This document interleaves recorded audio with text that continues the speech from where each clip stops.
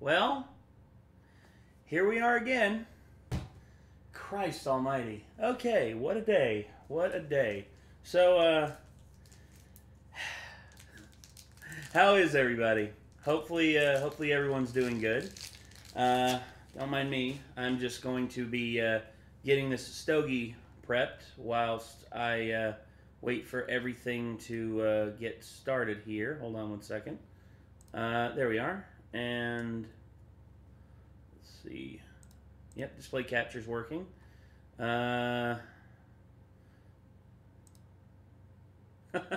So, okay.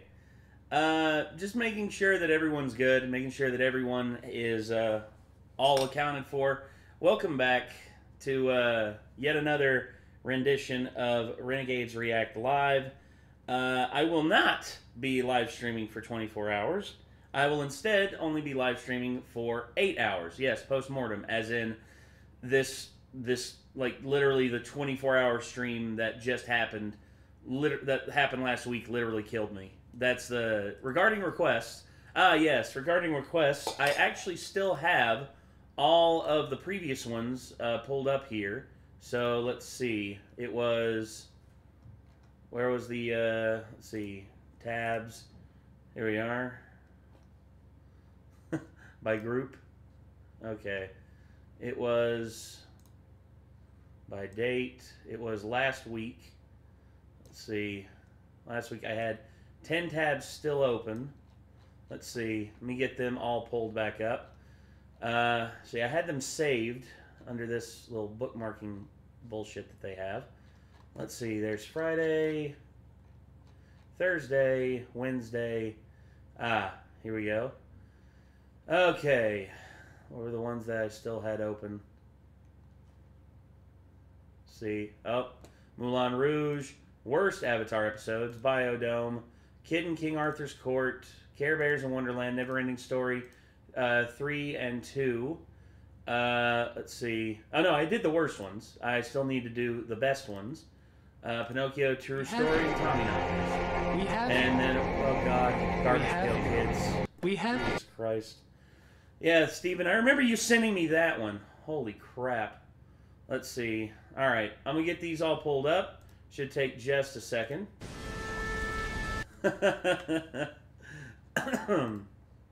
Okay. So, okay, so...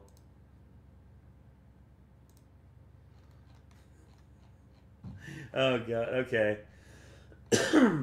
How's everyone doing? I hope everyone's doing alright, because I can't tell you how much I appreciate you all being here with me on this absolute insane journey that I'm currently on. Let's see, there's that, there's Biodome. Okay, there's worst, oh no, that was the worst ones, I already did those. Oh yeah, then there's Biodome.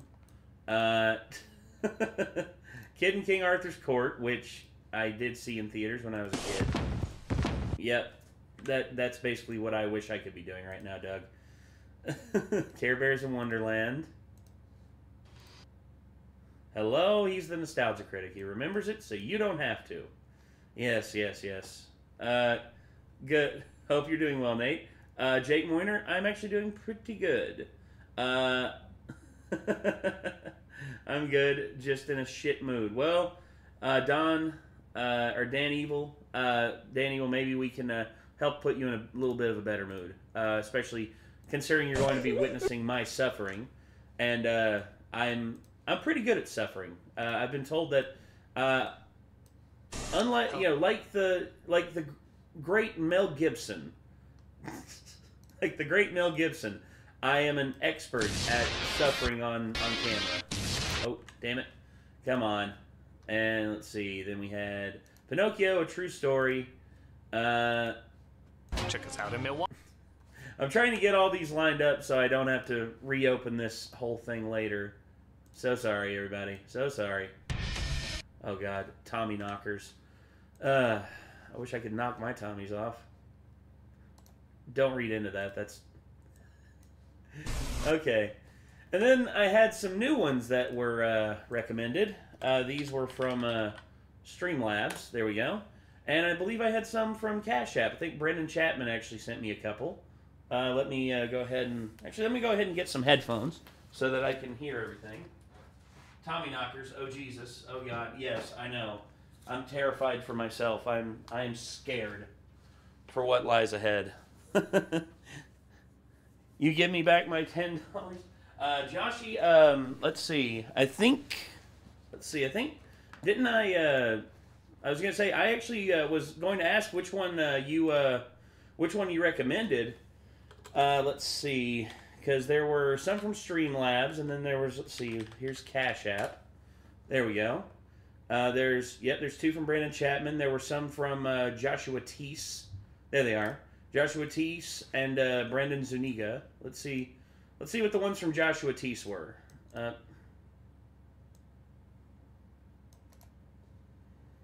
Oh my gosh. Okay. So this thing's not being very cooperative. Why is this not... Oh my god. Oh my gosh. Why is this not letting me copy the URLs? This is so stupid. Why? Okay.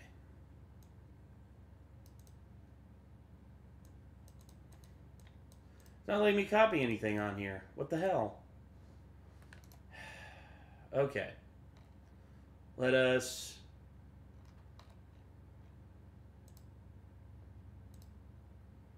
Oh my gosh. Oh, there's Steven. Did Nick tell you about the Nexpo video? I believe so. I believe Nick told me about the Nexpo video. We'll see if we can't get to that here soon. Why in the hell is this... Why in the hell is this like not view page source? Why in the hell is this not? Oh my gosh. Why are you not wanting to?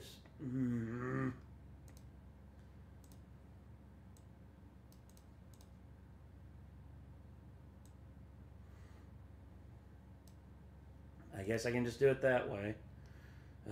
I am so sorry, Joshua Teese. You've been waiting a long time for these, and here I am just outright messing it up. Let's see. How did this happen? He does that a lot.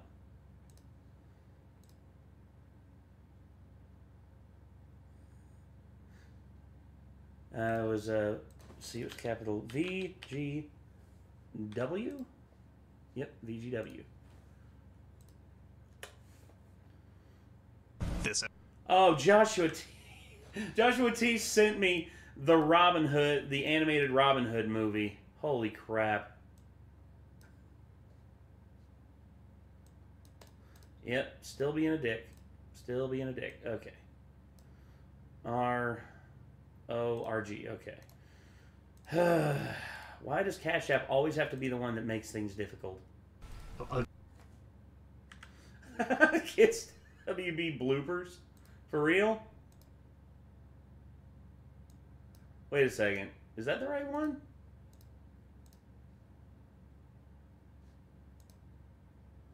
Hold on. Hold on. Let's see.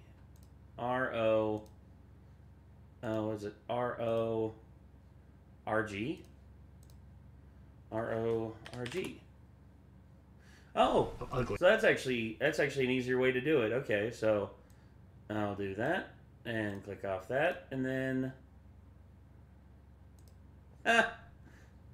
So that is an easier way to do it. I can't believe that. I can't believe I just figured that out. Huh.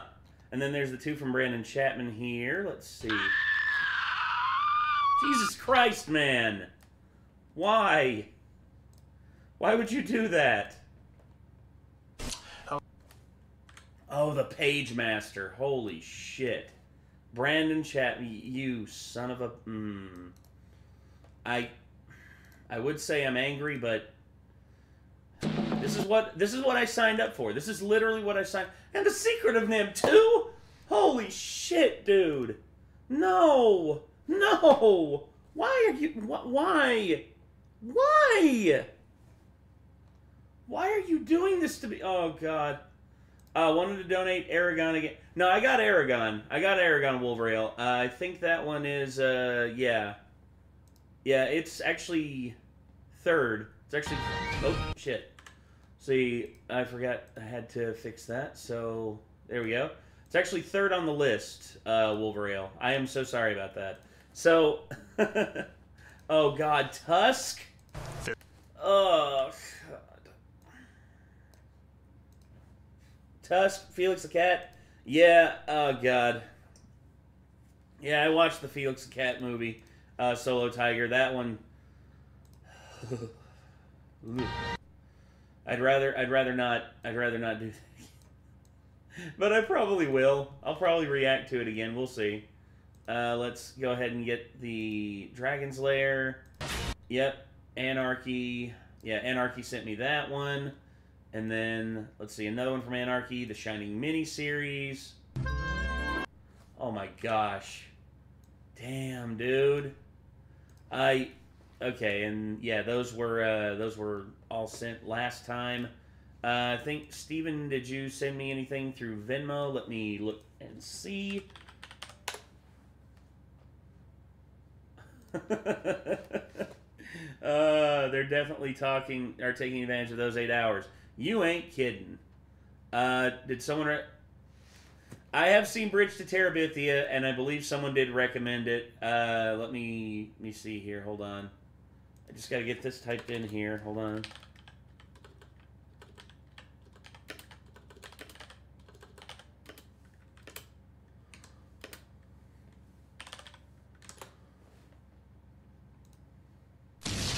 Yeah.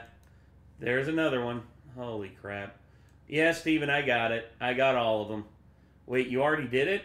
Oh, yeah, I did Felix the Cat. I remember that one. I remember that one vividly. I did Felix the Cat. Let's see, and then after that one, I think we did the worst Avatar episodes, and then we did Dungeons and Dragons, and I actually fell asleep during that one because I'd seen that review about 5 or 6 times, so I'd seen everything in it.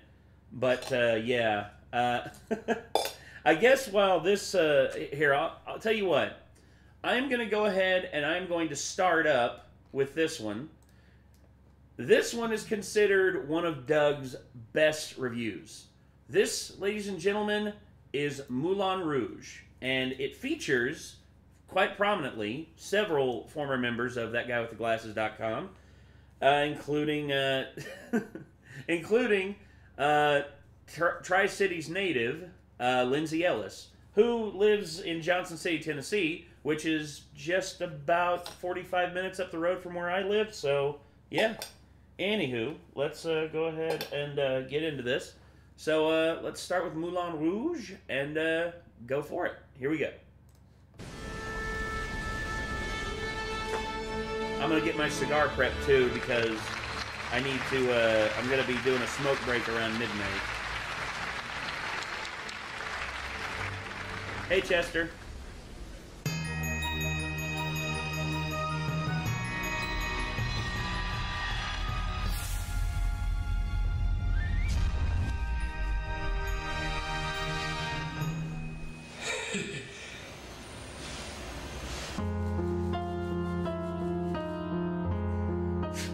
There we go. Sorry, everybody. I had to get this, dang, the budget and presentation. Yeah. That critic with the glasses guy. Oh, boy. He once attempted to review Moulin Rouge. So yeah, I remember this review. I've seen this review before. He hated it, Berated berated for causing so much. The Lightbringer singing in the intro. And of course, Doug with the Malibu, which, hold on, I need to prep as well. Moulin Rouge, a movie. Here we go. A musical Got the Jaeger. nominated for several Oscars. And what else? Directed by Baz Luhrmann. A film of pretentious pleasures where art house beatniks and singing emos praise this uninspired buttfuck for its originality. Lewis singing, yeah. How could they not see that E-Machines, this holy film has crap, I ripped haven't off seen every E-Machines in tired forever. romance, every overused line, every attention-grabbing editing trick to make people believe it's saying more than it really is? But perhaps I'm getting ahead of myself. Maybe you are. I first Booze saw for the days. movie Fuck yeah, booze for days. 1 week ago. I have, Hello, I'm the Nostalgia Critic. I remember it, so you don't have to. Today we're gonna The look first at a of movie many. that was said to bring back the movie musical. So films like Chicago, Hairspray, and Sweeney Todd all owe their thanks to this film. Incorrect, but I've heard people make this argument, and I do not agree with it. Yeah, I've got Jaeger, I've got Hypnotic, I've got Absinthe, I've got Bailey's, I've got DeKuyper Peachtree and Blue Curacao, I've got Pink Whitney, Kahlua, and yeah, I think that's it. I think I've got all, like, a lot of the alcohol down here. But sadly, so does Phantom of the Opera, Burlesque, and High School Musical. Ugh. So a bit of a mixed blessing. But hey, what it started is one thing. Does it still hold up after all these years? Of course not!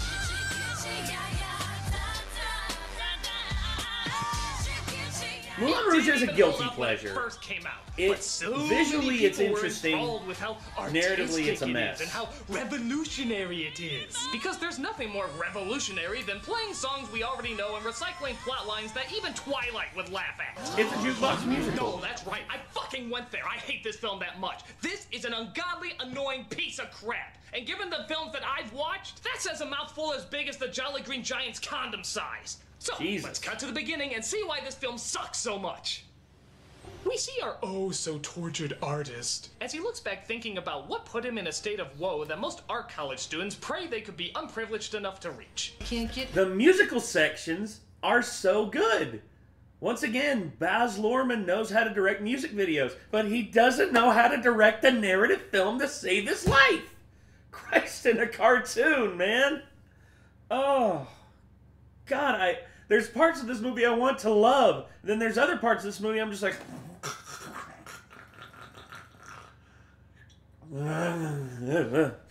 Oh, God, I was watching Moulin Rouge again. Oh, hey, a musical section. Oh, God, a dramatic section.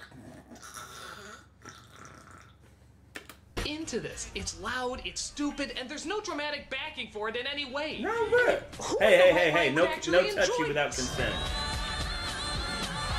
No critic. God, There's so parental much more to flaws, this movie than holy you give it credit shit. for. Parental flaws? The one and only, baby. Look, there is a lot more good to this movie that you're not seeing. Hey, I love your stuff, but what's stupid is stupid, and this movie is clearly stupid. No critic, you just gotta get more into it. Oh, God. Dumbo Mouse. I told you, critic, if you want to truly enjoy this movie, you have to give yourself to the movie. Most movies follow rules, the kind you learn at filmy schools. But here, good old Baz will have none of it. The content may be lame, but speak this movie's name and you will see people love it. So maybe I'm deluded. But on You the can song say I'm that singing, again. and even if Dumbo it's Mouse? stupid, Yeah, I know. it's fun. So let go of your fear. Grab a girly beer. I know you think it's drivel, but I eat it up like kibble because it's bright and pretty. The use of songs is witty, and even if it's shitty, God, no. it's fun. Word to your mayor. You see, critic, the movie is in and of itself a musical experience. Yeah, but just because something is shot really intensely doesn't mean it is intense. Oh, come on. Even you have to agree the cinematography is brilliant. Yeah, when you can see it. William Best. Picture, remember? A real show in a real theater with a real audience. And you'll be... A real actress. Dying of tuberculosis. Oh yeah, because Lord knows, this isn't enough! Being hailed as a friggin' goddess, men wanting Literally! you, be you, performing every night to Now, I hundreds get of it, people she's greeting you with a applause. prostitute. Yeah, I can see but how being an dear actress God, would be man. entirely different from this. But don't you see? They don't want to combine sex and acting together. Well, then they're in the wrong time period. Zidler just wants to open a theater, and Satine just wants to act. Okay then, tell me this. Why didn't they just open a theater? I mean, if they decided to start off with a bordello, why couldn't they just turn it into a theater now? This place is crawling with riches, so why do— Yes, all of these rich dudes are just throwing themselves at... Why do they need him? Why? Once again, the narrative of this film is a fucking mess. It makes no sense. Even when I watched this when I was like 13 or 14 years old, I'm just like, those guys are like literally throwing money at Satine like it's going out of style. And they're acting like, oh, we're struggling artists in Paris who must suffer for the art, and we need a member of the noble class to give us money. It's like, what about all these other dudes? Why? Ugh. Even as a kid, I knew that this was such a bullshit setup. do they need this Duke fellow to throw money at them when literally the audience is throwing money at them? Because it's her dream. Well, their dream is stupid. You're stupid. I don't have much money, but boy, if I did, I'd buy a Is that big Ewan house. McGregor? Yes, it is, Jordan Holmes. Yes, the fuck it is. This is right after The Phantom Menace. This is literally when he hit it big here in the States. Now, albeit there will be some people who say, well, he was in Trainspotting and he was other films before. Yeah, I get that. But Phantom Menace made him a American household name, because when you are one of the biggest supporting characters, and literally one of the most iconic characters in the Star Wars fandom, everybody knew a lot of people knew who Ewan McGregor was. But anyway, yeah. Oh, I love him. live. Yes! Yes! Yes! Oh, But it's the best I can do. naughty! Oh God. I'll have I'll have what she's having. The fact that that's Rob Reiner's mother, and he got his own mother to be the punchline of that joke. That's hilarious. But also, yeah. I'll have what she's having. And this one's for you. Okay, I'm sorry. I don't care if they're quoting great songs. Nobody just freezes hypnotized when they sing the first few notes. No. Okay, I will say this. There's been one time I have heard opening salvo of a song and literally been spellbound. That was the Queen in Rio, Love of My Life. I was literally spellbound the very moment the crowd started to sing. I literally, and here's the thing. Even then, that wasn't one person. That was literally hundreds of thousands of Brazilians singing a song. That would take anyone's breath away, man. I mean, hearing over I think it was 300,000 people singing your song in a language that wasn't even theirs. Brazilians speak Portuguese, but yet here they were singing in perfect English, and it was beautiful. But this, I agree with Critic here. This is just, ugh. I mean, yeah, music is powerful, but he says just one word. Also, and the Live people Aid are Radio Gaga, yes. spontaneously entranced. Live Aid Radio Gaga Well, was I awesome. disagree, Critic. I, for one, can tell from the first But note that's of the Freddie song whether Mercury. it's going to be good or not. Oh, really? Yes. Sucks. Crap. What? Been done. Pedestrian. Brilliant! You can have him. Your Wait, witness. wait! Look, I appreciate that you're trying to make me enjoy this movie. No, you don't. You're right, but either way, it's not gonna happen. I'm not gonna like it. No, that's the thing. Tim Curry is better. Tim Curry is a much better hammy actor because his acting, though it's over the top, it's endearing. You believe it. Richard Roxburgh, I'm not saying that he's not believable. It's just not as endearing as Tim Curry's. Tim Curry's one of a kind, dude. Can we all just agree on that? Tim Curry is one of a kind, and he deserves so much love and recognition for all the work that he's done. Whether it's been over the top, subtle, or somewhere in the middle. Tim Curry is fucking worth every bit of like screen time he's ever had, and then some. I wanted him to be in more films, and I'm sad that he had a stroke and he was deprived of so many years of his life that... God, that sucks so bad. With a mind as cynical as yours, perhaps what we need is a mind even more cynical to combat it. Flippity-floppy-floo! Look, I appreciate what you're trying to do, but... Wait a minute. This looks familiar. Oh, no. Hey, Lindsay. Nostalgia Chick, you actually like this movie? I'm sorry, Critic.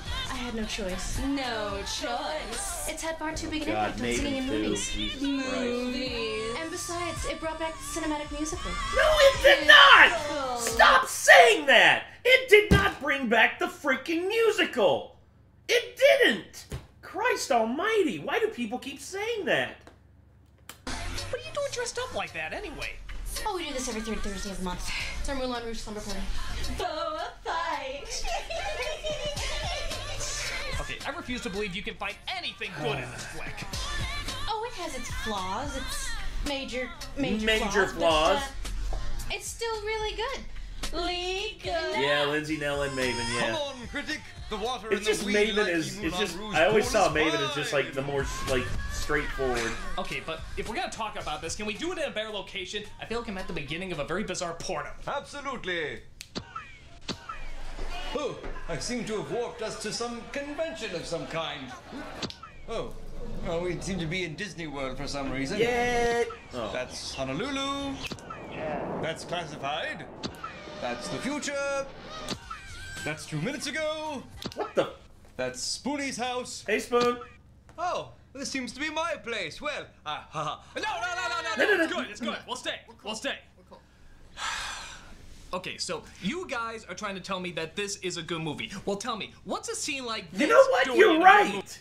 You're right. That's literally it's the Ringmaster get up, and I was going to say, if Kane had a face, I could actually see that being Kane's face, although Kane's literally just a pair of eyes and teeth. Movie. It's Where's That Teen? That's what this is. Oh! Oh! I feel like dancing.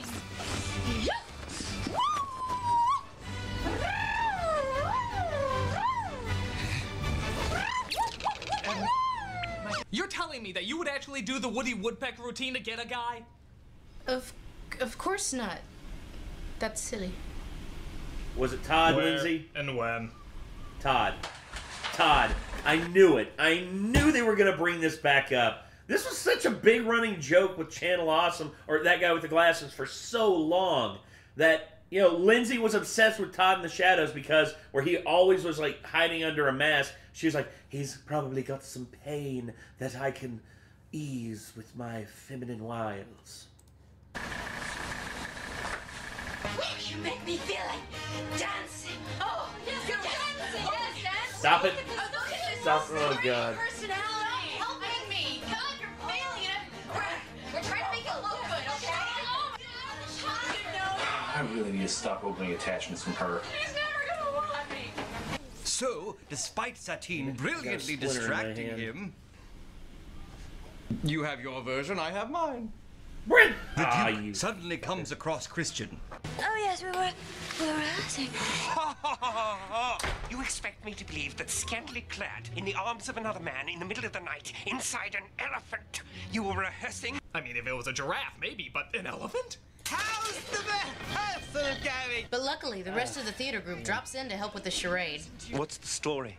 The story? Well, if I'm to invest, I need to know the story. Well, the story's about love. Gee, could it be about love? It's about love. Well, how on earth did you guess that? Love. Love? Love. Love. Love. Love. Love. Love. Love. Love. Ah, I see your point. Well, perhaps they... Love. Love. Love. Love. Love. Yes, that word is a bit overused, but maybe they needed to... Love. Love. Love. Love. Love. Shut up! Love. Well, maybe... Love. Love. Love. Love. Love. Love. Love. Love. Love. Love. Love. Love. Love. Love. Love. Okay, shut up! Thank you. Love. Please. I'll admit, as much as they talk about love in this movie, they never really explain what it is. We just know that it's really, really good and everybody wants it. Yeah, they just say the All word you over need and is over love. more than they actually do analyze it. And the only people who understand it are good, and the only people who don't understand it are bad. It's about love. Love? Ah, yes, that human emotion I've heard so much about. Did you slip us some drugs again? Going to say, no, but I am running a hypnosis program that's about to guarantee to make all of you love So me. that was about doing it with a lady, right? Possibly. Probably. Maybe. But they quickly discover they can't hide from the Duke anymore. Satine has to finally sleep with him. In order for the deal to go down, she has to go down. But Christian sings a song to remind her of his love while looking over the city. Yeah, what is it, like the third time they've done that? Fourth, however, the Duke is given the hint that Satine and Christian Oh have my been seeing God, each other all yeah. along. This ending's Okay, if they would have included more scenes including her where they show that, oh, she was just, like, there were little passerby things where she was just like, oh, Satine's a little bit out of sorts, is she? Why not include a few more lines or a few more scenes with her being jealous of Satine, being shown that she is upset that Satine is getting so much attention, and she's upset that Satine is falling in love. Instead, this girl comes in out of nowhere and just be like, hi, those two are doing it behind your back. Oops, did I say that out loud? Billy. Why would the courtesan go for the penniless rights? Whoops. I mean, sitar player. Who was that? I don't know. Was she a main character? I don't know. A side character? She's a dancer. Does she even have a name? Of course she has a name! Do you think they'd let a character reveal such a huge plot device if she didn't have a name? Okay. What is it? Hemberlin. Besides, we do see her before. Like there, and there, and there. Yeah, but does she ever say any lines? A few. Well, A did little any of them ever connect subplot to goes a why she long would way. want Satine and Christian to get together? Look at the dance sequences. Come off it, Flush! You know this is horribly put together! No, it wasn't. It makes about as much sense as the fact that Christian is sad because he didn't realize that being with a prostitute would mean she'd be sleeping with other people. God, I'm bad at this. Yes! Yes, you are! So Satine finally goes to give herself to the Duke. Christian waits in the shadows while the theater crew puts up one of the most conveniently coincidental dance numbers they could muster up.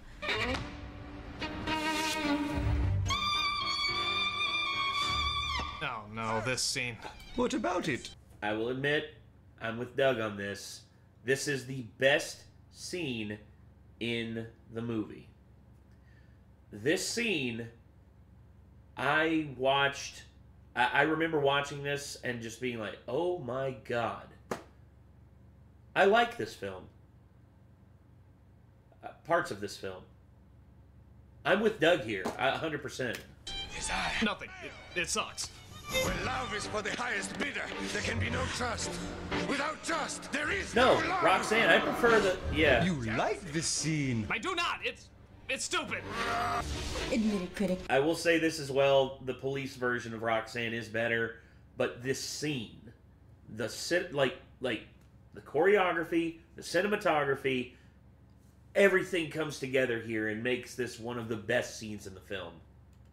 If not the best scene in the film. Shatteringly awesome the sequences. The music, the pacing, the editing, Yeah. it's just a goddamn cool scene. No, it's stupid. This movie is stupid. Everything in it is stupid. No, critic, no! You have to acknowledge the coolness My of the God. scene. With the seed, there is the love. With the love, there is the enjoyment. With the Get love, outta there is here. the love, love, love, love, love, love, love. But its pretentiousness will drive you mad. Pretense. They just covered pop songs elaborately. It makes no sense. Yeah. How they take it so damn seriously. You know, Phyllis wrote for Doug for quite some time. But a new coat of paint doesn't make it art. Pretense. Though in my heart I know it's asinine, I respect Yes. Elements so diverse, all the hours of rehearsal, you can tell. Now Pretense. YouTubers or mashup videos belong. Pretense. Otherwise, just write your own damn song. So proud of the way they botch classic rock. Ugh, these creative thieves can all suck on my. There's no shame in liking something lame. Rose by any other name is what it is. And if you like it, that's okay. There. Hey guys, what's up? Oh no. Kyle from Brows Held High. Hi. What you doing? Oh, nothing. Well, sure there is. You guys are together and singing. Without me. It's nothing personal, Kyle. It's just, Did you know that I did the first musical review on this site, right? The Brows Held High, The Man Who Fell to Earth. Miss Ellis, you were in it, weren't you? Hey, I put you in my Loomis thing. I didn't even know who the hell you were. And you didn't think to include me My in your God. little crossover.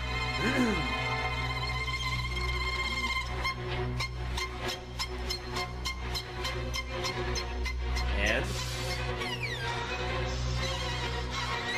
Are you upset? Just say it.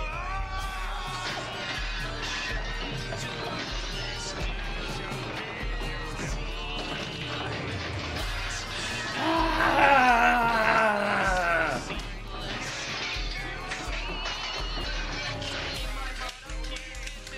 Damn it!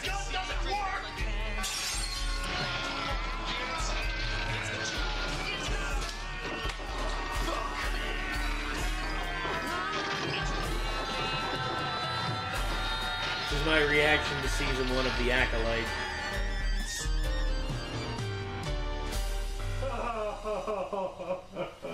I'll get over it. Okay. Well, that was easy.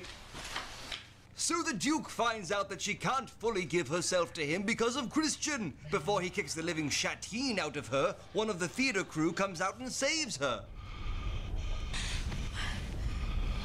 So, naturally, the Duke would want to go after the guy who knocked him out, right? Actually, no, because he had even less lines than the exposition fairy. So the Duke decides to keep his focus on Christian. She will come to me when the curtain falls. Or I'll have the boy killed. Wow, now we're going into cold-blooded murder? Well, obviously Zidler should get out of this totally insane business deal with this guy. No. Unless you do his ending and sleep with him tomorrow night, the Duke will have Christian killed. Jesus, I never knew the theater world was so cutthroat. More than you'll ever know. Spamalot had to kill 5 families in order to get off the ground. When will Broadway learn? Never. Realizing that he himself is a cohesive whole. Story.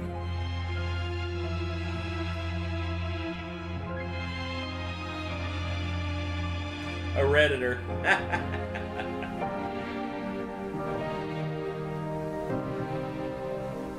There, after all that bullcrap, all that stupidity, are you seriously telling me that you two still like this movie?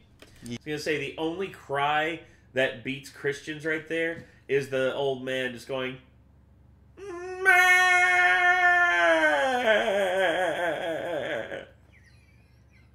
Yep. No. What do you mean, yep? All you did was talk about how horrible it was. Well, it is horrible, critic. It's got awful. We still enjoy it. Some of it. Parts of aspects. Parts of it. Of it. Thank you. Why? How? Here we go again. In every heart there lies a place, all across the human race. Beneath the veil of fear and pride, guilty pleasures lie inside. Things that make our heart take wing, sometimes they're embarrassing. Against their sway we have no powers, and Moulin Rouge is one of ours. Guilty pleasures. Everybody has a few. Guilty pleasures. You and me and even you. Guilty pleasures contradict your sense of taste. Guilty pleasures, they can only be embraced. The fireman who loves ballet. The model who loves anime.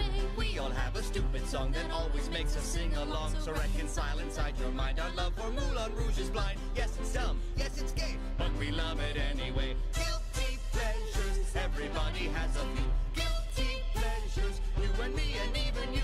Guilty pleasures. Surely even you have some. Guilty pleasures. Love them even though they're dumb. I think I get it. Like how I enjoy Rocky 4, though the writing's very poor. Ninja Turtles, Commando, X-Men 3. Oh, Jesus, no! Cool Runnings and Batman 2. Just Dredd. Hey, I like that too! Even Jason Goes to Hell. Paranoia. What the hell? Guilty pleasures, they're the best at any time. Guilty pleasures, you have yours and I have mine. Guilty pleasures, Moulin Rouge is full of shit. Guilty pleasures, but we won't stop loving it. Post your guilty pleasure?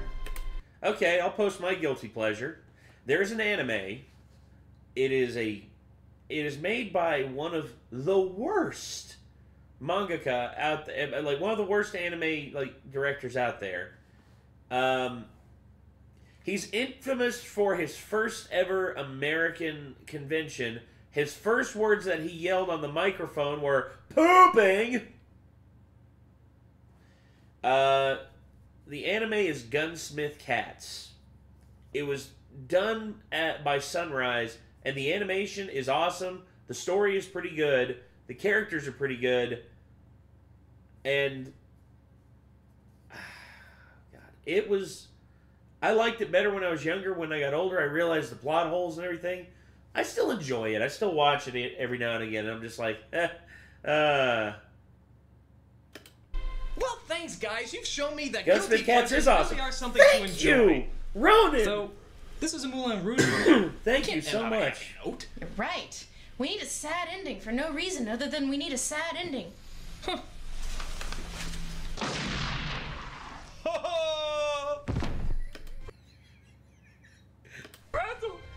Random block. No. No. Random block. No.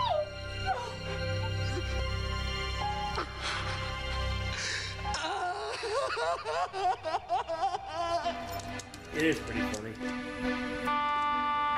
Oh yeah, here we go. My guilty pleasure is Rat Race. Mindless flick that sucks dicks from Netflix. It makes me sick. On and on, I'm sick of moping, doping, and complaining. Well, not complaining, He's dead. but I Rental think Floss is dead. I'm Yes. On and on. So I killed Floss just for a sad ending. For film, Rent a Girl. I'm Steven, holy shit, Rent a Girlfriend. I stopped watching that for like 3 episodes. People told me I need to keep watching it just because it's impressive with how trashy it is.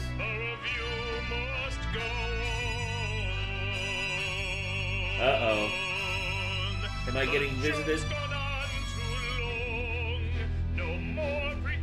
He'll be reincarnated as Russell Crowe. I know the review you're talking about. Les Mis. Uh-oh. Hello! Hi. What'd you forget? Oh, okay.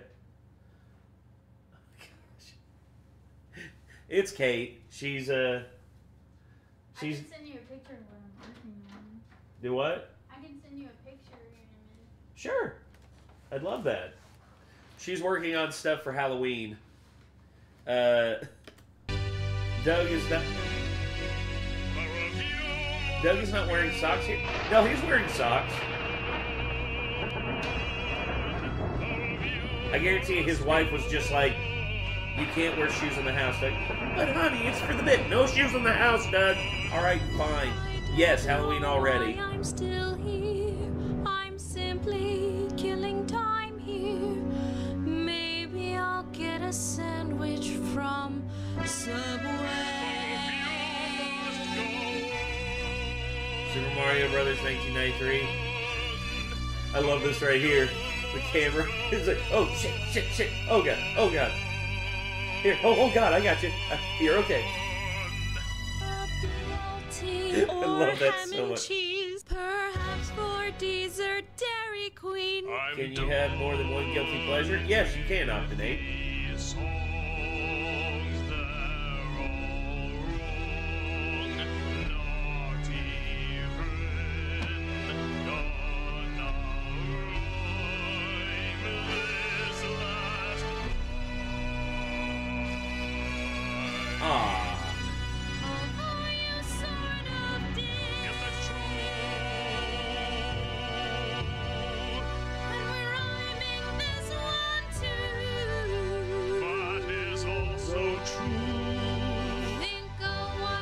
Will is a great movie, Dalton Martin. It's not a guilty pleasure. Will is a great movie.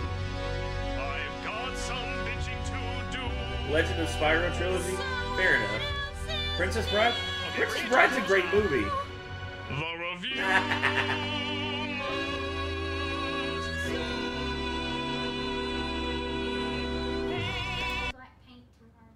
Yeah, I can grab some whenever I head out to Home Depot. 3? Sure, I'll grab them. No problem. Alrighty. Huh? I'll send you a picture. Thank you. Sorry I bothered you. No, you didn't bother nothing, Kate. You're fine. Do what? I don't think I locked that door. Did I turn the light off? Yeah, lights off. I'll lock it. You'll lock it? Yeah, I'll lock it. Okay. I'm gonna be going out there anyway to smoke, smoke on my cigar a little bit.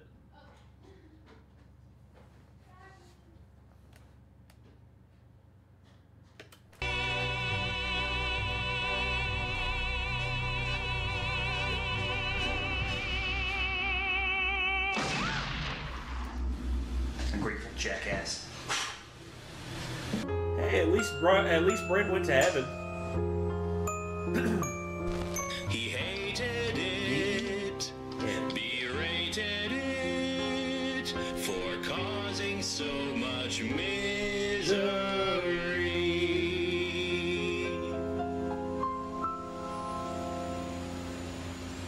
I didn't even get a line! You just did. Follow rules, the kind you learn at filmy schools. But here, good old Baz will have none of it. The content may be lame, but speak this movie's name and you will see people love it. So maybe I'm deluded, but aren't the songs well suited? And even if it's What's up, Nate? Nothing much, Hugo. I'm here literally just... So let go of your feet. I'm literally just here, just completing these reviews that I had left over from last time, and also completing the ones that people just sent me. Oh, well, what'd she do? Ooh, that looks nice. So Kate's working on these things for Halloween, and they actually look pretty cool. One is a all black wreath with flowers, and the other one is this custom skull thing that is that's on this wood panel, and it's going to light up and all that. We literally just cleared out a whole bunch of spare wood out of the basement, or out of the storage unit or storage room over there, and it's yeah. Gosh, you madman! Yes. Grab a gun. I'm back again, baby. I know you Yeah, think it's like, drivel. I eat it up like kibble because it's bright and pretty. The use of songs is witty, and even if it's shitty, it's fun. Word to your mayor. All right, there we go. That's officially the end of the first. And what a banger to start out on with the Moulin Rouge review. The Moulin Rouge review is still considered by many to be like one of the best that they have, like one of the better reviews that they've done. Let's see, did we have any more that are suggested on Cash App? Yeah, we had one from Brandon and another one from Isaiah. And no pressure on the next video. Again, don't want to mess up your schedule. That's fine, Steven. I'm just, like I said, I'm just trying to get through as many of these as possible in the 8 hours that I have. If anything, I might run over a little bit on that just to meet the demands of this. Biodome. Supposed to be a Bill and Ted sequel, but the studio switched it at the last minute. Let's seriously decide that this information would not help the movie in any way. Hello, Biodome is dumb. Guy, remember it? I fucking hate Biodome. I fucking hate Biodome. I fucking hate Biodome. I fucking hate it. I hate it. I hate it. I hate it. I hate it. Thank you. Anyway, I fucking hate Biodome. Biodome! I mean, I don't think I've seen a more annoying and obnoxious piece of cancerous ass. It's so grating and ear-rapingly bad that I'm surprised the movie itself hasn't been arrested for indecent exposure. It may not be the worst movie, but trust me, it's in the top 5. This is the movie, these are my risks after watching the movie, and these are the notes I took during watching the movie. I've never been so happy to get something over with, so let's just go ahead and get this over with. So the film stars appropriately enough by throwing its garbage at us. A fitting metaphor. Hold on. We see our main stars listed, Pauly Shore and Stephen Baldwin, which honestly begs the question, how bad do you have to be listed under Pauly Shore? The credits roll on like a cinematic ransom letter until the story finally begins. The place is the Arizona desert. Here, a team of scientists and investors has come together to create the first space station on Earth. A self-contained world, a pure environment. Their mission will be to sustain life for 1 year while living in harmony with nature. They're co-naming it the Really Stupid Experiment. Congratulations, Biodome 5, and good luck. So while that waste of time is going on, we cut to an even bigger waste of time. This playful scamp is named Squirrel, played by the devil's pubic hair himself, Pauly Shore. And whose mom was a real piece of work. Jesus. That was the first line. Literally, the first line he says makes me want to lobotomize myself. We have to watch a whole movie with this anus! Now, for those of you who are young and have no idea who Pauly Shore is, good. Do you want to know how he got all of his movie parts? Because his mom, Mitzi, was the head of the Comedy Store, and thus had a shit ton of pull in the comedy world, and thus, whenever movie studios came through, she would always be like, alright, I will give the comedians you want top spots, but you have to give my son parts in your movies. That's literally how it went. That is how Pauly Shore got his start in Hollywood. His mom, Mitzi, who, by the way, was a ruthless person when it came to comedy. It's just like, if she didn't like you, it's like, oh, you're not ready. I'm just gonna not give you any time on the stage. And it's like, how else are you supposed to get good then? It's like, you'll figure it out. Oh, get fucked. Jesus. Like, she was brutal, dude. Like, literally, she was... Uh-oh. I spilled some of my gamer subs. Whoops. So yeah, that's how Pauly Shore got his start. He got his start literally by his mom ransoming other comedians at the Comedy Store.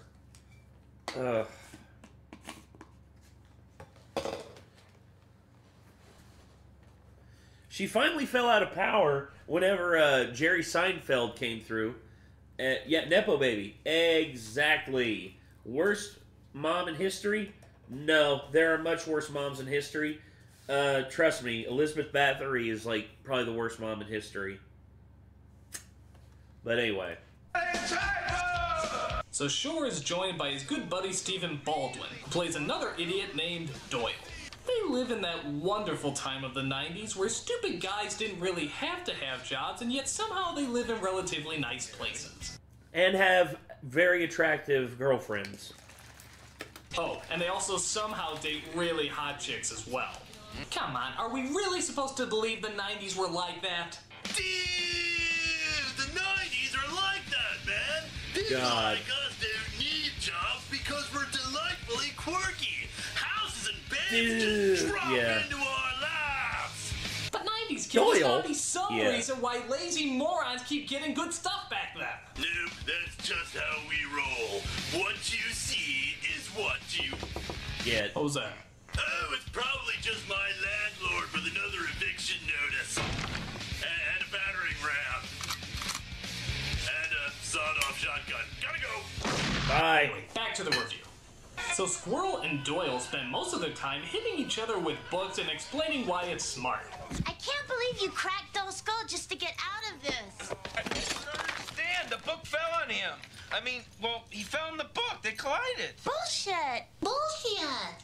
God, it is just like you two to try and weasel out of your responsibilities on Earth Day. Oh, and by the way, yes, that is the lesbian with the funny voice from Chasing Amy. The only thing that gives me hope through all this is that she castrates Pauly Shore and starts making out with the brunette. But I don't think the writers are smart enough to do something so stupid. Well, they're getting better.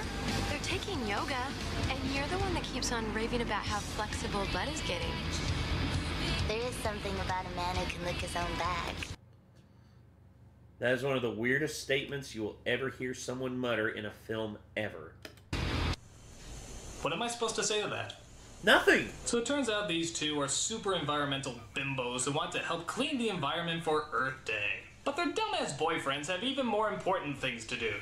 Like being dumbass boyfriends. We met these guys from Arizona Tech and they're taking us out to this kegger at Vasquez Lake.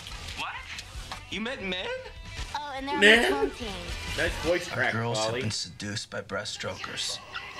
They bought it. So they set out to find their girlfriends because they're afraid that they're gonna sleep with some breaststroke swimmers. They should just retitle this movie Stupid White People Doing Stupider White Things. Oh, check out that mall, man. Whoa, must be the grand opening. Biodome. Think that means it goes both ways? I don't know, but we do. Never do that again, for the love of God. So they get to the spot only to find out that the ladies tricked them. There used to be fish here, remember? Yes, I did, Doyle. A long time ago when we were kids, right? Leave Bud alone, Mom. I'm teaching Bud how to hold his breath underwater. Much better, Bud.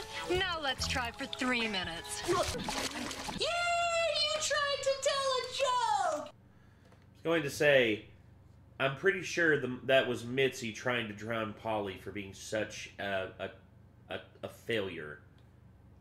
But I digress. You get a vast empty void of silence. How are you doing today, So as they start Alex? to head I'm back, doing they come okay. across the biodome, which looks more like bio Pringles cans, as the 5 scientists get ready to head inside. Please, Are I would these like early to shit introduce lords? Yeah. my team. Mr. T.C. Romulus, our entomologist. Okay, alright, I gotta do something over that. Hold on, Would hold on. like to introduce my team. Mr. T. Sieg Heil! Hold on, one more time. This is like, it's like, was wasn't die Scheiße! Sieg Heil!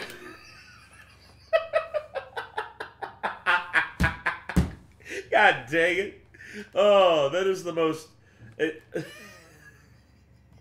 Oh, I need to move on. I'm about to say something that might get this stream, like, taken down. This Petra von Kant, our oceanographer. Played by And Kylie Amy Minogue. Simpkins, our agriculturalist. That's not an agriculturist, that's Miss October.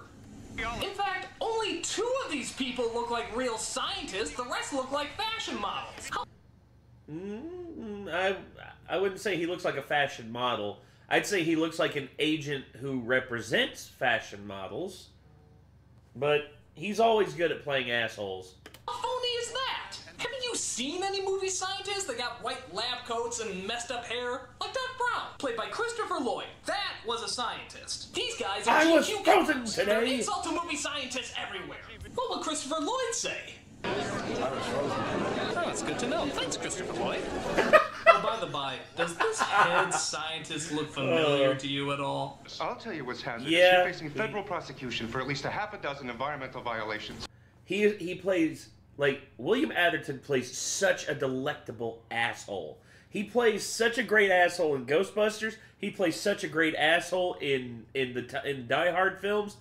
The dude just knows how to be a smarmy dick. And it's no different here. He plays a good, like, comedic foil as the straight man for Bud and Doyle, but his character's kind of made useless because of the twist that happens. Like, never mind. Here I am trying to make a critical analysis on how there are bright parts in Biodome. God have mercy. What has my life become? That's right, it's Walter Peck from Ghostbusters. And yes, he's an environmental douche in this movie too. But one day to sustain life on new worlds far, far away. So Squirrel and Doyle sneak their way in to take a piss while the Nazi from Blues Brothers seals the biodome up with the scientists inside. But wait a minute. Oh no! They're not supposed to be in there! I smell shenanigans. Or in their case, shit-nanigans. Get them out now! The doors are sealed for 1 year. I can't open the doors. Because if I open the doors, the integrity of all the scientific data is compromised. Is this true? Yes, it's true. This man has no dick. Adding 2 more at this stage will throw the whole system off balance. Then the system will adapt. Ah, yes, let's go over this again. They can either just open the door up and let them out. Yes, literally. They can literally. Oh, well, okay, there's actually a reason why they can't open the. God, stop defending Biodome, Nate! Jesus Christ, why am I defending this film? Jesus! The countdown over again, or they can let these idiotic time bombs stay inside and most likely destroy everything. What did these morons study before this? The environmental impact of Bigfoot? So, because space is tight, they had to have them stay in the janitor's closet, where the idea for this movie probably should have stayed. Yes. For the blanket. Choose the blanket. For fun.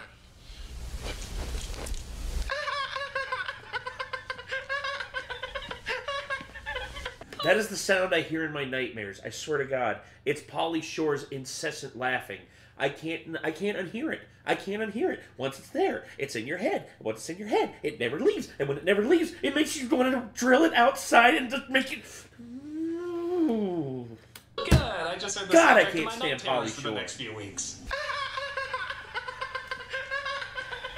But Squirrel and Doyle find they can't just stay confined to one room. So it's raping time! Yeah, this is creepy. This is fucking creepy. No! No! I'm sorry. No, at this point, if they were in there with me, I would have tied them both to a stick and I'd have burned them in effigy. Jesus Christ. We're rapists and adulterers.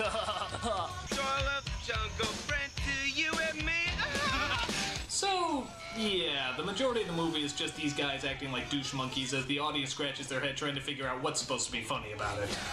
Nothing! There is nothing funny about this!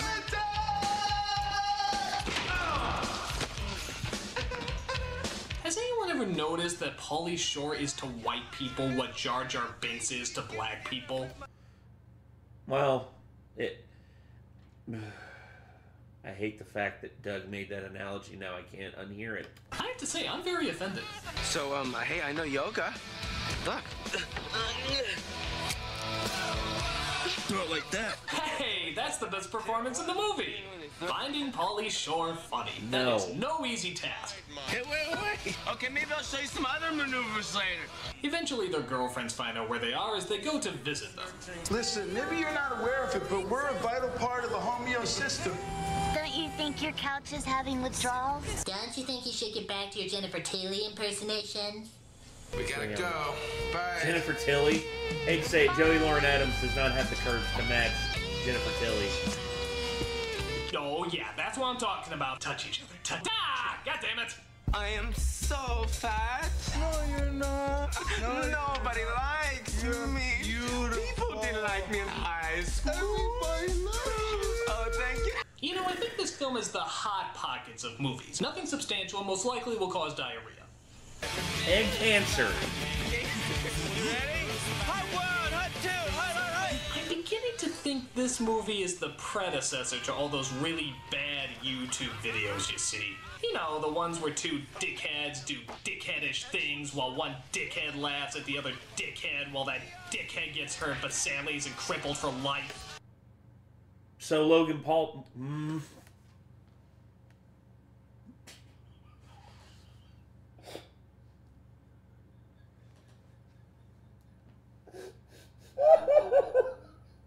I say that as those two are hanging from the ceiling. No. Thank God this ain't Japan. Holy shit. That's this movie. God, every new edit in this film hurts me. Good afternoon, Petri dish. Allow me. Te presente. Chateau Squirrely Stub. It's a bit plucky. So that's what happened to our fruit harvest. There you Maybe go. tribal. Laugh at us! Laugh at us! Marco! Chada! Okay, these two were dropped. Either that or they're some kind of special needs kids, but there's no way these are normal functioning people. Especially if they think that this shit is funny! You're gonna take me for a They're worse than cancer! If a doctor came up to me and said I had a bad case of Pauly Shore and Stephen Baldwin, I'd cut off my head with a fork! Damn it, damn it, damn it. And by the way, this is it. This is all they show for like This is the movie. 45 minutes. Once in a while, they'll come back to a pointless scene with Marilyn Manson's ex-girlfriend here, who's dressed like something out of Rose Pleasantville McGowan, for some yeah. reason. But other than that, it's just this. Will you just decapitate them already? Yes.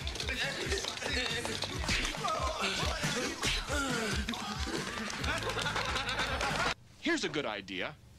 Have a point. It makes it so much more interesting for the listener. Sweet crispy Jesus, every time one of them speaks, I hear a child being murdered. I'm not kidding. That's seriously what I hear every time one of them talks.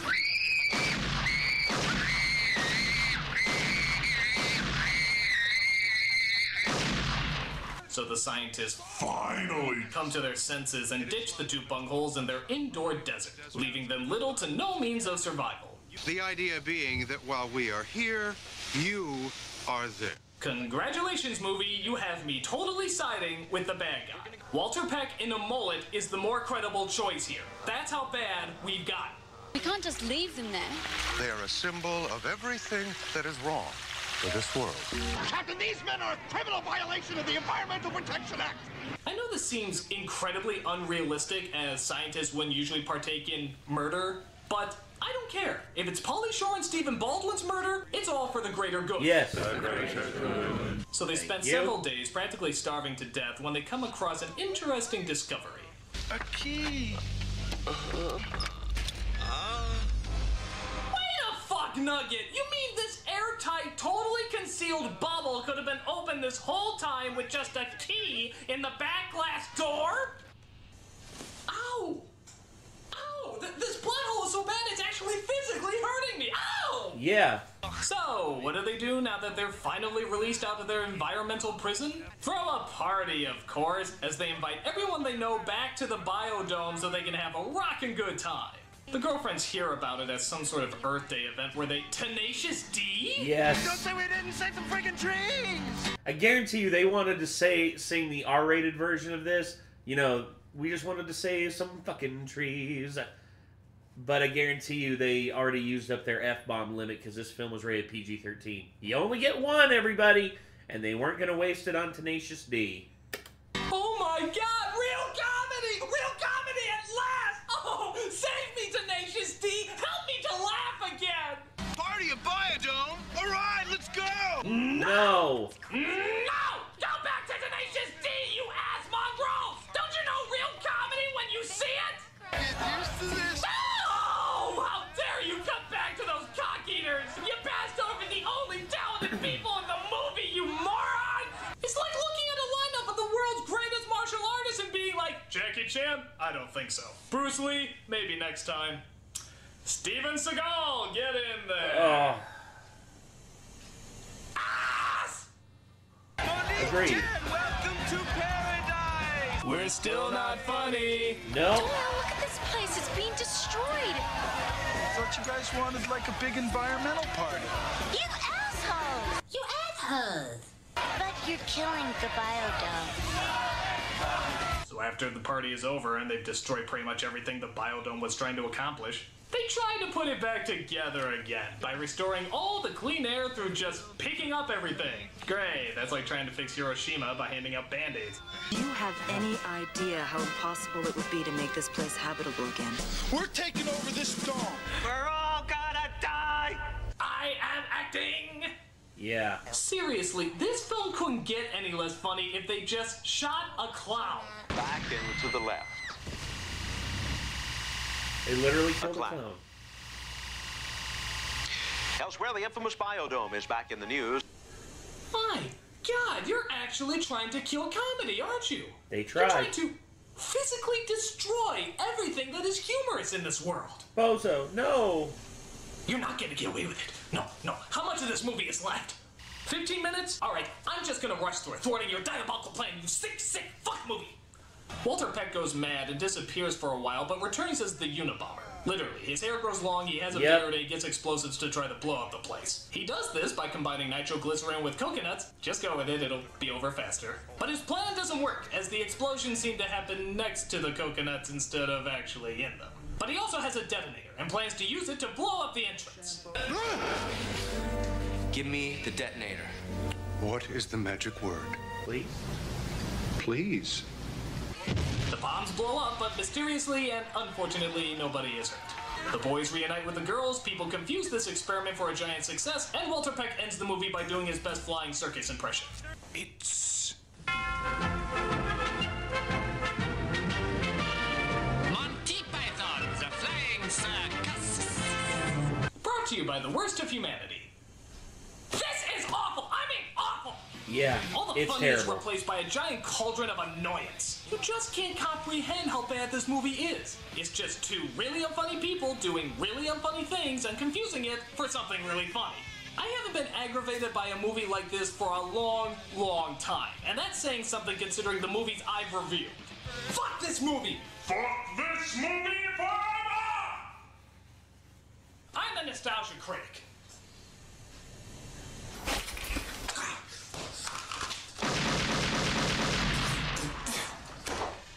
I remember it so you don't have to!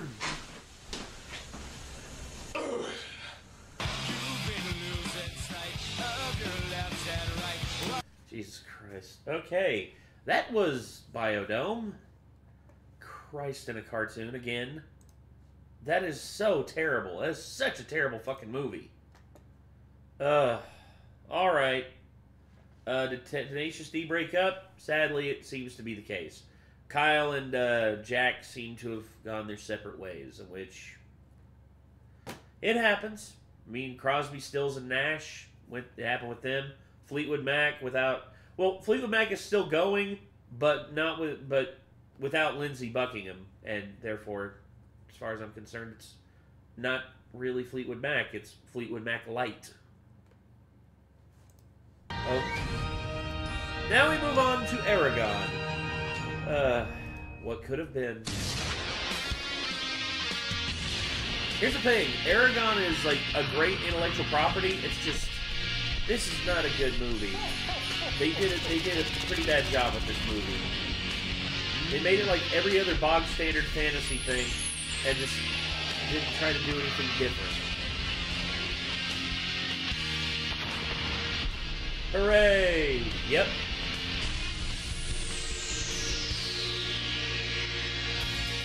I cannot believe you guys have never played a VCR game before. They were really popular in the...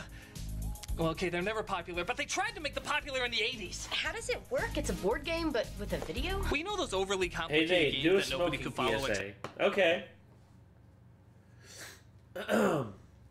Smoking kills, as does heart disease. Don't eat too much fast food, kids. And if you're going to smoke, do it responsibly. After you're 18 years old, and don't smoke processed tobacco. Except for that one smug asshole. Uh-huh. Well, here the smug asshole is a VHS tape. Sure about that? There, all set up. Go ahead and hand me that VHS there. Wait, this isn't a game? It's Aragon. Came out in 2006. What? Impossible. Yeah, it's based on that book written by that 18-year-old that impressed people because it read like a book written by an 18-year-old. No. There's no way this was an actual movie. Movies have something unique, a style. Even bad ones have something that's separated from the others. Trust me, this is just a generic fantasy game with a million generic fantasy cliches like a million others. I don't know, Critic. I remember it being advertised and everything. Okay, look, I'll put it on to show you. Oh, sorry. I need this room for my papers. The best game should always feel like homework. Is this a dig at D&D? Is this a dig at D&D? Okay, if that's a dig at D&D, Doug, I hate to be the bearer of bad news to you. D&D is awesome. As a matter of fact, we play D&D every 2 weeks. Me, Kate, Andrew, Nick, and JT. All of us play, and well, Nick DMs, and we, the rest of us play as our characters. I am a level 3 paladin. This is my first game, so forgive me. Greetings, adventurer. See, I told you it's not meant to be taken this seriously. John Malkovich is in. I am the evil king Galbatorix. With my minion Durza, I will rule all of Allegasia. See, how serious is this supposed to be? Listen to those names. Begin your adventure with Aragon.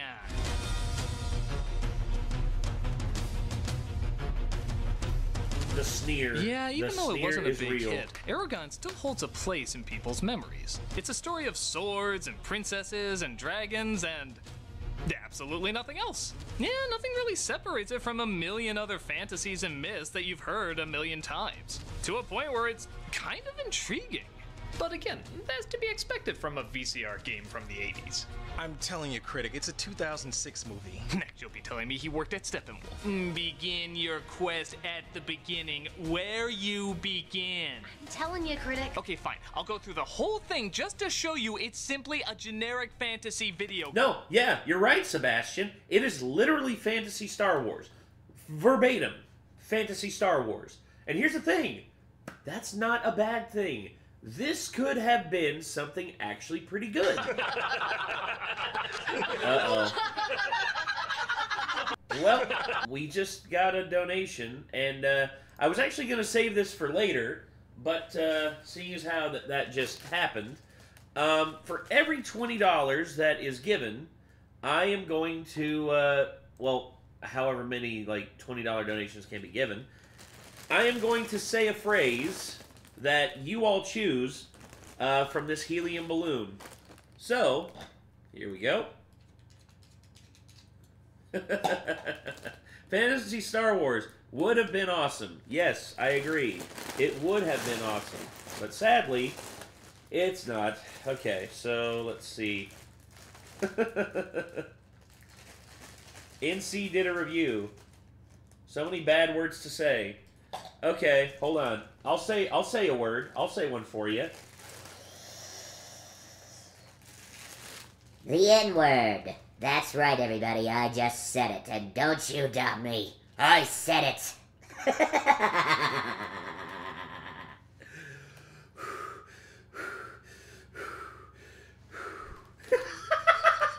Yeah, I know. Oh, that's bad. Oh, I don't have much of this. I think I got like 2 more. Damn it, that's funny. Oh my god, he's...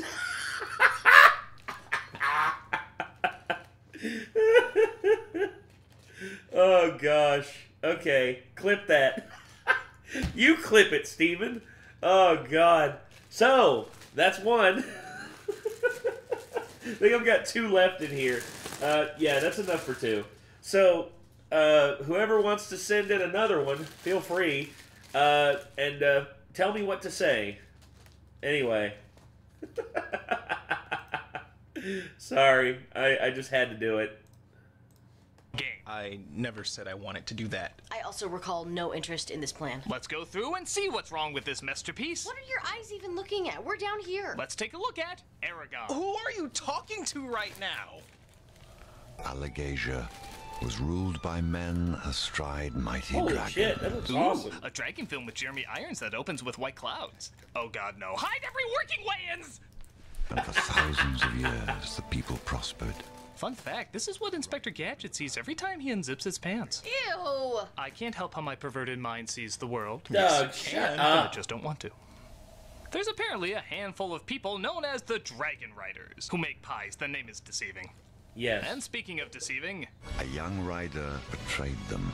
Ah, this must be the villain from powerful group that used to be friend but turned evil traitor. He killed all the dragons and riders and rules with an iron fist, covering his mouth, trying not to laugh at his own name. Since then, our land has been ruled by Galbatorix. I swear, that sounds like a foreign soup. Galbatorix. Yes, I'll have a bowl of the Galbatorix. Cut to the forest of ancient poor color corrections where we see a fleeing rider named Arya. A girl has no dragon film. There, it's out of the way. Let's continue.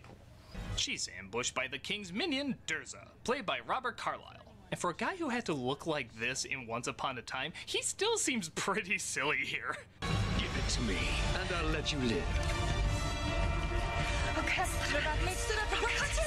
Oh my god, this would be amazing if it turned out this was all just the NyQuil ad before the story started. Oh my I will relieve your nighttime sniffling, sneezing, coughing, aching evil. She teleports it away to, ooh, Jimmy Kent. Who figures he might be able to sell it to quit being Downton Abbey's first footman? Okay, so if he swallows that, the story ends and he wakes up in his bed believing whatever he wants to believe. Good news! It's a suppository. Jesus Christ. It might kill him if he swallows it, but I say that's worth the risk.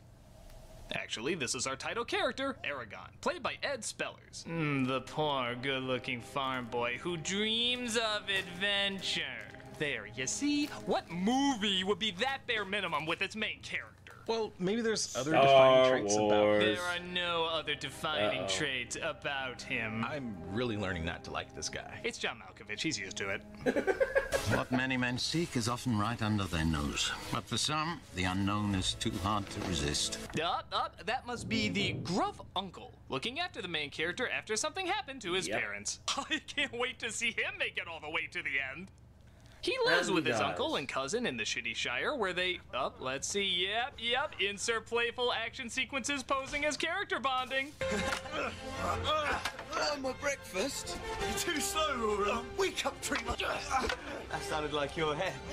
Why, I'm discovering that he enjoys fighting and gets along with his cousin.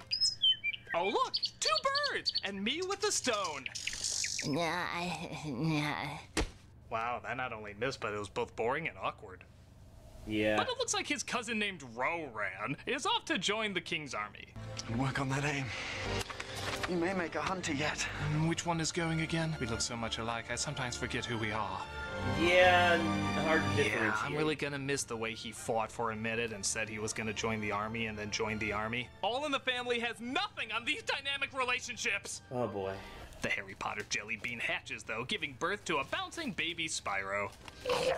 What a stain. An egg. Very good! Aragon, the moron of dragons! A few select people feel their connection, though, making Arya's budget-saving invisible chains even tighter. Where is it? Too late. My time has come. Shivers down my spine, body's aching all the time. Thus, Aragon discovers all sorts of things about his new pet. Look at what you did. You've been mocked You by the pushed dragon. my hand really hard on a cinnamon bun. Go on. Ha ha ha, I smell a DreamWorks spin-off, How to Lame Your Dragon. And in an ironic twist, Jay Baruchel will voice the dragon. Christ, it's like they grounded up gizmos, fed it to that baby from storks, and then farted out a pregnant ball who gave birth to this. Jesus. Thus, we're finally introduced Oddly to the evil specific, Galpatorix, but played by okay. Transformers 3's Master of Subtlety, John Malkovich. I suffer without my stone. Do not prolong my suffering. Wait, isn't John Malkovich that pretentious actor who isn't good, but everyone has to pretend is good for some reason? If you're at this scene, you are probably talking about my acting right now. That as long as I am king, gather my army and follow them.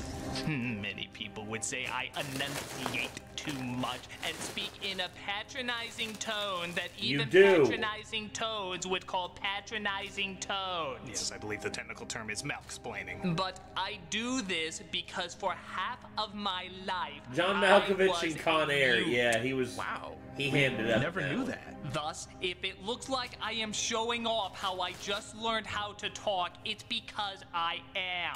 Just don't speak in a Russian accent, for God's sakes. His Russian accent is terrible.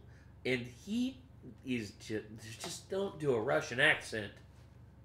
Do not prolong my suffering. Do not let them reach the Varden. Don't I say everything like I just learned how to speak and flaunting it? I am not interested in being challenged to remind those who resist my rule. I know you mock me, but I am just so excited to hear words coming out of my mouth that I have to relish it. When the Varden learn that the legend is real, disloyalty will be punishable by death. So please, be kind to my performance, but everything else about me you can mock. That's fair. We'll take it. So you know how this goes. Aragon has to raise the dragon over the course of months, even years, to establish a strong connection with her. Or not. Or that. They grow up so fast, I guess. We can still go off the basic connection they started to establish when the dragon was younger. Rom was right, Aragon. The time of the Dragon Riders has come again. Done. This isn't gonna work. Nope. We now have Rachel Weisz playing the dragon, who calls herself Saphira, communicating telepathically with our hero. Why? First off, while there's usually nothing wrong with Rachel Weisz in general, wouldn't a Cate Blanchett or Helen Mirren or Angelica Houston or somebody with a more commanding voice make more sense? I keep expecting this voice to ask George of the Jungle to save her. I have waited 1,000 years to hear your thoughts. Second, their connection is surprisingly weakened once he can hear her. We had them originally connecting through silence, and that was working out fine. Granted, there wasn't a lot of time to it, but, you know, it was on the right track. Suddenly, out of nowhere, My deal with this is have it to where they can't communicate, like, he's not able to telepathically communicate until he trusts her. That would be the thing. It's just like, until he trusts her, and at first he's afraid of her because she's a dragon. She's a literal giant fire-breathing dragon. And he would probably be afraid of that. And it would take time for them to build that. But instead, by doing this, it's just like, oh, skip all the bullshit. Skip all the character development. Skip all of, like, the camaraderie between these two. Nope, doesn't exist. Doesn't happen. Go from a baby to a grown-up. So not only is that practically a different character, but now there's a different form of communication as well. So it disrupts the natural flow of their relationship. Third, and most importantly, she says nothing of importance throughout the entire film. Yeah, every once in a while she'll explain something in a sentence, but it's something he or one of the other characters easily could have explained. Even if you want to go the route of a mental bond, it would be made stronger if it was left open what and how she was saying it. We don't need it spoon-fed to us. Think of a timeless connection like Lassie. Almost the same setup, a boy and his pet. Would that be nearly as good if we could hear the dog's thoughts? Lassie, it's time for your vitamins. I do not wish to take the vitamins. They taste like horse meat and death. Lassie Martin, I'll give you the 3 to come out. My last name is Martin? What? 1. Who gives a dog a last name? 2. I will shit in your mouth while you sleep tonight. See what I mean? Okay, so she says he is meant to be her writer. He doesn't know what to think of all this, so he goes to Brom, an old merchant played by Jeremy Irons. Is it true? Yes, I will do any movie. Tell me about the dragons. Mind your corn. Till your fields. Ah, this must be the quirky old mentor. The teacher who used to be the thing the hero wants to be. You and the uncle should look into real estate. You got such long lives ahead of you. Uh-huh. Speaking of which, Uncle Owen! I will be a Jedi. I mean a knight. I mean Spider-Man. I mean whatever the hell Link is. A hero? You did nothing to cause this. I'll kill you! I'm not going anywhere. Not until I bury him. There. Funeral fit for a king. I'll decorate him in 11 herbs and spices when we get back. Now get on that horse. Who are you? Ride now. Thank you, Mr. Ride Now. My uncle's Kentucky Fried funeral will not go forgotten. So our main character begins his quest. What was it? Actually, I don't know. I mean, things are set up. There's a bad king, he has a dragon, I guess bad men are after him, but in terms of what the actual goal of his quest is, if it's mentioned, it's not made very clear. This surprisingly is not super uncommon. For example, the world isn't very well defined. I mean, you see a shot from Avatar, you know you're on Pandora. You see a shot from Wizard of Oz, you know you're in Oz. This could be anywhere. Middle-earth, Fantasia, that Warcraft movie nobody saw? Nothing separates it as unique. But again, I shouldn't be too harsh. After all, it is shot beautifully for a VHS game. Critic, at some point you have to realize this isn't an especially high-end video for kids. It's an especially bland theatrical release for suckers. Yeah, it's trying to be something we've never seen, but instead it's everything we've ever seen. Well, that's... Yes, it is. Just gonna lose you Malkovich enunciation points, isn't it, Malkovich? No, I'm a video. I can't hear you. Oh, sorry. Is that right? What? So they start their quest to find their quest. Hurdles. They used to be the king's enemies, now they're his guard. Okay, cool. Finally, some action in this movie. I feel like this took forever. Why can't we take... You're not ready to take anything yet. I have skills. Right then, let's see these skills of yours. So it's the same action we had before. Two good guys playfully fighting while no real conflict is going on. You know this won't be fair to you, old man. Humor me. Oh dear, I see the effect of your training. Yeah, just keep joking. Those people are probably dead, but still, you gotta laugh. Yeah, you see, right here, this should have happened before. This should have happened. The training thing should have happened before this. It would have made more sense, and it wouldn't be stupid. Fun. It won't be your cousin Roaring you're fighting, and it won't be wooden staves either. You suck. Let's go. Sad to say, there's actually a lot of what you just saw for a while. They sit down and talk, they ride on horses. They sit down and talk, they ride on horses. And even when they do sit down and talk, all I'm thinking is how much more interesting it would be if the dragon shut the hell up. Like, look at this scene. A dragon will only hatch if it feels the presence of its rider. What he says is true. A rider will live on if his dragon is killed. But if a rider dies... So does his dragon. Yeah, it's generic. It's nothing. It leaves no impact. Now, let's try that scene again, except take out the dialogue and see if not only do you get across what she was saying, but do you actually read even more into it. A dragon will only hatch if it feels the presence of its rider. A rider will live on if his dragon is killed. But if a rider dies... Yeah. Wasn't that more interesting? Wasn't it cooler when you had to feel what she was trying to get across rather than be told? Yeah. But don't worry, even when they do get to exciting scenes, they don't do them right. When they finally fight some soldiers, it's so dark and shaky you can't even make out what's going on. Oh my god. Once again, action scenes. When they're treated like this, it shows you you're not into making an action movie. You're not here to tell a story with action. No, you want to do it with dialogue in an action movie. And here's the thing. You're not... Oh, God. You're not Steven Zillion. You're not... You're not Aaron Sorkin. You can't just... Like, there are people out there who are capable of doing that, but they're actually talented writers who can tell a story that doesn't have any, like, punches or explosions or anything like that, but yet will keep the tension up the entire film. This is not it. Aragon gets so ticked off, he lights up the scene through his goddamn will alone. But Irons tells him, I believe it's magic. Magic comes from dragons. Oh, hey, JT. What's good? It flows through the riders who command them. Nah, I'm just kidding. It's I'm feeling it. Before I'm feeling the rage here, man. the ancient For real. language of the elves. I'm feeling the fucking What's the word rage. for tree? Tree is Trayvon. Well, that's a happy coincidence. What's the word for hand? Handvon. And the branch? Branch Vaughn. Haven't you been listening? What's the word for dumbass? Aragon. So they figure if he's gonna be a dragon rider, he should ride a dragon. Feel how she moves, Aragon. How she turns. And when she accelerates. Yeah, I can No, totally you cannot hear. up here. You won't be able to hear him. You would not be able to hear him at all. Jesus. Yeah, rah, rah, rah. That's all I'm hearing out of you. Rah, rah, rah.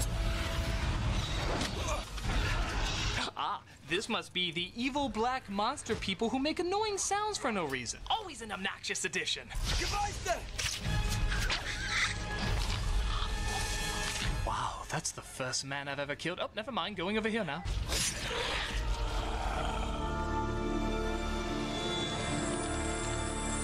Effects by industrial lighting, come on! Jesus. I thought we agreed not to lie to one another. Dragon Rider. Of course. Oh my god, will you shut up? I'd use the term show don't tell, but I'd rather replace them both with shut up! Shut up! Where's your dragon? She was murdered with this sword. That sword is a dragon killer.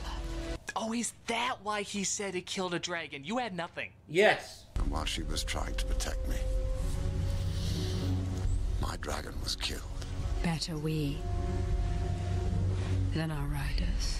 Again, watch the scene with the dialogue cut out. Instead of listening to her just repeating what's already been said, read her facial reactions. You guys want some chicken McNuggets? Shut up, Steven.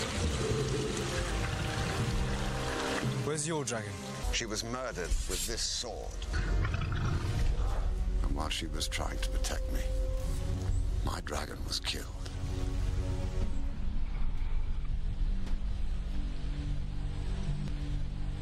Again, night and day. Yes. I don't care if the original book had this or not. Here, it turns an interesting relationship into a standard relationship. And that's not what you want from a fantasy that's trying to stand out. Here's the thing. You can have the communication whenever, like, they fully trust each other, and if only they had someone who was a better filmmaker at the helm of this. Jesus, man. But could be worse. Could be made even more standard by throwing in a princess needing rescuing up ahead. Of course. You will notice her suffering in torment, psychically sending images to Aragon of her twirling in the forest and skipping to pleasant imagery. That doesn't sound like torment. That actually sounds really nice. It is totally not nice. It is to show how brave she is by portraying peaceful imagery even though she is suffering. You sure you didn't just want to work in some whimsical forest porn that's trademark of fantasies now? Yeah, I even see it in commercials. You can slap a shampoo logo over it. I assure you, it is deep in stuff. As Jeremy Irons says in this scene. If I don't, you'll be killed.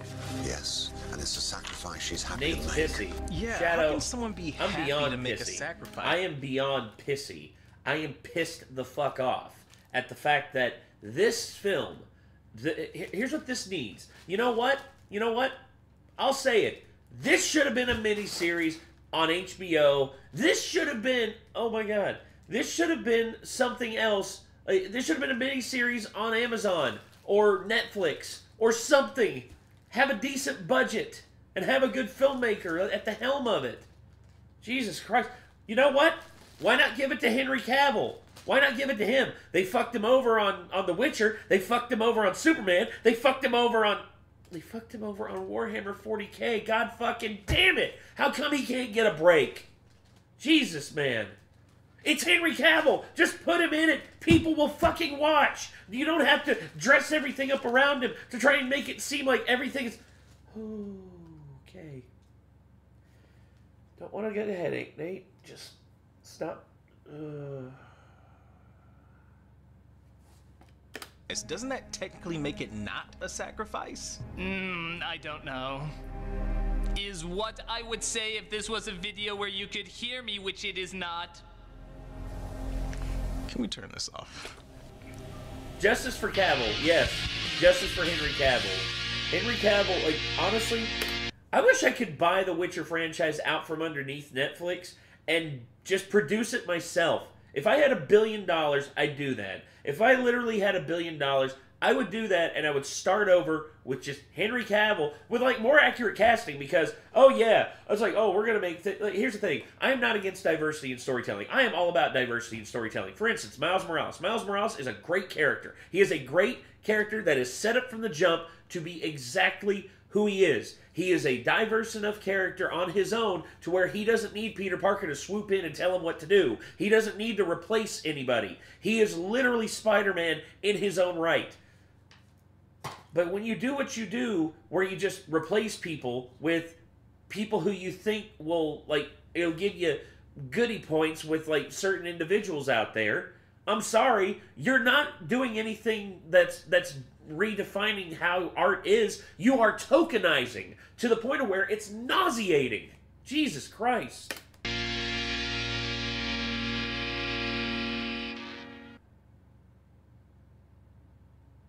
Hey, big news everybody, we're doing another theatrical premiere of one of our reviews, and it's in time for Nostalgia Ween. We're doing a clipless review of the remake of Stephen King's It, and this time it's 2 nights, October 4th and October 5th, in Woodridge, Illinois at Hollywood Boulevard Theater. Tickets sold out super fast last time, so you definitely want to get them as quickly as possible. This is a wonderful theater where you can get meals and alcohol. We're gonna be there signing autographs and answering questions. Just go to the link below and get your tickets there. They go super fast. Have I seen Across the Spider-Verse? Yes, I have. I have. It is tremendous. It is magnificent. It does so good. I mean, honestly, like Miguel O'Hara is a great character. His design is amazing. Not only that, but Miles is great. Prowler is great.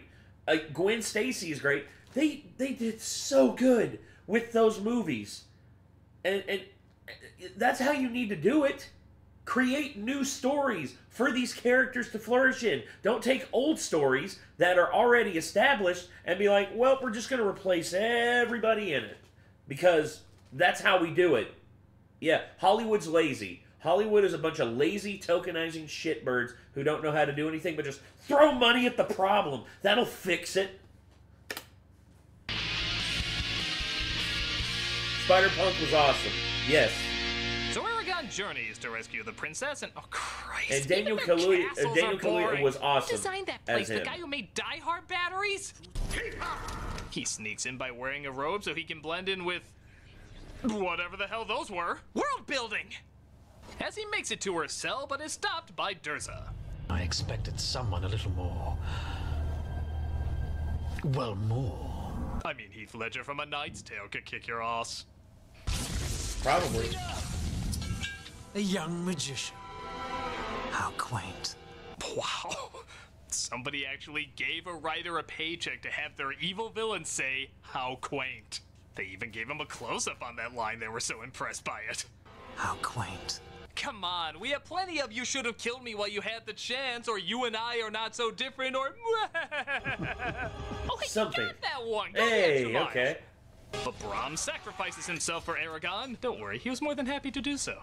And Saphira comes in to save them. They decide to go to a group that could use Aragon and his dragon for good, but not before Brahm says his last words. I need you. It's I who've always needed you. You gave me my life back again.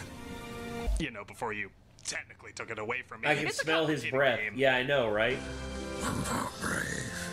Yeah, it smells like what would Robert Carlyle's breath smell like? It smell like Jameson, haggis, and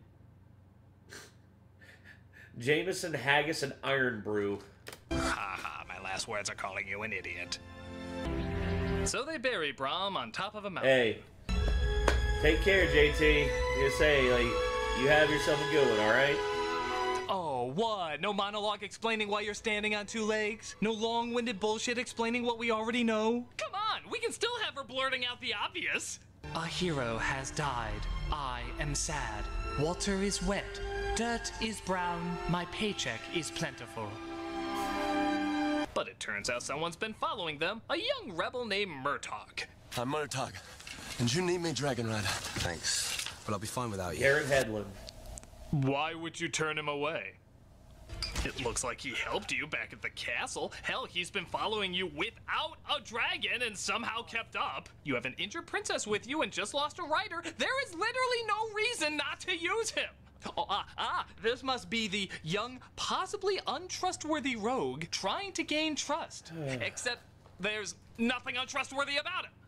Oh, wait, it's revealed he's the son of a traitor. Sorry, the script got these 2 pages backwards. Oh, this is the order it was meant to be in? Well, in that case, you're dumb. Yes. He is the son of Morzan, the traitor. The son doesn't choose his father. Nor explain who he is. Who are we talking about? He's a traitor. Okay, like he killed an entire army or took your turn at Call of Duty. What amount of judgment do we give to this? But things like emotional connections aren't important. We have to get Once again, this is because the film. Once again, this is because this film they condensed so much down into one film when they should have just had a miniseries of this. Like, dude, a 6-episode miniseries that's an hour and a half each. They could have done so much better than this. Or better yet, maybe like a trilogy of movies instead of just the one for this. here we go. The bad guy giving his threatening speech to the... Oh my god, what happened here? Tonight, we destroy the resistance! Tonight, we dine in hell! Little Durza put on mommy's makeup all by himself. But the boy is mine. What was that? Didn't hear. You shouldn't whisper when you want a canyon full of men I was going to say, hey, buddy, what's your favorite Brandy song? What was that? What's your favorite? Yeah, hold on. But the boy is mine. Yeah, there you go. What was that? Didn't hear. You shouldn't whisper when you want a canyon full of men to hear you. I was hyped. Now I'm just trying to figure out what he said. Butt toys are fine? The evil armies do attack, and Aragon gets ready to fight. Okay, not gonna lie. Dragon armor looks goddamn ridiculous. It does. Why me? You choose a leader for his heart. Without fear, there cannot be courage. But when we are together... As you're talking, there's literally people being slaughtered. You really picked the wrong times not to fight. Steven! To wait down to Helm's Deep shit and try to fight off the armies. Let me out! Let me out of here! Boy, give that guy some credit. He's on fire and he's still doing his job. I will atone for whatever my father did. And I will rule my kingdom, or whatever it is I want to do. And I will something dragon. Our motivations are clear. No. But ugly Loki arrives and Aragon tries to finish him off. I expected more. Oh, much like your sword, that joke was full of iron. Good night, folks. Saphira is having trouble though, so Aragon tries to use his magic to save her. Sadly though, it looks like there's bad news. Saphira, some friends can't be replaced. Well, luckily some don't have to be. What a dick. Yeah. Yeah, that's what you get for not stopping them from imprisoning me, you little asshole. Brom would be proud of you. So, what did we accomplish? Nothing. An army fought, a princess saved, a dragon born, and yet I really don't know what this all was supposed to amount to. What arcs were supposed to have taken place here that I haven't seen done better in a million other unique fantasies? Will Arya at least bake him a cake? Did you know the people of the Varden already tell stories about you?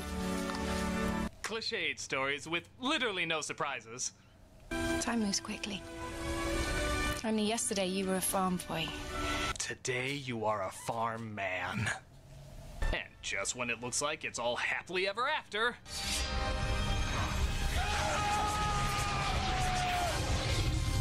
Oh no!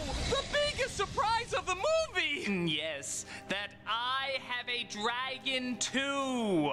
No, that we already knew. Yeah, it was one of the first lines in the movie. Yes. Oh. Well, what were you surprised by then? That you kept the dragon behind a map. Yeah, who does that? Does he have a bathroom back there? Or That's a stupid. treadmill for walks? Aren't you That's stupid.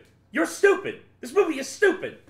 afraid if he sneezes, he'll set the map on fire? You know what? I don't need this. I've been hacking your screen to talk to you, and it is not easy. Wait, is that why you can hear us?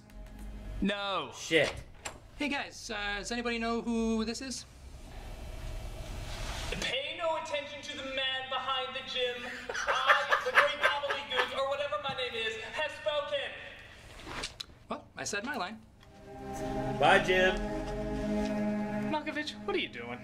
Well, I was so embarrassed to be in this film, I thought it'd be better if I made you think it was a VCR game from the 80s. So, wait, this wasn't just a VHS game? It actually was a cinematic movie? Yes! I'm Came out the year I graduated high school. Right. It's not like it's the worst movie. There's some pretty sights, and most of the actors do well. Most of them. It's clear there was effort put into this.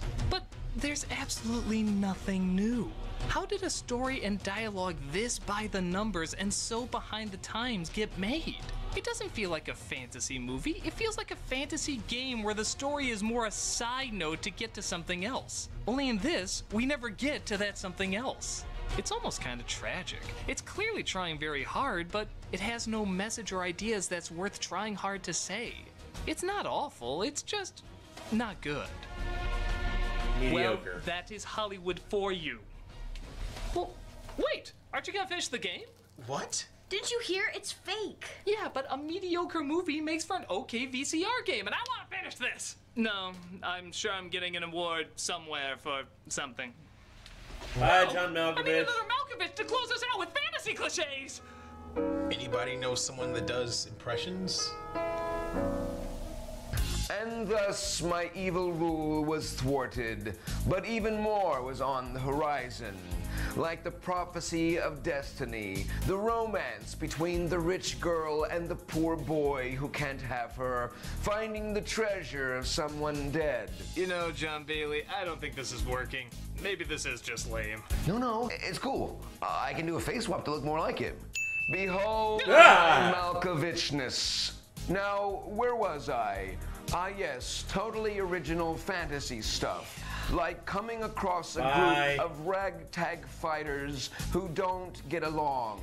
The army who looks like they have no chance but are then saved at the last minute. A kid from suburbia suddenly getting teleported to a magical realm.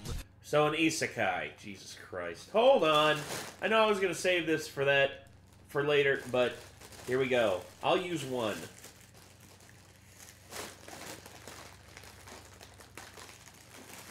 Aragon is fucking trash. God damn it, this movie is terrible.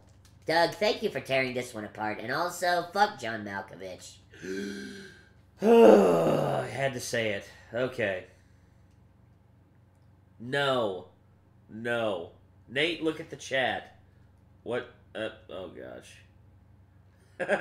Yeah, Frankie. I see what Frankie was doing.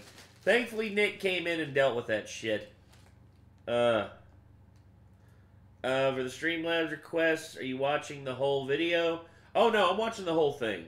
I'm watching all of it. That's the thing. So, yeah, make it worth it. Also, Sienna Gilroy, Sienna Gilroy. Yeah, that's, okay, hold on. I'll just go ahead and use the last one, because fuck it, why not? Let's see. What should I say? Hold on. Hey, Nate, do helium knickers. Okay, hold on.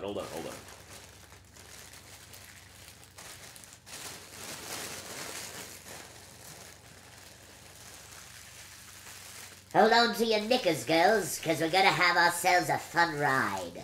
Yes, indeed, we are going on a trip across the UK, and we're going to jump across London Bridge in our double-decker bus. Oh, Jesus. Oh, my God. Oh, boy. A back credit card?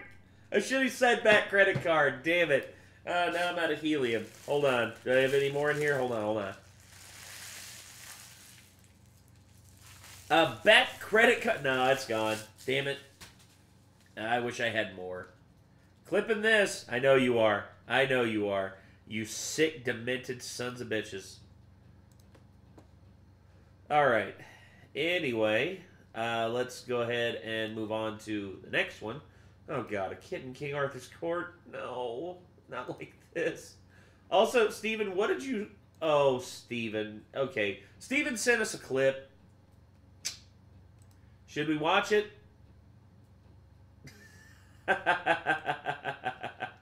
Okay, Steven sent us a clip, so let's watch it. Let's go ahead and see what he sent us. All right. The N-word.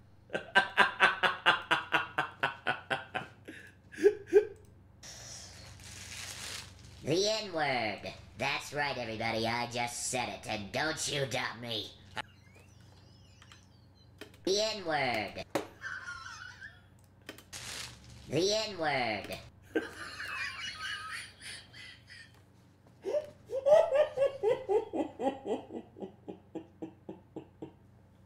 Oh, God. Nick, buy him a helium tank. Do it. Oh, God. Okay. Yeah. Okay. So, yeah, there you go. Thank you, Steven. Thank you. Out of context. Yes, I know. That is horribly out of context. Alright, moving on. This is A Kid in King Arthur's Court. Hello, I'm the Nostalgia Critic. I remembered, so you don't have to. I'm sorry, I'm just trying to violently knock out all memory of this god-awful movie I just saw. A Kid in King Arthur's Wart. A Kid in King Louis's Cart. A Cat in B. Arthur's Cooch. There we go, no memory at all. I can't talk about a movie if I can't even remember the title. So, it looks like I don't have to review A Kid in King Arthur's Court. Yeah, this movie's bad. There are movies that are bad, movies that are sinful, and movies that rape the fabric of... See, I met him. Thomas Ian Nicholas, I met him. Dude is super sweet. Here's the thing. Like, you can judge him for this. Like, he got stuck in some pretty bad baseball movies, because I know he did this, but he also did Rookie of the Year, and that one's actually pretty funny. But, I will say, what is up, Drama Alert Nation? Shut up, Steven. Don't you dare evoke that. But I met him. He was super cool. He was also working on a film at the time called The Sultana, which he wanted me to do a video for. He actually wanted me to interview him and Sean Astin, but unfortunately Sean Astin had to leave early. So yeah, that was fun though. He's a good dude. Also, he's really short. He's like Kate's height. I don't know what it is about that. That's actually kind of funny to me. Space and time. A Kid in King Arthur's Court is all of those, with a bucket of shame and a mountain full of writer's diarrhea. And unless I can quickly repress the memory of this movie, it stars the kid from American Pie. Fuck. It looks like I have to review it. Stars? No, that's not Jason Biggs. Jason Biggs is the main guy. This is Thomas Ian Nicholas. You should have just said this is the one that stars the kid from Rookie of the Year. But American Pie does make it sound more pretentious. God, American Pie movies just age so horribly. So it starts off with Merlin looking an awful lot like Nick Nolte's mugshot, calling upon his magic to bring a brave knight to Camelot to save his kingdom. Oh, God. Great spirit of light, bring me that knight. No, I said bring me a knight, not show me cutscenes from Rookie of the Year. Hey, you mentioned Rookie of the Year. So we see our main character named Calvin. And Henry Rowan Gardner. I don't care if he has a name in this movie. He's Henry Rowan Gardner. No, he's not a 10-year-old with an imaginary tiger, but he's pretty much on the same wavelength. We see him at a baseball game where it turns out he's not exactly the best player. Oh God, oh God, oh God. Why did I sign this kid up again? Oh yeah, because I'm doing his mother. Hit the ball! Keep your eye on the ball, Cal! Swing! Here's the thing. Even if you don't know... Dude, swing. Nate, are you short? No, I'm 6'2". According to most people, I'm pretty tall. Now, I do know people who are taller. Justin, our drummer, is like 6'5". A kid that I know, his name's Gavin. Cool kid. He's actually a fan of D&D, and I'm actually wanting to invite him over to participate in recording with us. Cool kid. He's actually 6 foot. I think he's 6'5", 6'6". Nogla's 6'5", 6'6".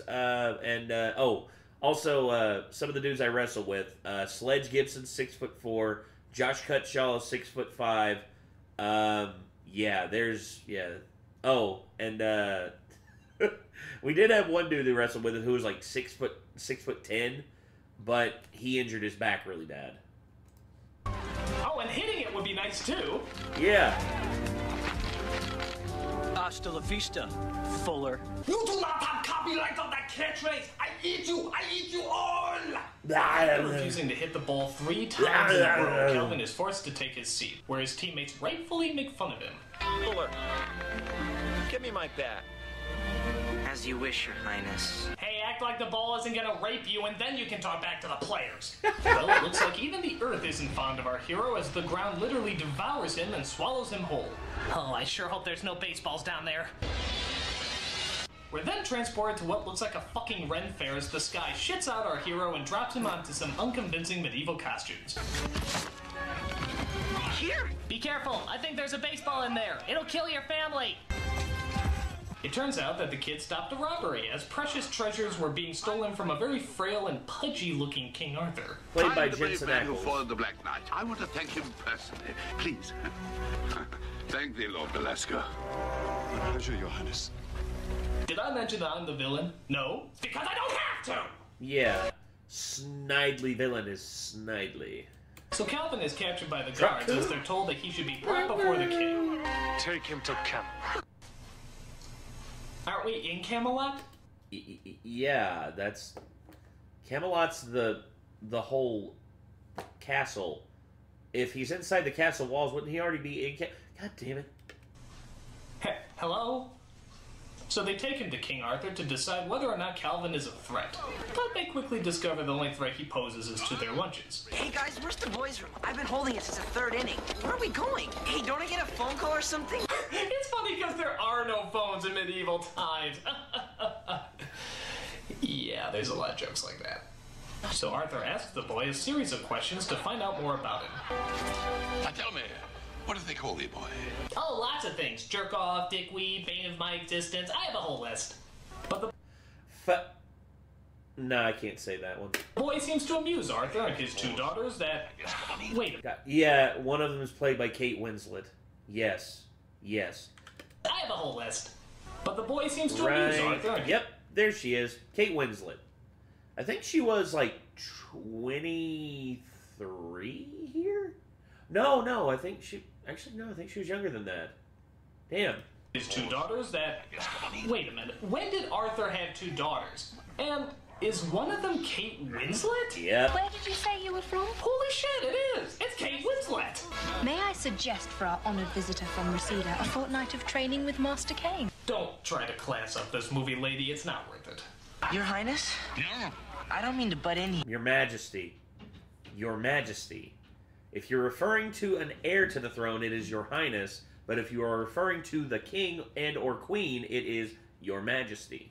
Here, but where's the round table? Round table? You know, where you and your knights have your meetings. It's round, so you gotta look everybody Who's in the Kate eye. Winslet? No. Titanic. The scene in Titanic. You know the one I'm talking about. Come on. Don't act like you haven't seen that scene, Shadow. The drawing scene, where in a PG-13 film there's more nudity than there are in a lot of R-rated films. Holy shit. Favorites. Everybody's equal. Everybody's equal. Fascinating idea. Oh, so it's because of Calvin that we have the infamous round table. Oh my I god. see. Okay. That's been mentioned in the law. Hold on. I need to fix something real quick. So, I'm gonna fix this while I'm watching this review, and damn it. Oh. And hopefully I don't lose my mind in kind while watching this. Christ in a bassinet. Okay. Oh, let me turn that around. There we go. Sorry, everybody. Oh. Shit. All right. Scrolls, too dumb for history.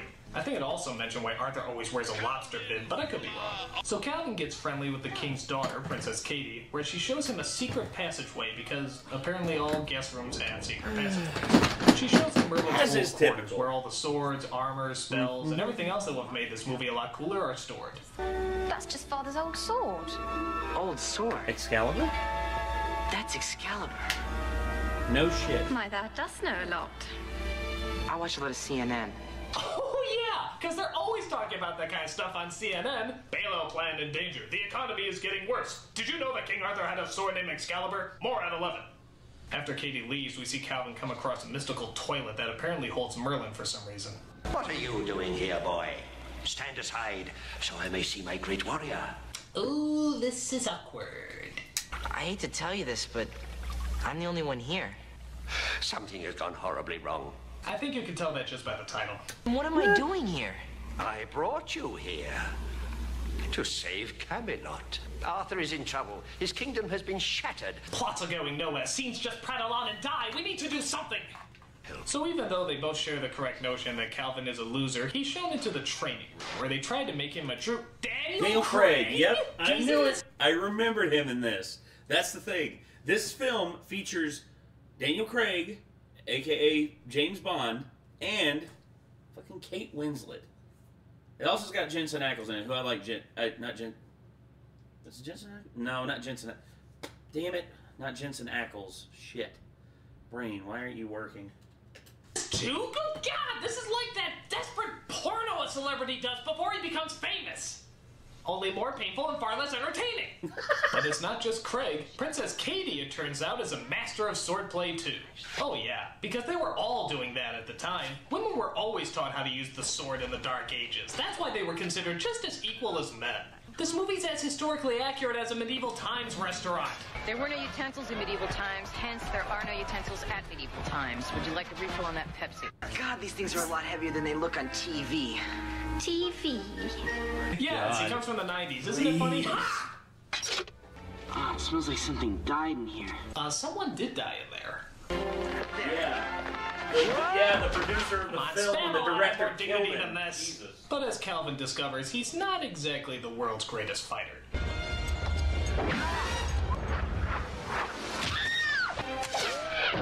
Message for you, son.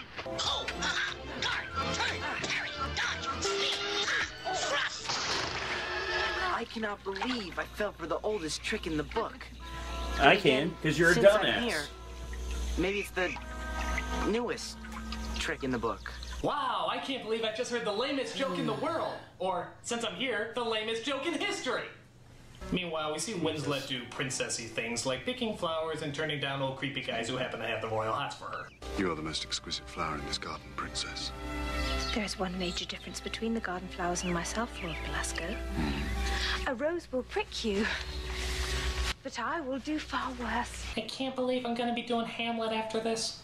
After that, Calvin asks one of the local blacksmiths if he can make him a pair of rollerblades. Yeah, I'm not kidding, a pair of rollerblades. Yeah, circle builders themselves. Wait, who? By the circle builders themselves. What the hell does that mean? The Circle Builders? Is that like some sort of medieval rock band? I mean, while you're at it, why don't you say, by the Square Makers of Antioch? Or, by the Triangle Trimmers of Trickle Street? Or, by the power of the Parallelogram Pounders? Ooh, we're really mystical now. Jesus. So Calvin and Katie go rollerblading through King Arthur's castle. Wow, that did sound as stupid as I thought it would. As they work their way back down to the training room, where Calvin, it finally seems, is getting the hang of actually hitting something. But Lord Balding Skunk is determined to make a mockery of Calvin's achievements. Well, if you've had enough of fighting wooden men, how do you fancy taking on a real man for a change?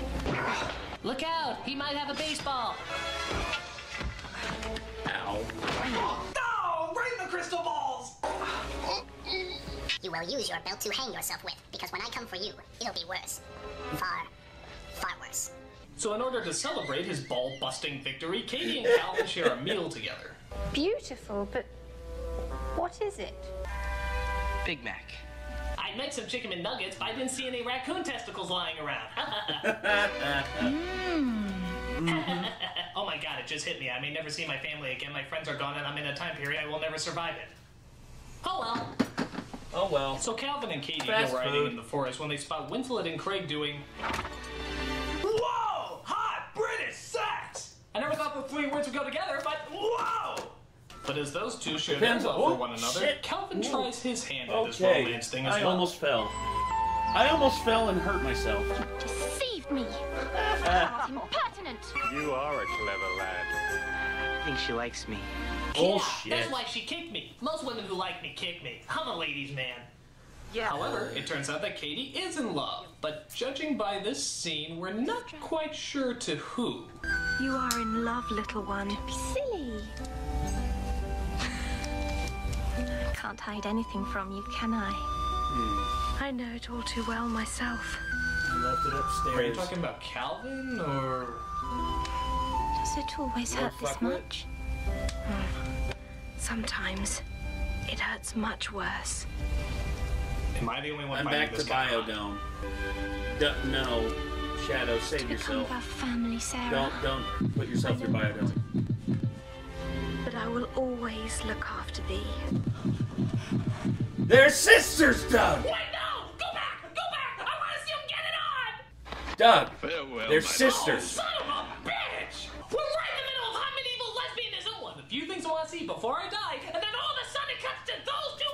Doug, they're sisters.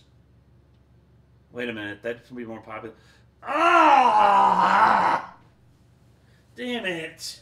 Putzes? I mean, come on! What kind of sexual eroticism can we possibly get out of those two? Never swallow. Never swallow. Go back to the lesbians! They aren't Alright, so lesbian, there's no more Doug. hot British lesbian sex. Wow, 4 words I never thought I'd hear together. But Calvin does manage to get the blacksmith to make him a bike. Yep, first it was the rollerblades, now it's a bike. What is it? It's a mountain bike. For God's sakes, how many groundbreaking technologies can that blacksmith make? Go back to the lesbians. It's a Ford Focus with anti-lock brakes, standard CD, MP3 player, and new electronic stability control. Neat, huh? So the two of them decide to ride their bike and go on a picnic. Here we get to see editing at its worst, as it literally just dissolves in every single cut. Oh. Yeah, it just bamfs. Why the hell are they doing that? You usually dissolve just to show a passing of time. I mean, is that what's going on? Is time going by as they're talking? No, I it never knew is my mother not. that well. I heard she was a prostitute with crabs. Funny, in 7th grade, I knew I had to wear diapers for the rest of my life, so it took a little adjusting. Sometimes I just hit the wall and cry out of nowhere, and I have no idea why. So, okay, these two are supposedly falling in love, if you can buy that, as Calvin says goodbye to his sweetheart at the door. Yeah, I buy that. I buy that as much as I would. Buy that as much as I would buy stocks in Enron. God, that's an old one. Okay, so yeah, I will be right back, everybody. This is I'll be right back. I have to use the restroom.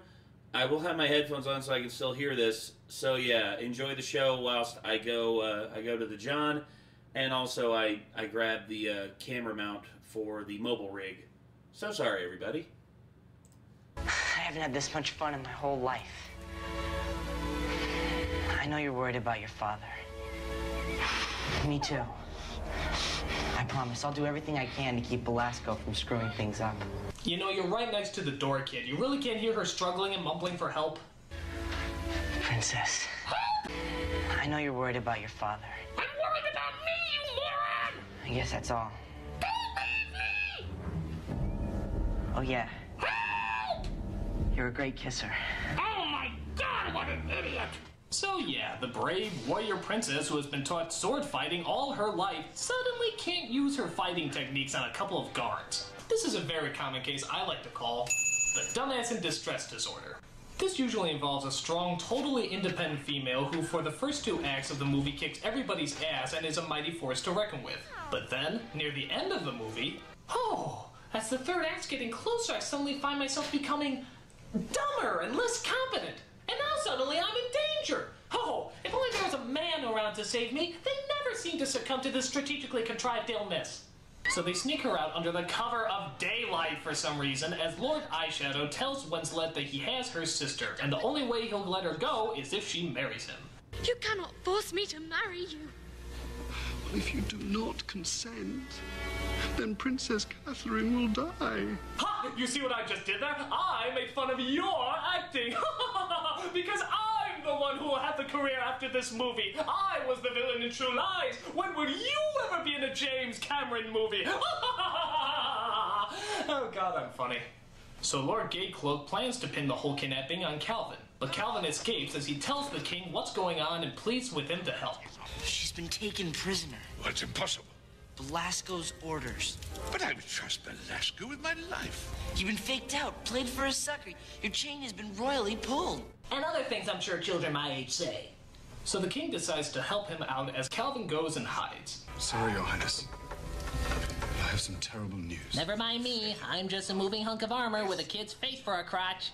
Without wasting my time, find the boy. Bring me his head on a pike. I'm acting! So Calvin thinks up a plan. He and the king dress like peasants so they can break into Lord Ponytail's fortress and save Katie. Yeah, that's a good plan. Or, seeing how he's the king, maybe he could just say, arrest that bastard, bring my daughter back, and have this all fixed in 2 minutes! But the movie decides this is more exciting, as the king discovers he's not as welcome in his kingdom as he thought. They find out you're the king. You're dead meat.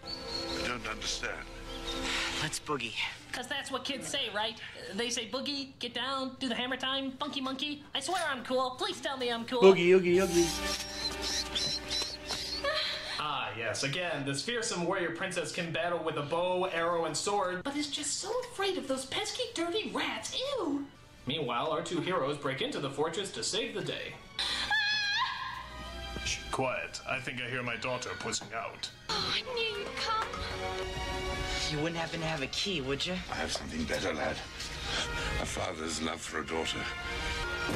Oh! Well, I have a boy's horniness for a hot chick. Let's see if that works. Cool. But the guards arrive as the king plans to rediscover his inner knight once more. Oh, come on. You can blow on the old geezer and he'd fall over. Be careful. Some of them might be carrying baseballs. God help you if they're carrying baseballs. Gee, this always works in the movie. Oh yeah, because the realism of this moment totally made me forget that this was in fact a movie. That's a good the filmmaking. But Katie gets kidnapped again as her heroes plead for her life at the edge of a cliff. Stop there!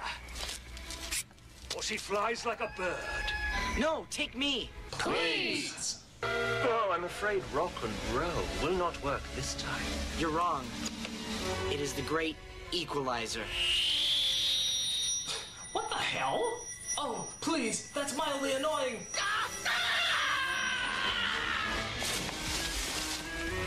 Okay, first of all, the laser on a Discman can't be turned on unless the Discman is closed. Second, Yes. how come when the knight falls he suddenly turns into a hand puppet? I mean, did they have any effects for this movie at all? No. So our heroes finally return No, the they princess didn't. back home to be reunited with her sister.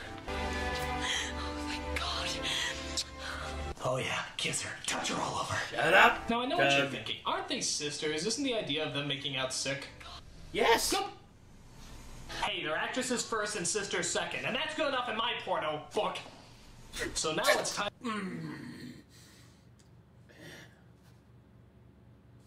Uh-oh. Uh-oh. Get the bat. Yep, let me grab the bat.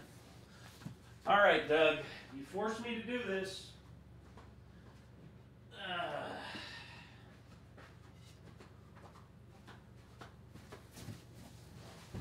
Bad, Doug. Bad.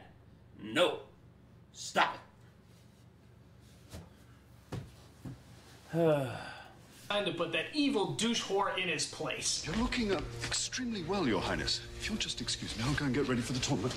Welcome back, Doug. What? You're gonna let him walk after all he's done? You're gonna let him walk after all he's done? Even the idiot knows this makes no sense. The people believe me to be a card, and the cards are still loyal to Belasco. Bide that time, young knight, when the hour is nigh. We'll nail him. Yes, we'll wait until he kills me in my sleep, murders my daughters, and takes his place on the throne. And then we'll really get him. But all is not finished, as there is still a tournament to be had, where the winner gets to win Kate Winslet's hand in marriage. So of course, Lord Unibrow enters the tournament, putting on his most ridiculous Power Ranger villain suit he could find. Go, go, Power Rangers! Lord Zed! Daniel Craig gets in the tournament thinking he can win the day, but sadly he's no match for a shiny piece of jewelry on the bad guy's helmet. What a load of pussy. Yes, it's all part of the plan. He wins the tournament, marries my daughter, rules the kingdom, and then we spring into action. But Calvin thinks he can get Craig back on his feet and keep on fighting. Chicane, how many fingers am I holding up? Just a little off the top. Keep the sideburns. Ah, no doubt one of the great James Bond moments. Bond. James Bond. Vodka martini. Shaken, not stirred. Just a little off the top. Keep the sideburns. So it looks like Craig, or someone who looks like Craig, has entered back into the tournament. Will he be victorious? His chances look slim. But somehow, shockingly, the knight stays on his horse and keeps on riding. What the fuck? So they go at it again, this time without that pesky head holding it back. So the knight wins the day, and who exactly was he all along? What a shock! And a load of shit. Yes. I mean, by the contest utter rules, load of this shit. makes no sense. He didn't fight anyone else, so it... Pierce is the best James Bond? debatable. I still got a soft spot for Sean Connery. I still do. I can't help it. Yeah, I still think in my mind Sean Connery. My dad loves Roger Moore as James Bond. I have no idea why. Beats the idea of a tournament. This contest should be null and void. Exactly. And it turns out Lord Harry Browse has the exact same opinion. To meet thy ancestors. But you are my ancestors. Haha! It turns out the mysterious Black Knight shows up to save the day. This is the hero all the town has been talking about, who has been bringing them food and money to save the people. So it's decided he should marry the princess. And just who does the Black Knight turn out to be after all this time? Oh dear God. Hello, Father. Hooray! So you shall marry yourself. No, it turns out she's allowed to choose whoever she wants to marry. So she wisely chooses the only person who will have a career after this movie, Daniel Craig. Jesus Christ, so his haircut. Daniel Craig's haircut is legendary in this. It's so feathered and so perfectly symmetrical. That's symmetrical bob. I don't get it. I don't get how human hair can do that. As you can see, my hair, not Snowball's chance in hell of this thing ever looking nice. Ugh. Anyway. Sorry, everybody. Sorry, I'm trying to fix this damn thing. Let me make sure it's working. Yep, we're good. Okay. So sorry. One, as Merlin transports Calvin back to his normal time. Is there nothing I can say or do to make you stay? There's several things you can do to make me stay, you just won't do them. So Merlin transports him back and even allows him to finally finish his baseball game the way he wants to, getting rid of his ballophobia. Home run!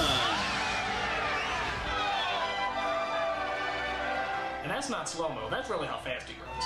And as a special twist, the princess and king are at the game too. How the fuck does this make any sense? Did they ever mention if they time traveled or if they're just descendants of the original characters? Who cares? No. I know, movie's over. Run! This is the kind of movie you show your kids when you want to punish them. It's stupid, uninventive, and just downright horrible. My only hope is that I can still knock out all memory of this movie by hitting myself on the head repeatedly with the complete works of Shakespeare. A cock in King Arthur's couch. I still have a long way to go. I'm a Nostalgia Critic. I remember it so you don't lose clues.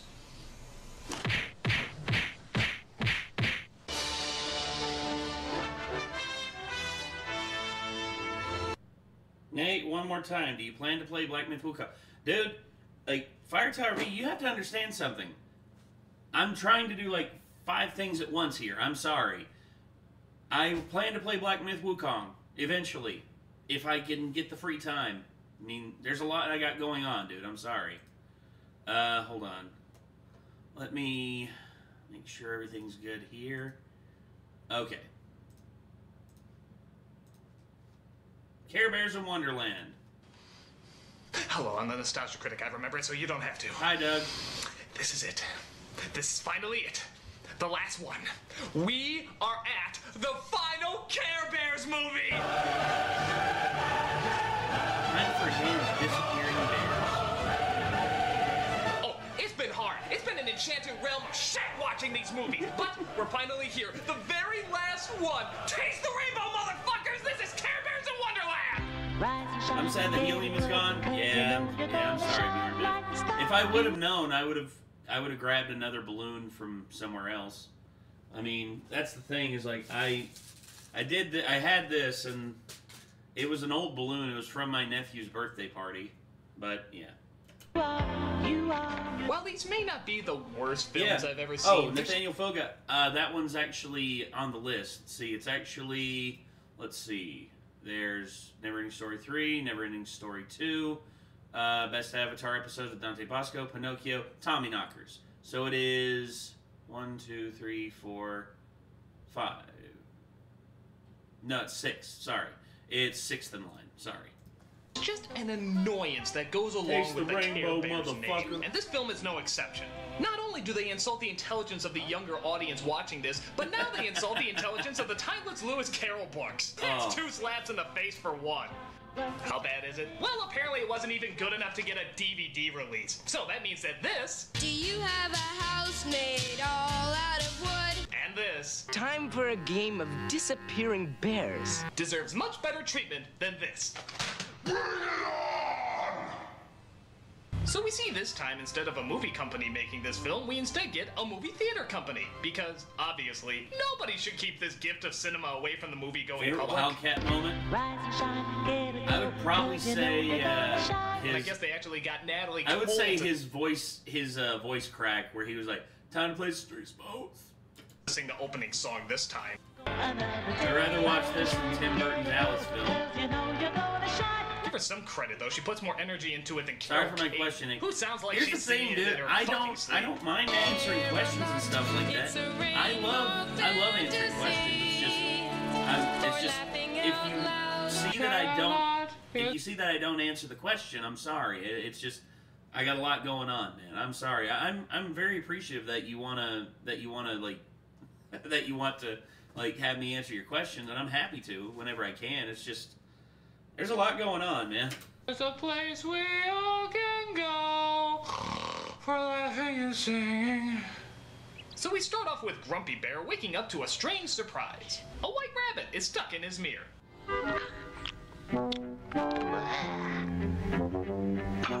Whoa, must be the side effects of the antidepressants. Just one. Who are you? No time for questions. So it turns out the rabbit is looking for Swiftheart. Why? Get this. Because they're related.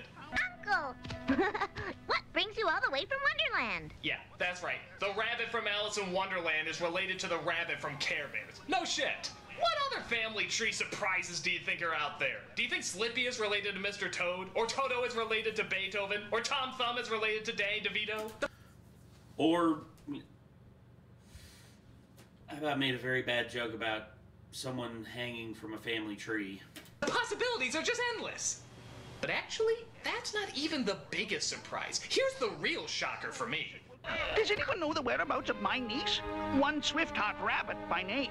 Wait a minute, Swiftheart is a chick? I never knew that! Oh my god, I totally thought he was a dude this whole time! I mean, okay, I don't need all women to wear bows and dresses and stuff, but some kind of clue would be nice. I mean, you know, bigger eyelashes, or redder lips, or... No! We're not opening that door again! What brought me here? She did. Her. You and your friends must help me find this girl. Oh, you mean Princess Peach? Yeah, there's no comparison. It's fucking Princess Peach! Looks like it. We find out later that she's been kidnapped by an evil monster in a magical land from a giant castle. Why is it fucking Care Bears in Wonderland is closer to a Super Mario Brothers movie than the actual Super Mario Brothers movie? Okay, keep the review focused. We're hating this film. So it turns out they have to find this princess character, or else. Or else what?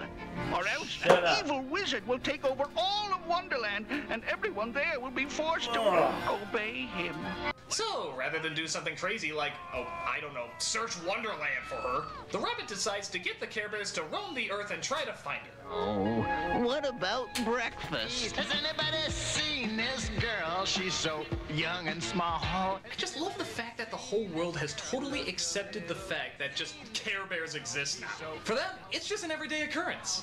Running joke, if you want to, go ahead. Together, Send requests use link, our minds. requests We into got the to find links this down below. girl in this. I've got several. I guarantee there's a couple more that people are going to send in. We'll see. Much time. Nobody questions the fact that these things are walking around. Hell, they even drop by a zoo. How confusing is that to see a bear out of a cage in a fucking zoo? Do you think they talk to the other bears there? Hey, keep strong, my brother. Fight the good fight. So while they don't find her, they do find a girl that looks very similar to her. Her name is Alice, big surprise. And she's sad because she doesn't feel special. What's the use? They're such special people, and I'm just me. Oh, Dinah, it doesn't matter what I do. I'm just not special. No, curse this youthful face, expressive eyes, long flowing hair, perfect teeth, clear skin, and excellent speaking voice. I want to be special. You know, like Susie down the street with her head retainer, bad acne, and unexplained third eye. She's the girl we all want to Chippy? But faster than you can say, who fucking cares? The Care Bears who arrive to fucking explain who? their situation. The resemblance is remarkable, but the rest, the clothes, the hair... You look just like the princess. Hey, Nate, what makes you special? Well, what makes me special is the fact that I guess, you know, I guess my expressiveness. I've been told by a lot of people that I'm very, like, flamboyant with my movements and, like, my hand motions and everything, and basically it just comes naturally to me, I guess. Also, my ability to rant. Also, my musical talent, I guess. I guess. I don't know. What do you think makes me special? I mean, y'all are here watching me. I mean, do y'all at least think I'm funny to a certain extent? Princess? I'm not sure. I'm not sure she's special enough. No, I think we were closer talking to That that doesn't Susie surprise chick me, with the Jordan. 3 eyes. Well, I couldn't go alone. You don't have to, Alice. We're ready. And willing. And able. Actually, I sort of meant talking to my parents about going on this whole trip. Oh, yeah, you probably don't want to bring this up to them. What we're doing is most likely very, very illegal, seeing how you're a minor. The best way to look at this is just as a whimsical Need to hear me sing adventure, one and day? that way we don't Maybe have to we bring will. in the authorities. Maybe well, you will. couldn't I at least call my There mom? we go. Do it or I'll eat you. Okay. So they start What going through the parents? mirror when suddenly the evil wizard breaks it to pieces, meaning the team is split up. Rather than just, I don't know, going into another mirror, they decide to find an enchanted hole to climb into. What a Care Bells, coincidence! you're I also very have an pathetic, enchanted hole these kind-hearted, and schmucks most can people climb are into. Thank you, How Robin about Savage. looking for breakfast first? Oh yeah, there's a running joke, by the way, that Grumpy constantly starves because he hasn't eaten all day. What's this building up to? Oh, you'll see when we get there.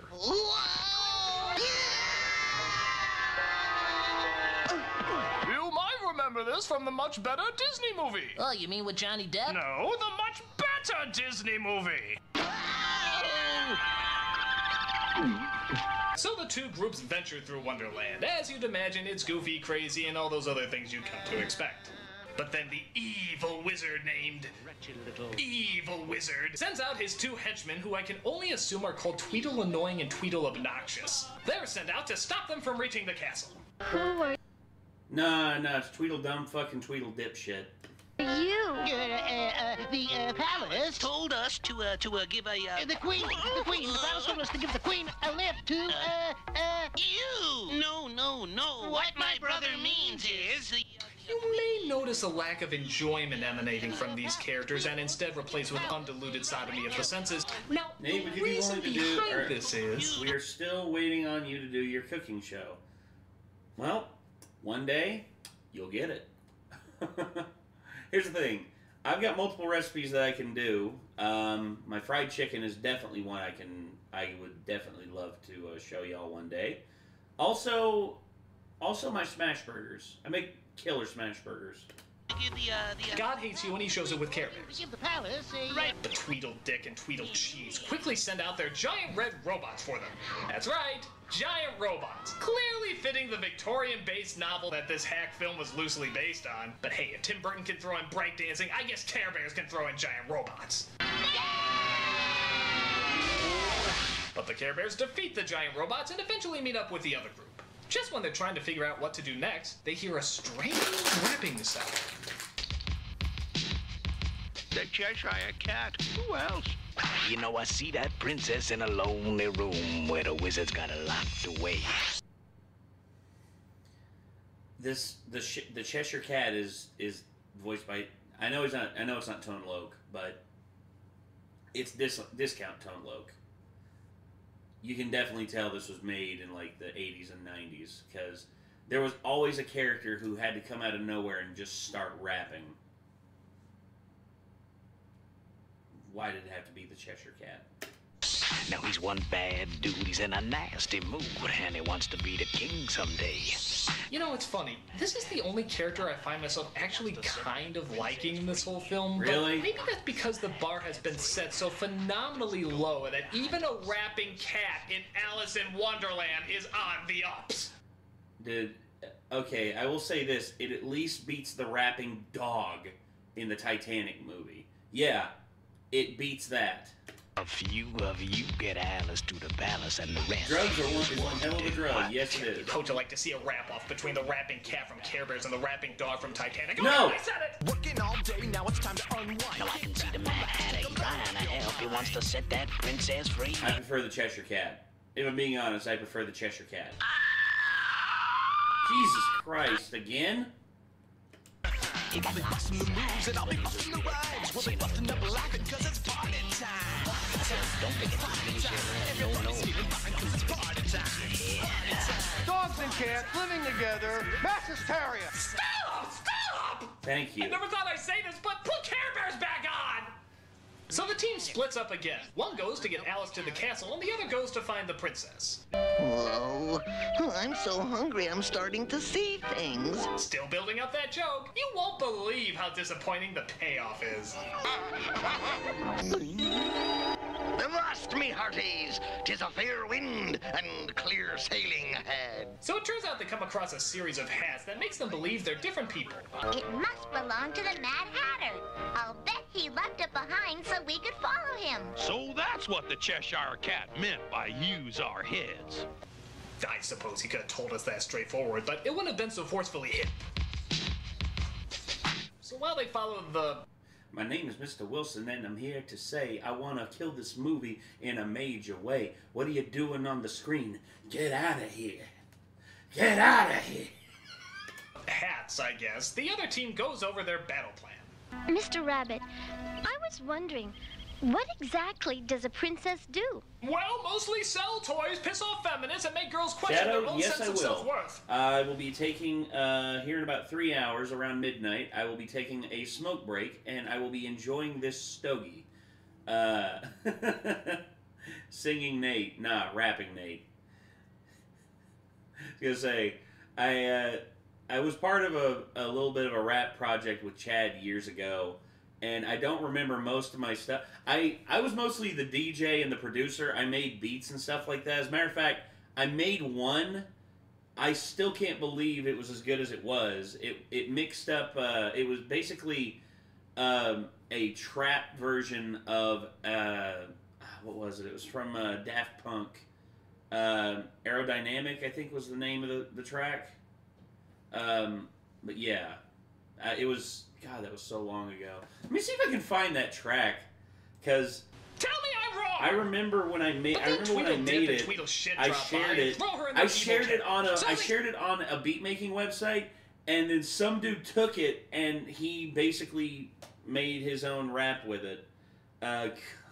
Stop her from getting to the castle as they take her to the castle. You just brought her to the place she was going anyway! I think your plan's a little backwards, Jafar!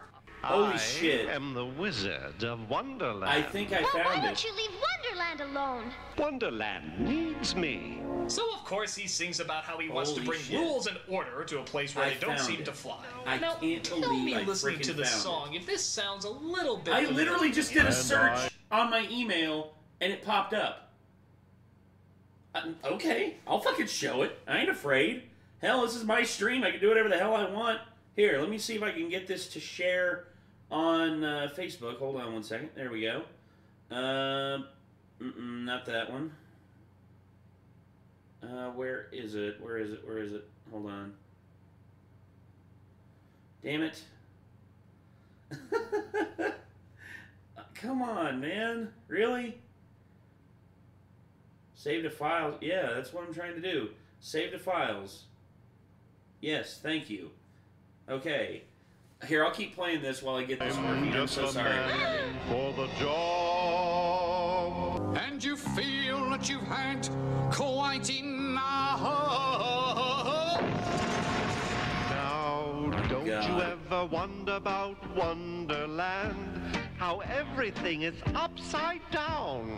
Remember that you're standing on a planet that's evolving and revolving at 900 miles an hour. Yeah, pretty friggin' close, aren't they?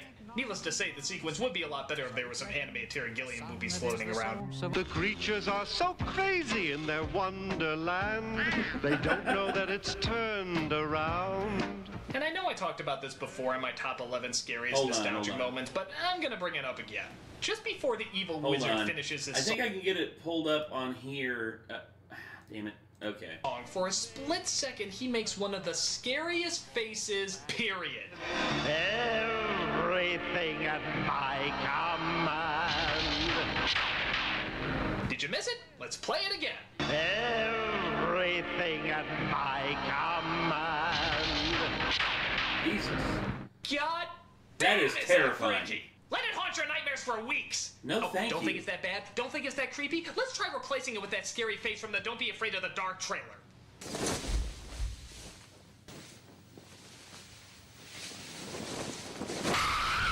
Jesus. Fucking scary.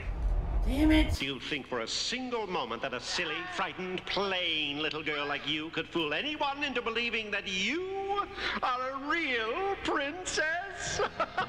Holy crap. Yeah. He's I got torturing it. me with observations about my plainness. I got it sent. I think I actually got it. Hold on. Let me see if I can get... It's in Discord. Hold on. Let me see if I can get this on here somewhere.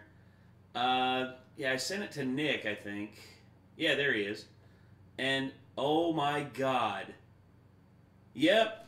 Everybody, I want to emphasize this. This is a beat that I made over 14 years ago. No, almost 14 years ago. I sent this to Chad December 24th, 2010. I made this in Fruity Loops. I remember I used FL Studio for this, and holy shit, I can't believe it. Show us there's no rap, it's just a beat. I don't think Chad ever did lyrics to this, but yeah, basically it's just the start of Aerodynamic by Daft Punk. Oh yeah, here we go.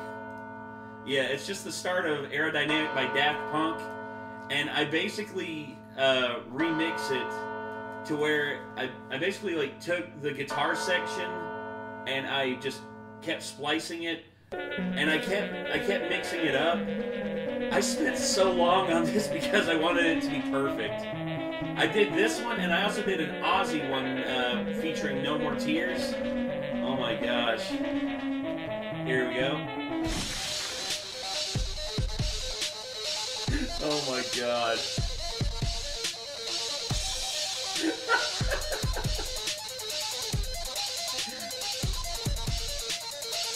Oh my god.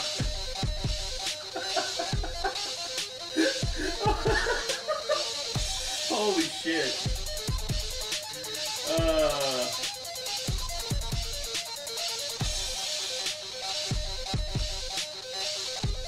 Well, there you go. Yep. Dang, Nate, this is so good. Shit just got real. Damn, that sounds awesome so far. I know, right? Pretty good, huh? Yep. Well, thoughts on the current Doctor Who. I haven't watched Doctor Who in so long. I think I stopped watching during, like, Matt Smith's run. I don't know. Oh, damn, sir. Banger. Will you do it again? It's okay. Yeah, I know. Like I said, I made it 14 years ago. Dude, I was 22 when I came up with that. No, I'm 23. Wait, no, 20. Yeah, 20. I was 22, yeah. Damn. Holy shit. Let's just move on. Okay. All right, Daniel Scott. Well, anyway, yeah, so that's my music that I made a long time ago. So, in a rather bizarre move, he leads her into the room where the Nate, queen is, and everybody believes that she's Shadow. the princess. You're officially young. Why did you do that, dumbass? You had her right there. You could have killed her or locked her up or something. Instead, you just sped up their plan. You know, instead of evil wizard, I think they should have called you friggin' dumb ox. Tomorrow she shall become Queen of Wonderland. My mom keeps sending unlike the me queen shit. in the original I book, keep who was thinking it's nasty something and serious. hate-filled, this queen is It's just nice and stupid jolly, memes. and clearly has no idea how to govern because these are some damn weird rules they have to abide by. The wizard has hidden my daughter somewhere to make certain she'll miss the Are You Afraid of the coronation Dark? tomorrow. Some I have episodes no are choice but truly to pass terrifying. my crown on to him. Well, why don't you just stay queen then? I'd have him cast out of Wonderland this instant, but I have no proof. And if you needed proof in Wonderland, did you hear the song? Everything's topsy-turvy and upside down. What's with all the laws? With you standing in place of the princess, the wizard cannot be crowned king of Wonderland. And yeah, that's another thing. Have you noticed what the princess's name is? Princess. Have you noticed what the queen's name is? Queen. How can you swear in people in this world of rules and laws when you don't even know what their fucking names are? So they dress her up and teach her how to be all princessy so she can fool the crowd. How difficult can drinking tea and playing croquet be?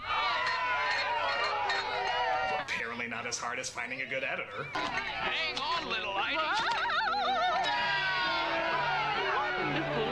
Doing great, Alice. Thanks to my friendly flamingo. I just happen to be the best in the business. Rise and shine, get a glow, 'cause you know you're gonna shine like the Really? star you are. So by following the hats, the group makes it... Really? Really? Okay, hold on. I gotta Google real quick. I'm sorry to keep pausing this. I gotta know that. Hold on. Care Bears in Wonderland. Okay.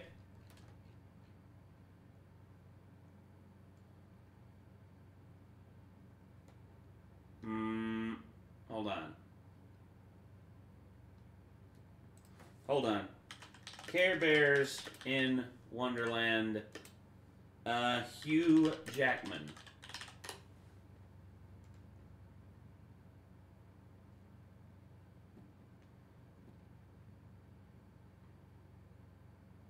Okay, turns out that's not true. Turns out it is not true. That was a joke. Damn it, Doug. I actually believed it for a second. I actually found myself believing. To a cave where they find the Mad Hatter, who apparently was smart enough to lead people to the princess's location, but not actually smart enough to save her himself. You know, the lack of logic of the character's lack of logic really lacks of logic. What? You like hats? I'm mad about hats. Well, I've heard of worse reasons for a song. Now, a hat is a wonderful thing, you see. Everyone's got its own personality. You just slip it on, and instantly you can be anybody that you want to be. You like it? Yeah. Isn't there a princess we were supposed to save? Crowning ceremony that could happen at any moment. For me, it's Hugh Jackman. Time is of the essence thing here, you know. That's Hugh Jackman. Hugh Jackman. Is there a hat to shut you the fuck up? You like hats? I'm mad about hats. So they find the princess is being held in the living room of the Jabberwocky. Strange, but stupid. Where they get her out and escape the giant beast.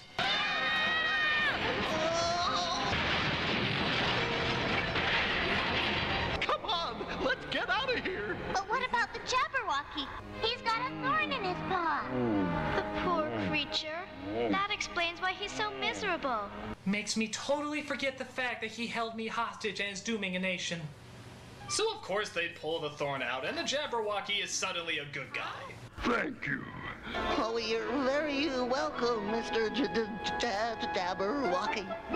Call me Stan. It's much easier to say. Okay, Stan. Yeah, the Jabberwocky that we just met in the third act is named Stan. And yet, there's still 3 major characters with no names. Where are your priorities, movie? Do you just want us to forget we watched you? Doug. So he starts flying them to the castle, where Alice is now being commanded to do the princess test. What's the princess test?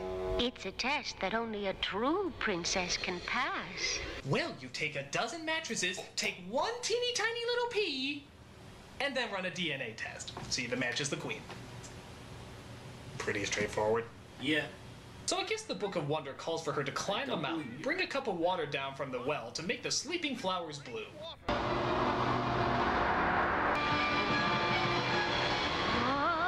You know, this doesn't seem especially princessy. I mean, where in the book does it say she has to climb a freaking mountain in a goddamn ball gown. Is this really training a Navy SEAL by having a tea party? Oh, hey, look, it's Darkheart! Be brave, little Alice. Believe in yourself, because here's the most important part. While others all remember to use their heads, you just remember to use your heart. That's right. Remember to use your heart. That was okay, but it's no pig power in the house! You just remember to use your heart. That's right. Remember to use also your heart. Go Ninja, go Ninja, I said remember to use your heart. That's right. You remember. Yeah, do you think you could give me a lift up or something? I mean, the rap is nice, but I have to climb this mountain in heels, for God's sake. Nothing? Nada? Okay, I'm just gonna act like you have a point in this movie. So she gets the water from the well and somehow climbs down without spilling it, but then comes across a unicorn, which she can't help but give the water to. And wouldn't you know it, that was part of the test. What a shock. But it's not over yet. She still has to make the flowers bloom. Now, how the hell is she gonna do that? Bullshit magic. Well, I guess deep down inside, maybe she was really special enough to find the heart and courage to rule over a kingdom, discovering that she's much stronger than she ever thought possible. You're wrong. I'm the fake. Or they just switch places. That works too. Double, double your refreshment. Double, double your enjoyment. So the jig is up and the wizard is sent to jail, allowing Alice to finally return home. That must be a pretty entertaining story to tell the folks. Dad, I just got back from Wonderland where an evil wizard tried to take over, but some magic bears helped me out to save a princess and make the flowers bloom. Take your meds! Hey, where's Grumpy going? I got a pretty good idea. Oh yeah, would you like to know what this running gag with Grumpy being hungry all the time finally amounts to? Oh, you're gonna be so happy. Grumpy. Now hold your tushy tags. It's time I spoke. Can't remember when I ate last. I've been starving since we started, and that's no joke. Man, I was fading fast. Really? You're giving us a rap. A grumpy rap. This is what the whole movie has been building that goddamn joke up to this whole time. That's really dumb. Well, I'm filling up my belly with ice cream and jelly and topping it with pickled beets. Pickled beets? Uh-huh. Topping it with pickled beets. Oh, yeah. But hey, on the bright side, at least we don't want to hear a rap from the Cheshire Cat. Yo, Grumpy Bear, I gotta hand it to you. Yeah, Alice and the princess and the queen of hearts and did right by my man Stan. You put the wizard in his place. Now everything's safe. Everything in Wonderland. You'll meet Coopers and Troopers, the princess and the others. Hanging with the plumbers, you'll be hooked on the brothers to the bridge. I can't wait to eat. With the Care Bear family. That's right. Pickled beets? Oh, and that joke worked so well the first time, you just had to repeat it. Pickled beets? Well, repeat this. This movie sucks! Rise and shine. They all do, but this one in particular is just so forgettable. The story is fluff, the characters are fluff. The only thing that's kinda neat is when you see something creatively weird in Wonderland, but even then that's very rare and it's usually played very safe and conservative. So there's not much to look at. While the second one was probably worse, I have to admit, that one at least had Darkheart, who is much more memorable than anything else in this flick. Except for that. All I gotta say is I'm glad I'm done with these movies. They're far too cutesy and bland for my taste. I'm the Nostalgia Critic, and I don't care. Did someone say care? No! Excuse me one moment. Doug, don't...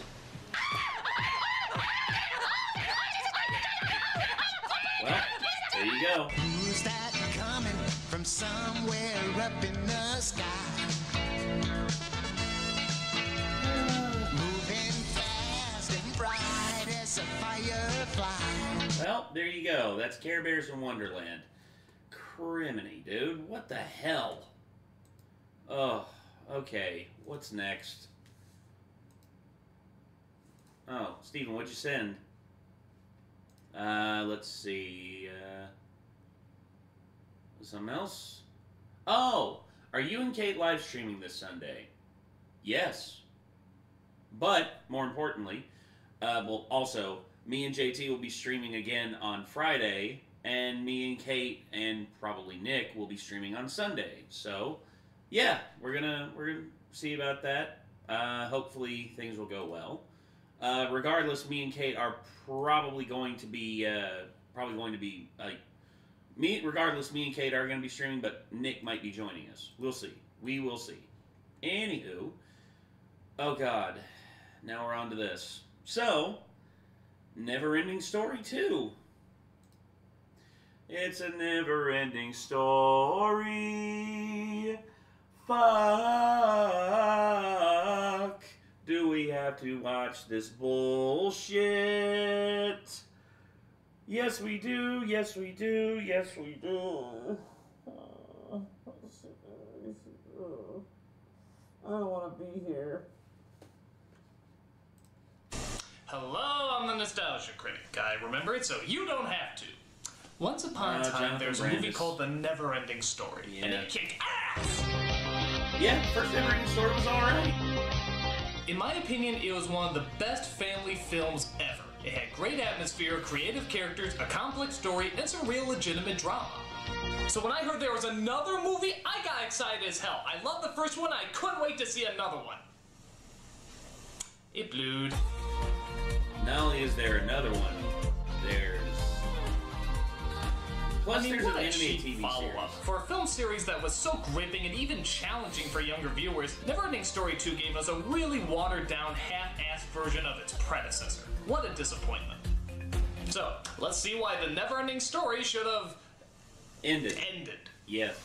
First of all, I should point out that none of the original cast is in this movie. The characters are the same, but none of the same actors play them. I guess you could argue that the actors were too old by that time, but if Hermione's breasts are still in high school, then I'll believe any age that you throw at me. So our first big replacement is the overly imaginative Bastion, who's played by Jonathan Brandis. Yeah, you remember, the hallucinating nutball from Sidekicks. Does this kid ever play someone mentally stable?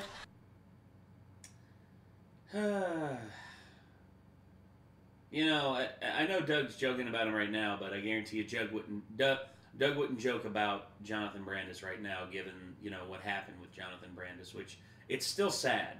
It's still very sad what happened with Jonathan Brandis. Now, granted, the one downside of the first film was the actor who played Bastion. Oh, he was kind of a wimp and really annoying. But that all changes here. In this film, he's really a wimp and kind of annoying. So I guess it balances out. On top of that, it's just not that great a performance. I mean, it's better than the first film, but I'm... Go ahead. Yes? Go ahead. Don't act like you don't see me. What? What are you talking about? You've been ignoring me since the beginning. Go don't ahead, act like say you it. don't know why Just I'm say here. it. No, I Just don't. go ahead. I mean, what, is Do it it, the Jonathan Brandis kid? I mean, what about him? You know he committed suicide. Oh, you're gonna bring that up. You're Everybody's seriously thinking gonna about it. bring They're that up. wondering You know, if you're that's a gonna little address grim it, for and you're comedic just review. tap You ever dancing think around yeah, it like some sort of really idiotic mature? moron. Alright, fine. I'll address this. In 2003, Jonathan Brandis committed suicide. Any death is tragic, and this one is no exception. And you know what? His acting wasn't half bad. I remember him on Sequest and Ladybugs and stuff. Even though the film choices weren't always great, he usually did okay. He's a relatively decent actor. I just don't think he did especially well in this movie. It's not his fault. I mean, it's a horribly written character. He's a dumbass, as you'll see in a few moments. So, just to make it clear... Yeah, the whole thing about his wishing kind of thing, you know, it's just like...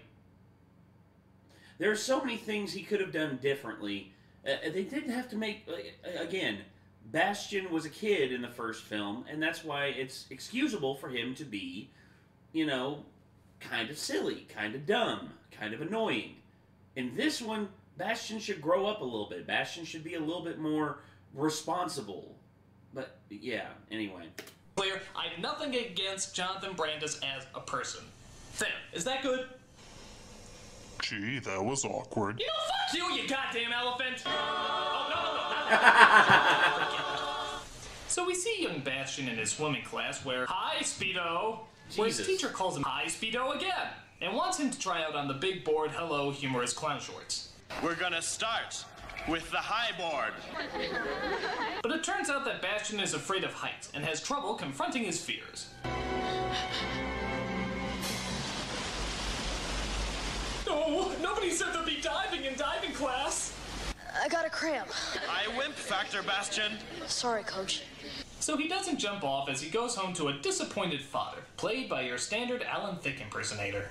Well, dressing is common courtesy, Bastion. I mean, something you ought to learn, by the way. Look at that old rag you're wearing. He has a point there, Bastion. You do sort of look like an out-of-work Star Fox pilot. Mom made it. Ouch! You need me again? No, I'm good. Yeah. Sebastian goes upstairs and pouts about how his relationship with his dad isn't as good as it used to be. Hey, just a random question here. Remember how in the last film it ended with him flying a luck dragon over the city, chasing down some bullies and exposing a never-before-seen creature in front of hundreds? Are we just never gonna address that? Didn't make the news or anything? Nope. Flying luck dragon eats children, that never made the front page? Well, surely someone must have Twittered about it. Sebastian goes to the only returning actor in this movie, the librarian, as he's trying to find a book about how not to be a pussy. I'll look in my section on courage. But he suddenly hears a whispering voice from an old familiar book. That book asks too much of you. But it's the never-ending story. I've already read it. Ah, but if you ever read a book twice, books change each time you read them. For example, if you read The Velveteen Rabbit again, it's really about Nazis! I really want to read it again. No. Let me borrow it, please. No, Bastion. Stop, don't come back. So as Bastion goes to read the book again, he finds it truly is a little different.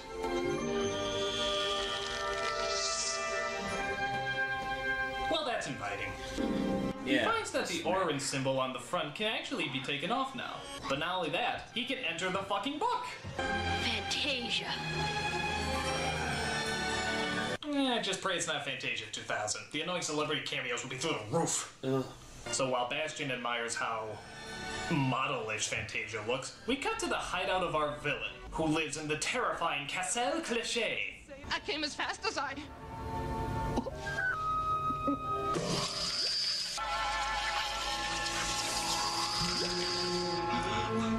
I guess she had to put her face on.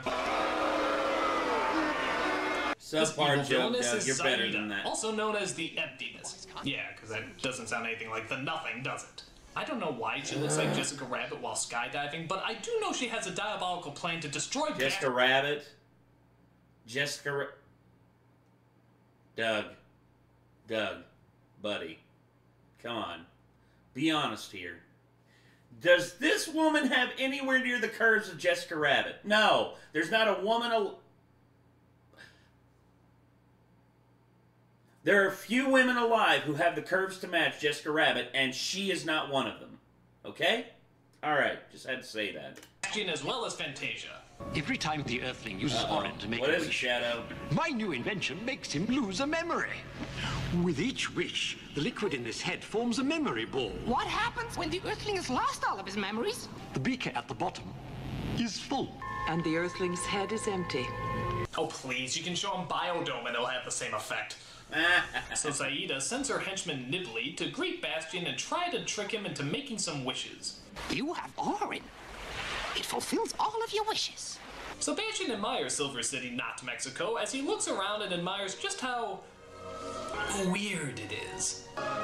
Nate, are you sure? Am I sure about what? Everything seems fine in Fantasia. Fine? Fine? Maybe for Burning Man, this is pretty fucked up to me. But then Zaida sends down her pretty silly-looking minions to spread chaos throughout the town.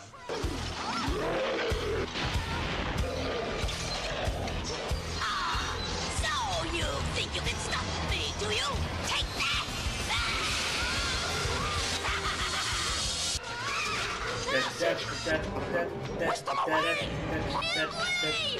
Yeah, Cockadoosh has a point. Why don't you just wish them away? Just wish! Hi, this makes no sense. I mean, I know if he makes a wish he loses a memory, but he doesn't know that. His life is at stake. Why doesn't he just wish them to blow up or something? I'm safe. And an idiot. Yes. So he falls down some sort of secret chute as he comes across... I don't know. But they provide a way for Bastion... Are you sure about that Jessica Rabbit thing you just said? Yes. There are very few women on this planet who have the curves to match Jessica Rabbit. As a matter of fact, I make the argument that there are no women because Jessica Rabbit was literally drawn to be impossible. Literally, her hips are the size of, like, her hips are the size of this bottle. That's it. Jesus. Or her waist. No, I'm sorry. Her waist, her hips are entirely something else. You know, it just occurred to me. I think every designer at Pixar was inspired by Jessica Rabbit. Think about it. Because Mrs. Incredible, like, every attractive figure in Pixar films has an absolute fucking dump truck. And yeah, I think maybe that's where they got that from. Did Jessica Rabbit inspire all the Pixar hot moms? Oh God. Oh God. God, I hate putting shit together in my head. To talk to the childlike empress. We need your dreams and stories to exist. But the people in your world no longer believe in us. Betty Boop? They have no time to give us names and stories. I play violent video games and reality Hold on. TV. Only Betty you Boop. can save us, Bastian. Maybe. You are my last hope. Help me, Obi-Wan Kenobi. You're my own... So it turns out Bastian not only has to find the evil, but he also has to name it in order to destroy it. The Empress Yeah. is being held prisoner. And before we Probably can fight so. the force that is Probably- holding her... Well, and actually it's kind of funny that Betty Boop is in Who Framed Roger Rabbit in the introductory scene where they introduce Jessica Rabbit, because it's like Betty Boop inspired Jessica Rabbit. Jessica Rabbit inspired Pixar moms. That's... The cycle continues. Must give it a name. Well, why don't you name it after your mother, like in the first film? What was her name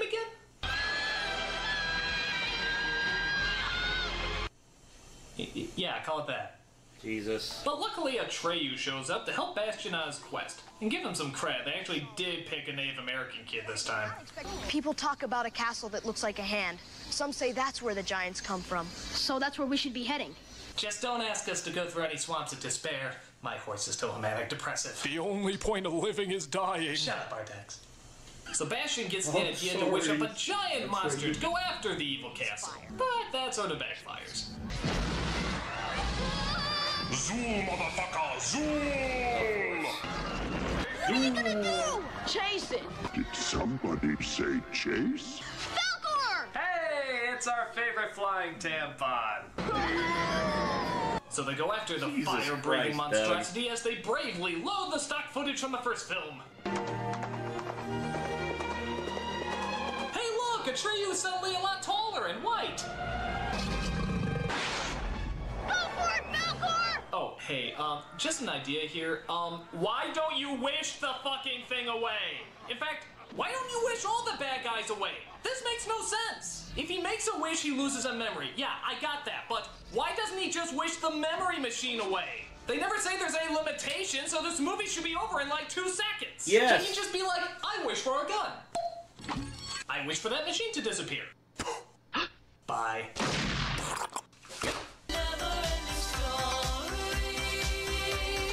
Quite So literally. the dragon is zapped by the evil castle as they come across an old familiar friend, the Rockbiter, and the sun?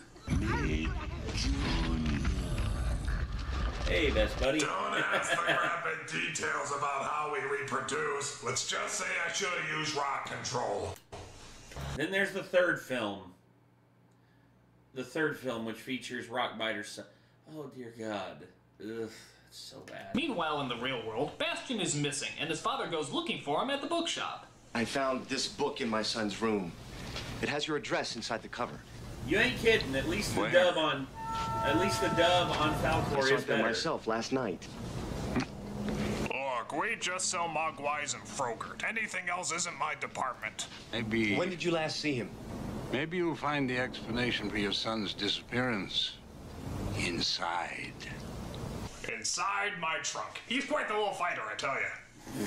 So Atreyu meets up with Bastian as they try to figure out a way inside the fortress. So that's the plan. 3 arrows? That's That's your plan? That's yeah, Napoleon himself couldn't come up with something better. Jesus. It's dangerous, but it just might work. The second arrow looks especially And dangerous. Yeah, I forgot that Jack Black is in the third one.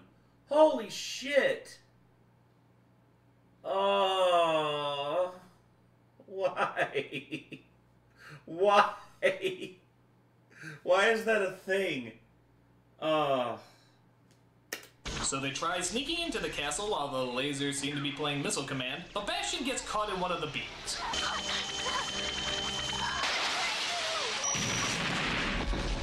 Damn. You saved my life, Atreyu. Yes. But you would have done the same for me. Maybe. Right? Right? Sure. Oh my god, this kid's a dick! Is that really what you want to say to your rescuer? This should have been the opportunity for them to build a friendship. Because he knew about Atreyu, and Atreyu knew about him, but they'd never worked together. So, yeah, this would have been a prime opportunity for them to be like, oh, hey, character building. Hey, it's like, you would have done the same for me. And then he was just like, actually, you know what? Atreyu shouldn't have said anything. Atreyu, after doing that, Bastion should have came up and just been like, just give him a big hug and just say, thank you. Oh my God, thank you. You saved my life. And Atreyu's just like, I would happily help save my friend. And then Bastion would just be like, I guess we are friends. Huh. Someone saved you from a burning fire. Would you be like, oh, thank you so much? Just a heads up, if you were in the same situation, burning alive in a tall building, I would probably get pizza. Nothing personal, I just can't stand your guts. Nate's suffering is so never ending. So the guards come out and try to stop them from entering the castle. This looks like a job for Fabergé eggs. Go!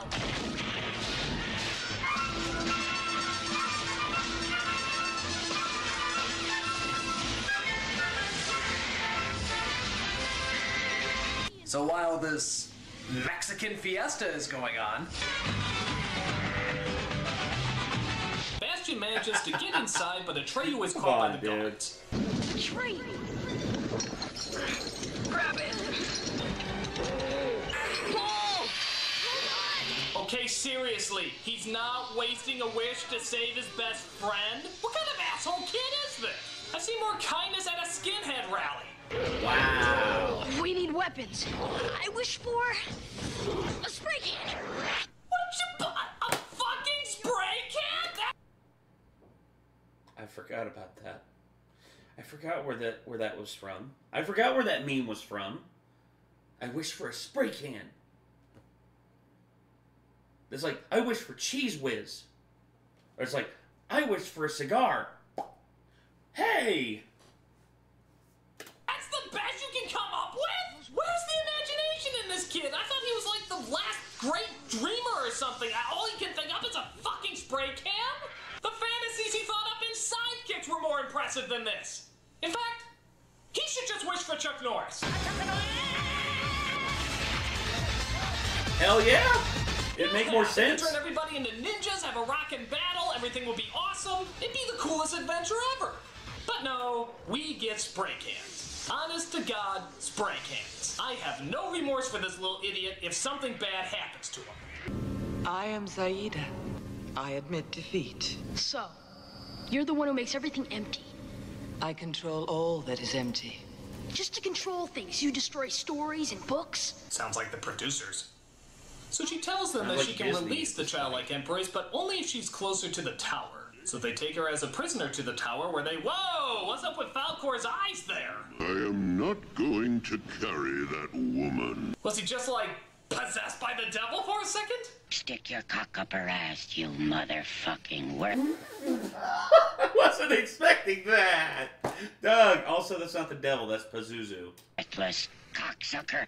So Bastion rides with Zaida in a pretty stupid-looking parade float, as Bastion's dad goes back to the bookstore, only to find everything's disappeared.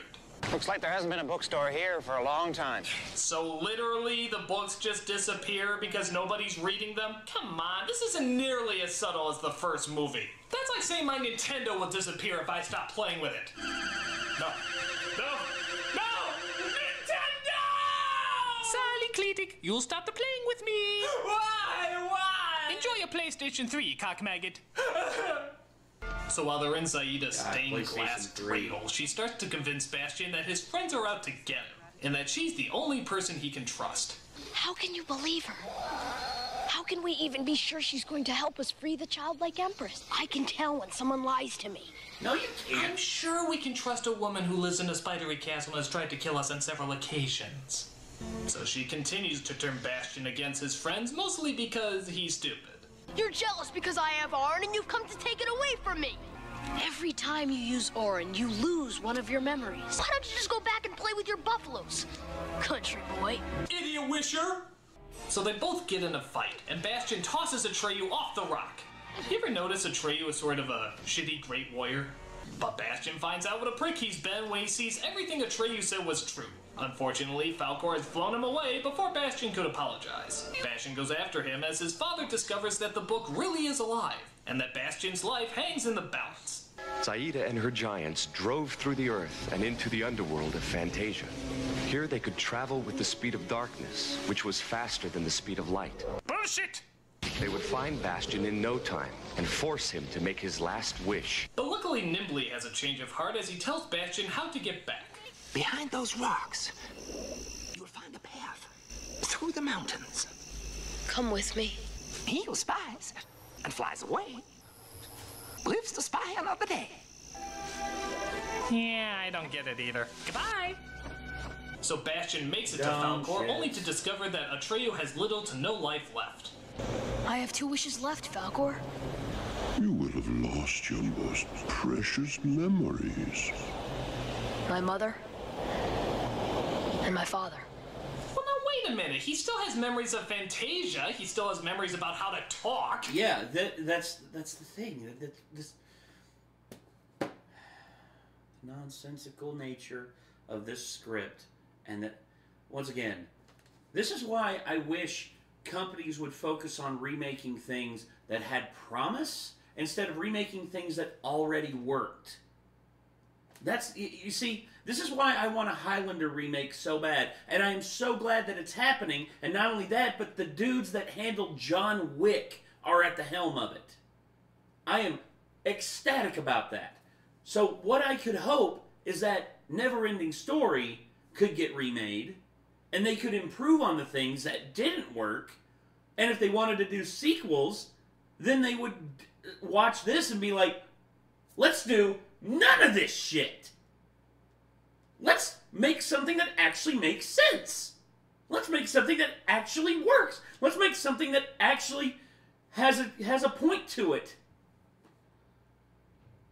This whole scenario, this whole thing is pointless. It bears no fruit of any semblance of a story or a narrative or even an idea. God of mercy. I loved the Neverending Story when I was a kid, and when I found out there were sequels, I was like, oh, hey, let me watch those. I guarantee you, it'll make me enjoy the first one even more. No! No! The sequels instead made me hate the first film, because I had to realize, oh my god, this was literally a flash in the pan.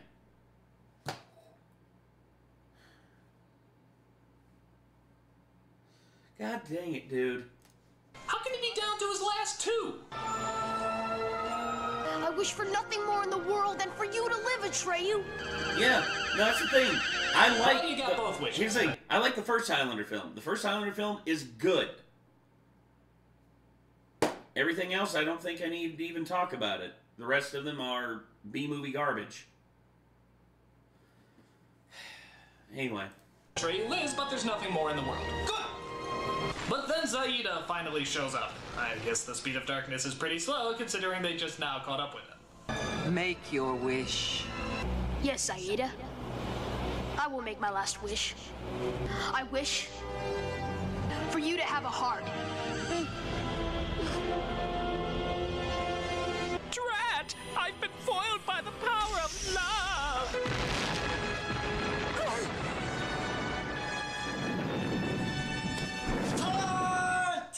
No. Mati. It's cool. Mati.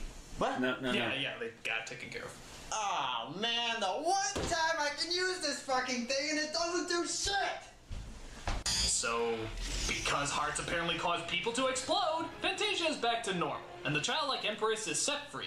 You have found the only wish powerful enough to save us, Bastian. Also, what's with the lady standing on top of the industrial fan in the wispy clothes in the background? What's with that? She's just like, I am background.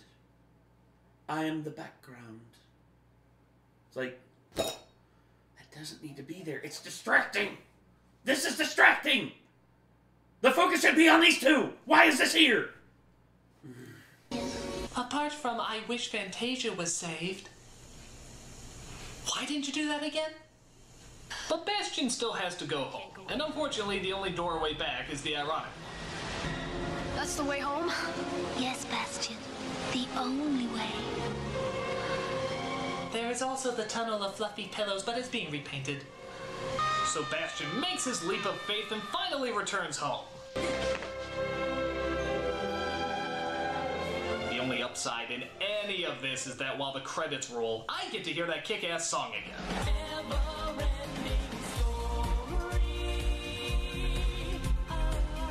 Yeah, there's at least that. Ah, what the hell? Yep, that's it. You couldn't That's all you even get. give me the entire song? Oh, you half-assed nincome shit! In fact, everything about this movie is half-assed! Yes. The story's not interesting, the message is taken way too literally, and of course, the logic just makes no sense. Not a Why damn would a bit. kid who can wish for anything wish for nothing? He has the powers of a god, and what does he fucking wish for? A goddamn spray can. This movie is bullshit from beginning to end. But Not only that, but there was also a scene earlier where he wished for, I think he said he wished for, like, climbing stones to, like, climb the side of her castle. And then he ran out of climbing stones. He said, I wish for a way to climb the side of her castle. Climbs up her castle, runs out of like climbing stones halfway through, halfway up the side. He's like, instead of saying I wish for enough climbing stones to reach the summit of her castle, instead of that he's like, I wish for another stone, and another stone, and another stone, and literally you see like the orbs just like makes no sense. This kid is stupid. This kid is stupid, this movie is stupid, and I'm glad Doug ripped it a new asshole. But, on a happy note, I am very satisfied that this is the very last Never-Ending Story movie. No, they it never isn't. made another god-awful sequel that I would have to review. There's a Never-Ending Story 3! There's a Never-Ending Story 3! Come on! There's a Never-Ending Story 3! There's a Never-Ending Story 3! There's a Never-Ending Story 3! There's a Never-Ending Story 3! What? I can't hear you.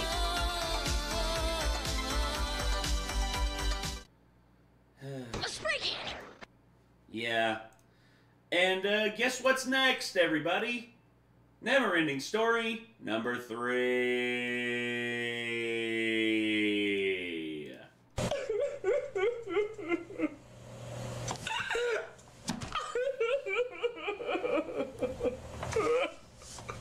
Hold on. I need help with this. I'm starting to get really hungry, so let me make a call real quick.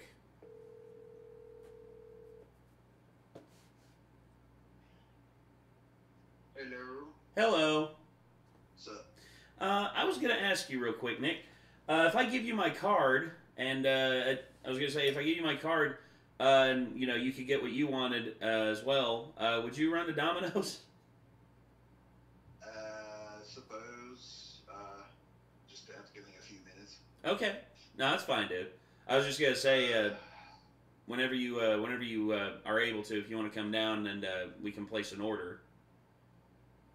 Okay. Or are you in the middle of something? I'm in the middle of something. Oh shit. Okay, dude. What about wings? Wings? Okay. Yeah. Garlic parm wings? Yeah. All right. Can do. You just want to put it in, I'll go get it as soon as I'm done with what I'm in the middle of. All right, man. I'll let you know when I place the order. All right. All right, dude. Later. All right, later.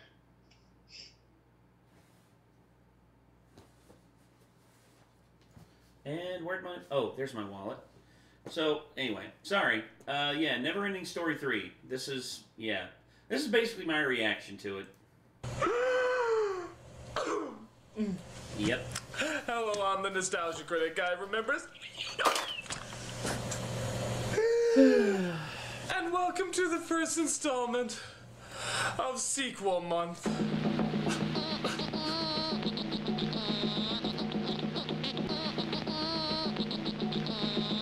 All through the month of January, I had to review terrible, terrible sequels to movies I've already looked at. And if these sequels are anything like the movie I just saw, I am in serious shit, man! Serious shit!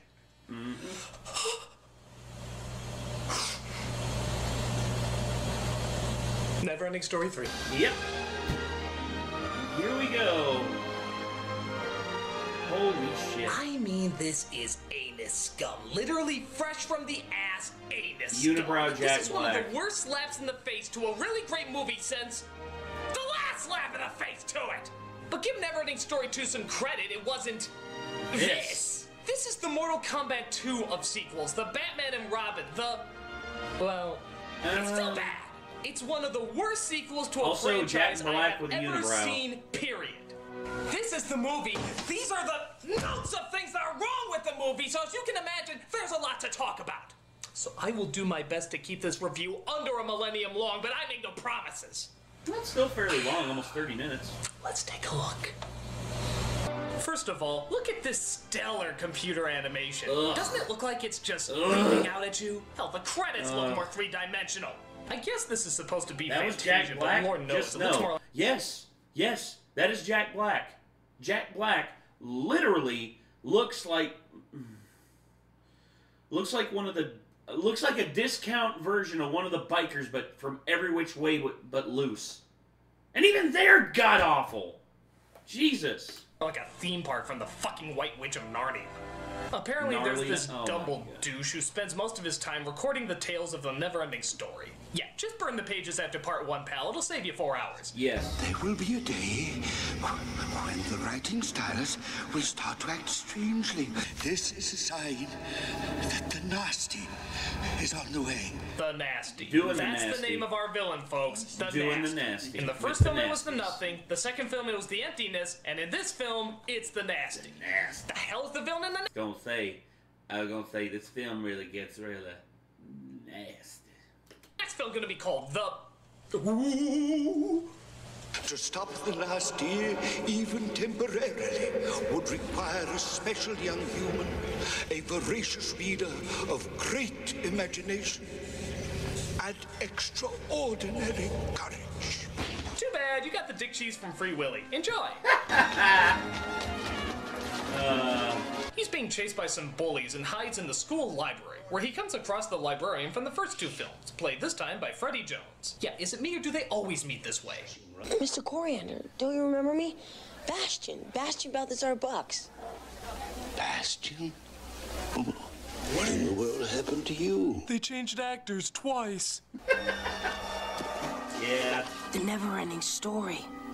That is strictly a reference book from now on, and must not be taken from the library under any circumstances. That's why I left it out in the open for anybody to steal. Seriously, I should take better care of my books.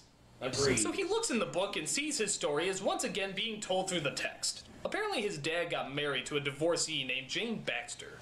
Jane's house was more suited for a family of 4, which for Bastion meant a new room, a new neighborhood, and worst of all, a new school.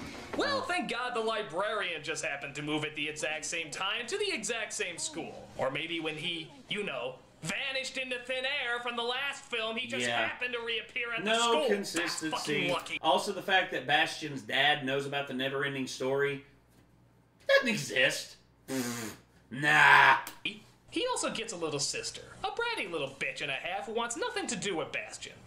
You can have one if you want. I got plenty of them. What for? Crystals are so stupid. Like a crystal can really grant a wish or something? When did he say it could? Spare me this new age garbage. Crystals aren't supposed to grant wishes. Only the Orin can do that. Can't tell this to anybody. Okay. The Orin is a necklace of the childlike empress, the ruler of all Fantasia. The never-ending story. You're crazy. So after hearing his Dungeons and Dragons wet dream, she locks herself in a room and tries to cope with the situation. I wish I still saw you. Yeah, thank God she's not into all that new age crap. She just likes to express her feelings on acoustic guitar and sing lyrics that wouldn't make it into a jewel poetry book. And you left me here. Sebastian's dad, who looks like a pig that just ate Vince Vaughn, tries to help his new wife be a good parent. Downstairs, look alive, let's go, yee-haw! I'll be pulling the car out of the garage. You know, when you're ready. I'm acting. But Bastian decides he wants to look cool on his first day of school, so he goes for something along the lines of that green hair guy from Sim City. Oh my God. Would you happen to have a comb? No, I don't, but don't worry, you look perfectly... Like a crackhead. Like an abandoned dumpster baby that somehow survived and made it to youth? Well, I don't know. Impressive. Yeah, you can call it the I just woke up and saw the box office results for Neverending Story 3 look. Oh my God, the new brother. Is he for real? Oh, it depends. Do you believe two obvious 30-year-olds trying to play high school students is for real? Where's the men's room? Nicole, I gotta get this stuff out of my hair. I can't show you the bathroom right now. Oh my God. Get out of here. Wait, what? What? Oh, whoa, huh? Wait. Come on. Why? Who are they? The nasties! Wait, no, wait, come on, wait, what? Huh? Wait, what? How does this, what? Okay, hold it. We gotta go back and do bullet points because there's just too many things wrong with this scene. Yes. First off, that's Jack Black. What? Second, why would an entire school literally run away from a group of bullies? What, did they stuff their pants with TNT or something? Third, that's Jack Black. What? Fourth, they're literally called the Nasties. In the first film, the nothing was an abstract entity. In the second film, the emptiness was the human form of dying imagination. In this film, it's literally just a bunch of bullies named the Nasties? Also, dude rocking the reverse rat tail, like down the front, like this. I remember when that was a style, and to me, every single one of those I saw in public, I wanted to just grab it with a pair of scissors, just, you're welcome. How fucking uninspiring is that? To go from complex ideas destroying worlds to one half of Tenacious D acting like a dick mule. Boy, they keep upping the ante, don't they? Now, to his credit, Jack Black does seem like the only actor who's actually having fun with this performance. Don't get me wrong, it's still written terribly, but it's a lot of fun to see him try and pull something off with it. Can you guys show me where the men's room is? Well, I think it'd only be right we personally escort you to the men's room. It's a trap! So they lock him in the storage room until the janitor comes along and spots them. Yo, Mr. John, what's up? How many times are you dweezels gonna repeat the 12th grade? Also, that's why half the high school students look like they're in their 20s. Principal said the next time he catches you down here, he'd have you all expelled. Sebastian knocks on the door and tells the janitor what happened, resulting in them getting expelled. Which leads us to where the story left off with Bastian finding the book. Kinda weird that he read all the things that he already knew happened to himself. But the bullies find him and continue to chase him down. Hey, you know what I don't miss in this film? Fantasia. I don't miss it at all. The other films would have gotten there by now, but this film feels that taking its time to show us how teeth-grindingly boring our main character is much more important. Hell, the name of the blippin' film is Escape from Fantasia. They should have called it Trying to Get to Fucking Fantasia. Hell, take back Fantasia. It's my story, and I say I return to Fantasia to escape the Nasties. What the hell? That's your transporting effect. You'd be lucky if you didn't get a seizure traveling that way. I want to go to Fantasia now! Ow! Ow! Ow! Ow! Ow! Why is it so mean? So finally, he transports himself back to Fantasia. Oh hey, I didn't know Martin Short was in this movie.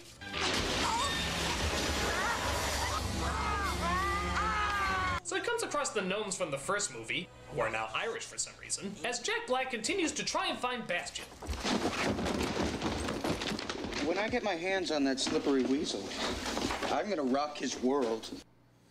Phrasing! Ew. Yo!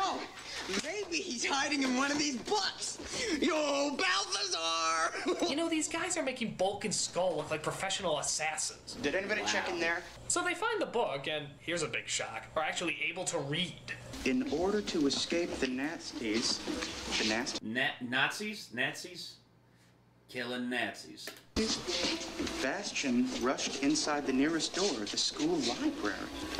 Now, how can something that's happening right now be in this book? It ain't possible! He then slapped himself in a bout of overacting hamminess.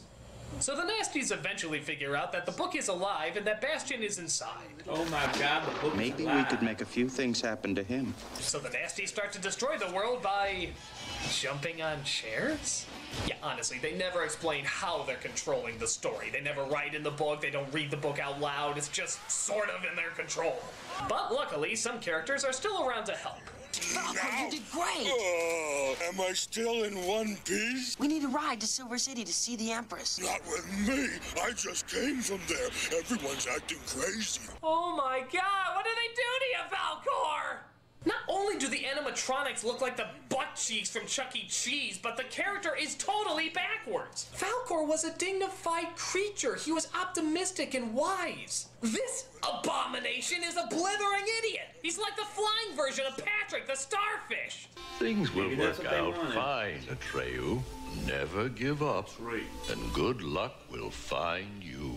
Oh, wait, that's just what I heard. It could be just a rumor. Oh, this is no weather for mountain flying. I don't want to go on an adventure. God. But he's not the only character who gets an anal raping from this film. Just take a look at what they did to the Rockbiter and... family. Yeah, there's TV in Fantasia now, folks. TV! Isn't that like the #1 thing that keeps children from reading? And they... Oh boy. You know what you know what kind of music that is? Rock music. They have it in Fantasia? A world that can't survive unless children are reading? What a fucking hypocritical world. Did someone see rocks before lunch? Yes, people. That is the Rockbiter. Would you mind going over to Wandering? Allow me to cry for you. What have you done, movie? What have you done? You turned this character into a fucking sitcom! No, I'm serious. It's a fucking sitcom! Like the fucking Flintstones or the fucking dinosaurs! Don't fucking believe me? Take a fucking look at the fucking scenes from those fucking shows and then fucking tell me they don't fucking look like the fucking same thing, you fucking fuck! But oh wait! Oh, fuck. There's more! Just listen to what the fucking family sounds like! Would you mind going over to Wandering Mountains and breaking off about a half a ton of limestone for me? Does that sound remotely female? I mean, at all. At all. Is there any indication that that's a female voice? No. That thing has a dick. It has bulging testicles. He married a rock vestite. But wait! There's more! Take a look at how the baby sounds! Junior, go Mikey! Da, we come to Pika. Junior. It's all the same guy. Yeah, it's the same actor doing all 3 parts. I'm convinced. There is no attempt to disguise the voice at all. They just didn't care. But wait!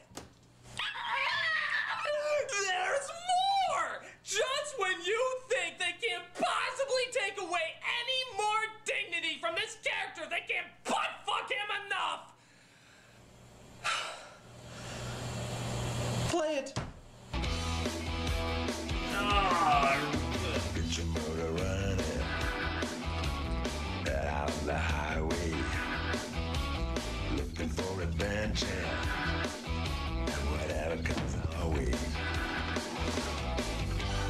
darling, gonna make it happen. Oh, and the love of praise. Fire on. Christ. Okay. Let me make one thing on the hood of a Mercedes-Benz. That was god-awful. perfectly clear. This is not jumping the shark. I can repeat that again. This is not jumping the shark. Oh, no. What parts? This is jumping the shark, coming back, shooting it in the balls, raping it, eating its flesh, consuming its soul, mounting its head on the wall, and then doing the same thing to 12 more fucking sharks just to be safe. Oh, hey, Nick.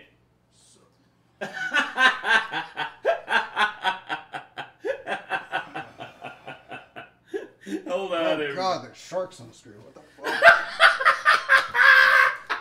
Here, it's off the screen now. I need your card, right? Yeah, I got it right here. Oh, you didn't pay for it already? No, go ahead. Okay. But yeah, Nick, perfect timing. I know, right? Nick basically had his hair down like this, except it wasn't in the rat tail. It wasn't. It's because it's too long to do that. Well, I used to have that style. Really? Like. Yeah, like my hair used to be like trimmed like about the like right there, but like the thin like front devil lock, you know? Oh, okay. It's a misfit style. I actually did it because Randy Blythe used to have one though. Oh, okay. Didn't know that. Yeah, when I was a big Lamb of God fan in high school before Children of Bodom, I had a devil lock because of Randy Blythe. Nice. I was watching while I was in the restroom. That's where I was at, what I was in the middle of. But I saw you be like, I hate people that had that hairstyle, and I was like, I didn't hate them. I was just like, every now and again, I would just be like, you're welcome. I would have slapped you. I know you would have.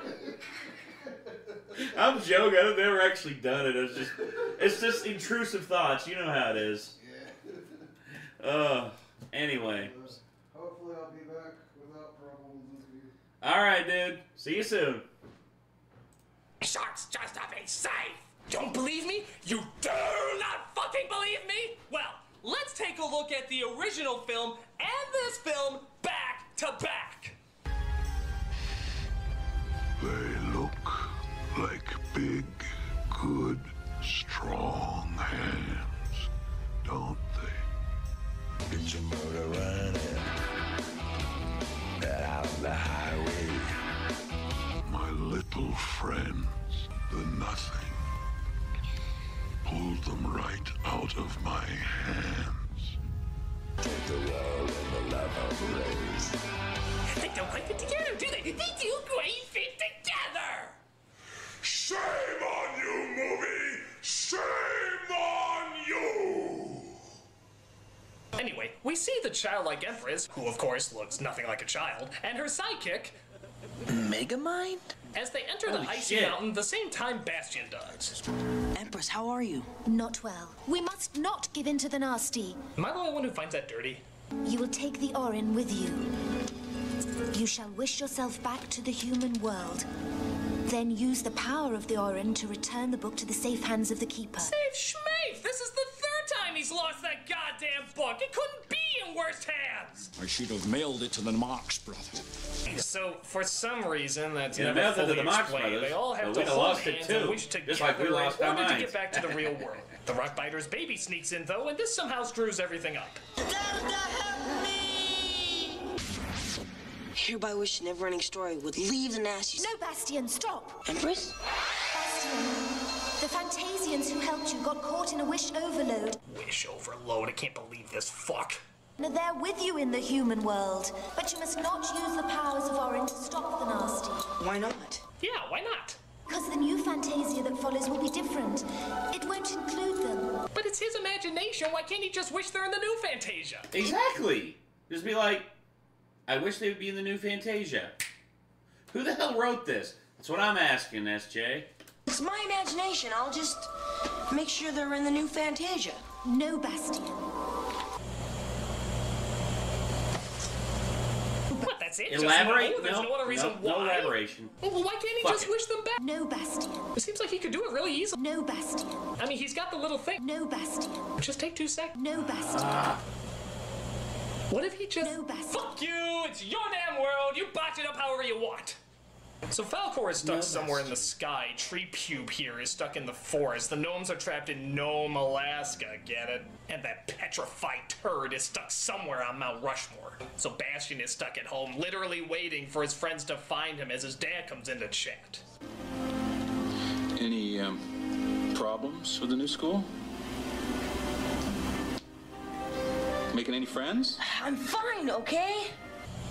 How much you want to bet they're not going to bring up at all any of the knowledge that the father got about the book from the last movie? Even though clearly in the last film he proved that everything he said about the story was real. So there's nothing you want to... Nope. Nope, not even a mention. Continuity is fucked like a $2 whore. The only thing he says are 2 words that pretty much sum up the entire movie in a nutshell. Everything sucks. Okay? Okay. Good talk, son. I think we've really come a long way after our breakthrough This Really Bites discussion. So we see the Nasties literally have a hideout at the mall behind the guard. That's all, folks. We've been demonetized. Oh, no.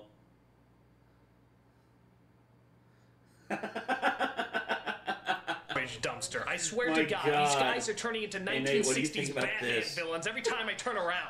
Shadow, maybe you're we too should much, get dude. our hands on You are the too much Koran thing first. Before we even get a chance to read about it, this book could go flying right out of our hands. Let's steal the necklace, and we get the book. Permanent control over Balthazar's story.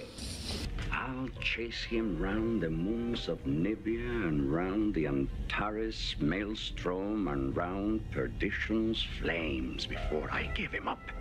We see Falcor got the baby and are stuck in some sort of Chinese parade. And I have to admit, it's pretty bad when the paper dragons are looking more realistic than the actual dragon. May not be Fantasia, but there's some cute dragons here. There's some cute dragons here. Fuck you. Yeah. But Bastion finds them and they fly away, as nobody questions why there's a giant white hairy penis flying in the sky. So Falcor flies the baby and Bastion home and continues to search for the others. E.T.'s a much better movie. Speaking of E.T. ripoffs, we get those classic scenes where the kid is hiding the creature in a comedic way from the parents. But again, why doesn't he just fucking show them? The father knows the world exists, or at least he did in the last movie, so what's the big deal? Oh, and here's a real bonehead move. Bastion goes to school the next day, leaving the giant rock baby and the all-powerful necklace out in the open. Thank God you don't have a bitchy bitch sister who would steal it for any reason. And you just won the Dumbass of the Year award. At school, we see the Nasties watching him, but are waiting for the right moment to strike. We're supposed to be expelled, remember? Let's wait till the 3 o'clock bell, so we can take him outside without no one noticing. Do you know the Klingon proverb that tells us revenge is a dish that is best served cold? But soon the sister figures out that the Orin has power, and here's a bright move. She makes fucking wishes with it! Thank you, God! How come that dumbass Bastion never gets the idea to just wish for shit? True, she's using it to go shopping and dress up like Bozo's hooker, but hell, she's fucking using it! All Bastion has to do is wish for the never-ending story to be in his hand and all this misery would be over. But no, he just sits in his room praying the problem will fix itself. That technically means that the bitchy sister is more of a hero than he is. Yes! Because she's fucking using it. Hell, even the Nasties, the villains of this picture, are closer to heroes than Bastion is because they're actually taking advantage of what they have. Why the hell are you in this movie? Just leave! Okay, so the Nasties find out that Bastion doesn't have the necklace, and like idiots, they let him go. Back at home, both the gnome and the tree somehow deliver themselves to Bastion, even though they don't know his address. Fuck it, I don't care, I'll buy it. Fill in the plot holes yourself, kids, because this movie ain't gonna do it for you. They go to find the sister at the mall, and oh, what a coincidence. It happens to be Halloween, so they can walk around without getting noticed. Lucky, lucky. Little do they know, though, that the Nasties are reading their progress. What a dweeb! Okay, come on, guys. Balthazar's sister's right upstairs. There she is. There she is. I'm going to say, the Nostalgia Critic is using clips from one of the greatest sequels of all time to mock one of the worst sequels of all time. Yes, the irony is not lost on me, and I hope it is not lost on you. Also, Wrath of Khan is so good. It is one of the best science fiction movies ever. That, yeah, what a contrast. The irony is not lost on me. So the nasties grab the necklace and run. Where'd they go? I don't know. They must have used the Orin to disappear. What'll happen if you don't get the Orin back? Don't you realize what you've caused? Her? I really hope you enjoyed your little shopping spree. It's called doing something, you dumbass. Look into it.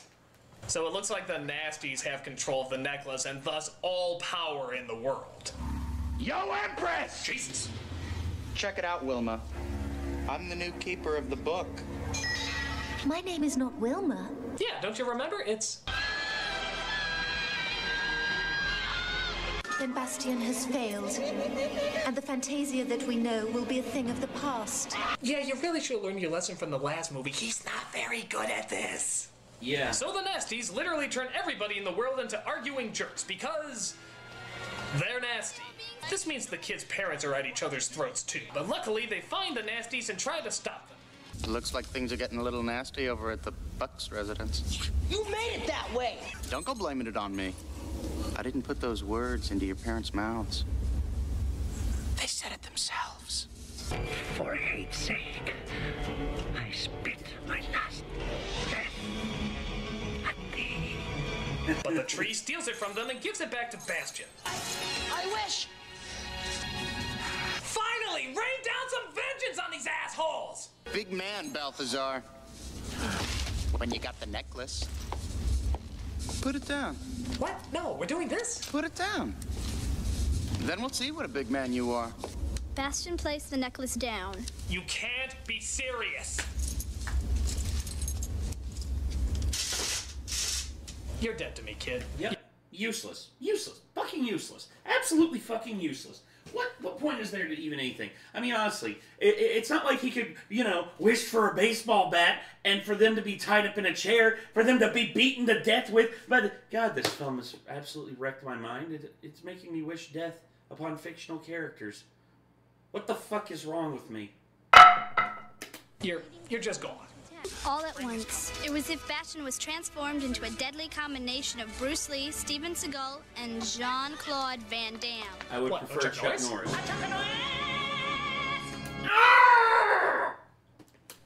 So yeah, the book says he uses all his karate moves to kick their asses. I have no idea how this is supposed to work. Is he writing the story? Is the sister? Is the story just writing itself? It's never explained. I have wonderful news though, the movie's almost over. The kids go home to their parents, the other Fantasia characters get back safe, they turn the nasties into bookworms, and I assume the librarian is gonna burn that fucking book before it starts any more shit! I mean, Jesus, it almost destroyed the world in this one!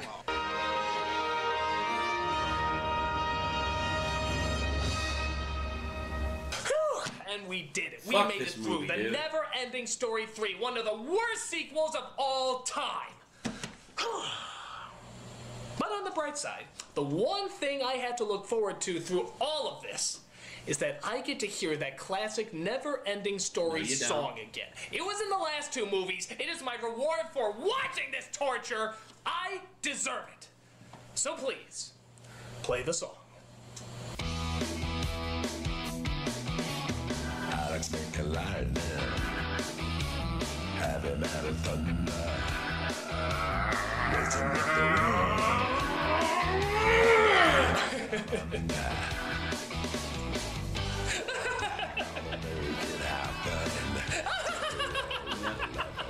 And all right, Doug. Yeah, this exploding to space.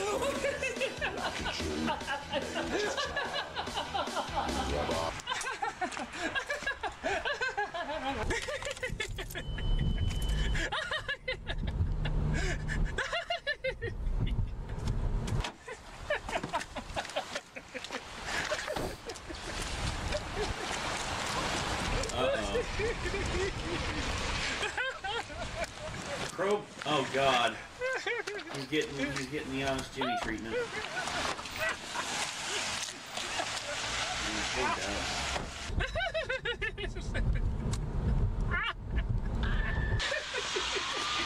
Jesus Christ. That's...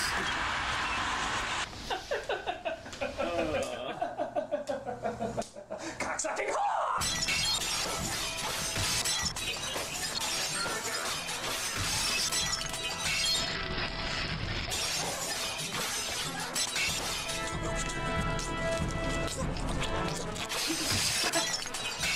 I forgot how bad this freakout was. Holy shit.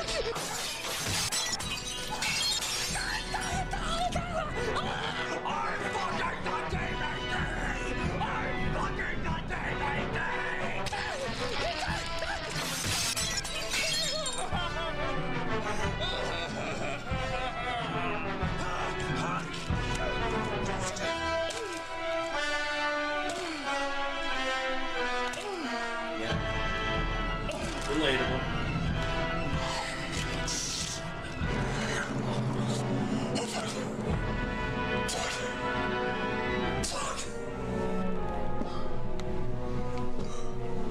Well,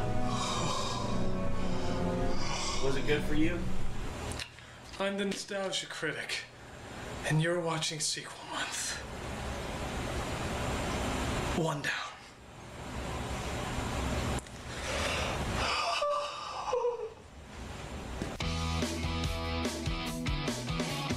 Alex think alive now. My God. I don't... okay. So...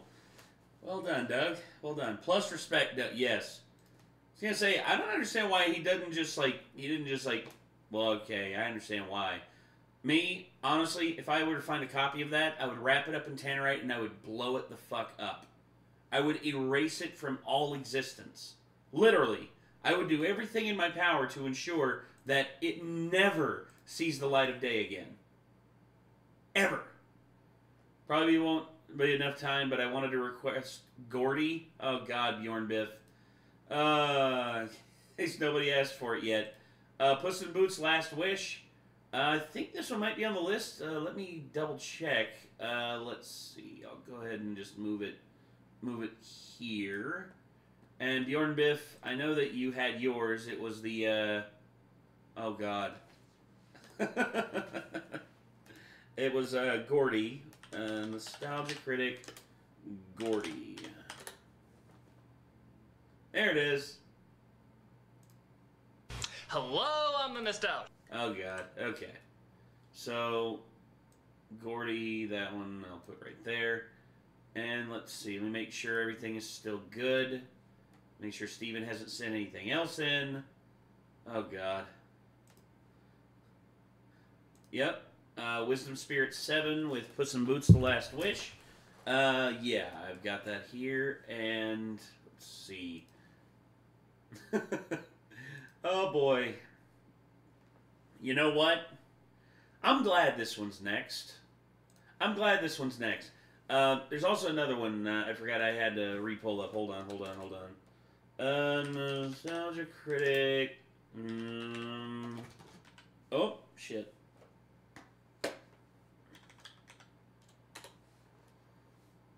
There it is. Hello? Yeah. You know what the beautiful thing is? None of you all will know what these are until I show them to you. So you're going to hear Doug say, hello, I'm the... Yeah, you're going to hear him say that a lot, and you're not going to know which ones they are. What about Bridge to Terabithia? Bridge to Terabithia, that one is... Let's see. Where's it at?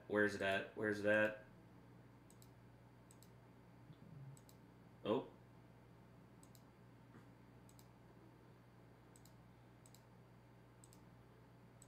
Oh, there it is. Found it. Bridge to Terabithia. There it is. Okay. Yep, Bridge to Terabithia is a little bit further back. Here we go. And now we're moving on to... Oh. Uh-oh. You got Dragon's Lair, right? Yes, I have Dragon's Lair. It is... right... here? There it is. Wait a second. It was up here. Dang it. Don't tell me these got mixed up somehow. Anyway, sorry. But this will be a good palate cleanser for the top 11 for what I've just witnessed over the last few hours. This is the Nostalgia Critic top 11 best Avatar episodes featuring Dante Bosco. I'm glad that I'm watching. Excuse me.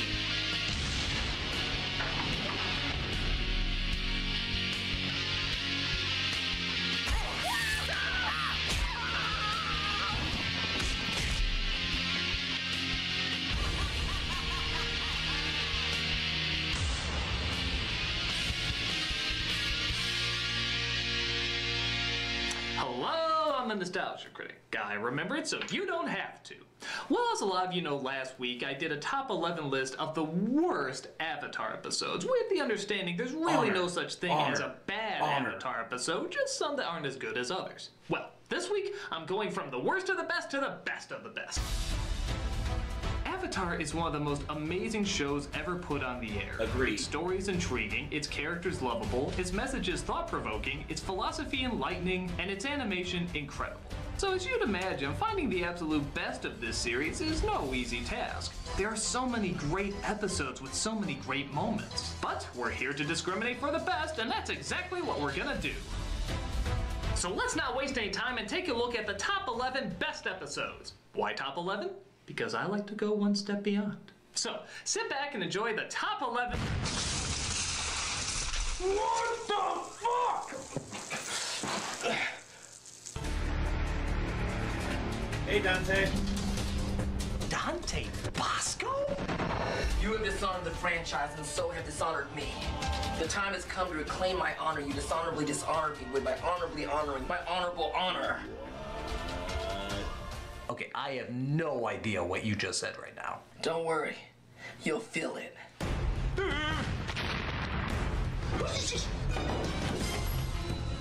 Critic, what is it? It's Dante fucking Bosco! I think he drank the cactus juice or something. Honor!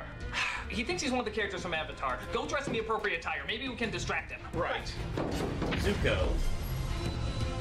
Look, it's okay. I'm doing a top 11 best Avatar episodes. You don't deserve the chance. Okay, look, maybe we can come to a compromise. I can give you a really glowing review and take the lead. That's rough, buddy. Honor! Honor! Honor! Honor! Honor! Honor!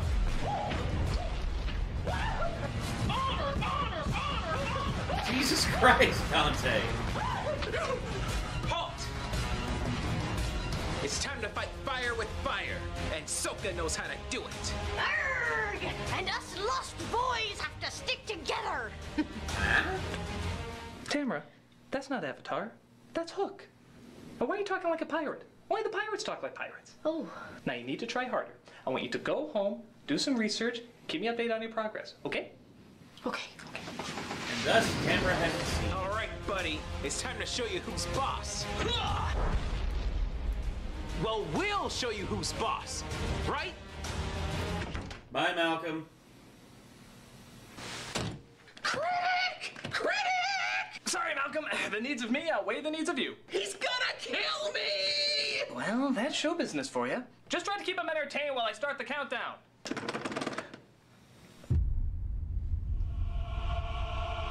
Oh, no. Well, while they're lollygagging out there, why don't we go ahead and start the top 11 best Avatar episodes?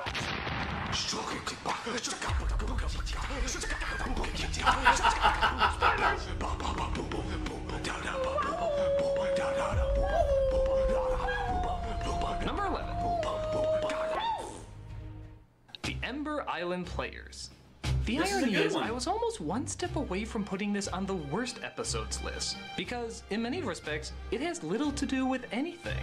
Team Avatar sees the Fire Nation as putting on a play of their travels, and, even though it's phenomenally dangerous, they decide to check it out.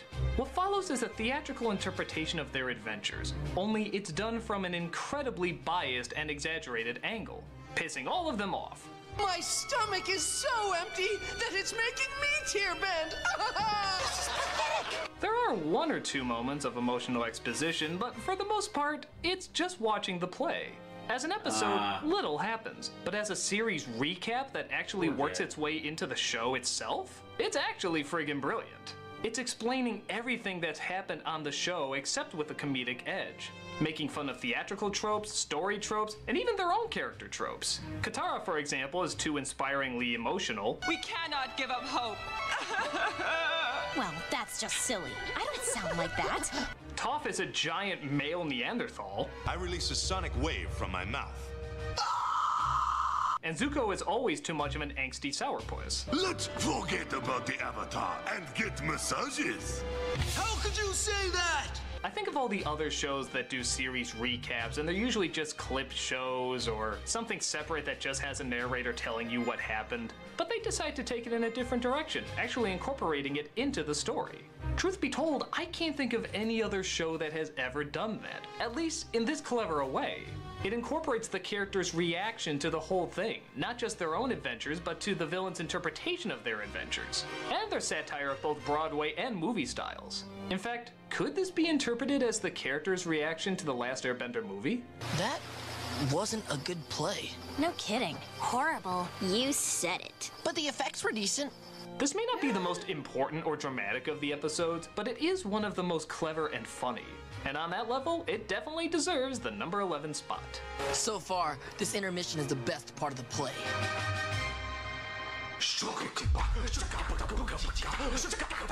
Number 10. The Chase. This one is very similar to The Drill, where most of the episode is just one big action sequence. But the reason I put this one over The Drill is not only is the action sequence really intense and brilliantly planned out, but it also allows for character interactions you wouldn't normally see. Toph and Iroh, for example, share a touching talk throughout all the chaos, mostly because they have no idea who they are or that they're on opposite sides.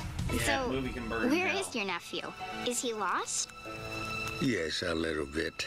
I know he doesn't want me around right now. But if he needs me, I'll be there. It's a really unique, relaxing moment among super extreme, intense panicking. Zuko fights Aang, Aang fights Azula, Azula fights Zuko. It's a Mexican standoff of all the coolest combinations you could think of. You just feel so sorry for our heroes in this one. All they want to do is get a good night's rest, but Azula's posse is constantly on their back, never letting up. This not only adds to the suspense, but also just what an all-around kick-ass villain Azula really is. She's a fucking machine of evil, and she makes sure everybody knows it. Nothing seems to slow her down. The intensity just keeps going and going and going and getting more and more insane and crazy. It's just a huge rush. By the time it's over, you feel like you need a nap, which is exactly how the episode ends. While certainly not devoid of story or character, sometimes the best way to sympathize with your hero is just to put them in the middle of what they're going through. To feel that racing heartbeat, to feel that running out of breath. And in this one, you feel every second of that panic. The fighting's great, the layout's great, the characters are great. It'll make sure you sleep damn well after watching it. So what's our plan? Don't know. Too tired to think. Been there. Number 9. Yeah, Rick Mako. The Firebending Masters. After Zuko joins the team, he agrees to finish Aang's firebending training. The problem is Zuko's bending has gone downhill because he doesn't have the rage he used to. So they have to travel to the original source. The closest thing they have is a civilization thousands of years old known as the Sun Warriors. The ancient ruins, however, have a lot of tricky booby traps that indicate something is still kicking. Sure enough, not only are there still people living out there, but dragons. Holy shit! Motherfucking dragons! Fuck Game of Thrones, this is the first one that dropped the dragon bomb. These are the masters. Still think we can take them? Shh. I never said that. However, just like in Game of Thrones, the reaction is exactly the same. You simply can't believe they exist in this world. You think you have a grasp of how it works because you identify with the character so much and how they have a grasp on the world. So when they're surprised to see these things are still alive, you're just as shocked.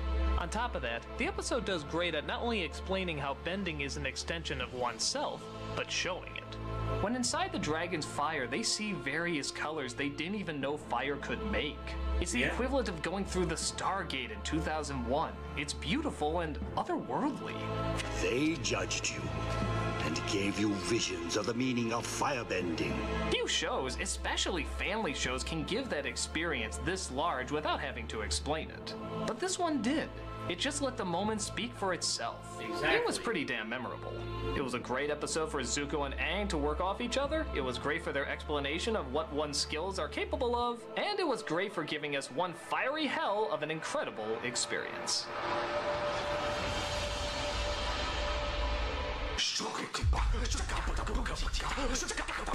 Number 8.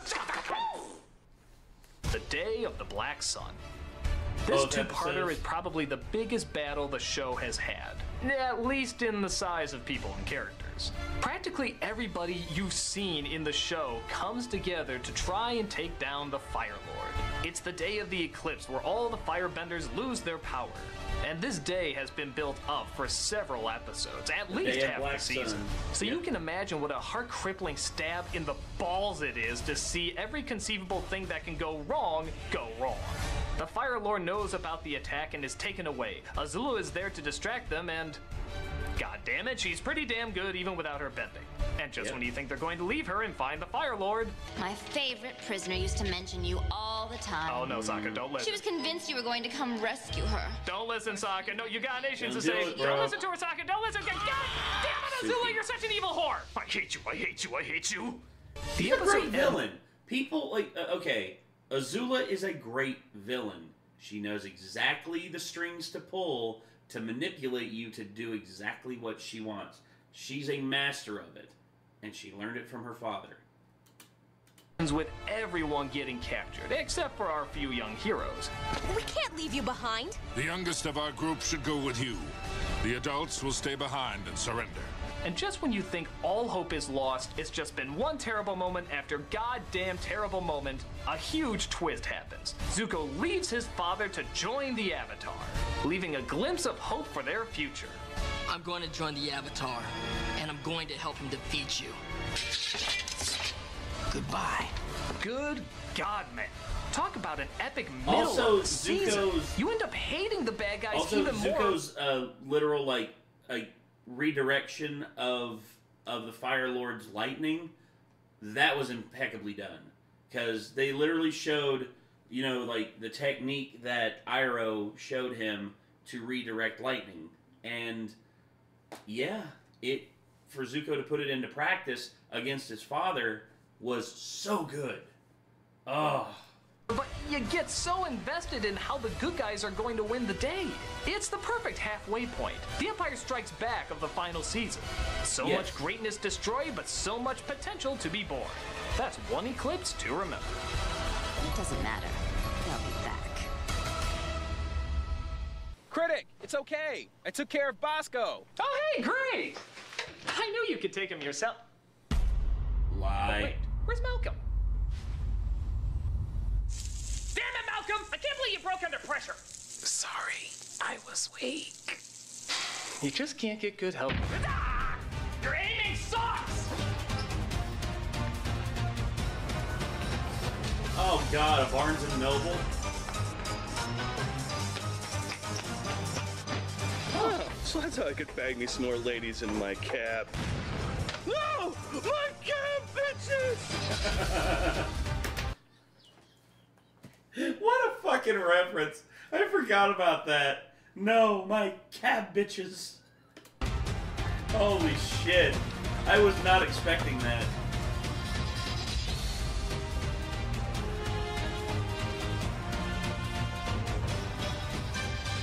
There's got to be something connected to firebending around here.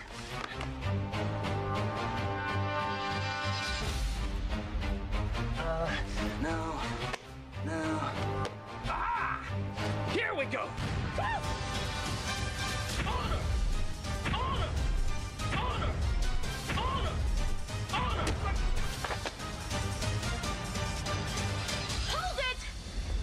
right, Dante. I think you've met your match. No, Tamara, it's the wrong costume again. No, but I'm a ninja. No, it doesn't matter. We have a theme going, and we need to stick to the theme, understand? I kind of like it. Hey, this doesn't concern you. Now look, I want you to go home, do some research, and call me when you finally wiki something, okay? Fine. It's a good try. Thank you. Hey, don't encourage him! What? It's a good costume.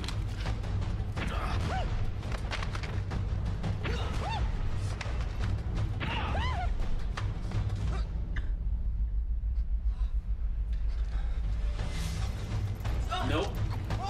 Nope. You man! You stupid man! Fuck. Come on, dude. Come on. Not like this. Ugh. Here, pick fast.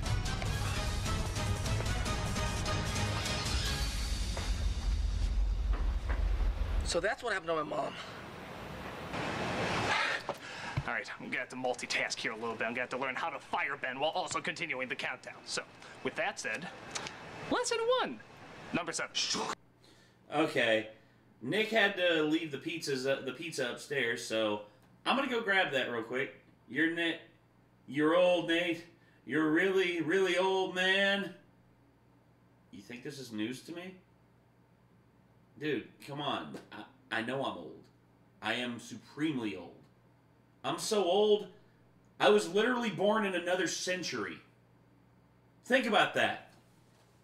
Anyway, I am going to run and I'm going to go grab my pizza and I am going to also grab a drink and I will be right back. But I will play this so that you all can enjoy. So here we go.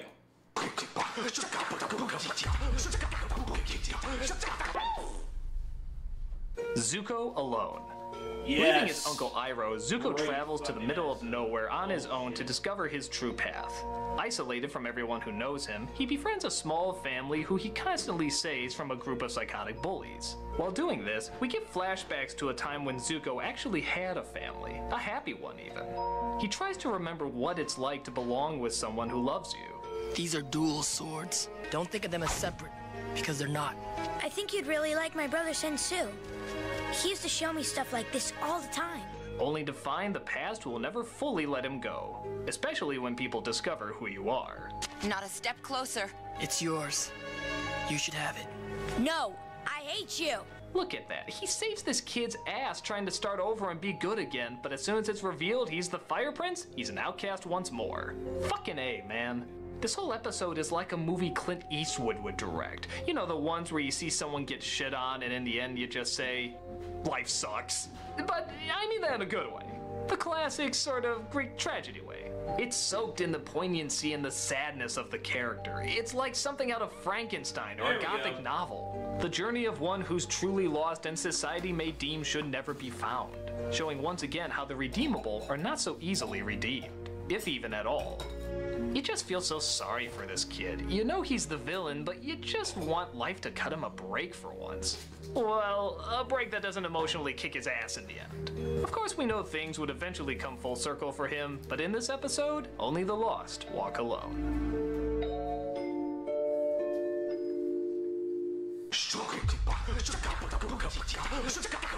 Number 6. The Puppet Master. I'm sure for years fans have asked the question why waterbenders can't bend the human body, seeing how it's mostly made out of water. Well, the writers decided to give an episode right out of a Halloween story. Our gang comes across an old lady in the woods. She seems friendly and kind, and even seems to help Katara learn elements of waterbending she never thought possible. It then turns out they were elements she wished she never knew were possible. For when the moon is full, she possesses the art of bloodbending. Oh, doesn't that term sound so creepy? The art of bending a person to your every whim. She uses it to torture civilians and force them to rot away in a cave. And it's up to Katara to decide whether or not she should use this unnatural power to save her friends or to deny something so evil in its design. Once you perfect this technique, you can control anything or anyone. That's Tress MacNeille, the voice of Dot, giving one hell of a creepy performance. Understanding clearly why she's become this way, but also realizing she's transforming into something truly disturbed. The idea of controlling another's body doesn't seem that scary compared to other things in life, but the way they animate and describe it, it's almost like being possessed by a demon. What's up, dude? Sorry about that, man. You're good. I get it right. Yeah, they got it right. Okay, good. I checked it as close as I could, but sometimes. Oh, where's the card?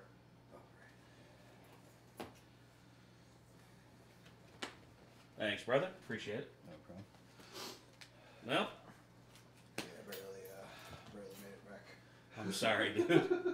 I took 2 Imodium before I left, and it hadn't kicked in yet, so my stomach is still being like, "You suck." Well, glad you made it back, and I'm glad you didn't make a mess of things. Same. All right, I dude. pulled my car because I pulled straight up to the garage to come in as quick as I could. Yeah, you might need to back up a little bit. All right. All right, let's keep going. Hell, you could almost argue that's what it is. It's just so unsettling. I've never felt more alive. The shadows are heavy, the angles twisted, and the atmosphere dark. It's a perfect episode to watch when you want to get your blood tingling.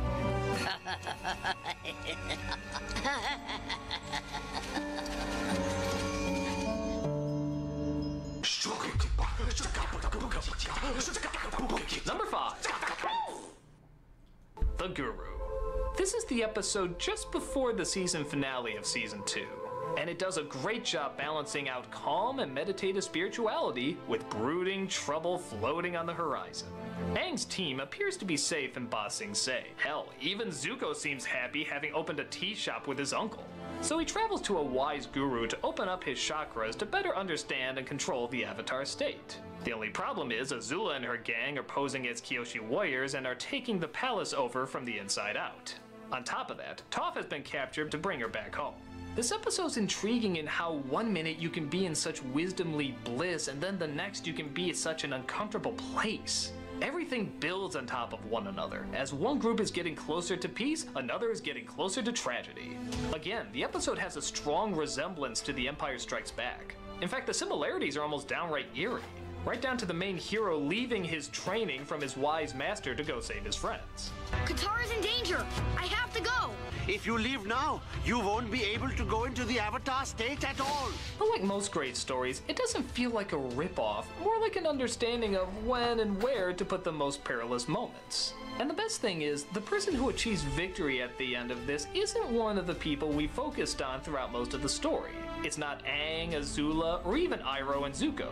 It's Toph, who has spent all her time locked in a metal box learning how to friggin' metal bend. Something that's never been done before. I am the greatest earthbender in the world. Don't you two dunderheads ever forget it. So, even though the whole episode is just building to the next one, it still has an amazing resolution for one of our characters, still giving us a self-contained uplifting ending, while also delivering a creepy cliffhanger.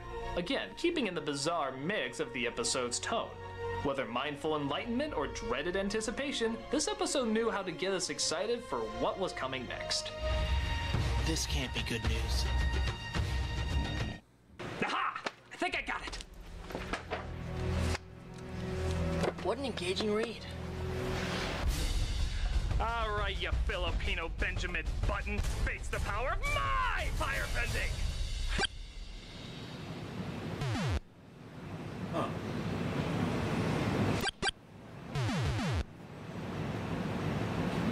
You know, I loved you in Slumdog Millionaire. Wait, no, that wasn't you. I'm sorry, I always confuse you with... Mildly racist.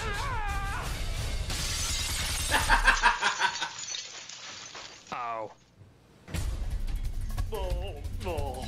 Your fourth wall chokes won't save you. Finally put these comments to some good use. Hello? It's me again, Margaret. Oh, what's up, dude? Are you naked, Margaret? Oh, God. Talked to Kate about a couple things. Silent Hill 2 is something she's very interested in seeing. Oh, okay. So, if you guys want to do that on Sunday, we could try to get the original done before the remake comes out in October. Sure. If you want to, we can definitely do that. Alrighty. And when we get that done, we can move on to something else, Resident Evil or something. Okay. Shouldn't take very long to get through. Silent Hill 2 is not that Yeah, true.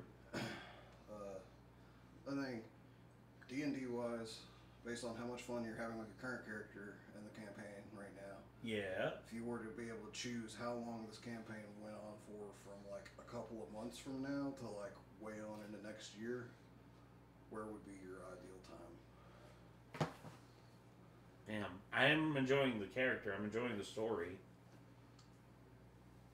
But I know you're wanting to do Curse of Strahd. It's not about that. It's about how much I have the capacity to expand what we're already doing. How confident do you feel in your ability to expand? Extremely. Oh. And Andrew says he kind of wishes it was going a little faster so far. So he's given me the first feedback that wasn't just purely like, I'm having fun, like, you know. Understood. That I've gotten so far. But like he was like, yeah, we're level 3 and we're still in starter gear and it feels like we haven't really got to do anything with the main story. And like, yeah. I would say, like, if that's the case, I would say speed it up a little bit if you want. That'd probably be alright. I was thinking too, it's like if we're going to play Strahd in October, we'll probably have to put this on pause. Like, at least, you know, to start Strahd, and then we'll have to switch back and forth, or switch back and put Strahd on pause until we finish this, you know. Yeah. If we switch back and forth both of them, we'll be drawn out a lot, because we'll only be playing each other once a month, you know, at that point, you know. That's true, yeah.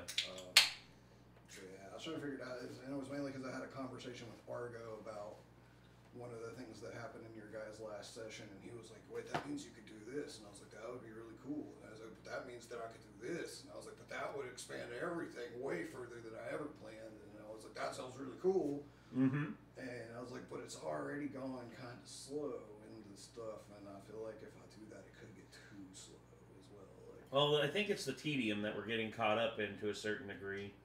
Just like a little bit of the tedious things.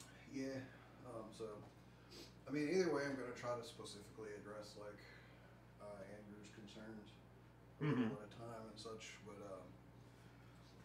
so far, he basically was just like, yeah, I'd keep it kind of like it is, not, like, expand it any further, and I was like, fair enough. Yeah, I mean, I'm cool with it. I'm cool with whatever you want to do, man. I trust you. Kate basically said she's a people pleaser, so she said if Andrew said that, she would probably go with what he said, and just keep it like it is at least. Fair enough. Further. Yeah. And I'm like, yeah, it could always be a thing, I guess, where I could probably homebrew it, and if we finish it, like, and want to come back to it, maybe I could bring kind of what I'm thinking about, like, into it, like, to tack onto, like, an expansion, like, you know, kind of like almost like proto-sequel type Yeah. or something. But, Okay. I don't know. Works for me, dude. We'll see. Like I said, I got faith in you. I just wanted to get everybody's opinion on that, and I'm gonna message JT about it. He's the last one I need his opinion on it, but Okay. it's probably gonna be, by the sound of it, that I don't really change anything. But yeah, I was just thinking about stuff. I hear you, dude. All right, sorry to interrupt the stream, guys. You're all right, man. Flame War!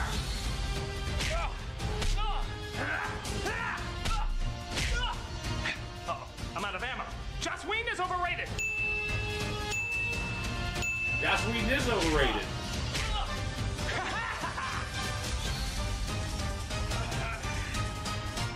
Wait, don't do it! You're gonna hit the commercial tab button!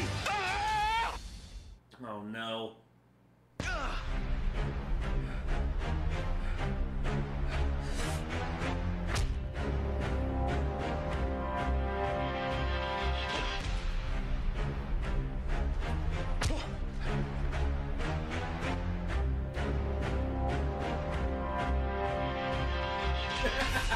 Okay, number fucking 4. Here we go. The Southern Raiders. After joining the Avatar, Zuko has yet to find comfortable ground with Katara, who still feels betrayed by his actions in the previous episode. So, he gives her the one thing she's been seeking most, revenge for her mother's death. He manages to locate where the soldier who murdered her mother most likely would be, and they set out to find him and deliver the justice he deserves. Upon locating him, she finds he's nothing more than a sad, pathetic waste who is willing to throw his own mother under the tracks to save his own life. I did a bad thing. I know I did. And you deserve revenge. So why don't you take my mother? That would be fair. There's just nothing inside you. Nothing at all. You're pathetic and sad and empty. Please spare me. In the end, she finds killing him would solve nothing. But in an interesting twist, especially for a family show, she doesn't forgive him. Forgiveness is the first step you have to take to begin healing. But I didn't forgive him. I'll never forgive him. Usually this would be a big no-no for arguably the most ethical person on the show not to forgive someone. But in this case, they make it very relatable. It doesn't say whether or not this is a good thing or a bad thing, it's just how she feels. And feeling that way is totally understandable. It's a clever as well as powerful compromise. It just shows where Katara's strengths are and where her strength isn't. She doesn't have the strength to forgive. I mean, I don't think and plus, I don't know what she's going through because I've never lost my mother. But forgiveness is something that you have to do if you choose to. It's not for everybody. And I think that's what this episode was trying to prove. Mae Whitman, the voice of Katara, gives a great chilling performance in this, and the animation and visuals support her struggle beautifully. You understand everything she's going through, yet are still surprised at some of her actions, especially when... Oh my god, she's bloodbending. She's fucking bloodbending. Holy shit, we had a whole episode about this. You're not supposed to do that. Oh my god, this shit is getting real. Fuck. This is also a great moment in seeing Katara and Zuko finally come together. And not in that way. Peach, what's wrong with you people? He's got the emo goth chick. They'll be happily miserable together. I'm never happy. It's powerful, it's emotional, it's the perfect way to follow through on years of bad blood.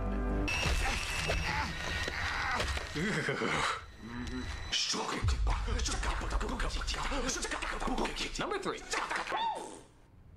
The Crossroads of Destiny. Ooh. This is what the Guru was building up to, and it didn't disappoint. While the first season finale was open-ended, it did still seem to wrap up a lot of things for the most part. The season 2 finale, however, leaves everything in shambles, with big surprises popping up, hardcore action scenes, and pretty much the destruction of everything our heroes were supposed to protect. Azula puts her plan into motion to seize the city of Ba Sing Se by manipulating the leader of the guards, leading to possibly my favorite Azula line of all time. You've beaten me at my own game. Don't flatter yourself. You were never even a player. Oh, God, what a bitch. She's so fucking awesome. Yeah. She also captured Aang's friends as well as Zuko and Iroh, giving Zuko the option to come back home if he agrees to destroy the Avatar with her. Well, Zuko seems so happy with his tea shop and his uncle. Surely he won. Oh, no, Zuko. No, Zuko, you're not supposed to do that. You're not supposed to do that, Zuko. Come on, you were happy. The guy who never gave up on him, even though he took him for granted so many times. What the backstabbing hell? And just... Wake up, Aang! No, this is bullshit! You were the last airbender! You were the last Avatar! No, wake up! Wake the fuck up, Aang! No, this ain't... Now, of course, Katara saves him by bringing him back to life, but dude, for a second, we thought the Avatar cycle was dead. That was a pretty damn scary moment there. So, we leave on a note where not only are the heroes beaten and torn, but the villains have taken over even more land, the possible ally has turned back into a villain, and they are hunted more now than they have ever been throughout the entire series. Damn, that is harsh. Awesome. Yeah, it had us by the balls, but we were just too damn curious to see where the hell they were gonna take it. Also, they don't give enough credit to the director of these episodes. The episodes that have, like, real good action in it and everything, Joaquim Dos Santos. That man knows how to direct action. God. The Earth Kingdom has fallen.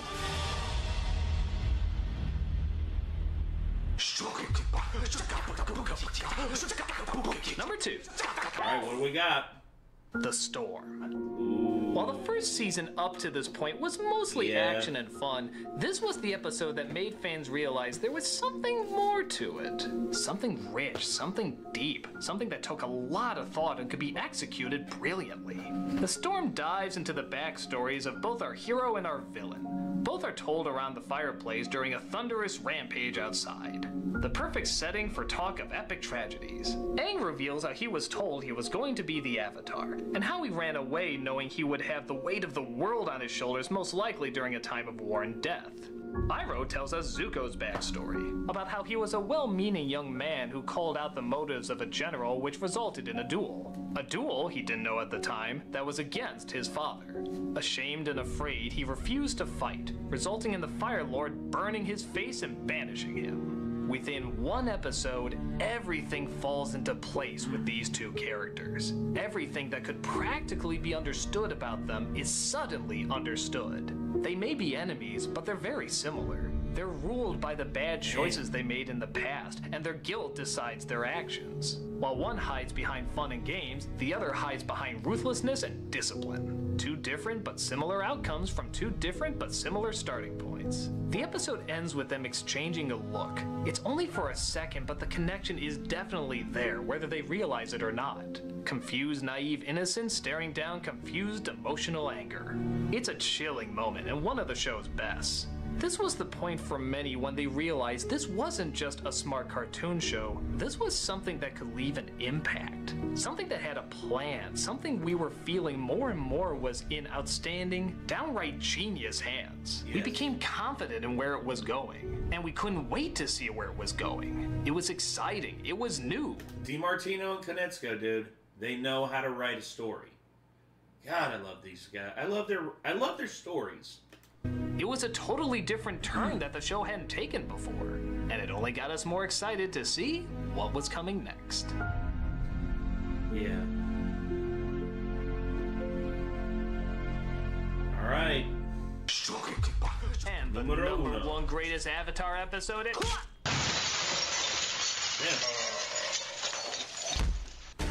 Prepare to meet the great Melon Lord in the sky. Oh, how the hell can my body take so much abuse?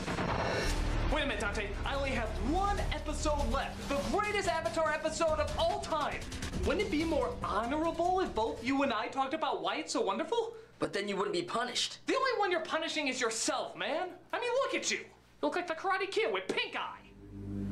You're trying so hard to show off the best of Zuko for the fans when really we should be thankful there even was a Zuko to begin with. You don't need to do that. You're already fucking beautiful, Dante Bosco. You're awesome.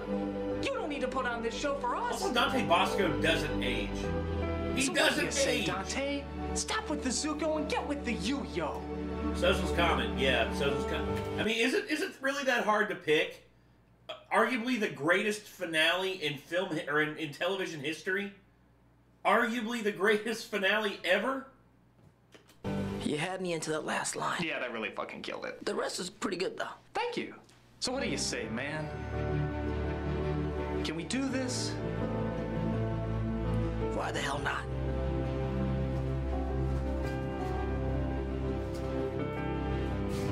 All right.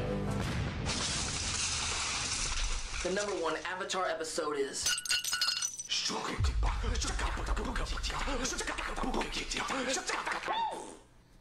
Sozin's Comet. Not just one, but the final 4 parts of Season 3 that clearly flow as one perfectly told episode. The turmoil of all the main characters are addressed. No one is overlooked, and everybody is given a strong and satisfactory conclusion. From Zuko reuniting with his uncle, to Toph, Sokka, and Suki performing their biggest mission, to Azula slowly descending into madness. And of course, Aang's dilemma in whether or not he should kill the Fire Lord. So much is built up and all of it is relatable and suspenseful. We don't know what's going to happen or how it's going to happen, so we're right there with the main characters fearing what could be lost. It's everything an epic conclusion could ask for. It's exciting, romantic, funny, suspenseful, and showcasing the best animation the series has ever offered. Yeah. It pulled no punches. With that said, there were some people that had some issues with the climax. For example, some people didn't like how it was Katara and Azula who finished the final battle as opposed to Zuko and Azula. But remember that Azula cheated in trying to harm Katara, which is very fitting of her character and her deteriorating mental state. Plus, also, she was losing to Zuko. That's the thing. She was losing. And I think that's the primary thing about it is I think that it fits. It fits her character. And other people can be mad about it. Here's the thing. You need to understand this. You are never going to write something that is going to satisfy everybody. Ever. You can only put something out there that you think properly ties everything together. And how the crowd and how the community accepts it, that's up to them. Here's the thing. If only the creators of Game of Thrones would have learned from this. If only. Zuko still fought honorably, making his sacrifice, allowing Katara to give Azula what she deserved. Some also take issue that Aang's defeat of the Fire Lord is a bit of a deus ex machina and didn't teach any tactical lessons. But the show is not just about teaching morals, it's about spiritual understanding, reinforcing a philosophy that as bad as things get, even over a long period of time, balance will eventually take shape again. Aang's choice does almost consume him, and in the end, he had to find another route that nobody thought possible. He crossed over and created an alternative that wasn't even on the table, as if the world was so out of balance that this was inevitable. Yet, it was still Aang's choice and risking of his life that made the transition possible. Only one question was unanswered. Where is my mother? Now available wherever good books are sold. It's an engaging read. But aside from that, everybody gets the ending most wanted to see for their favorite characters. Nobody's left out. Everyone is given the most fitting ending that the show could give. You felt like you watched something not only massive, but important. And in a medium where TV shows so often either go too long or end on a bad note, Avatar stayed just as long as it needed and ended on the absolute perfect note possible. The size, weight, and passion are all there. Everything the show was building up to felt perfectly delivered. This episode, more than any other, made us realize this wasn't just a show. It was an experience. An experience none of those who watched and loved it will ever forget. Right.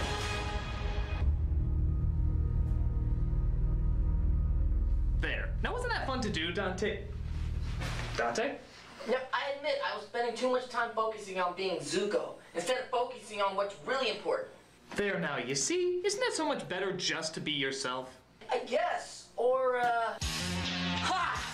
The American Dragon Jake Long. Oh my. What up? Oh. What's the dealio? Don't be all mean beans, boy! I got it. I finally got the right costume.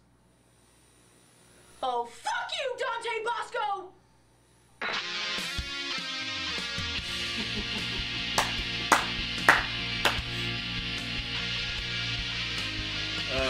Barnes & Noble, yeah.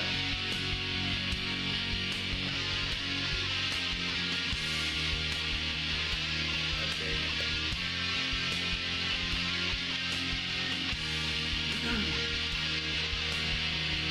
Well, there you go. That was, poor Tamara, yeah. Now Crossfire. You get caught up in the crossfire! God. So good. Okay.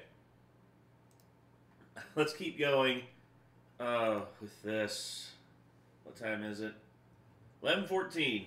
So 2 more reactions, and I'm going to be taking a smoke break. Oh boy. Alright, here we go. Check us out in Milwaukee at the Con Midwest Gaming Classic, April 29th to May 1st.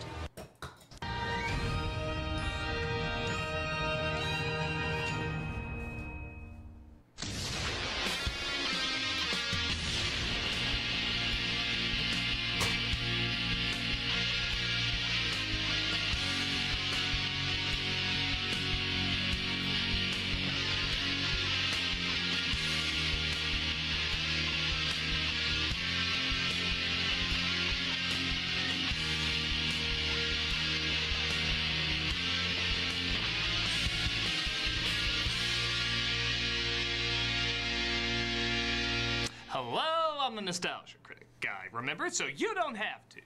Back in January, the trailer for a film was released that everybody proclaimed couldn't be real. Must be made up. Nobody's this high. It's an animated foreign version of Pinocchio. It's called A True Story, I think based on the fact that it's true this is a story. And yes, has Pauly Shore as the little wooden boy. Father, tell me, when can I leave to be on my own? Everybody swore it had to be a joke, but sure enough. After everything, after all of the positive vibes I just got from Avatar, I come back to this. Fucking Pauly Shore as Pinocchio.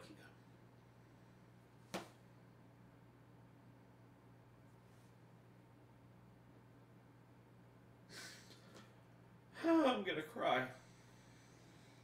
It came out, and it is everything you want it not to be. That bad, huh? Already being ranked with Plan 9, The Room, and Birdemic, Pinocchio: A True Story is one of the most entertainingly and hilariously bad movies in some time. In a market where studios now specialize in banking on this, it becomes trickier and trickier to stand out. But man, this one sure does.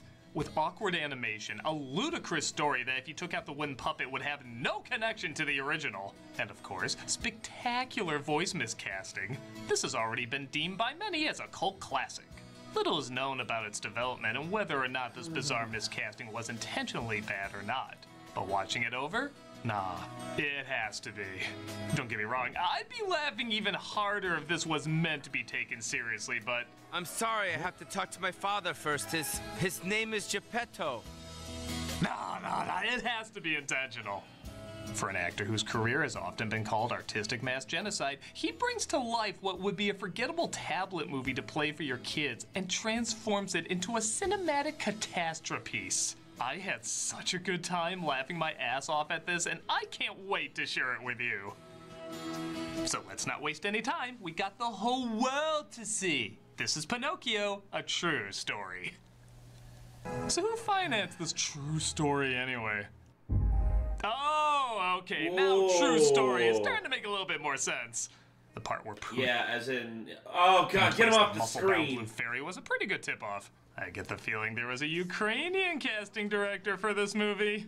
Greetings, noble senors and senoritas. We open on a horse named Tybalt, voiced by John Heder. Now, while Shore is certainly gonna steal all the comedic attention, Heder really sounds like he's having a ball trolling this movie, too. He goes back and forth between using his normal voice. Someone here has sausages for brains. I have to admit, I agree with your pricing. Don't you worry, Senor Geppetto. And a very generic, horsey voice. Evil spirits? No way! Pinocchio, I don't like it here one bit, and we promise never to come back. The amount of energy he puts into trying so hard not to try so hard is equally hilarious.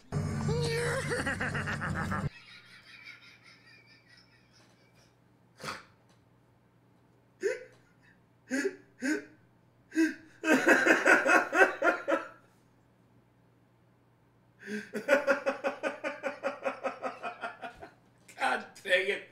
Come on, dude. Come on. You can't be serious. Oh. That. Just here's the. You know they cut just before he bursts out laughing, saying, I can't believe I'm getting a paycheck for this. The story I'm about to tell you is mysterious. Oh, God, they beheaded him. That thing is not even alive yet, and I'm ready to shit myself. Who makes a puppet head like that? They're usually laughing or smiling, not wondering how your skull will look balanced on a pencil. Why don't you make yourselves comfortable? Nothing about this is gonna make me comfortable. I'll tell you what really happened to the wooden boy. Tom Kenny plays Geppetto, which is ironic as for a man paid to do funny voices, he probably has the most restrained one in the movie. What should we name you? Leonardo. He'd grow up to be a selfish actor or a turtle who only cares about pizza. By the way, if you're thinking, oh man, it's gonna be a bunch of dated fourth wall jokes, that is literally the only one in the movie. Really? They got it out in the first 3 minutes, and it never goes self-aware again. Wow. That's like Mr. Freeze making one ice pun and then never again for the rest of his life. I guess I'm grateful, but still a little weird. Literally in the next scene, a fairy named Lucilda shows up to pick up her broken magic wand that Geppetto was fixing. 4 minutes in and already I feel like we missed an entire movie before this. I've fixed your wand, just like you asked. Oh, and here's a fun game. Try to guess what accent she has. Geppetto, my dear old friend, you truly are exceptionally gifted. What can I ever do to repay you? You're absolutely right, Boss New Yorkland, France. As you'd imagine, she brings Pinocchio to life, and is there a horror version of Pinocchio? There is? Well, here's another one. Yeah, there is.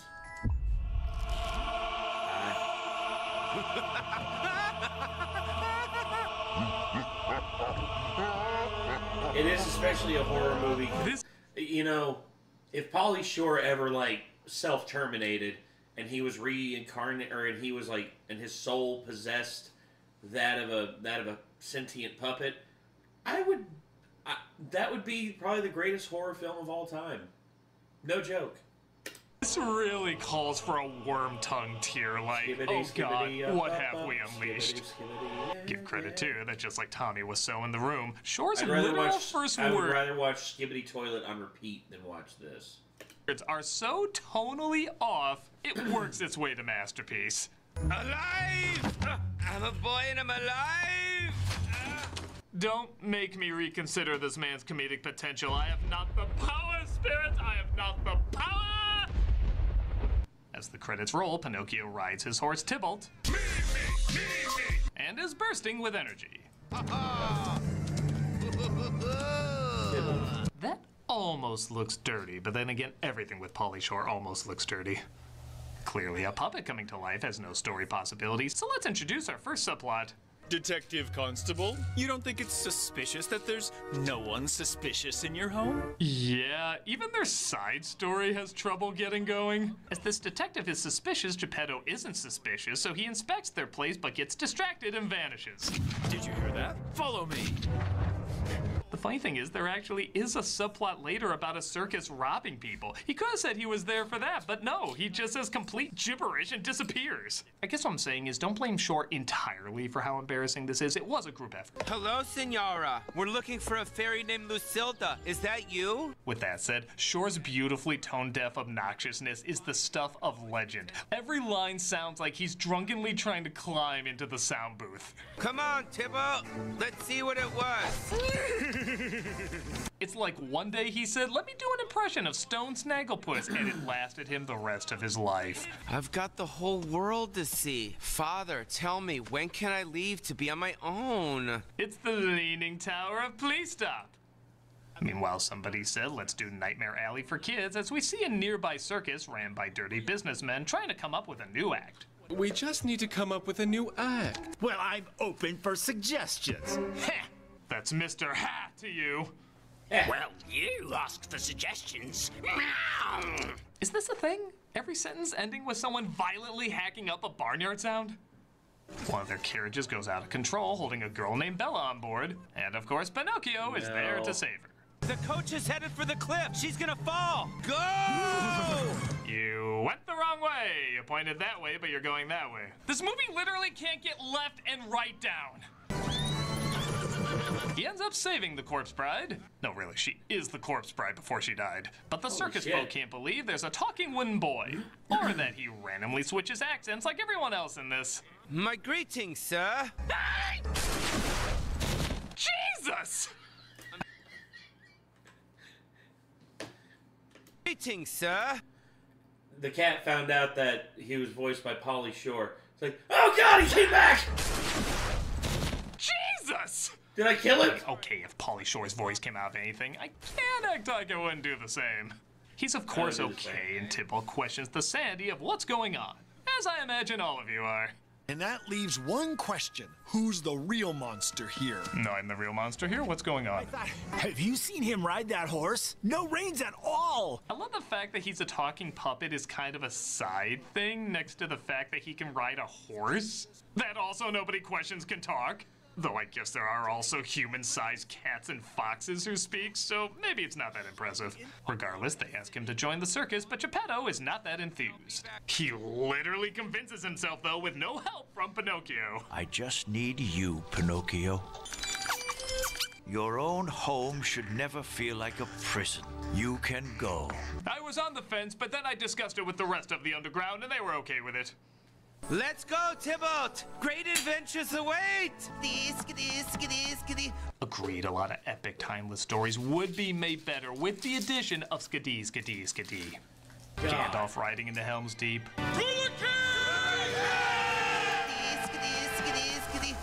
Gettysburg's bayonet charge. And of course, the battlefield run in 1917. Can't possibly make it that way, man. What has cinema been missing without Skadee?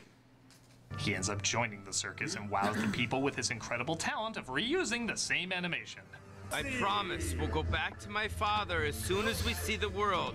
There was no script to this. The Russians just sent animation with their mouths moving and said, say whatever you want. Literally. Why don't you just say the horse is gonna be his father? What? You want me to be your father? How'd that even come up? Bella performs as well with a song sequence that looks and sounds like another musical. To be fair, I do buy this is more of a true story than The Greatest Showman. And sparks seem to fly between the two. Your song was so beautiful, Bella. And you were so brave. To be in the movie with me... Any of this is phenomenally brave. Yeah. Tybalt tries to give him advice about how to court her. Oh, what, is your angelic voice not enough? I'm not going to spend my life waiting for you to make up your mind. Is that clown just watching them the whole time?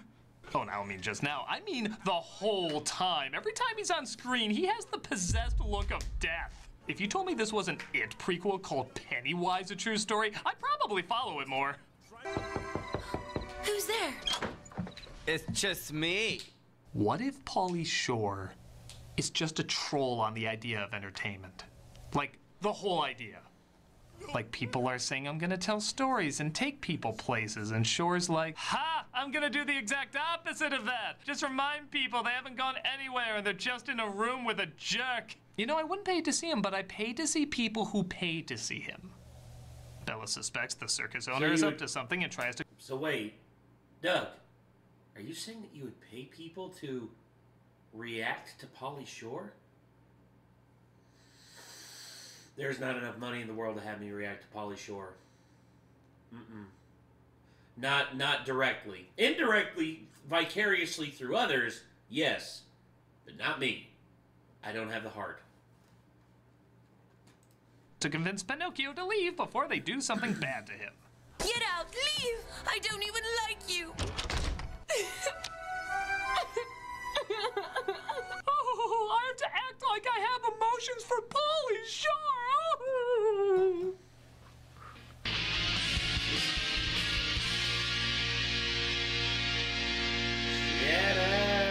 Cheddar whizzes. We know you loved Pauly Shore's Pinocchio, or at least you watched Pauly Shore's Pinocchio. No, I didn't. We've opened up a studio hoping to capitalize on this confusing but apparently profitable fad. It's Dubster Fire Studios. We take familiar public domain cartoons and ruin them by miscasting people who were kind of a thing in the 90s. Like Kel Mitchell as Daffy Duck. Whoa! I'm like a duck, man!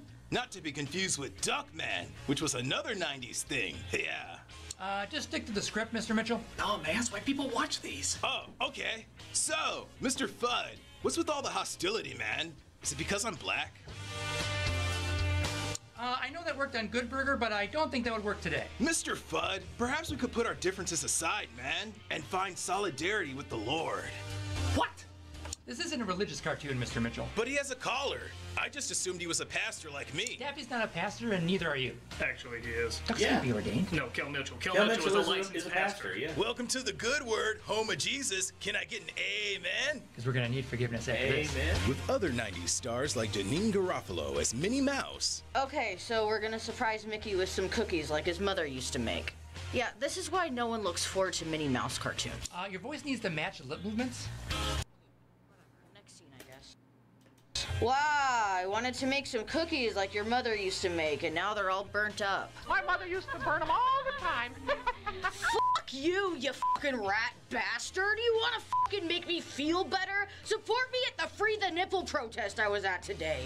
Minnie doesn't swear. Minnie doesn't have any fucking breasts either, man. What the fucking kind of cartoon is this? Fuck this noise, I quit. Ah, shit, now we need a replacement. And that's the last time I'm ever making brownies or Coke or whatever I just made. Close enough. And no 90s callback is complete without Jeff Goldblum as Popeye. Now, Bluto, perhaps we should not fight over a woman named after a healthy Mediterranean fat. Extra virgin Mediterranean fat. Oh, you have done it now, sir. The spinach with all of its folic acid and essential vitamins and minerals, it's in my system. You can see it in here with the music, the da-da-da-da-da-da come back. Not bad as Sailor Theory. Yes. None of those matches lip movements. Nope. But that's Popeye anyway. Dubster Fire Studios. We specialize in... Huh?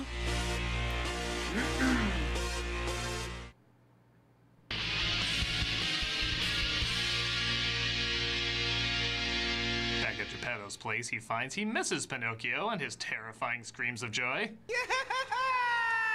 Yippee! If a haunted house could drink absinthe, those are the sounds it would make. Absinthe? And he decides I've to got go absinthe. searching for him. It's time for me to stop sitting around and go find my boy. I'll go where all circuses go. The sea! I pray there aren't any whales there. Oh, wait, that's the silly fairy tale version. In the true story, the talking horse tells Paulie Short Puppet he should listen to the clown who knows where a fairy is. She has very powerful magic. I'm sure she could turn you into a real boy. Well, I'll be eating you in the morning. Just lay some barbecue sauce by your bed. At least we can say when Shore is nominated for an Oscar, we got the clip to show. The real clown here is you, Pinocchio. Whatever. I'll just go by myself. Tremendous. Truly. Tremendous. They decide to go find the fairy when they discover a tent the Fox and Cat set up. I have a weird question. I'm not going to ask it where Shaq can hear you. Okay.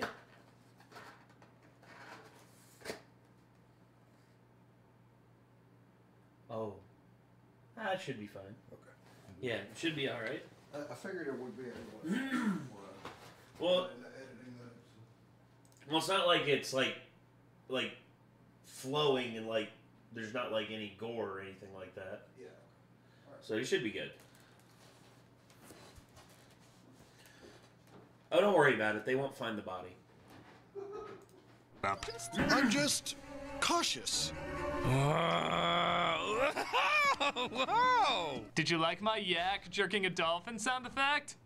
Pretend to be Lucilda to rob him of his money. Whoa, that ain't looking like something else. Whoa, Chef's really scared of ghosts, huh? After outrunning the Catsman, it was that or Ku Klux Claw. I flipped a coin. They make it to the mountain where Lucilda is said to be. When her parrot tries to scare them away, Pinocchio has to teach Tybalt to teach him. Yeah, don't worry, that didn't make any sense. As my father, you should say, don't give up, son. Never turn back. Yeah. When they told Shore he had to instruct a horse to act like his father, he said, oh, okay, this is actually more down to earth than my usual stuff. They make it past the parrot's tricks and finally approach Lucilda, who sadly says she can't help it. I'm afraid there is nothing I can do to help. Miracles are priceless. I'd argue curse is more the word when referring to your work. Well, it was nice meeting you.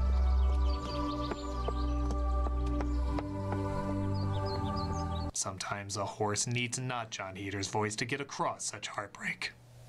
Remember this, the best miracles in this life always happen without any help from us fairies. Now back to Pole New Zebrit, France. What accent is that? I don't know.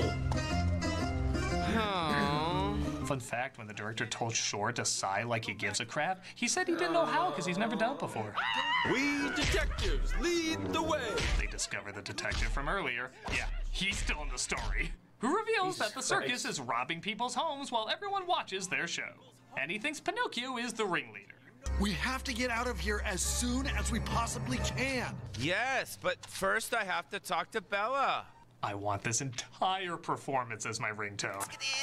Yeah, okay, I'm already sick of that. This causes a rift between the two of them, but it's cool. Two ghost versions of Tybalt convince him to go back. One could easily break him in half. I don't know. I just don't know.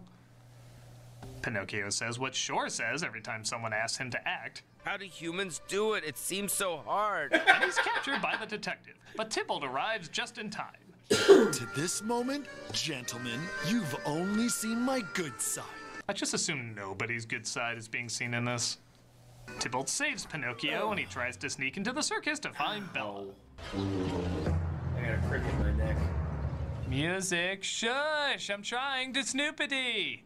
Where is she? She's perfectly safe and sound. Pinocchio demands where Bella is, but they're not going to give him any answers. Let her go this instant, you hear me? Pinocchio, what are you doing here? Oh. Why were we talking like you were kidnapped or something? I mean, I guess you are a pretty useless character. Maybe they just assumed you exist to be rescued.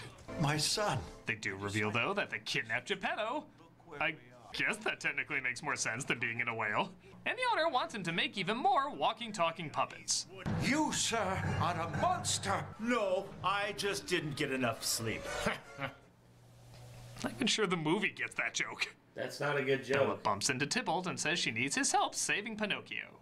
Where did you get that handkerchief? It was with me when Jafoco found me in the woods as a child. I'm sorry, did they put wah-wah music over her being abandoned as a baby? Did Pauly Shore do the music as well? Tybalt finds Pinocchio and Geppetto and says he has a plan. What do you think we should do, Tybalt? Because we're so stupid, we're asking a horse. He tells them to put on the show as planned, but everyone bands together and sings that their owner is robbing everybody while they're at the circus. Some thieves are hiding gallows guests and robbing everyone. Weird song. Well, can't wait to get back home to all my belongings. The owner tries to get away by throwing a lantern, which the director clearly thought looked more impressive than it did, and it very selectively chooses to burn certain parts of the circus down. Pinocchio sacrifices himself to save Bella. Yeah, see why everyone just assumes you're always in danger? And this, of course, turns him into a real boy. Honey, you are alive! Human now. What? Sweet, now the only wood is in my pants! Oh, but that's not the end. As it turns out, the detective who had little to no purpose in this story, big twist, is Bella's long-lost father. Nobody asked for this. Nope. My darling little daughter went missing. And that's when I decided to become a detective. Like, it's not the vibe. Stop! We're given some beautiful jump cut fireworks. They continue the circus with new owners, and Tybalt and Pinocchio finish with their new act.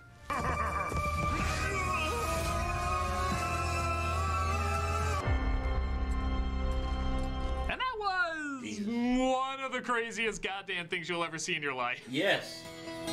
It goes without saying this movie is bad, but I'm convinced the people dubbing it knew that and decided to have fun with it. In some ways, it reminds me of Ghost Stories, the anime nobody thought was being watched, so they made up their own lines just to troll with the few people who did.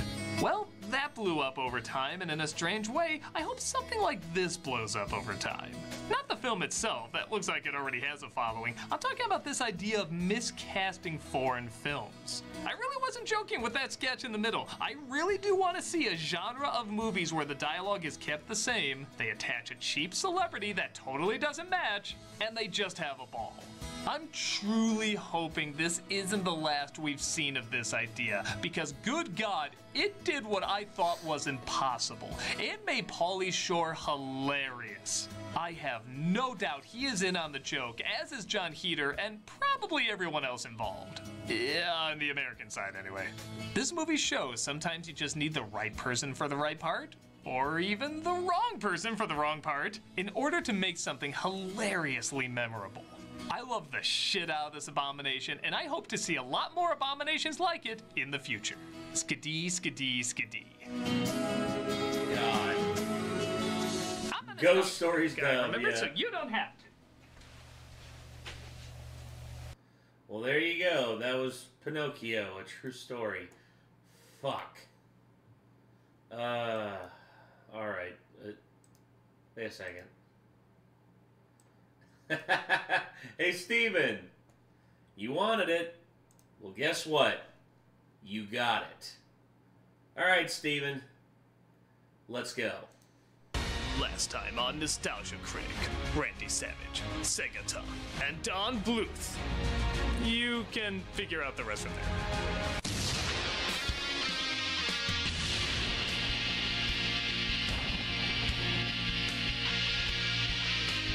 You asked about Dragon's Lair. Here it is.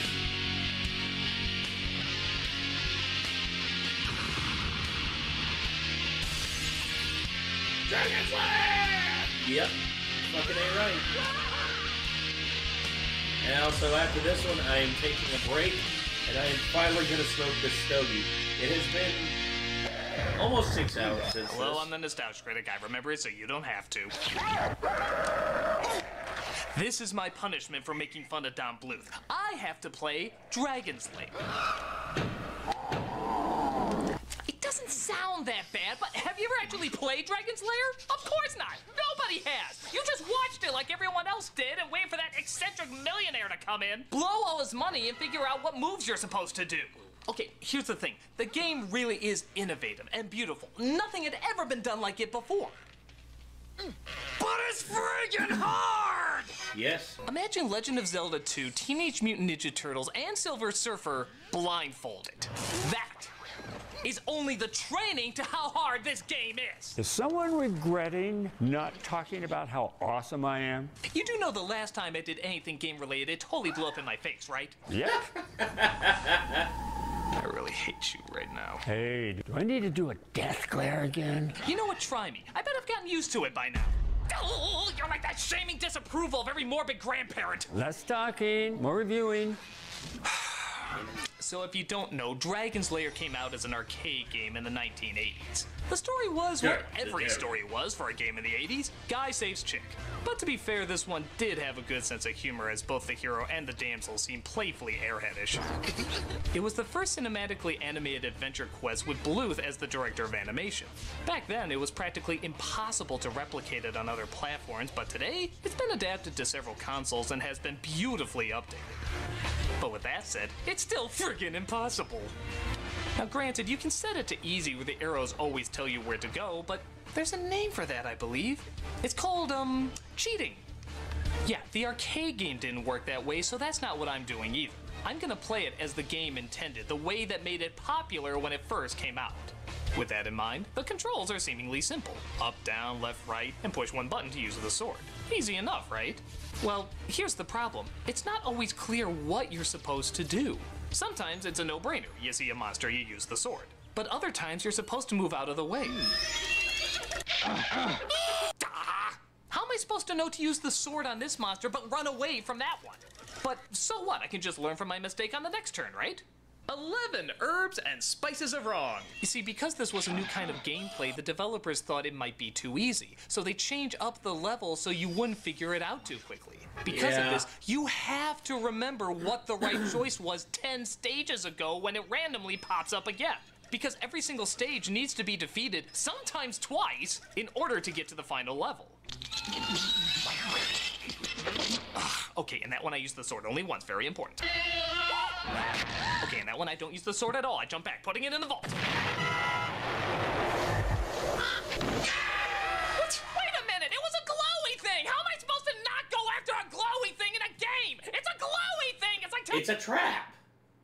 Or as Admiral Akbar would put it, it's a trap! Why are you doing not to go after a bone? It's friggin' nature!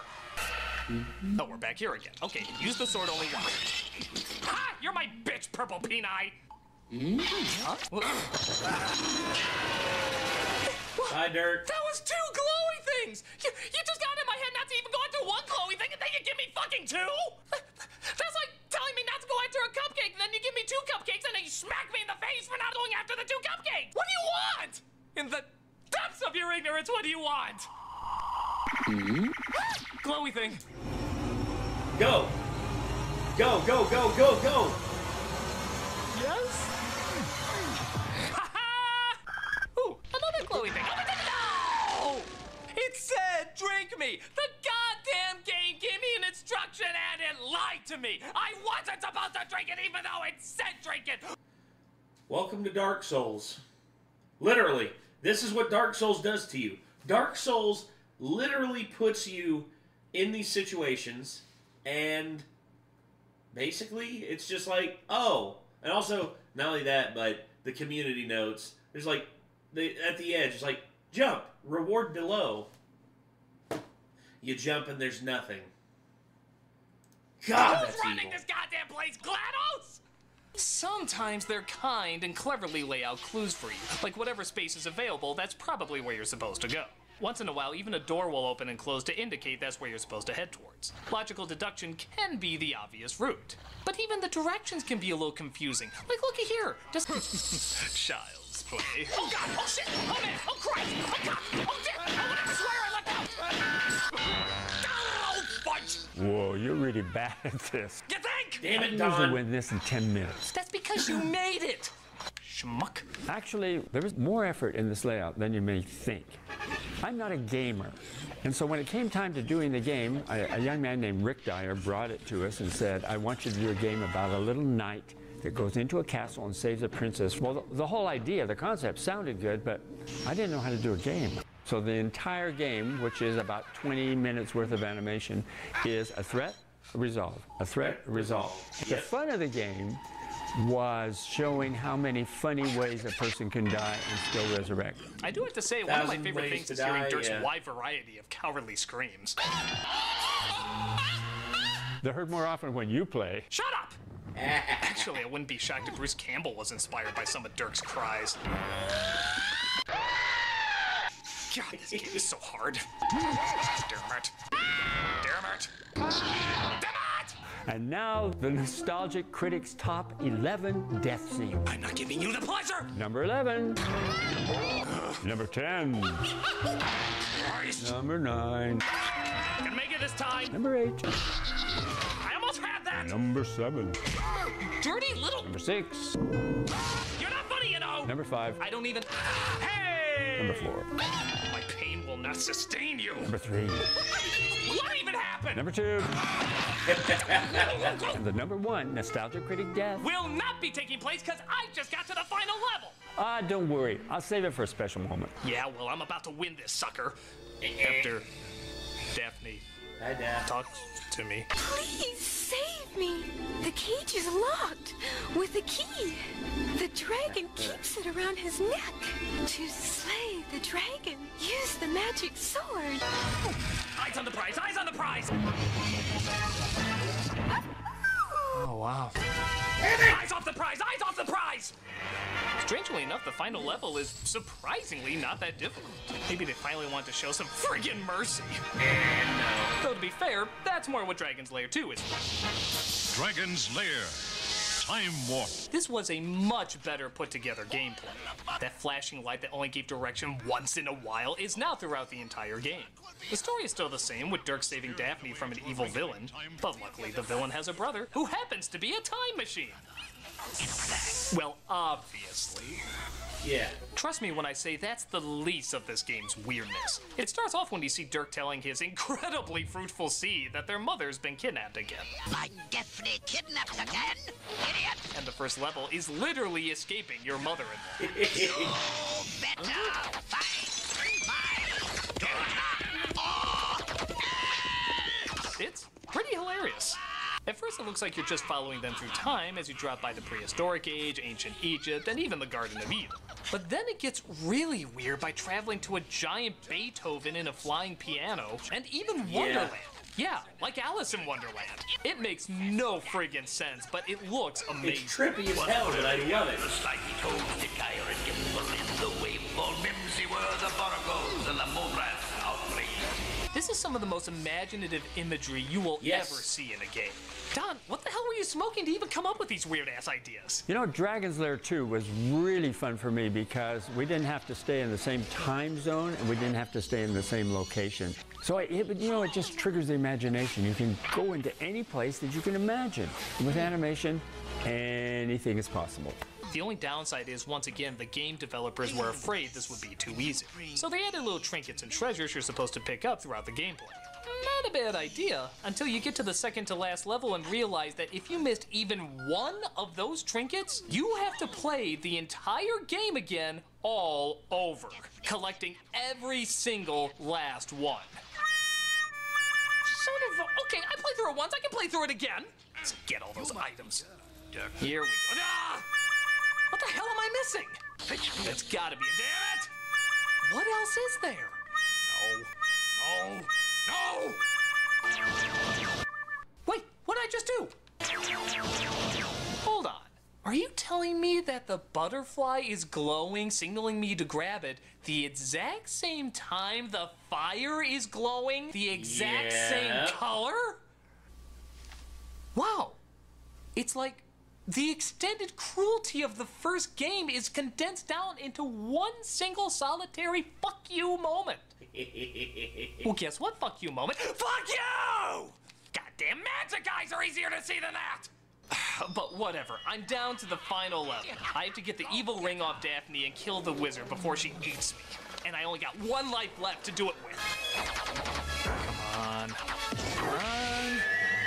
Yes! There it is, baby! There it is! Well, it only took me 8 playthroughs of the entire game, but I finally won the damn thing. Oh shit, we're still going? Oh my god, you're making me play through my happy ending. I don't know if that's awesome or awful. Awesome. It's awful. Okay, almost there. Almost there. No, wrong turn!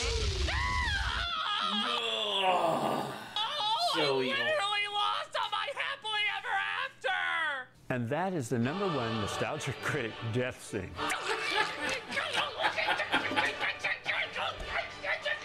These games are a pain! They're beautiful and amazing to look at, but they're a goddamn pain! That's right. I'm glad they're so groundbreaking and innovative, but they are impossible! They are so friggin' frustrating and so incredibly hard! I wanna support Dragon's Lair, but only to watch it, not to actually play it! Isn't there any way to do that without going through all this torture? Yeah. Well, you could promote Dragon's Lair by supporting our crowdfunding campaign. Wait, you mean you are making a Dragon's Lair movie? Yeah. So, let me get this straight. If we get this funded, we would have gotten Don Bluth, the Don Bluth, one of the animation gods, to return to animation? Pretty much. I literally just orgasmed a sperm that looks like Littlefoot. See, there it Oh, goes. that's disturbing, Doug. Well, if you're going to do it, you have to do it the right way. Right way? What's the right way? The most advanced video game you can play is awaiting your discovery.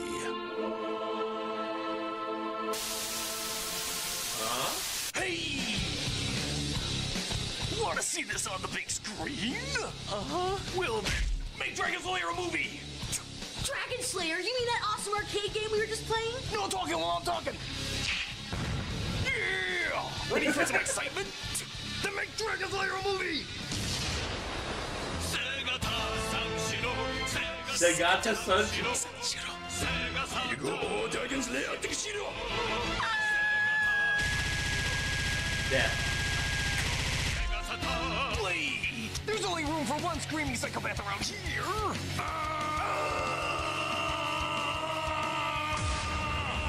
Ooh, we just blew up Africa, so good! Let's make Dragon's Lair a movie, or Don Bluth will give you the death stare!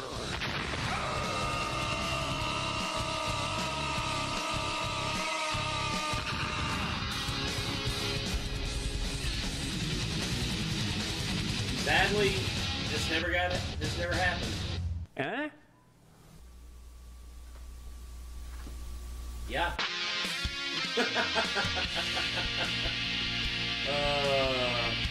Yeah. So here's the thing. I actually looked it up, and sadly, oh, where's that? There it is. And sadly, they did, let's see. Campaign is closed. So, the Dragon's Lair movie,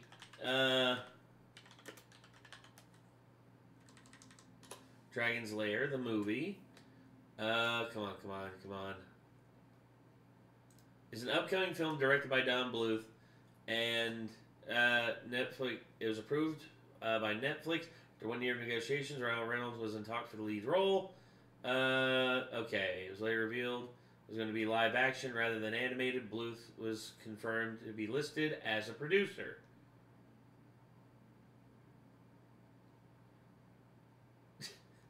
Okay, under the Don Bluth wiki, it literally says development. It started a production coming. Why? Well, I love this. I love Ryan Reynolds voicing Dirk. I love that. But why not animated? Why? Why would you take that away from Don Bluth, who could make one more animated film before he passes away? Oh yeah, by the way, Don Bluth is up there in terms of age. Don Bluth is 86 years old, man. He's 86. He ain't got that much time left. Why would you take this away from him? Why would you take it away and not let him do what he does best? Let him animate. Let him have fun. Let him do what he wants to do. Oh my God. It's so easy to just get out of the way and let things be. But no, Netflix, you gotta just get your little grimy fingers in there and fuck shit up because let's just do this. Let's do it our way because we know what's best. We know what's best. We know this is what people would want.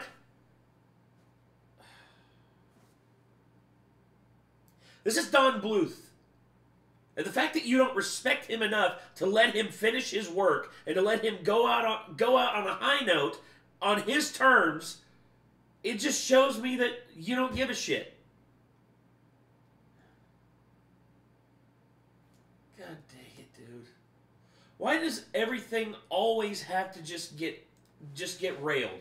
Why does everything have to just get railed into oblivion to where we can't have anything? We can't have nice things. We can't have something that, you know, that the old school fandom will approve of, but yet they're afraid, oh, we won't attract enough new people. Even though, if you just have faith in Don Bluth, have faith in him, for God's sakes. But it's not going to happen. Sad to say, ain't happening. Not anytime soon. Okay. I forgot, I got to go grab the, check my Venmo. Okay. What did you do? Make Kate put... Steven, I am not that evil. I am never going to subject Kate to that. I am not going to subject her to that.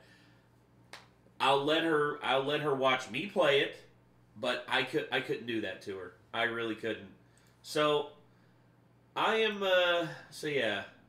Next up is Tommy Knockers, but I am going to be taking a small break. I'm going to be, oh, Space Jam 2 first viewing by Fire Tower V. Let me get that pulled up here. Hold on. Okay, first viewing. Let's see. I'll put that there. Yep, Tommy Knockers is next. So, I need to go grab my iPad, and, once I do that, I will go out and I will enjoy my stogie. But, yeah. Anyway, I will be right back, everyone. I guess, for now, I'll just, yeah. I guess, hold on, let me get something pulled up here. How can we keep you entertained for just a minute? Hold on. Oh, God. Okay.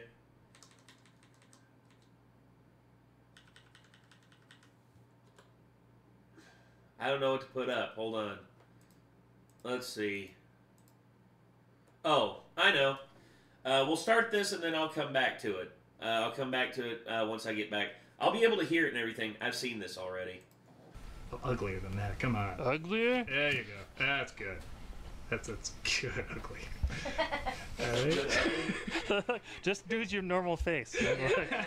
There it is. No, it's too pretty. Ugly enough. There we go. More sly. Come on. Really hate fun. Yeah. Okay. Grudge match. De Niro. Great movie. Off. Items off. They showed less of their frog mascot because, well, only adults should be that annoyed and depressed. And instead... I'm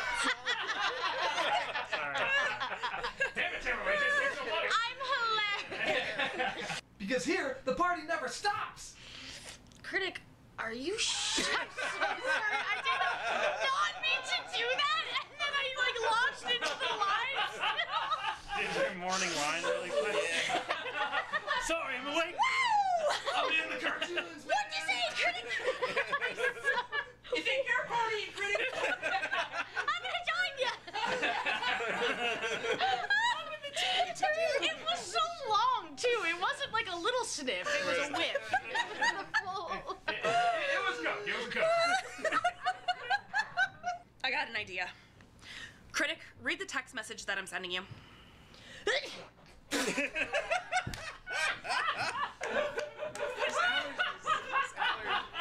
It's allergies. You're the gonna read the script. The entire take, I was like, don't you fucking do it, you son of a bitch. Oh, it's all too real, my friends. Okay. Sorry about that, everybody. I love the way you say oh. Oh, too real. Oh, too real. Wouldn't that be a great beta? Like, oh, too Tamara was awesome in it. Tamara's just awesome, dude. What do you mean? Tamara is awesome. Okay. So let me get the mobile rig finished setting up. Just gotta get this turned on. Get the battery on here. Like so. Come on. There we go.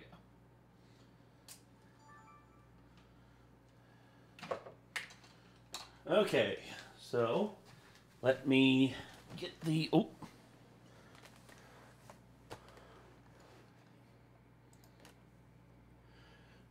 Huh? Is this not syncing up? Hold on. See, this is why we can't have nice things.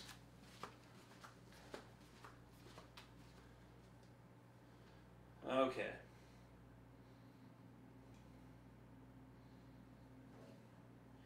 Alright, so it turns out I had to pair this up.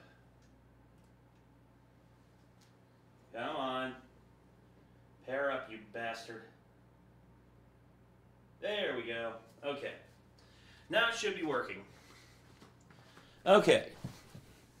So, let me make doubly sure. Okay. Hey. Oh. There we go. Okay. So yeah, I guess now let's go ahead and head outside and enjoy a stogie. Let's see. There we go. Oh. I ain't walking our dogs. There we go. Okay. Sorry about that. Also, yeah. There we go. Okay.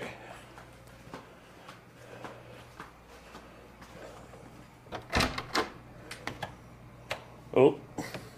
Can't show that. And we're in the dark. Great. Perfect. Uh-oh. Damn. A little too dark.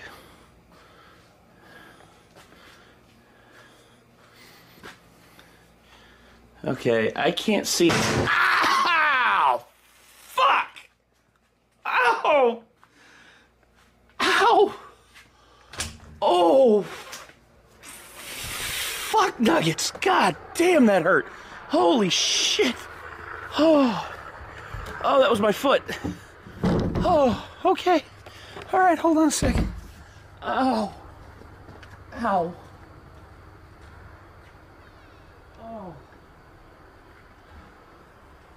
Oh, Christ. Damn it. Okay. Okay. Okay, is everyone good? Is everyone good? Ow. Oh, that hurt. Okay. I'm gonna take my headphones off. So yeah. Sorry about that, everybody. Okay.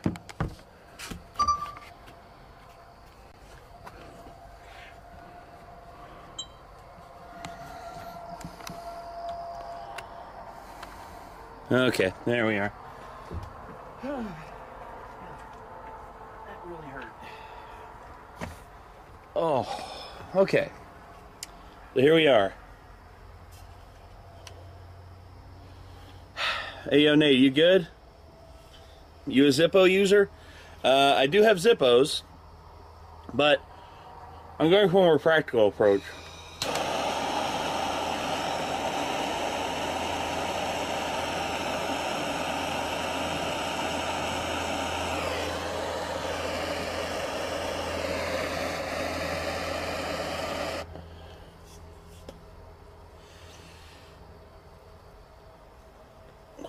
Bye, Arturo. Can you do rings? I don't think so. I've done them before, but I think I've lost the ability to. Damn.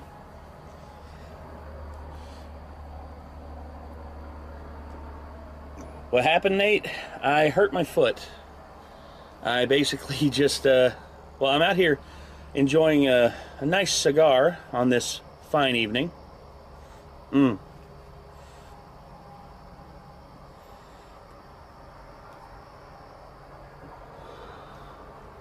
Bro got the big Chiefington. You got dang right.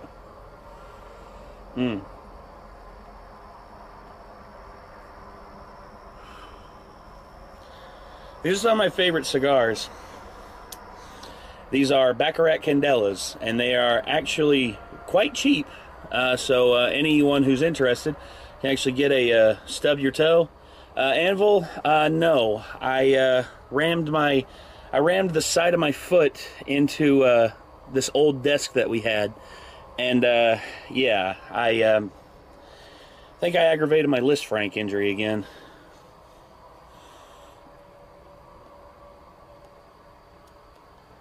Touch a pixel? Yes, it is. It is in fact 1207 in my neck of the woods too. And yeah, I'm just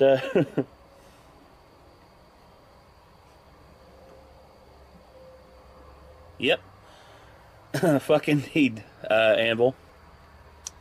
I will Venmo you guys to play Dragon's Lair. Okay. Steven.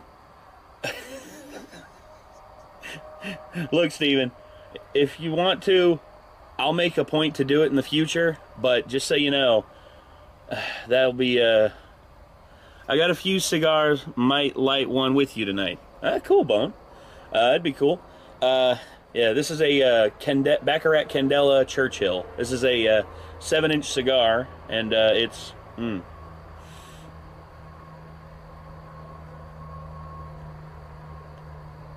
These are like $5 a cigar, so I'm just enjoying it. What is your favorite CM Punk match in WWE? I feel it'd be stereotypical to say, you know, John Cena, Money in the Bank 2011. I would probably say his myriad of matches against Jeff Hardy for the World Heavyweight Championship. Because I think it told a great story of Punk being the bad guy, but also being right. Because that's the thing. You hate it when the bad guy is right about something, but especially when they delight in it so well. And CM Punk was so good, and he was such a great foil against Jeff Hardy.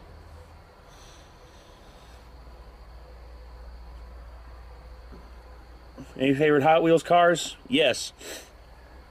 Purple Ferrari, 1996. I had a set, and that was, for me, that was always the one that I could depend on for my car courses. Some would get caught up, some would like lose traction. Not that one. That one always just kept popping off, and I loved it.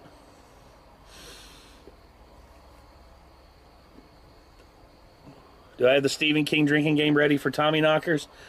Maybe. We'll see. John DeMonte, I will see about that. Will I do Reefer Madness with the group? I wouldn't mind doing Reefer Madness. I think I've seen the Doug's Reefer Madness review, and it's hilarious. Reefer Madness deserves to be made fun of until the end of time. It is horrible. It's hilarious, too. My mom loves John Cena, says Amble Pictures. He's funny. Yes, John Cena is hilarious. Not a good person. He doesn't select good movies, though, as evidence from his movies from the last, 2 or 3 years.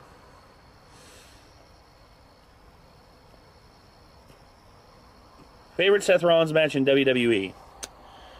I don't know. I would probably say... We have it technically is in WWE developmental, but his matches against Richie Steamboat in WWE or in NXT Florida or FCW Florida Championship Wrestling, those were great, and it really shows how we missed out on such a great talent with Richie Steamboat because of his unfortunate back injuries.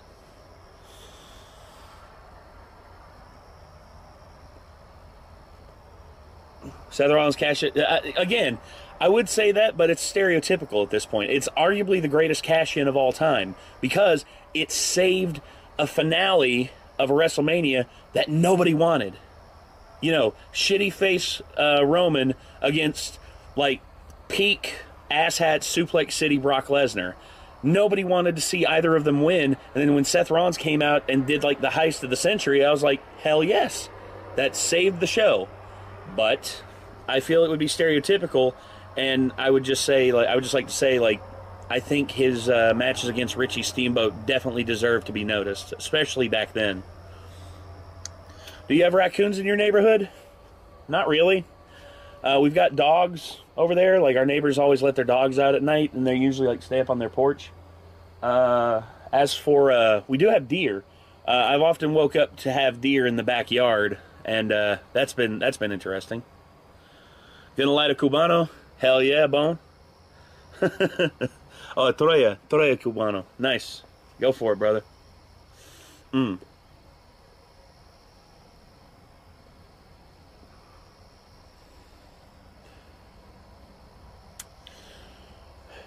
What, Zach? Many people think DC should be not what it can be. Well, best Hell in a Cell match? I think it'd be stereotypical to say, well, the one that was the biggest spectacle, Undertaker and Mankind, 98. Best, though?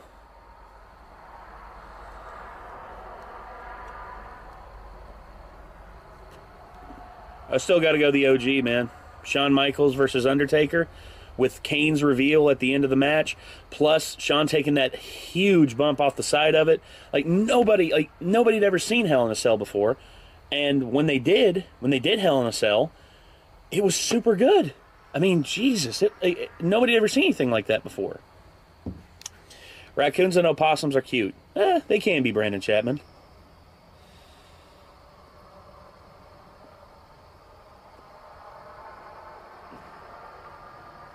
Neverending Story 2 has its problems. I still prefer it over the original. I don't agree with that, Grim Reaper. I don't agree with that at all. I think Neverending Story 2 is, by comparison to the first one, it just is missing a lot in terms of the wonder and in terms of the characters actually having a modicum of intelligence. Now, albeit it can be excused because they're kids, but at the same time, it's just you would expect your characters to grow for the second film.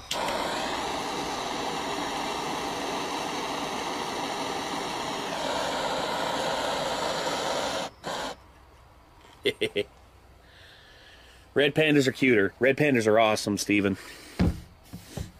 Also, red pandas are escape artists. They escape from more zoos than any other animal.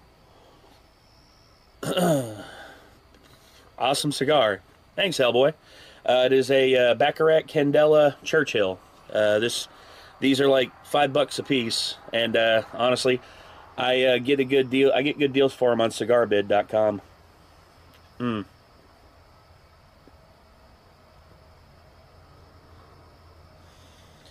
Have I seen the original Blues Brothers? Scubinator 98? Yes, I have. I watched it with my dad when I was a kid. Uncut, of course. We watched it on VHS. Holy shit. Easily one of the funniest movies I watched growing up. Hoodwink 2 was terrible. Yeah, Hoodwink 2 was bad. Horrible. I still like Neverending Story 2. Could have been better. It could have been worse, but it could have been worse until Neverending Story 3. Yeah, Neverending Story 3 is the corn cob cherry on top of the shit sundae.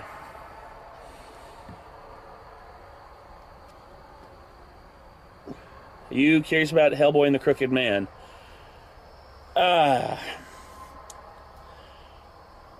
Here's the thing. I'm willing to give something a chance if... here's the thing. I don't go to movies as much as I used to. I used to go to almost every movie opening night and just enjoy cinema.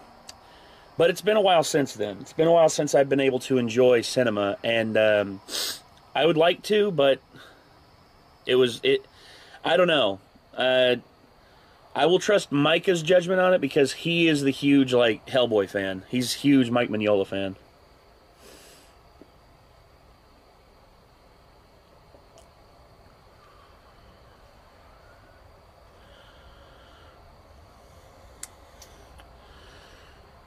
It looks cool, and it can still be fun. Yeah, exactly. And I hope it is. Here's the thing.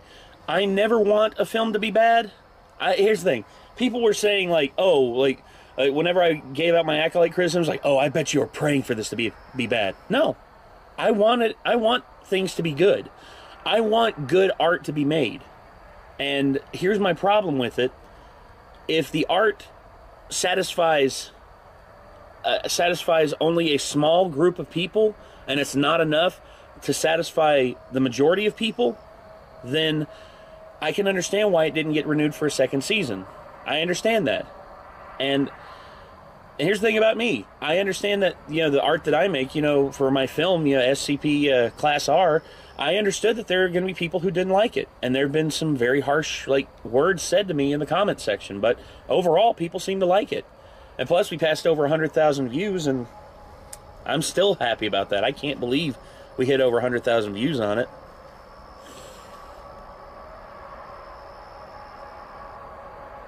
Are you going to react to Nostalgia Critic's Dial of Destiny review?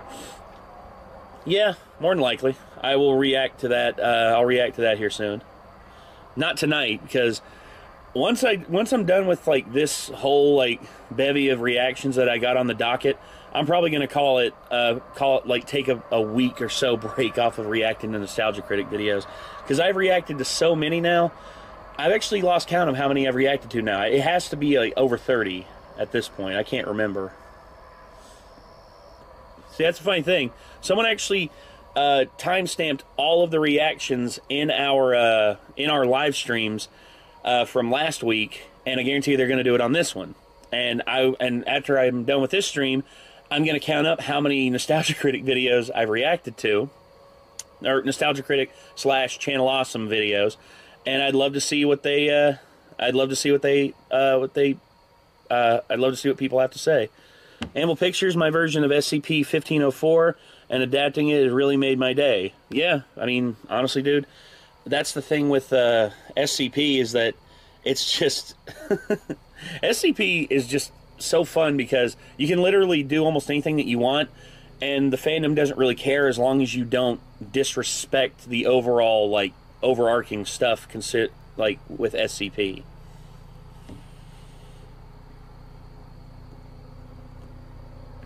Old man reaction, that's nice. Old man, old man, he's a lot of fun. And when he did the reaction to ours, I was blown away. I was just like, holy crap, dude, this is awesome. I can't believe he actually reacted to it and he liked it. That's so cool. Hey Nate, what's a movie you think a lot of people dislike, or vice versa? I think a lot of people...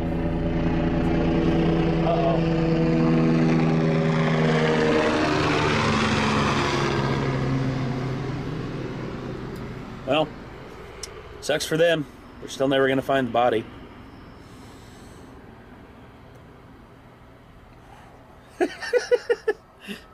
Did he miss the post-credit scene?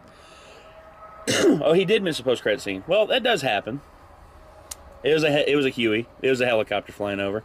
That was damn close. Yeah, it literally flew right over top of our house. I mean, it happens. I mean, we have a small airport that's just over the hill from us, and yeah, it's an independent airport, but yeah, it's cool.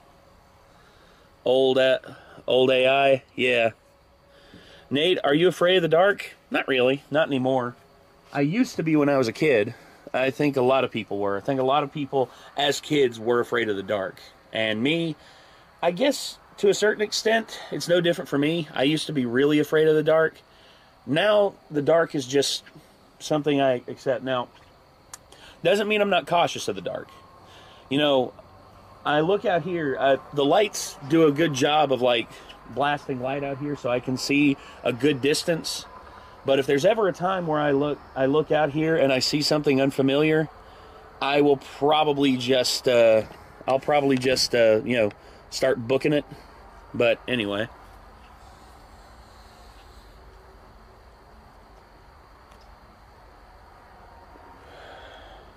Most difficult game you've played? I would say the Soulsborne games. The Soulsborne games I'd probably say are up there with Sekiro. That's the thing, is like the games by From Software are just difficult. And you know what? I enjoy the difficulty. I don't shy away from it like a lot of people do. But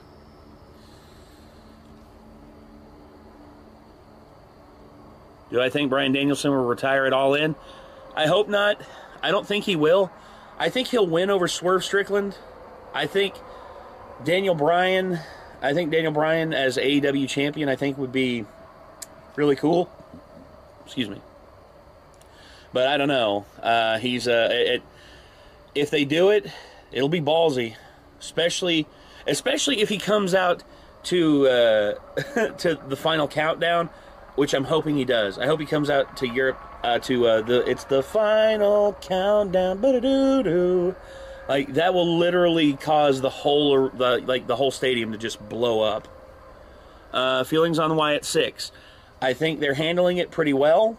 It can go hammy and it can go wrong, but given the fact that Vince is not in charge anymore and he's not going to make it a Carney show thing, I anticipate that he will. I anticipate that it'll actually be pretty good. I hope that they handle it with respect, especially for Bray Wyatt. Your next SCP film should be a haunted video you guys react to. Well, that's the thing, is like we can literally build our own SCP if we want to.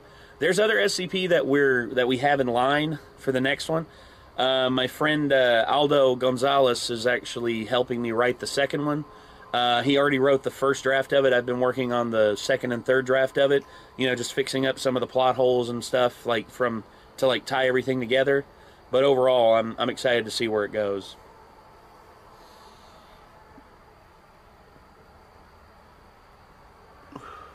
Romulus was such a disappointment. Well, here's the thing that you need to understand about it. Because Ridley Scott owns the rights, for the most part, like the creative rights to Alien, until it's out of his hands, he's going to put his stank all over it because, you know, that's just what he does. He can't stand for someone else to try and, tell the story. He believes that he's like, I need to be the one to determine the future of Alien, and I do not approve of anything that doesn't fit within my purview. Go fuck yourself.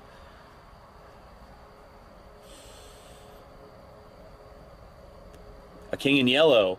Now that would be interesting. I'd like to see that, Anvil. Let me know when that's done. Blacklist Ridley Scott. That ain't happening. It ain't happening. Ridley Scott will have to die before he is off of the Alien movies. Thoughts on Freddy versus Jason?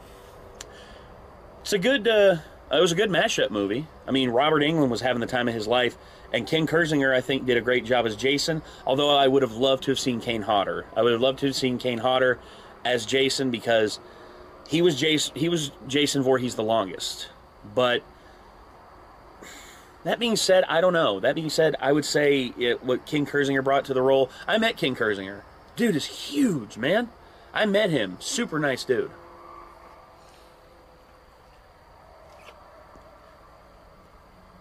It's going to be a psychological thriller of madness and horror. The actor I have hired to play the king is 6'4". Ooh, that's awesome. That is awesome. Thoughts on Daredevil Born Again? Disney Plus shows, live action shows, I have zero faith in. Literally, I have zero faith in the Disney Plus shows anymore.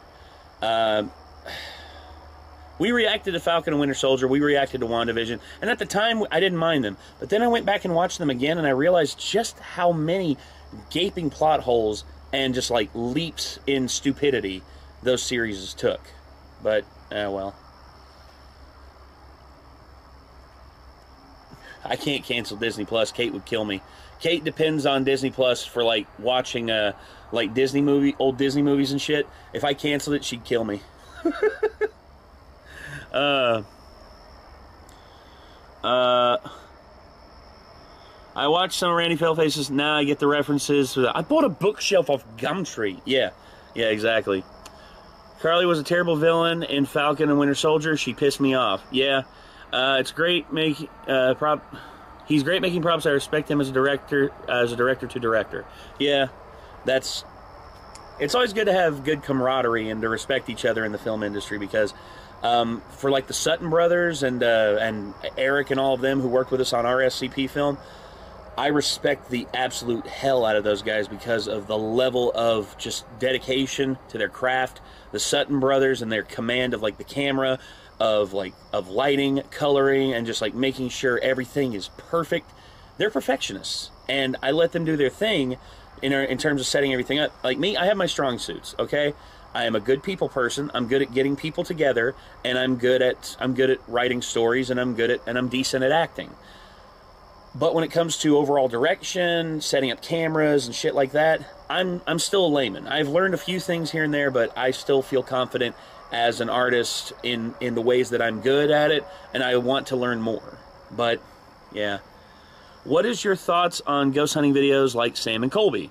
I am cool with it. Honestly, ghost hunting videos, I think, well, once again, if they're fake, if they're fake, it's what it is. But if it's just legitimately things happening, for instance, the one that got me was Urbex Hill, when he got literally chucked to the ground, like big, like 300-pound dude getting thrown like a rag doll and getting knocked out by it. That was terrifying.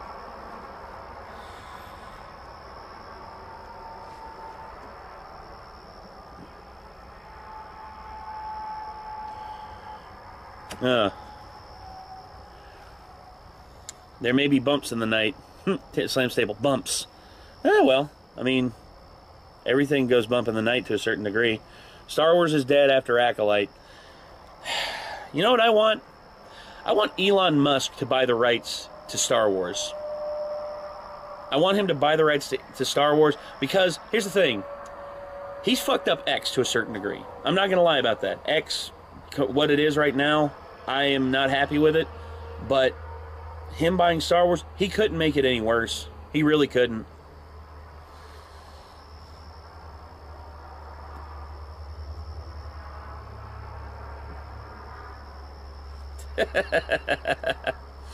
I would want it.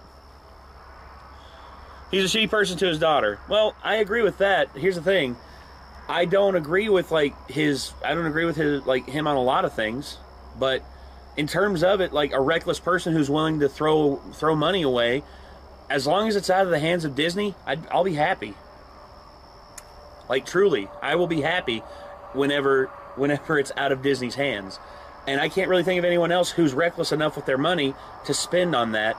And yeah, I agree. I don't like how he treats members of his family and stuff like that.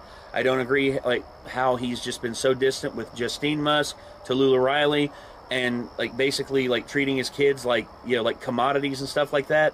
I don't like that. It's very, very disrespectful. But I'm just talking like I'm wanting Star Wars out of the hands of the people who are ruining it. That's all. I'm not advocating to give Elon Musk keys to the kingdom or anything like that. But I'm just saying, like, to get it out of Disney's hands, I'd be willing to have that. That's what I want, because in all honesty, I don't know what else to do. Like, who else is out there has the money to do that? Who's willing to do that? Who's willing to do something that crazy to do that?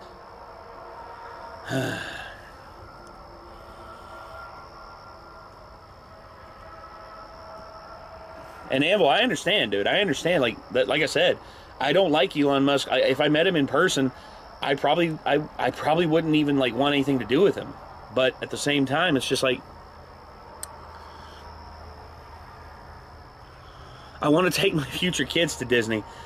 But you see, that's the thing, is like, look at what they've done to Star Wars. Star Wars used to be a spectacle, even when under George Lucas, and you know, we got like the prequel films. They were still a spectacle, and people were still excited to see them. Are people truly excited to see anything Star Wars related now anymore? I don't think so. I don't hear people clamoring for more Star Wars like they used to. I don't. And it's because Disney literally fucked everything up.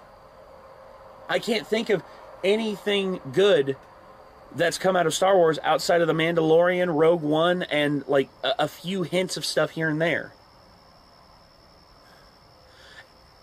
My thing is, I just want someone to just take it out of the hands of people who are recklessly trying to just destroy a legacy of something that, in all honesty, was a cornerstone of like American film science fiction. That's just me, though.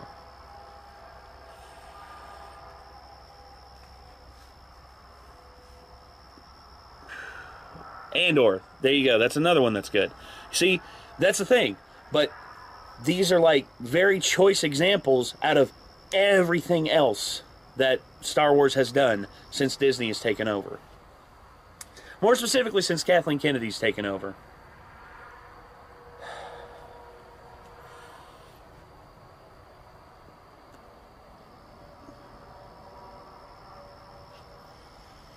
No, Book of Boba Fett, no. Here's the thing, as someone who is a huge Boba Fett stan, and not only me, but Caleb and Micah are huge Book of Boba Fett stans, I watching Book of Boba Fett and that stupid scooter chase, that stupid ass, like, floating moped scooter chase. I'm sorry, right then and there, I'm just like, I just want to get through this series, because we were reacting to it, I was like, I just want to get through this series just so I can be done with it. Dial of Destiny, another example of Kathleen Kennedy fucking shit up. Once again, dude, I just have zero respect for it.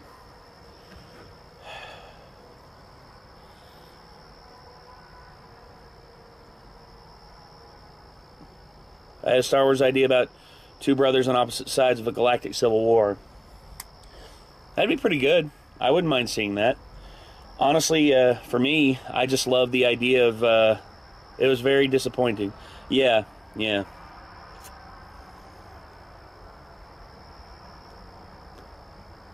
What are some YouTube channels that I don't do reactions to that I enjoy? Smarter Every Day. We do reactions to Mark Rober, but they never do numbers. But instead I would just decide, all right, fuck it, I'm just going to watch Mark Rober's videos in my spare time. Really love science channels. Really love science channels. And also some gun channels as well, which that's the thing.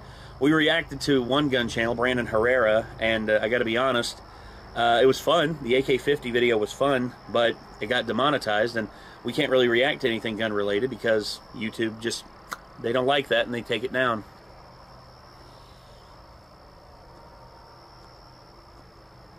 Thoughts on Deadpool Wolverine? I think for what it is, bringing Deadpool into the Marvel Cinematic Universe, interesting. Very interesting. Also, them basically letting Logan go out on a high note, and also all the cameos and everything. The Blade cameo caught me off guard, completely and totally.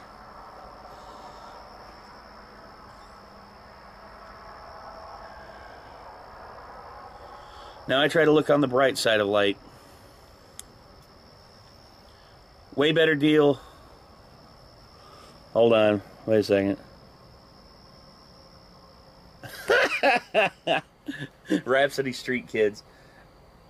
I don't know about that, man. I'm afraid of what he would do with Rhapsody Street Kids. He'd probably just to prove a point, he'd dump like $200 million into it and make it like the greatest Christmas special ever, quote unquote, greatest Christmas special ever. And it's just, God dang it. Oh, it'd be terrible. It would be terrible, but honestly, I would watch it. I would watch it just to see what the fuck he's gonna do.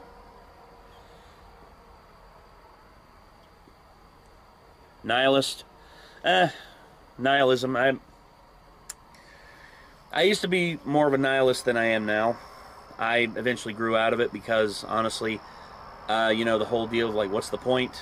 To me, I was like that all the way up until I was about in my mid-20s. My mid-20s, I basically went on, like, this metamorphosis where I actually started caring about stuff again. And I stopped feeling like, I stopped trying to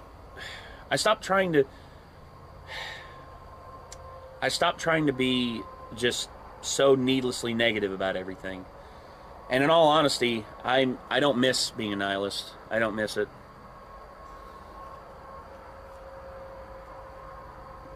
So not nihilist, just cynic. To a degree, I've become cynical because of my lack of faith in the entertainment industry as a whole. The entertainment industry nowadays seems to be more interested in tokenizing everybody and treating everybody on face value and skin color instead of, you know, actually understanding character development and understanding what makes a good story. That's just like, okay, here's the thing. I look at stories, you know, everyone looks at all the tried and true stories, you know, the ones that have been done to death.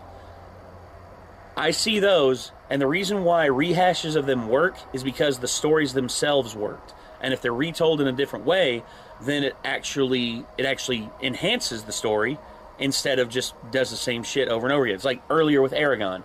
I would have made changes to Aragon that would have basically made it to where it could be better adapted as a film instead of literally doing what the books did.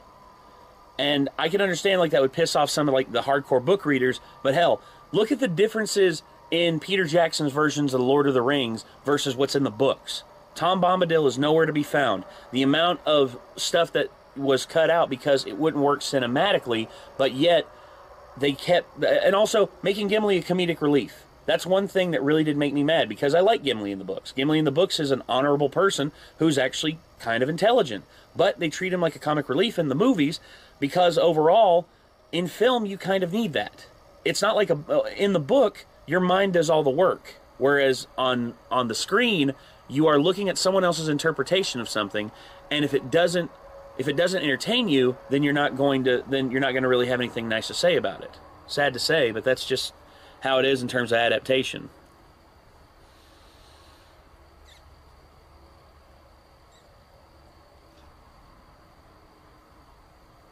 You should just buy Disney and be done with it.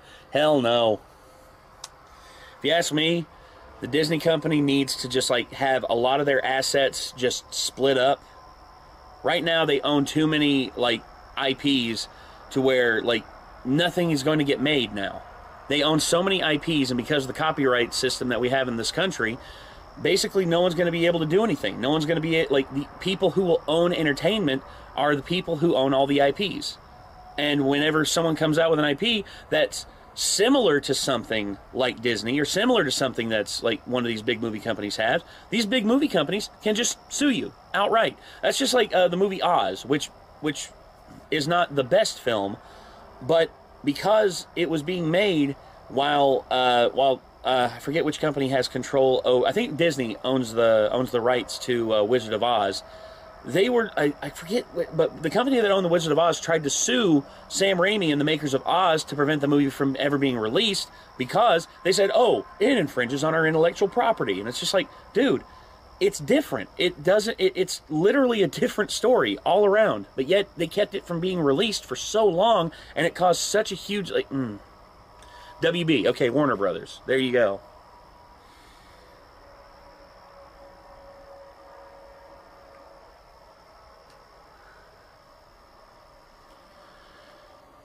Wish people would stop giving money to these lazy remakes from Disney. I agree. I agree entirely. I hate that, dude. I hate the fact that, you know, instead of, and it's like I said earlier, instead of remaking stuff that was already good, how about you remake stuff that actually had promise but wasn't executed properly? And thus, you have a whole new slew of fans and a whole new IP that you can play with.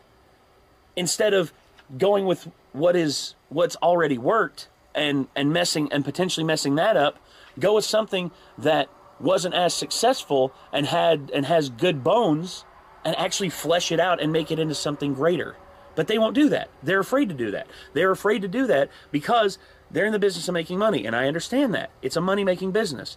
But you have to eventually reach a breaking point and a precipice where you look at things that have come before and you see the stuff that did work and didn't work, and look at the stuff that didn't work and just be like, hey, there's all this stuff here and all this content here that we can literally mine from because there is a fandom here, and if we make it good enough to where the general populace can enjoy it, boom, there you go. You've got a whole new slew of fans and a whole new IP for you to play with. But nah, they're not going to do it.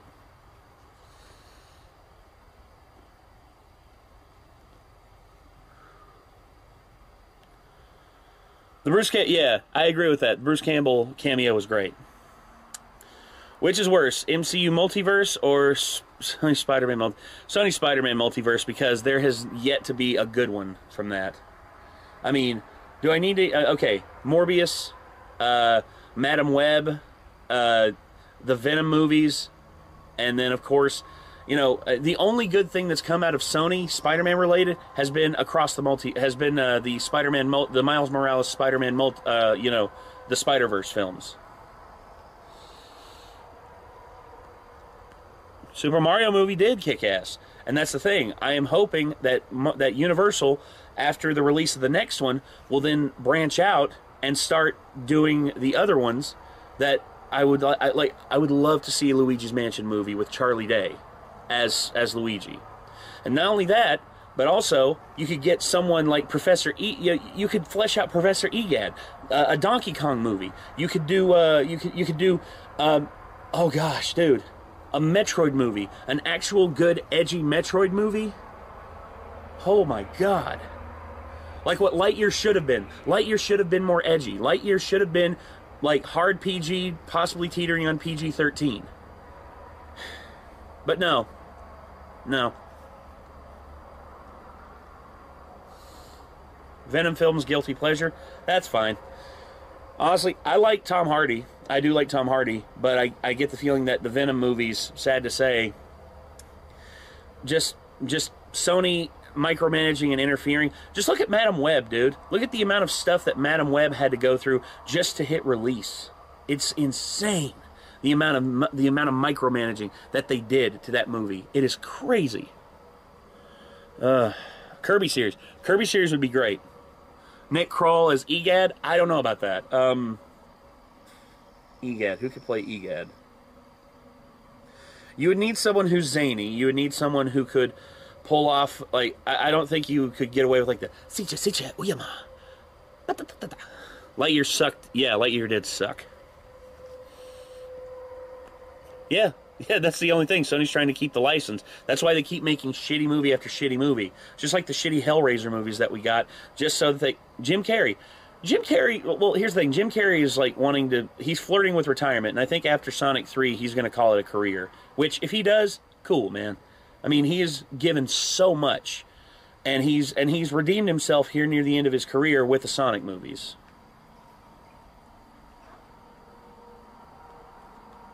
Alex Lips, what is micromanaging? Micromanaging is literally when a studio gives a production house money, you know, like a filmmaking crew money. Say, okay, I'll give you an example. Say, Sony comes to us and says, hey, we're going to give you $50 million to make a film based around what's a good IP that Sony has.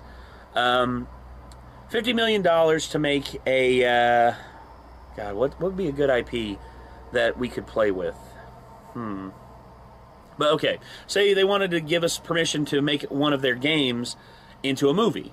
And we're like, okay, let's write a script. And then in the midst of us writing the script, it's like, oh, in the script, we want you to include all of these bullet points. And if you don't include all these bullet points, the deal's off. It's like, okay, well, it'll make the story hard to mash up, so okay, we'll do it. And then it's like, okay, we have a script that doesn't completely work, but we'll see if we can't make it work in the filmmaking process. Then we get in the filmmaking process, and Sony's just like, oh, well, we want you to not go with this person as the lead actor. We want you to go with this A-list actor because we want to sell tickets. It's like, oh, okay, but he's completely unfamiliar with the source material, and he's not going through any effort to learn about the source material. So basically, he's going in blind, and he's not going to know how to act. But it's like, oh, but it doesn't matter. We have him as an A-list actor, so we're still going to make money. And it's just like, okay, so we got an A-list actor in the leading role who doesn't know anything, and we have a script that doesn't quite work, and it's like, oh, also, we have these scenes here that you have included. We want you to take them out. It's like, why? These make the movie work. It's like, oh, we don't care. We'll make it work with reshoots, and we'll have our writers come in, and we'll rewrite. So basically, that's it. That's all it is. The studio gets cold feet on any little thing, and then they come in there, and then they just screw up everything instead of letting the artist have their say and to put out the film that they want under the faith of what Disney of the money they gave you. And instead they're just like, nope, we have control over this, and basically we're going to put your name on it, and if it's bad, everyone's going to blame you. They aren't going to blame us. They aren't of course the A-list actor is just going to make bank off of it anyway, and they're still going to have movie roles because they're an A-list actor. It's just that's just how it is, man.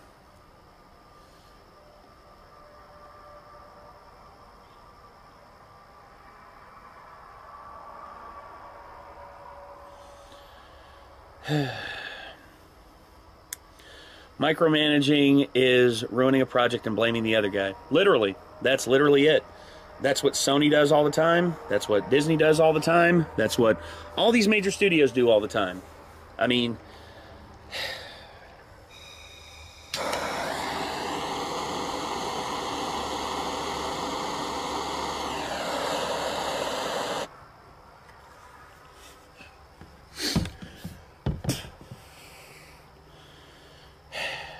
okay, thanks for the info. It is what it is, Alex. Firefly's suit looked awesome. Yeah, it did. And the fact that they had Brendan Fraser playing him was awesome. But we're never going to see it. Correct, Alex M. That's correct. The worst enemy of these... Do I like Gotham? The TV series, parts of it I like, parts I don't. That's all I'm going to say about that. I watched all of Gotham, and when the show started out, I was excited. But by the end of it, I was just like, 6 out of 10. Had so much promise, so much potential, but yet shitty TV writing got in the way once again, like it always does.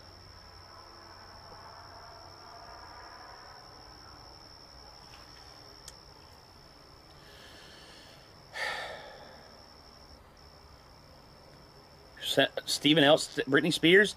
No. Britney Spears as Samus? No. Who would I get to play Samus? Let's see. Knowing Disney, they'd probably want to go. Knowing or Warner Brother, Universal. Knowing Universal because it's Nintendo, and Nintendo's working with Universal. Knowing Universal, they'd want to cast someone like Sydney Sweeney, or just honestly, I would look for a young, up-and-coming actress, and I would let her. I would give the role to a newbie. I wouldn't want an established name as Samus. I would want Samus to literally be just. I would want that. I would want Metroid to be the focus. I would want the world and the story to be the focus. I wouldn't want the focus to be like an A-list actor at the top. It's the same thing with Tobey Maguire for Spider-Man. Why did the first Spider-Man movie work so well? Is because Tobey Maguire was literally at the time, was the perfect choice to play Peter Parker. And he killed. He slayed. And he became one of the biggest movie stars in the world. I would want an unknown. Bone. Come on, Bone. No. Lizzo as Samus? Yeah, the lift would break on the fucking aircraft.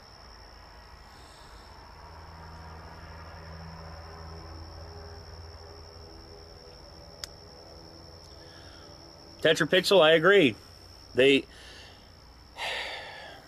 I'm sure there's reasons why they couldn't show him in the bat suit, because the IP technically belongs to Warner Brothers, and it was Fox who was making the show. But yeah, I don't know. Metroid would have to be PG-13? Yes. Metroid would definitely have to be PG-13. I would make it a hard-edged PG-13 film, and I would look to put, you know, I would want Tim Miller, the director of the first Deadpool movie. I would put him in charge of it, because you would need a lot of good visual effects for that movie. You would need a lot of good visual effects, and Tim Miller and his crew know good visual effects. And plus, he knows how to shoot things to make it cheap for working in CGI. Like, he knows how to work that shit. I would have him involved with it. I would want him to be involved. Doom film with John Cena as Doom Guy. I would advocate for someone actually bigger than John Cena, like physically bigger than John Cena. I would say, you know, it'd be silly, but I'd like to see Braun Strowman, because Braun Strowman has the build of Doom Guy. Exactly. Like, Kivadu, perfect cast. Like you and me on the same wavelength right there. That was perfect. Henry Cavill, the next Wolverine. I think Henry Cavill's too old, unfortunately. Henry Cavill's in his 40s, and I don't think he'll be down to play that role for very long. You would need a young actor. You need a young actor to take over as Wolverine, especially if you want to have a Wolverine who will stay consistent over the next, say, 10 years of you making films with him.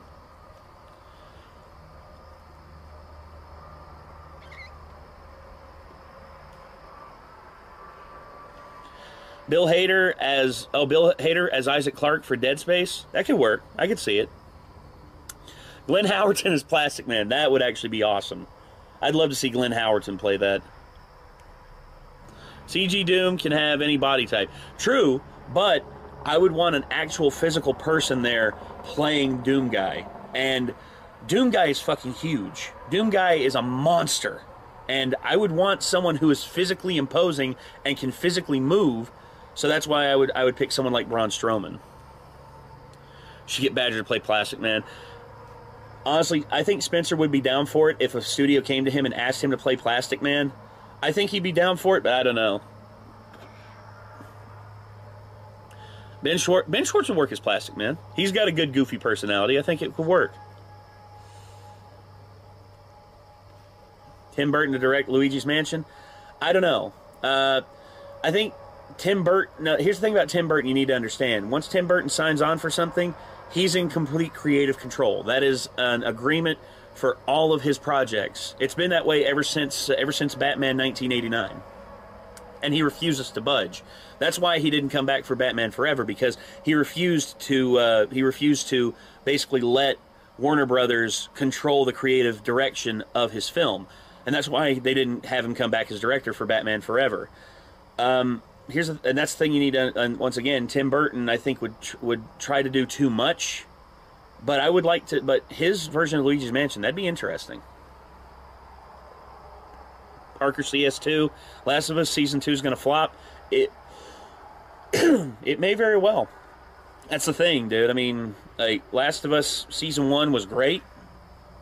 I give it like an 8.5 out of 10. Season 2, depending on what they do, I mean, given what we know happens in the games, I think they would be shooting themselves in the foot if they made the same mistake with Joel. I think what they need to do is have Joel be more active in the second season, and then do what they should have done and kill him at the end of the second game. Because Joel dying, I don't have a problem with. Joel dying the way that he did in Last of Us Part 2 was just atrocious. It was not good. It was horrible. Hope that they don't do a Nintendo Cinematic Universe and have Smash Bros. As the Avengers movie. I don't think they will. But here's what I hope. But if they do that, there was actually a Japanese animation company that did a Super Smash Brothers style It was a Super Smash Brothers style animatic, and it had Link versus Pit, and it was awesome. It was so good, and it got my hopes up for a potential Super Smash Brothers anime. But I think them fighting, it should definitely be against Master Hand and not Taboo. I think that once you go too far into the story with Super Smash Brothers, it gets lost. It gets lost in translation. I think Gotham was great, and giving lesser-known Batman villains a chance to shine. To an extent, yes, but at the same time, they fucked up some of their more promising villains. But that's just how I see it. I mean, everyone has their opinion on Gotham, and once again, I just found it disappointing with how they did the writing. The writing in that film or in that series was just not good.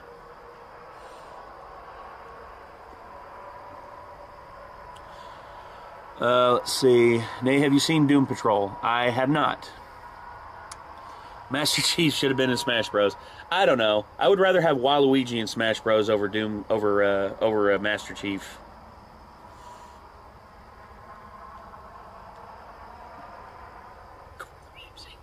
Come on, dude. Minecraft movie from WB, I have no faith in. I have no faith in it either. I mean, let's be honest. There's not much you can do with Minecraft as a movie. There isn't much you can do. But I mean, I don't know. Have you seen The Sandman? I have not. Waluigi gave his Smash invite to Daisy, according to the comic. That's my headcanon. If that's the case, I guess that's the case. But still. Mass Effect movies or a TV show? Mass Effect is way too broad to do a... I think they should do Mass Effect similar to how they did... what's the name of that show? It was... damn. I'll think of it here in a second, but... Mass Effect would work better as a show. Personally, that's just how I feel.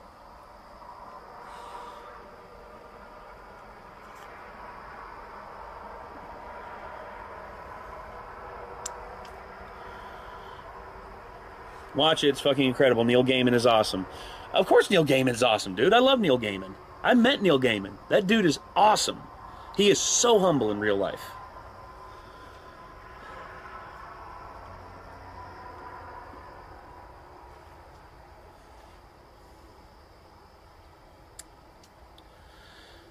Ace of Spades being WrestleMania 41. I don't think that'll fly. I mean, Triple H may make it happen, but knowing the people who run WWE now, they would want like a top 40 hit or like a person who makes like top 40 songs to be the one that produces the film for it or produces the music for it.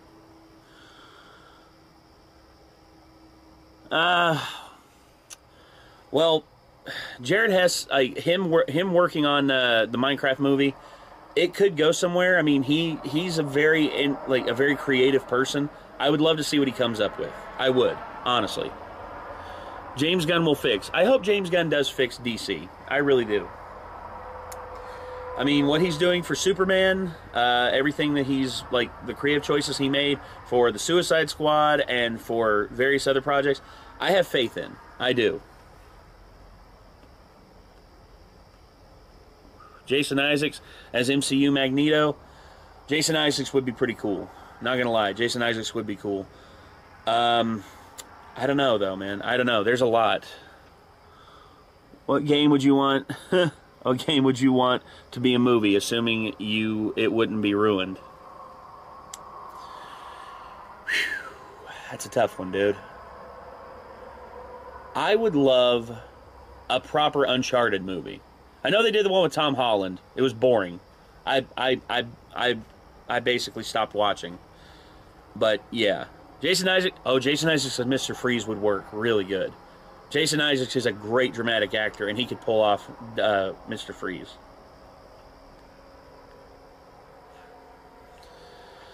A Pong movie. Oh god, a Pong movie would be hilarious. Bjornbith. Mads Mikkelsen as Mr. Freeze would be pretty cool. Mads Mikkelsen is a great character actor, and if you give him the role of Victor Freeze, I think he could pull it off. Uncharted movie is ass. Agreed, Alex Lips. Agreed. Hold on, let me get your comment approved. There you go. Don't give them any ideas.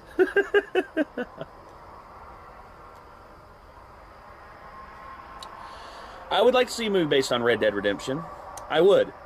I would want to see like a good 2.5, 3 hour epic for Red Dead Redemption and cover like the main basis of the story with John, Dutch, and basically all the members of the gang. I would love to see that, but I don't know if I don't know if it'll happen. Toys for Bob did actually pitch a Crash Bandicoot movie. Toys for Bob, they do great work, man. I really wish that they would have more faith in them.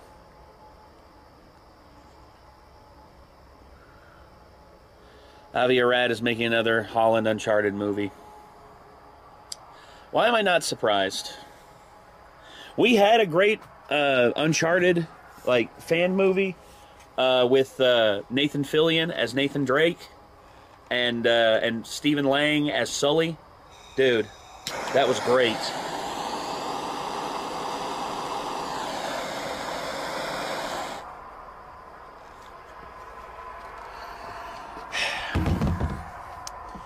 Really wish they could have followed through with that, because I like Nathan Fillion as Nathan Drake. And plus, his quips are very similar to Nathan Drake in the movie. Thank you, Nate. Yeah. Love Nathan Fillion. I do too. And the fact that he's been underutilized in Hollywood because they just didn't know what to do with him, because he literally marches to the beat of his own drum. And he calls out bullshit whenever it happens, too. That's another thing I respect about him. Bruce Campbell is Sully. Glenn Powell. Okay, Bruce Campbell is Sully. We already got Bruce Campbell as Sully in Burn Notice when he played Sam Axe. Oh, dude. Okay, new actor who's been on the rise, Glenn Powell as Nathan Drake. I think that could work. I really do. Of course, he'd have to dye his hair brown, which would get rid of his like glorious golden locks that all the ladies love. But I think it could work. I mean, he would be actually really good.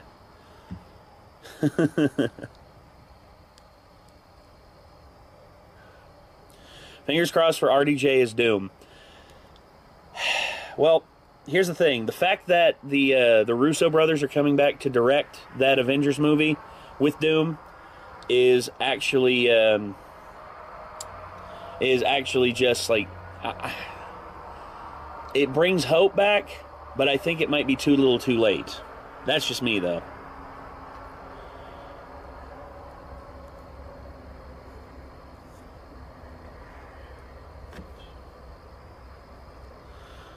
Besides, Dr. Doom hardly shows his face. To a certain extent, yes, but if they go with like the public persona of Victor Von Doom, and they literally have him just presenting himself as just this dude who's just like not afraid to, basically much like how Tony was unafraid of being seen as the hero, Dr. Doom is going to be unafraid of being seen as the villain. And because he is so powerful, no one's going to know what to do against him.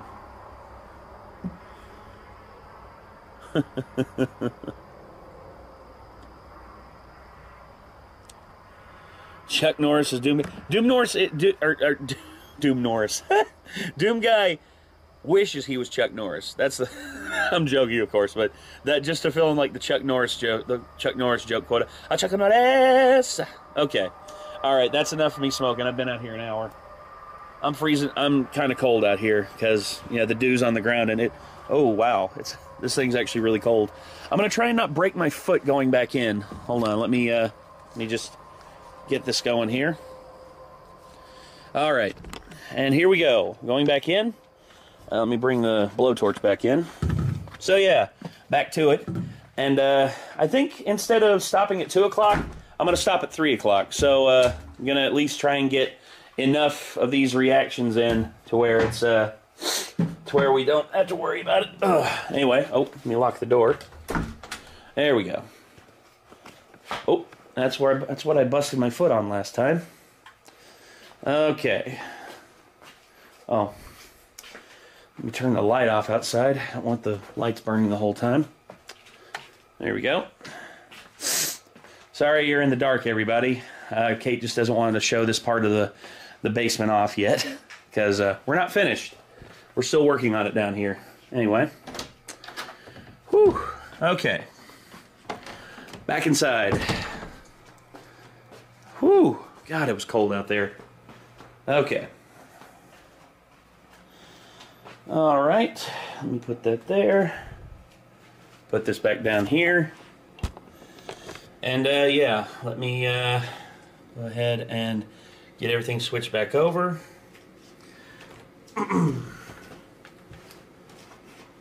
Okay. Okay. And we're back. Okay, let me get the mobile rig turned off. There we go. And let me get this.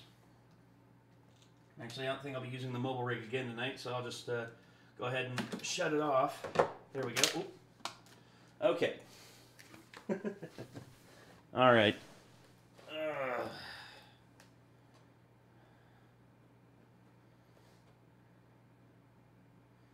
Oh, I'm Canadian, so I love snow. So yeah, well, I was gonna say, dude, like I've been to Canada, and I like Canada pretty good. I've been to Toronto, I've been to Niagara, and I've been to Montreal, and yeah, nice place. I like Canada. Let's see. Deadpool is right. Multiverse Saga is dead. Well, yeah, Multiverse Saga is dead. I mean, what else is there to say? All right, let's go ahead and get back to this. Here we go. Smoke break over. 5 superpowered anthropomorphic dogs known as Kano sapiens. It was the next in line of the wide and varied TMNT clones. It was the next in line. Damn it. It was so wild. The show was wild. I wasn't prepared. I'm sorry. You know, who was prepared for that? You know, I'm not gonna lie. I saw it written, and then when I heard it, I'm like, yeah. So I'm glad I'm not the only one. Okay. Anthropomorphic dogs known as Kano sapiens. I know. Walter. That's how you say it, too. Yeah. Kano sapiens. Kano sapiens. Yeah, you know what it is. It's just so matter of fact. Like, of course that's what they're called, It's you science. idiots. Yeah, there is a lot of science in it. You know. No, I don't know. It was one of the educational programming, okay? Actually, this is very true to life. Aliens. Aliens. Hey, Ninja Turtles with street shark surf, okay? Shark, street shark surf. Do it again! I wasn't ready for that. Street sharks are everywhere. Street sharks. Jimmy Stewart talking about street shark. They were saying this little thing. Merry Christmas, Mr. Shark. God dang Do it. it more, Kano sapien. Mary, Kano sapiens are the future. There's a lot of science in this shit. Oh, a lot of science. God dang it, Walter. I'm gonna lose my mind. Yeah, it's gonna be 5 years all over again. We're just gonna have to fucking do this the whole time, man. The beginning of the episode. We are on page 5. Sweet. Okay, all right. I've cried like 3 times. You okay? You good? Yeah, I'm good. You good? Yes, thank you. Okay, great. I'm fine, thanks, Heather. You're not in the fray, okay? I mean, you're on the ground. We're in the mosh. With my kitty, my evil kitty. Okay. LimeWire guest starring on the OC isn't as 2000s as that. Good, just for yucks. Try one where you're screaming like LimeWire guest starring on the. I don't know if it's gonna I'm work. just gonna but do try a it. Nostalgia Critic read. Yeah. Just go over the top. Okay. LimeWire guest starring on the OC isn't as 2000s as that. Damn it, Doug, come on. Did he do the NC read? It's going like this. You did it, all right. The wacky inflatable tube arm. Wacky waiting inflatable arm flailing tube man. Mom, we haven't seen I'll dial it down. Don't mess with original Coke. Josh Hartnett is gonna join Destiny's Child if there's any more 2000s. Okay. You've never said that sentence. No, I've never even thought of Destiny's That's Child never- and Josh Hartnett in the same thought. That's weird. That's weird because it's a constant thing for me. Constant loop. Morning Yeah. in the shower. These two characters united for some notable adventures that would continue on for years to come. To come. Oh, yeah, go ahead. Shut up, Rob. Ah, good times. I just love how professionally you said shut up. Shut up, Rob. Shut up, Rob. Last time I ever applauded. That's the first time, to too. see if it was you that said it. Well, I think it's time to take us out of the past and into more modern times with Static Shock. What year do you think it is, Malcolm? I smiled. I definitely smiled. I definitely smiled. I would see Tamara laughing that hard. That said something in a long time. Just like...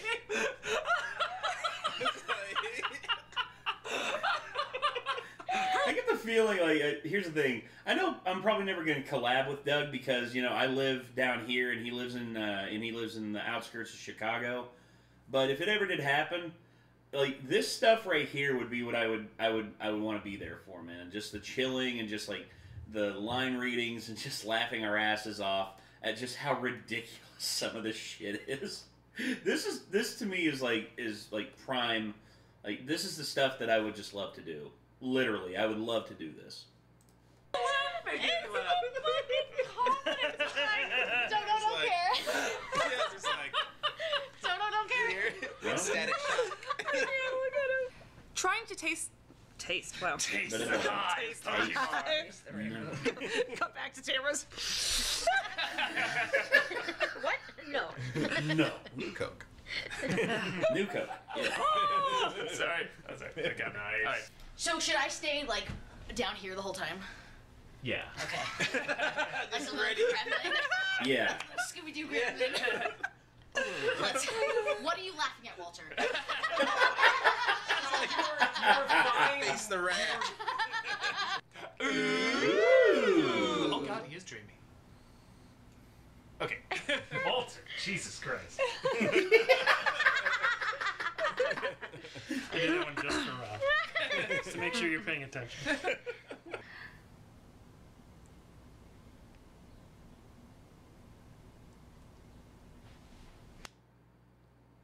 Hey. Thank you. And action. You know what? I can stick my ass up. I could stick my ass up. It's like, Tamara. Oh my God. Who's seen Heathers? Oh God. Man, I've seen the Heathers. best choreographed stuff ever. There, all of us just zoom, dead. Just dead. I was so excited about it.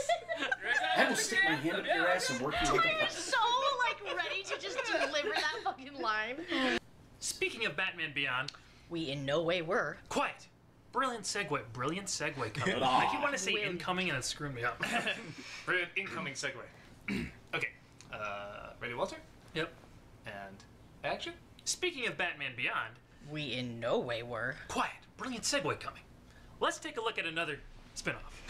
God dang it. Tamara. Sit down. Stop. I'm not gonna... No. Get back down. No. Those stories will be told at a different time. In this review. Oh.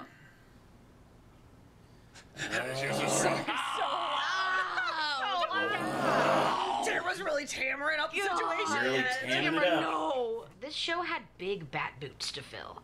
It follows the It sounded like you said bad boobs. You may want to say it again. Big bad boobs. big old Big bat mommy shoes. milkers. It should say, you should just say shoes. Big bat shoes to fill. Or maybe boots. Big bat boots to fill. Oh my Lord. I've heard that expression before. You haven't? No, mommy milker? No, I haven't heard that either. Oh, Big you're mommy totally milkers? online. That's cute. Mommy milker. Oh my God, I learned it too. Mighty mommy milkers. God dang it. Come on. Not like this. Mandalorian logic. Cool. Try another? I didn't know we were on camera for that. Were you just I just can't. I can't kiss WB. Catchiest song? Really? You sure they weren't just making it up as they go? That is something that an anti-K-Knight would say. Yeah, okay. God dang it, Doug! Come on! Well, so I think you're supposed to interrupt her. That's okay. Anti-canine. Yeah. God dang it. As long as it's Something an anti-canine would say. As long as I can. My bad. Doug broke on that one. Well, okay. Well, I guess Walter was supposed to interject there to interrupt Tamara, but Doug just sputtering out. Oh god. Catchiest song? Really? Are you sure they weren't just making it up as they go along? That is something that an God dang it, Tamara! You had one job. The prop was right there. Walter, he's dead. He's gone. Oh my god. I'm He's sorry. gone. All right, last time. I'm a nostalgia critic. I remember. I'm sorry, we're missing our hat. Sorry. Action.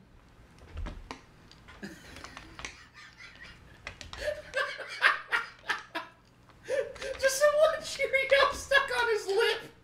That's the best shit ever.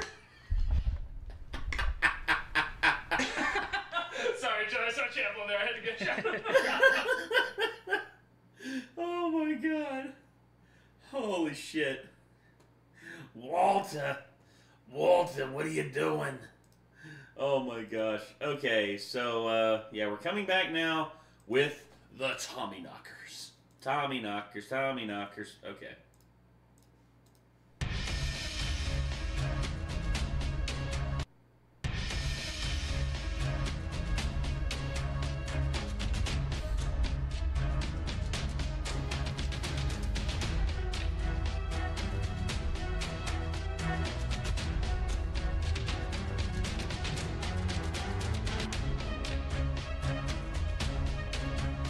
Love this episode. Me too. I've seen this one. This one's really good. Ah! Probably the last time Doug was ever allowed to wear shoes in the house.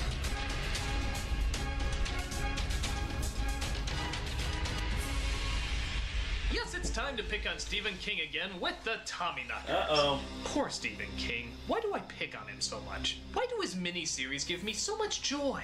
I know he's written good stuff, but the bad stuff is just so entertaining. His returning cliches and overuse of character traits often transfers so poorly into film. And oddly enough, the more time they have to explain and analyze it, say in an over 2.5 hour long TV special, usually the more horrible it is. What's that?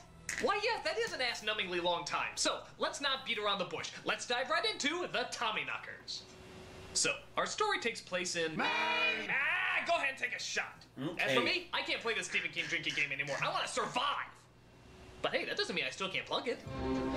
With the brand new home version, you won't ever have to worry about watching a Stephen King miniseries sober or awake ever again. It comes complete with beer glasses, pool toys, baseball hats, and even your very own talking Mr. Toomey doll. Scaring the little girl! So in the state of Maine, we're introduced to Hilly, and he's excited because his grandpa just got him a magic kit. Well, Dad says there's no such thing as magic. Kids and old people, we know that magic's real, no matter what anybody says. There is even a place that's magic. Uh-oh, Grandpa's off his meds again. Out by the Anderson farm. In my day, we called it Big Engine Woods. But it's called Burning Woods now. But no matter what it's called, there's magic there. The Indians believed it. You're a little I girl. prefer the term Indian American, but keep going. Magic. Wait, what? The Indians believed it. I think they prefer the term Indian American, but keep going. No, they're still, well, not Indian, but Indian. Well, I keep ragging on this, but it's just, it bugs me.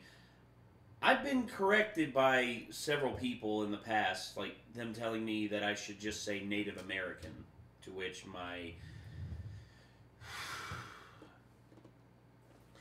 I always have to explain this to them. Whenever I say American Indian, there's like, actually it's Native American. I'm like, really? You ever been to a reservation?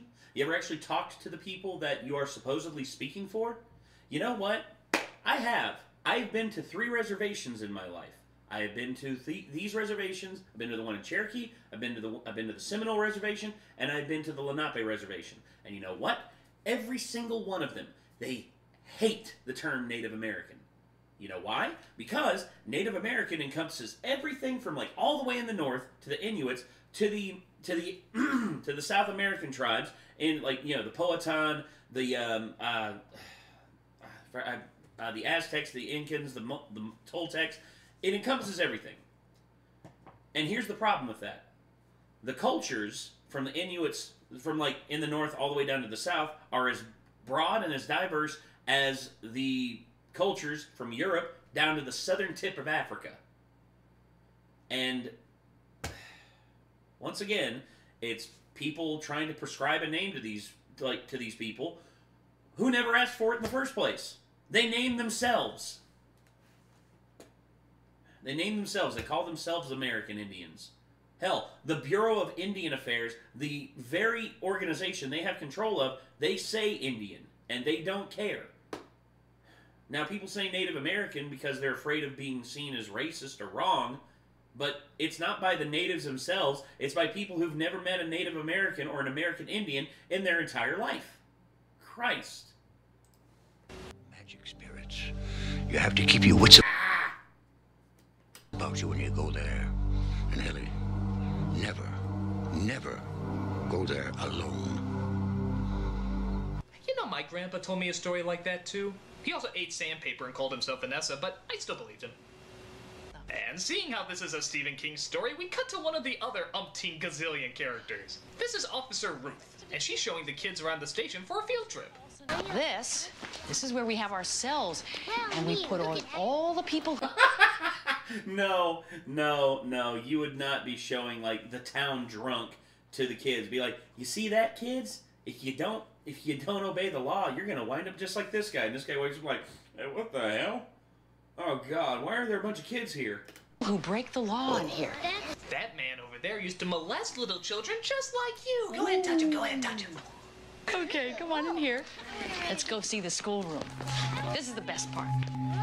You see, when I was a little girl, my parents used to travel a lot. What the hell? Every time they went to a new country, they would bring me another doll. I love culture. Hobby?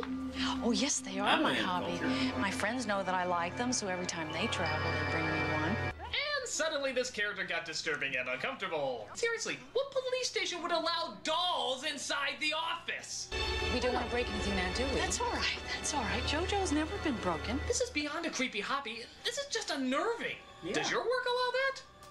Brian, I was wondering if it was at all possible for you to, by any chance, get the report done by this Thursday? Well, we'll have to ask Roger before I can answer that. What do you think, Roger?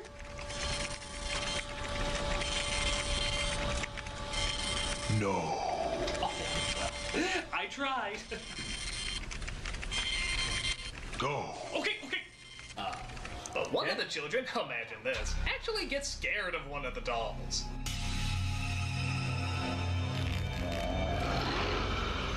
They're bad. I'm scared. And to be fair, that does look more realistic than the Jaws 3 shark. Tell you what, why don't you come back some other time and we'll see them together, okay? All alone. Just you and me. No. All right. Bye, Davey.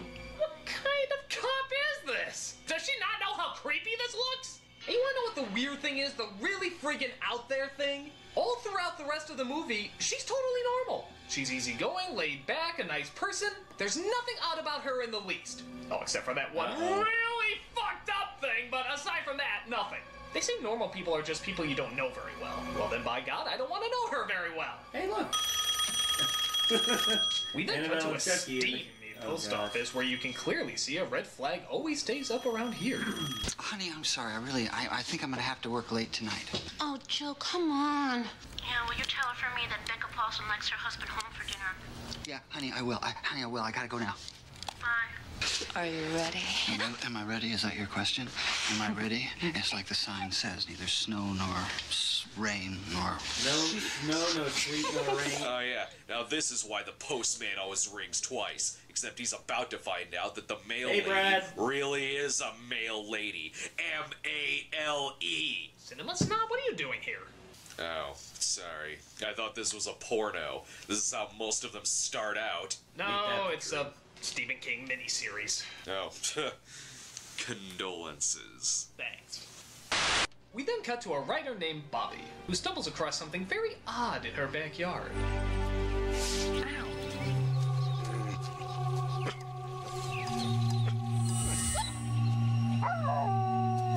While that's going on, we cut to a poet played by Jimmy Smits, who's an alcoholic. Really? I haven't had a drink in about a year now. Jesus, we got all the callback characters in check. Why don't we just sing the cast that appears in every Stephen King movie? The people live in Maine, of course, there's nowhere else to live. With the writer, the alcoholic too, the adulterer and his whore, some dumb rednecks, a disappointing resolution here in Stephen King's Maine. So Smits is upset because he feels his alcoholism is keeping him from writing any new work. And he often talks about it with Bobby, as apparently they used to be an item. But she currently has her own problems. Like how her dog is acting strange after getting zapped by that radioactive muffler. Uh-oh.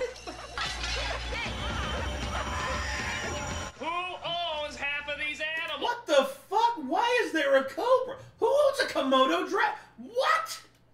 I mean, a parakeet is one thing, but an owl, a cobra, a fucking Komodo dragon? What the hell? Why don't you get your dog out of here? Can't a kid just play some ball with his ferocious killer Komodo dragon for just one moment? So Smits gets in front of a crowd and reads to an awaiting public. He reads specifically to the ethnicities of Maine, who seem to take up these 3 seats right here, and the people applaud with delight. However, not everybody is amused. I pay you to read new poetry, not old stuff. When's the last poem you wrote that got published? Komodo dragon? You're nothing but a drunk gardener. Hold on, real quick. I need to Google something. Oh shit. No, don't leave the page. Is it legal to own a Komodo dragon? Exotic animals like a Komodo dragon, such as Ohio. A Komodo dragon is not legal to keep as a pet, as ordained by the federal government. No, it is not suitable, and it's considered a crime. So, yeah, Komodo dragons are a no-no. So, this person owning a Komodo dragon is a criminal. Arrest them! Always were, always will be. Of course, he's not gonna take any of that. He's gonna show her that he's not a drunk. Oh my god! Craig Parker? Hell yeah, dude!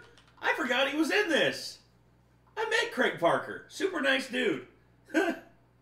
He's not a drunk by Why don't we add some vodka to that? getting royally plastered. That'll show her. Shall we maybe go upstairs or just give everybody a treat and do it right here on the rug, huh? Come on. I'm going to see to it that you'll never work again, you drunken, contentious, worthless... Oh! Well, this is a new one. A writer who's an alcoholic. I've never heard of such an odd combination. Caramba! Oh no, he's been taking fencing lessons from Burgess Meredith. Is that all you can say, Mr. Power Man, Mr. Kilowatt? You nooking SOB. If you remember nothing else in this world, remember this. God hates a coward. Well, there's only one dignified way to exit the scene. I'm sorry. Only one dignified way to exit the scene. Stage left. I'm sorry. I know we're supposed to feel sorry for him, but that's like the ending to a Goofy cartoon. God, I love it. He wakes up on a beach after a drunken rampage and is picked up by Officer Blagojevich, who takes him back home. While that's going on, Hilly's brother is frightened by something he hears making noise in the closet. Zoom, motherfucker! Son of a bitch, ow! Wait, wake up! There's a monster in my closet! Don't listen to him! Just put your delicious brains back to sleep, doopy-doopy-doop! Some monster squirt. But Hilly doesn't see any monster and tells his brother to go back to sleep. Can I sleep in your bed tonight? Sure. Back we go, all warm and safe and toasty. No, I don't like the way he said that. And I don't like the way way he's snuggling with him either. You know, Maine is sick. Do you know that, Maine? You're very sick. Joseph R. Paulson, you get back here this instant! So we see the cheating postman out again as his wife, Deputy Olive Oil, reminds him that he forgot his sandwiches. For you and the boys? Oh. For your fishing trip? Really, this is great. Well, as bad as he is, at least he appreciates the fact that his wife made him sandwiches. Oh my god, he nixed the sandwiches! He nixed the sandwiches, you fucking asshole! Cheating on your wife is one thing, but throwing her sandwiches out the window? You are a bad, bad man! Yeah. Then hop on in and let's see what we can catch. So while he's getting a good look at her Tommy knocker, Smits meets up with Bobby, who tells him that the strange device she started digging up seems to be making her smarter. Not only does she fix the plumbing in the house, but she also manages to take the water heater apart and fix that too. As I uncover it, it's sending out some kind of transmission. They're turning you into Einstein, huh? I mean, I have no idea how I got the hot water heater to work. I just knew as I was doing it, everything seemed clear as a bell. God, it makes women good at plumbing and machinery? If this thing takes away women's fear of spiders, men are gonna have no use on this planet at all. Let's experience it together. But as you'll see, she's not the only one getting the invention bug. Hilly, Olive Oil, and even the post-ho all seem to be friggin' geniuses now. Which might not be good news for Mr. Adulterer. Do you still love me, Joe? What kind of a dim bulb question is that anyway? No, you crazy. You're I'm sorry, no, I'm not. Jeez. Why are you so mean to me? Why is it so mean? Where are you going? How dare you ask me that question? I'm going out now, and I'll be back when I want to. You got it? But, Joe! But. See, I never want to hear that word again. I never want to hear but again, because but is what a goat has for brains. And but is for the small-minded people in this small-minded town. And but is what you say when you want to get away from your stupid wife. My God! What is this guy? First the sandwiches, now laughing evilly while he's off to have an affair? Even Darth Vader would be like, dude, you're a fucking ass. But Olive Oil seems to get some advice from an unlikely source. Listen, Becca, Joe, he's been cheating on you. Okay, Chaz. No. The correct response is the flying fuck! Can you just don't talk? Well, Becca, it appears that this one does. He's having an affair. You got it. Well, what am I gonna do? Kill him. Kill him. Kill him.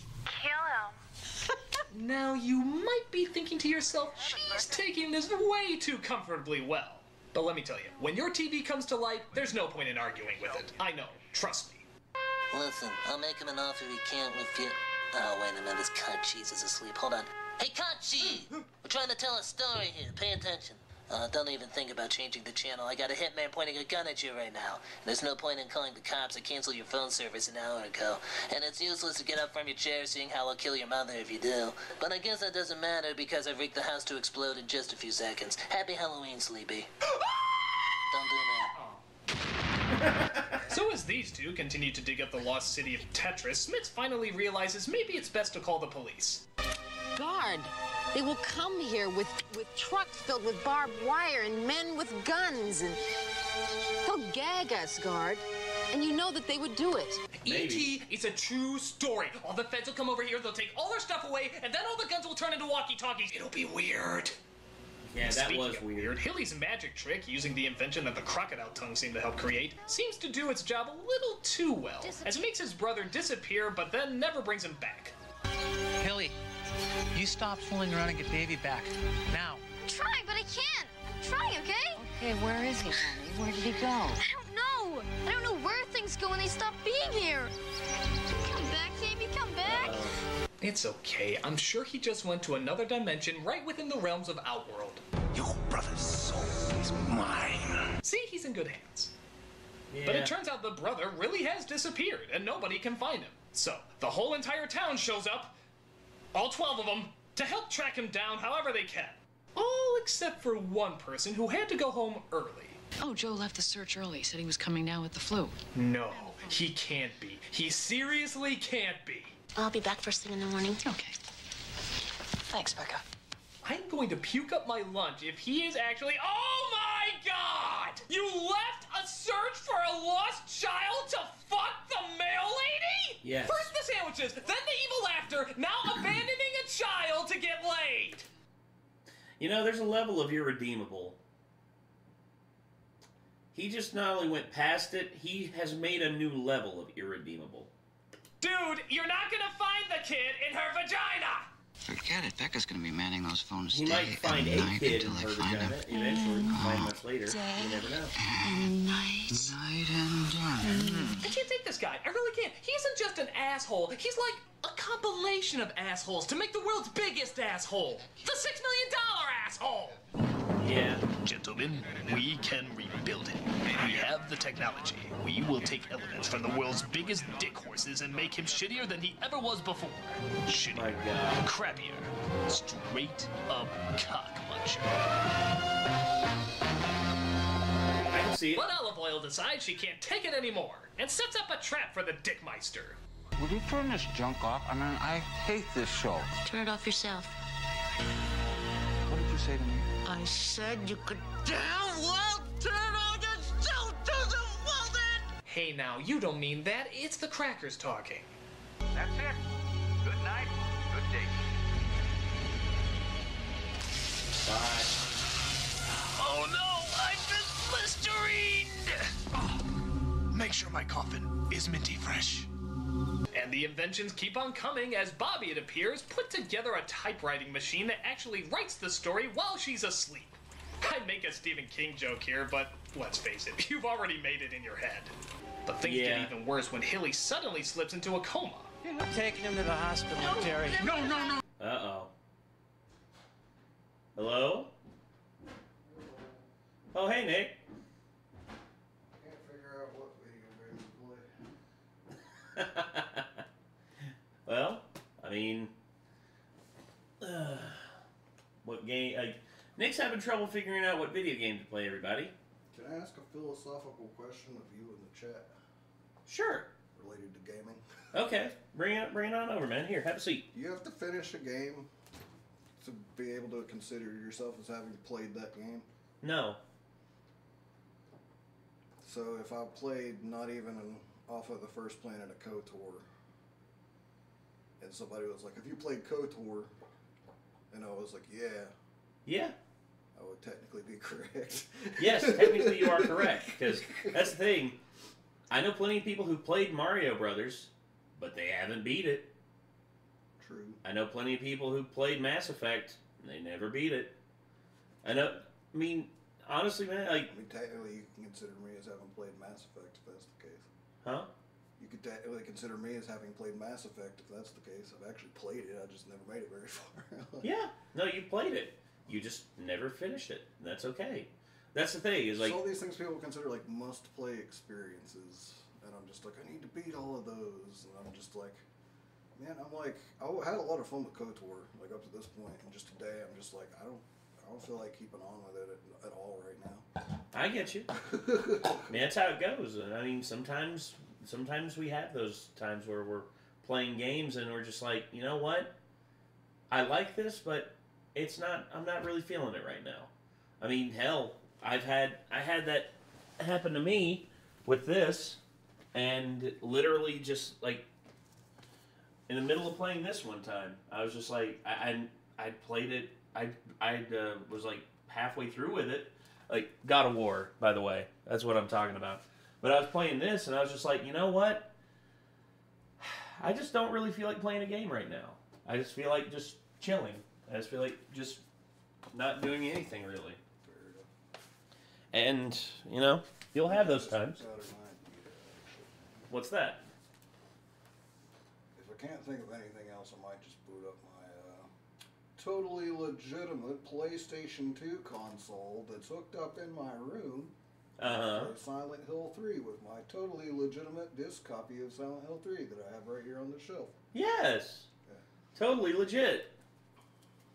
I mean, technically it is legit. I have the fucking game. Like, no, really, yeah, he does. It's a backup copy. It's on an emulator on my computer. They can't fucking sue me because there it is. Yeah. Fuck them. Yeah, exactly. Fuck Konami anyway. Bunch of assholes. Yeah, I agree. Well, there you go. I mean, Nick, you can literally do whatever you want. Yeah, look at that. So maybe I'll play Silent Hill 3 again. Something. I'll think about it real quick. Yeah. All right, dude. I just feel bad for dropping KOTOR's, like, you know, another time. It's okay. eventually you'll come back to it and you'll feel like playing it again. Perhaps. It's okay. That's why there's a bevy of different games out there for you to have fun with. Yeah, my guy earned smoke since I already came down here. All right, dude. No, you two stay here. I'll take Helly to the hospital. I'll call you as soon as I've spoken with the doctor. Ah, yes. Trust the guy who believes in engine magic with the safety of your child. Daddy.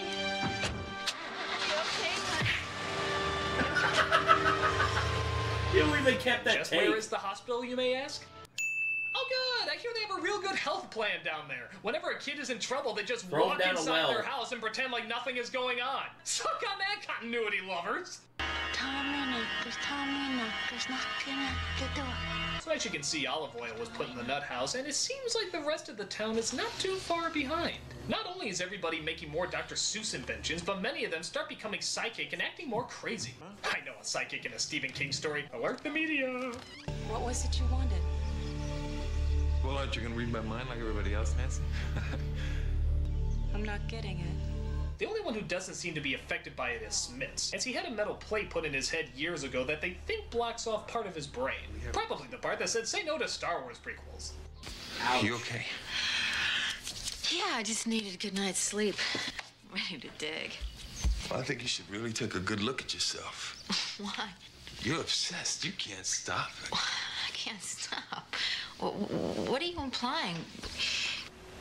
You're obsessed and you can't stop? Yeah, quite literally. I can stop. When I want. Officer Ruth starts to catch on as well and tries calling for backup. And seeing how she's doing it in the doll room, I bet you'll never figure out where this is going. What a shock. Too late, boss.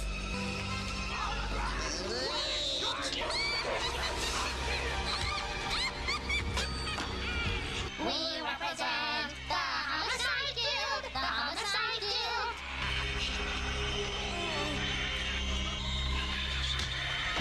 Don't fuck with the Chuck. Yeah. I bet you thought those dolls were just gonna sit there nice and quiet all throughout this Stephen King story, didn't ya? No. But nope, they hide her body and disappear off to, I don't know, Puppet Master 12 or something. And meanwhile, the post-ho has been doing some inventing as well, as she tries her new invention on a pair of dim-witted cops. Is he always so mean and grumpy? Is he like that to you too, Trooper? Or is it just me?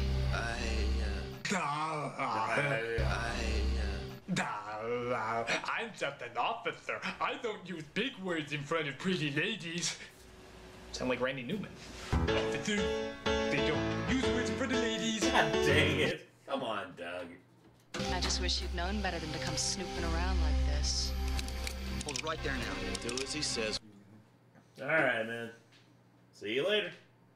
Oh yeah, by the way, if you want, when you get done with this, if you want to leave things pulled up down here, and I can send you my totally legitimate Silent Hill 2 copy that we will use for the stream, totally legitimately with our PlayStation 2 console. Absolutely.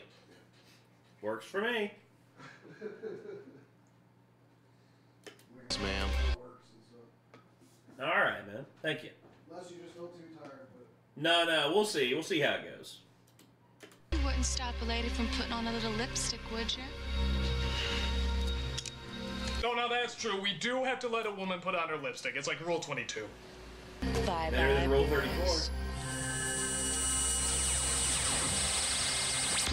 Really? A lipstick death ray? We're actually writing in a lipstick death ray? This is silly even by Stephen King standards. Did they just want a reason to steal the effects from the 1960s Star Trek show? Tell me the scene where she fights Gorn is coming up next. Maybe. 2 disappearances in 1 week. That's more than coincidence. It just vanished into thin air without a trace. Butch, have you ever heard of the Tommy Knockers? Oh, hey, the title of the movie. Just 2 hours in, and we're finally gonna figure out what it is. Let's see. Last night and the night before, Tommy knockers knocking at my door. You said yourself that it was as if they had vanished into thin air. Well, I'll think about it. If anything else occurs to you, give me a call. Well, that explained everything. I'm sure he's gonna rough up Mr. Boogedy and the Leprechaun people to find out their location. Or This is gonna be like every other Stephen King story where he makes up a name for something that already has a name. Like, The Shining is just psychic. It is just an alien. Or Langoliers was... Okay, you can keep that one, but to be fair, we didn't want anything.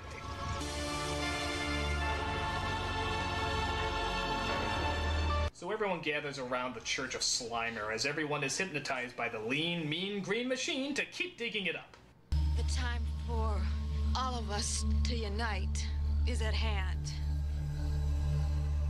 Are you ready to complete the becoming? Is that sort of like The Happening, only funnier? What are you talking about, dude? The Happening was funny. But the crowd heard that inane whisper, captures Smits and forces him to start digging up the device. Meanwhile, Grandpa and the officer return to check on the town, only to find that it's completely abandoned. But hey, that doesn't mean they can't stop for a nice cold one. Oh no. Come on, stupid.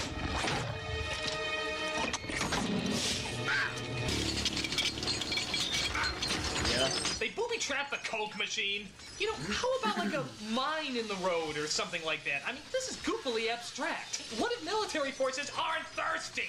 Frying the Coke. I heard of it. They did it! They fried the Coke again! Yep. Well, this is good. This is really good, because this gives me a chance to properly explain what frying the Coke is. You'll... Also, he disappears a split second before. Yeah, like right there. And also, it's more evening. Look at that. It's just like he teleported away, and it suddenly became darker. Like, whoop, whoop, whoop, whoop, whoop, whoop, whoop, whoop, whoop.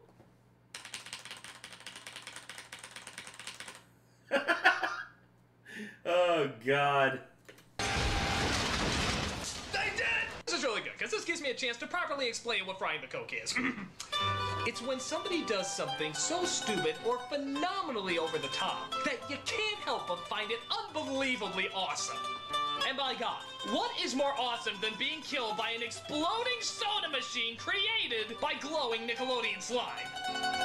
Aside from a tiger stepping on a mine in the Coliseum where a Coke machine is your only salvation. But aside... Good eye, Nate. Well, Lavender, it's just my knowledge about special effects and stuff like that is like, unless they had like at least have like a dummy there that's in the same position as him, or film the dummy blowing up. But instead, when you just cut away and there's nothing there, it's just like, huh? Where'd he go? From that, no. So Grandpa goes deeper into the woods to find the evil Diggs. I kicked the At mic first I stand. thought it I'm was sorry weird about that he didn't go back and try to get help. But then again, I guess it would sound odd telling a police officer that a Coke machine ate your friend and there's a cult trying to dig up Ecto Cooler. So maybe he made the right choice. But he gets captured too, and it seems like Smits is the only one left to save the day. He convinces Bobby that he's turned to their side and that only the two of them should be allowed to finish the digging and see what's inside.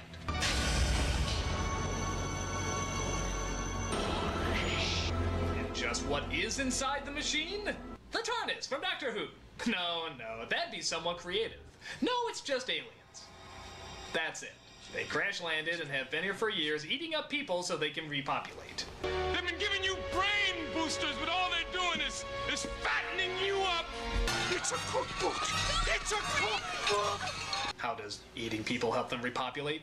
Why is the town only now being hypnotized by them? Why do intelligent life forms always seem to crash their ships? Never explained. They're just aliens.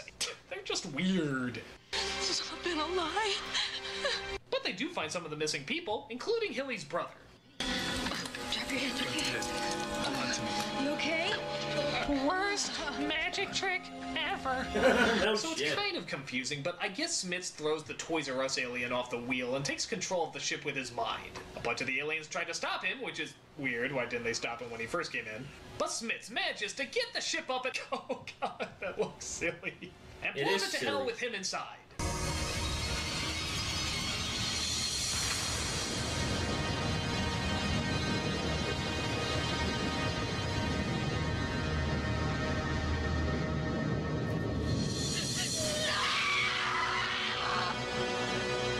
Okay. And that's where it ends. I shouldn't really say end, just more stops. And with that said, kids, I must ask the question, what have we learned today? Well, I learned there's a rumor that Stephen King wrote this while high off his ass.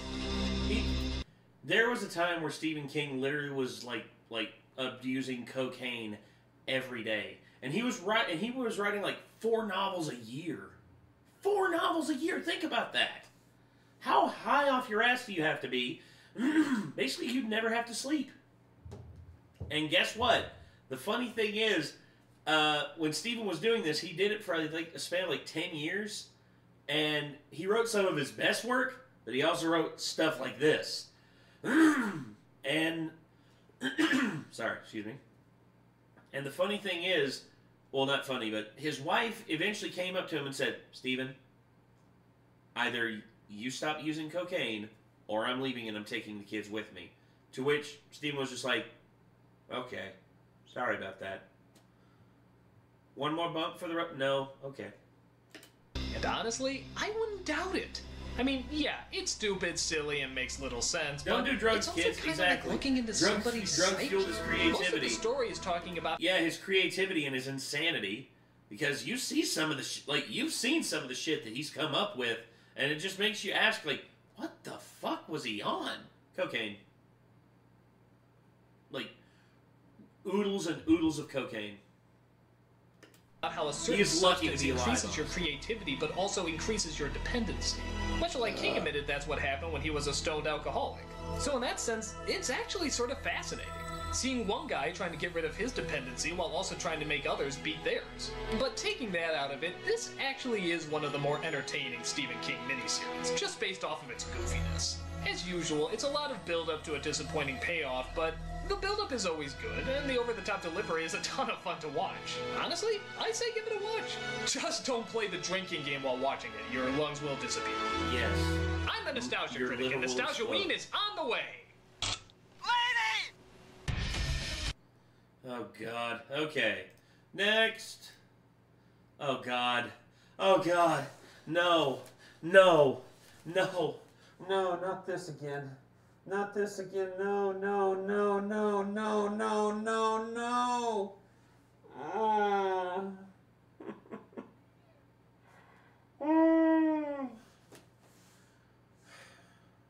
I swear to God.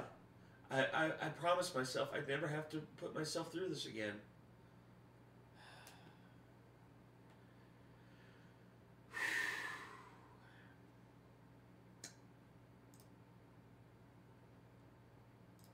Garbage Pail Kids. I got nothing. I got nothing. I have absolutely nothing. I mean, what the hell am I supposed to say? Garbage Pail Kids. Does the title even sound like it's gonna attempt to be a good movie?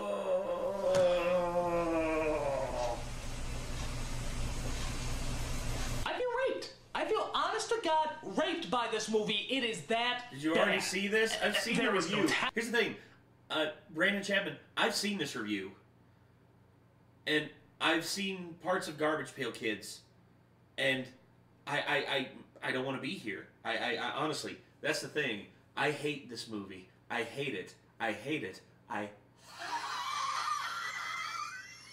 hate this fucking movie. God. Talent, no effort, nothing salvageable. No, nothing salvageable I'm not gonna about skip this it. movie. I'm gonna at go. all. You know what? Fucking hell. I said that I would do these for you all. I promised you that I would. I promised you that I would come back and I would finish these. And these are the ones that are on the list. This was one of the ones that was requested. And I am going to do everything in my power that...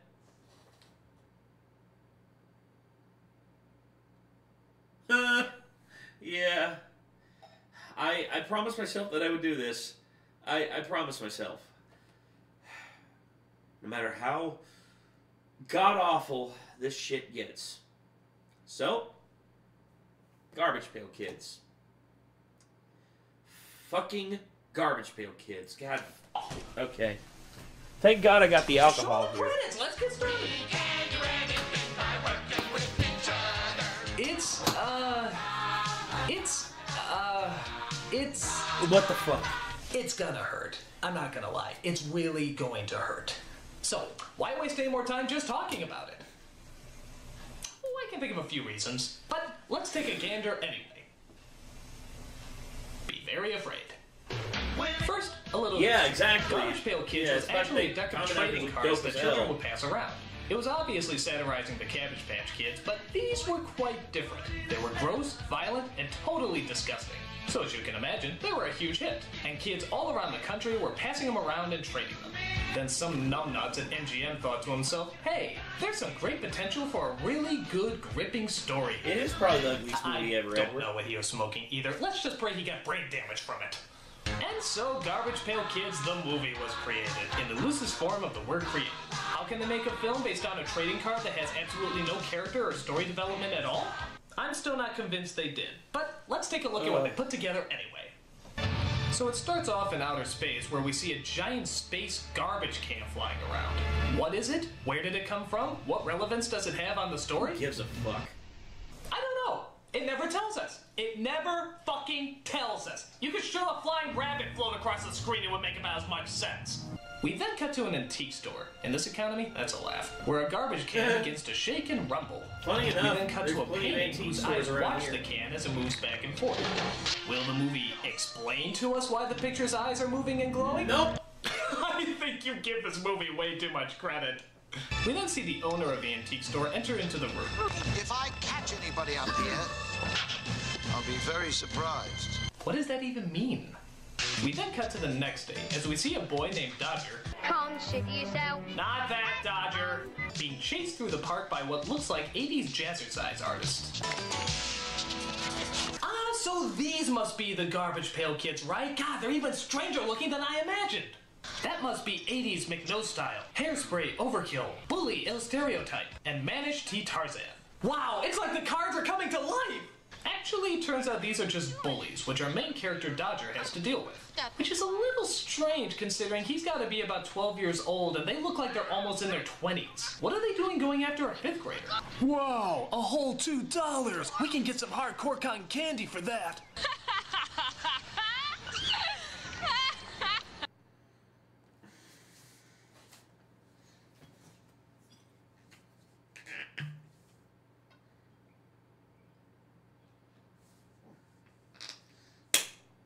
Oh, the liver damage. Take me away. Boy, they can't even make the simple act of laughing look natural. I bet we're gonna see some real breakthrough performances in this motion picture epic.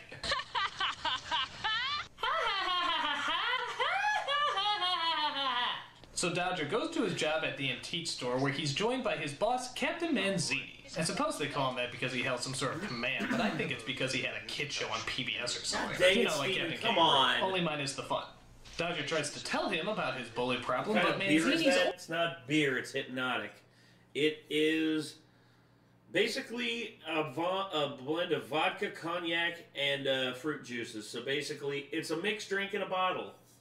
But if I really want to give myself liver damage, ta-da! Jägermeister, as a matter of fact.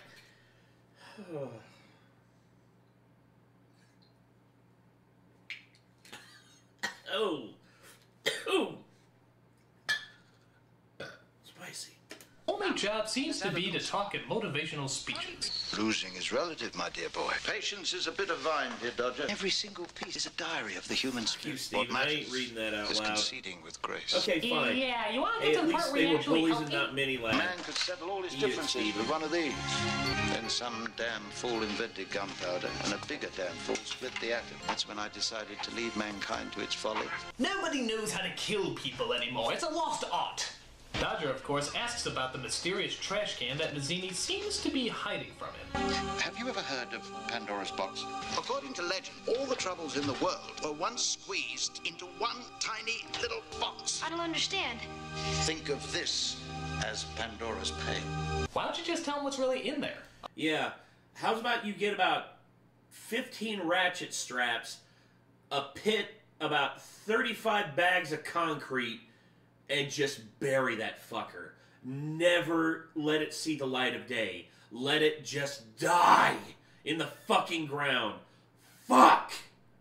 A bunch of annoying shits that won't shut the fuck up. That'll keep them away from there. So as Dodger continues to look after the store, one of the gang members named Tangerine comes around wearing a leotard made out of God knows how many dead blue leopards.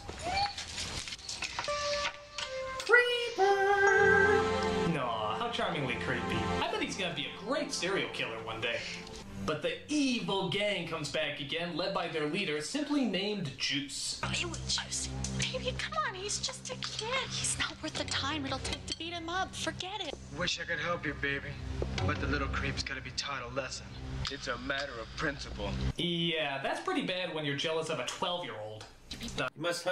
You say, here's the thing: if you, as a grown adult, are jealous of a 12-year-old boy macking on your girl, you either have to be the most insecure person on the planet, or hung like a garden snail. Dodger tries to escape, but is pulled back by one of the gang members. Wow, this is gonna be the best death ever. But Dodger proves he still has a few tricks up his sleeve. What? A basketball? I've never seen one of those before. Does it bite you or... Ooh! But the gang grabs Dodger and takes him into the sewer, where they pour a ton of sewer water all over it. See you later, creep. You like that? I took hours thinking that up. I don't have a Harvard education for nothing. But Dodger is pulled out by a group of people who look like they just came from the Munchkin Land ghetto. I envy your youth. What youth? I'm 36. I don't have no youth. This'll make him wake up. Same to you, buddy. Yeah. Don't you love the way their lips move? It's not like you actually have to close your mouth all the way, is it? I'm not nerd. Fooled ya! I'm Wendy Winston. Because all people move their lips like this, right? Manzini comes back to find that the Garbage Pail Kids are loose, and is incredibly kind enough not to tell us where the hell they came from. Up for the stream, Dragon Fury. Hi. Don't shake hands with Messy Tessie. Are they from another planet, or...? I found Phil. Daddy. Did they come from another dimension? Hi, I'm Valerie Bowman. Do they have any personalities outside just doing gross stuff? Nope. All Grease are great. Wanna rumble, kid? Are any of them not racist? Oh look, the nerdy one just pissed his pants. Because that's funny, right? Right? The correct answer is no. Since you won't go back into the pail, you must at least promise me that you will stay away from the normies. What are normies? They're normal people. We got to hide from them. Yeah, they think we're ugly. Ugliness is not in a mirror. Ugliness is cruelty. No, ugliness is literally in this semicircle right here. This is ugliness. This is ugliness on so many levels. I don't care about the whole skin deep argument. These characters don't fucking exist, so I'm not gonna hurt their feelings. Ugly, ugly, ugly, ugly, ugly, ugly, ugly. And not only that, but the fact that this got made is ugly. The fact that this got made is atrocious. The fact that I am having to sit here and look at this atrocity it's a crime. It's a crime against humanity. It's a crime against our species. Whoever invented this, whoever did this movie, needs to just not exist anymore. Just Thanos snapped out of existence. Christ in a handbasket. I can't handle this. Is cruelty, meanness of spirit, greed. To be blessed with unusual features is an adventure. He's right, you know. Beauty has always been in the eyes of the beholder, and anyone who has eyes can clearly see that they are ugly as sin. So for some reason, Manzini doesn't have the right magic to get them back into the pail, which means Dodger has to spend most of his time looking after them, as Manzini tries to think of a way to get them back in their canned prison. The faster you can get on top of that, the better. Yes. Once he gets a break from the kids, Dodger goes to stalk that tangerine chick, who, for some reason, likes to dress like she's a freaking birthday present. She tells Dodger that she's off to the dance court to sell some clothes she designed, and actually invites Dodger to come along with her. So what do we do when we get there? What do you mean? Like, how do you sell the clothes? Oh my God in heaven. Oh, I think the director's already dead. Well, farewell. I said, whoever made this movie, your mama's a hoe. What outfit is that? What the hell? It's Why called did she wait 80s. till nightfall to answer That's that all. question? Was she really just sitting there in total silence until she thought up a response? So what do we do when we get there?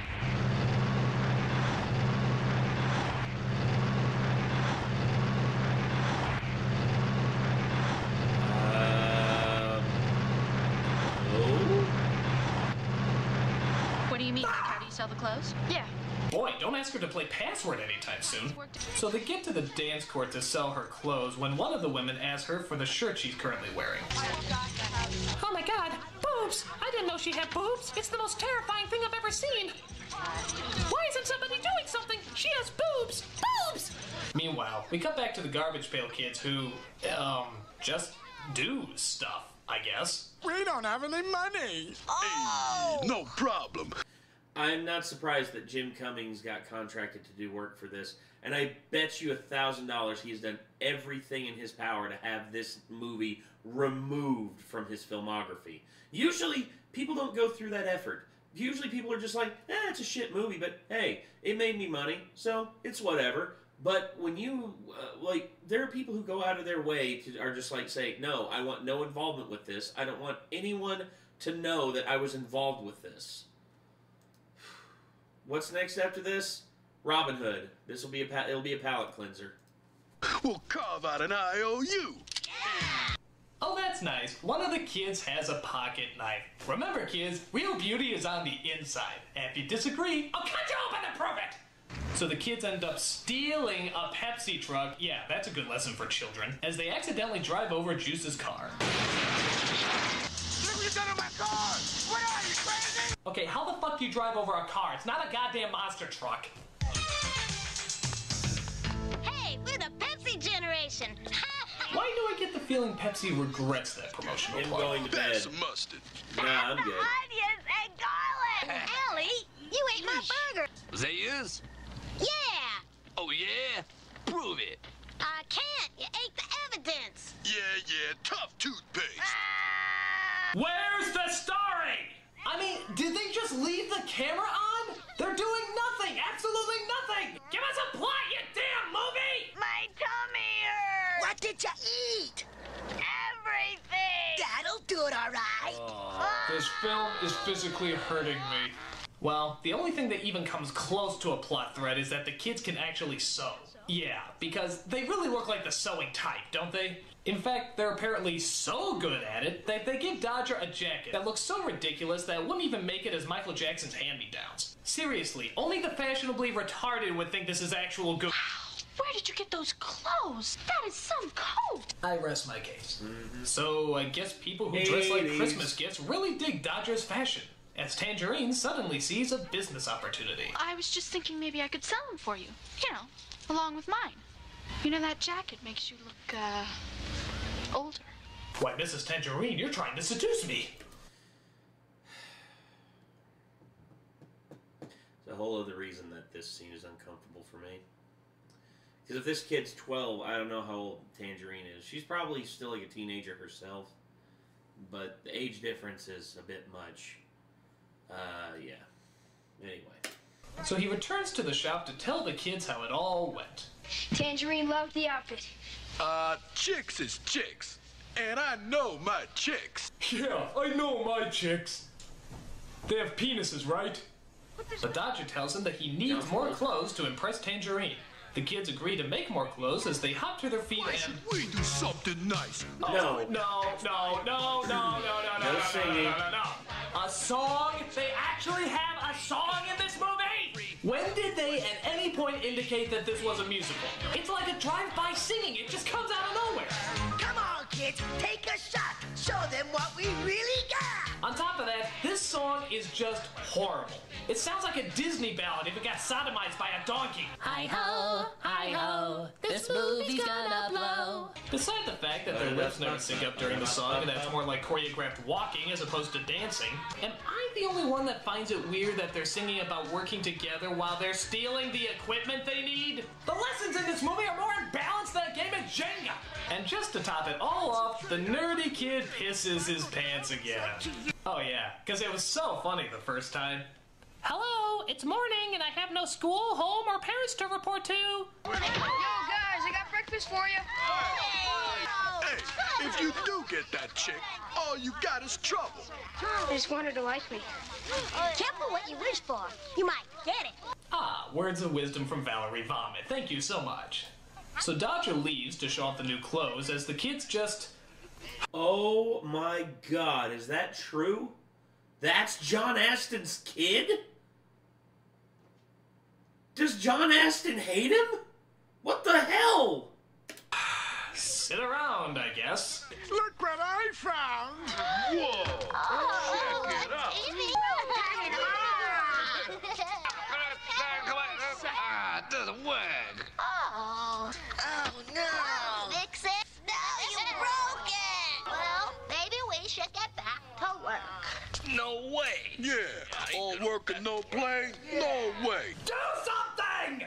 I'm tired of sitting around watching the high school version of I Can't Believe It's Not Muppets. Just do something productive. Anything. I don't care. Let's go see a movie picture. Yes, watching any movie different from the one I'm watching now is definitely a plus. So the kids dress up in costumes as they Also walk Sean among the Astin's normal brother. people. You know, how come in movies no one can ever see past a trench coat and fedora hat? Is it like Clark Kent's hypnotizing glasses or something? Do they just make people stupider? Hey! Check it out! Repeat yourself again? Old Faithful! Oh yay, another pissing your pants joke, cause, 12 times a charm. So they find some miniature ATVs, because most good antique stores have miniature ATVs, and they go to a movie theater where they're showing Three Stooges shorts. First of all, what movie theater shows Three Stooges shorts anymore? This isn't the 40s. Second, is everyone in this theater high? I mean, I love the Three Stooges, but they're all laughing like fucking hyenas. Maybe they've been devoid of real humor in this movie that even the moderately funny stuff seems incredible to them. After that, they take a stop at the toughest bar. Wait, that was him and Iron Will? Jesus. Damn. I loved Iron Will when I was a kid. The world that is literally titled The Toughest Bar in the World. Who wrote this? I love the Three Stooges too. Look out! Puppets created by Jim Henson's mentally retarded brother! Hey, Wendy! Watch out, Wendy! Hold it! Hold it! This little sucker's got guts! Drinks for everybody! What kind of bar would operate like that? Hey, that kid just killed my wife, ate my dog, and crucified my mother. He's got guts. Drinks for everybody! So I know what you're thinking. These kids are just so charming and irresistible. Surely there must be more of them out there somewhere. Well, where are your friends now? We think they might be locked up somewhere. In a really terrible place. In the state home for the ugly. Stay home for the ugly. I can't believe people would make a place like that. Wait. State home for the ugly? You're kidding, right? I didn't want to believe that such a place could actually exist. Do you believe it now? Oh, now, yes. You cannot be serious! Yes, apparently there's a state home for the ugly, where men literally walk around with nets and capture ugly people the same way dog catchers capture puppies for the pound. You shouldn't wear a mask unless it's Halloween, kid. No hard feelings, eh, kid? What world? Reality? Drugs? Where would you even get funding for that? I mean, you're telling me there's an actual state home for the ugly, Yes, and yet yes, Joan this Rivers, movie Michael Moore, and Carrot Top are allowed to roam free? What kind of sick, crazy world is this? Does this mean we're gonna find the place? Settle up, partner. We're gonna find the home for the ugly. All right. So, yeah, where the hell did this plot thread come from? Who the fuck cares? Let's just follow it and see how much damage it causes. Okay, so they find the state home for the ugly, where they plan to break in one night and get all the ugly people out. Yeah, she was But it has to wait, as the other plot thread about the designer clothes is taking place as well. How did we go from a movie with no plot line to a movie with too many plot lines? You gonna make a lot more of those things for me? I got big plans for us. Us? Ooh.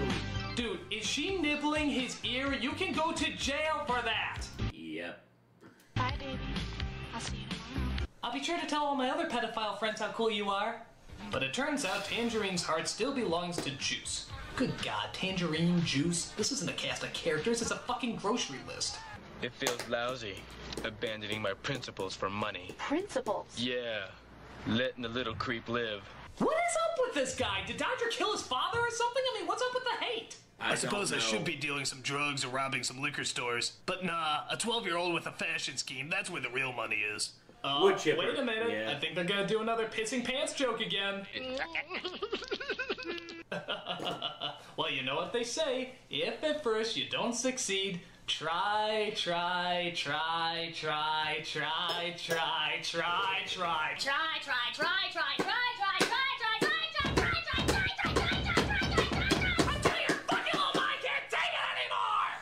But Juice finds out about the Garbage Pail Kids, breaks into the store, and sends them to the state home for the ugly. Why? So that Tangerine can take credit for making all the clothes that they made, and she displays it in her very own fashion show. You know, you still need the kids to make future clothes, right? Where are they? Where are they? So the bullies take Dodger out back and throw him into a dumpster to keep him out of trouble. But little did they know that clever old Dodger could get out of the dumpster. Meanwhile, at the state home for the ugly, they keep the kids locked away with all of history's hideous treasures, like Gandhi, Abraham Lincoln, and Santa Claus. That makes me actually feel better because this movie is making me feel awful. Loud. They're crying. You want us to shut them up? They'll be gone soon. Gone where? So not only do they imprison ugly people, but they also kill them? Look, I know the Reagan years weren't always perfect, but somehow I just can't see him signing off on an establishment like this. Ugly people need to be destroyed. But luckily Dodger and Captain Manzini come in to save the day. I'm so glad I can free you from this prison just so I can entrap you again in an even smaller garbage pail. Hooray! There's even a scene where a bunch of their biker friends use their Harleys to rip the bars off the window. Why? They took out all the guards. Why don't they just go through the front door? Use your thoughts, writers! Use your thoughts! You expect so they them all to make it to Tangerine's You expect them to use their brain at all. Fashion show where they plan to show that thief a thing or two. Oh great, so what are they gonna do? Like throw paint on the clothes, cut the dresses into ribbons, or strip them off the models, exposing their almost totally naked bodies? Is this movie for kids or what? No. So we then get an exciting climax, which consists of a lot of farting, sneezing, and even vomiting. Wow, could this be any more enchanting?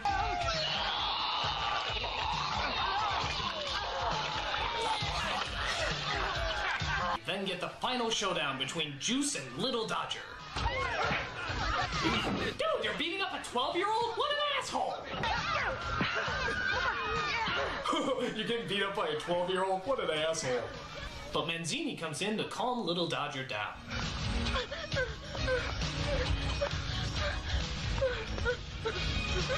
I wish my parents were written into this movie. They would know how to comfort me. So after the fashion show is destroyed, Tangerine tries to make amends with Dodger. But somehow being lied to, abused, molested, and beat up both physically and mentally doesn't quite do it for Dodger anymore. No thanks. I don't think you're pretty anymore. Wow, I got burned by a 5th grader. I think I've hit a new low. So Manzini tries to sing the kids back into the pail with a spell he's written, but ultimately backfires, as those lovable rapscallions ride into the night looking for more media art forms to destroy. What a fucking load. This is it. The worst. The absolute worst. No story, no character, no plot. Servo. Just pain. Pure, concentrated pain. Yeah. There has never been anything this bad in the history of badness. It should be studied. It should be analyzed. It is pure. I don't know whether to give it to a scientist to examine or a priest to exercise. I mean, it is remarkable. It is absolutely remarkable. Even the closing credits are hurting me. Everything about this movie is just plain horrendous. Yes. In fact, I don't even know why I'm still watching it. I should turn it off before anything else. Oh my god. Oh shit. Oh my god. The movie is so bad it's actually threading the fabric of space and time.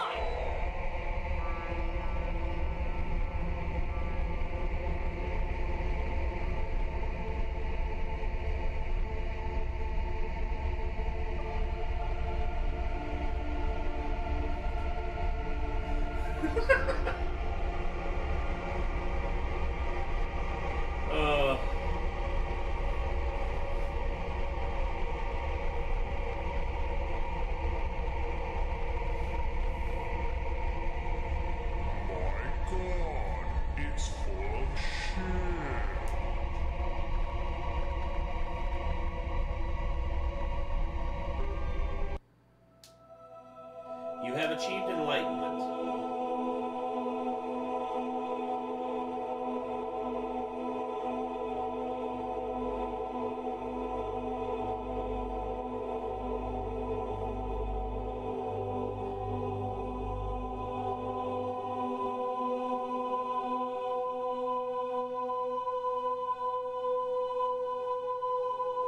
Oh. Hi, Doug.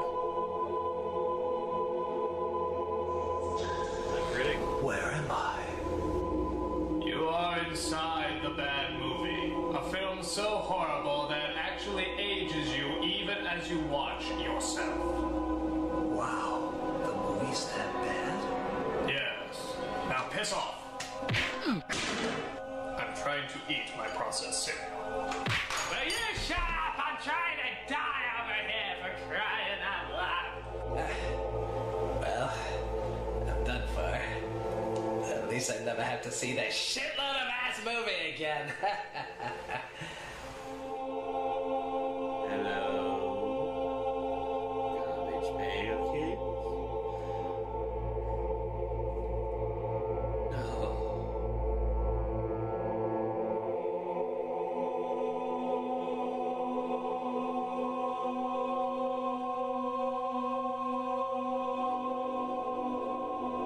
I feel the same way, Doug.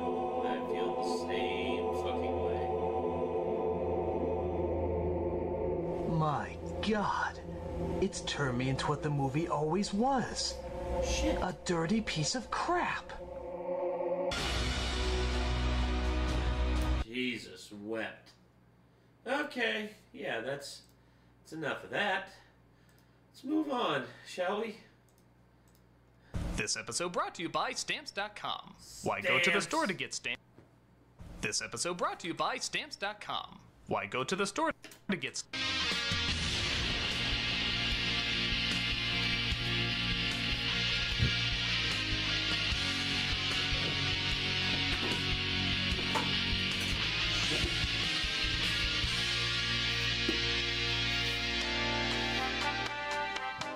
No. Next. No. Next. No. I don't know. The upper half is kind of like a. No. Next. Malcolm, this is ridiculous. Not everybody has a secret furry crush. Spoken like a true furry virgin. Don't say those words together. Look, I'm not saying everybody is into this, but everyone has at least that one where they find a slight attraction. Everyone? Everyone in our line of work. No. Yeah, that makes sense. No. Okay, here's the thing. There were a lot of kids when I was growing up that were attracted to Lola Bunny. I never was. I never understood why people were attracted to her. Like, she's a fucking bunny. She's an animal. Anyway, yeah. If I was watching us right now, I totally believe we were all into this. So it's only a matter of time before we find the gateway furry that arouses your intrigue. Your wording is not helping this process. Next. Goliath? Do these count? That depends. How does it make you feel? Confused. Everything about this makes us confused. Then we're on the right track. Hello, I'm the Nostalgia Critic. I remember it so you don't have to.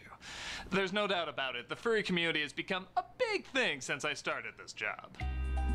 It's come a long way since my Space Jam review when I talked about the sexualization of Lola Bunny.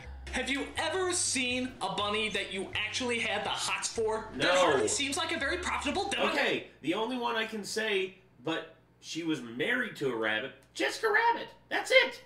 That is literally it. I have never been attracted to any anthropomorphic animal, ever.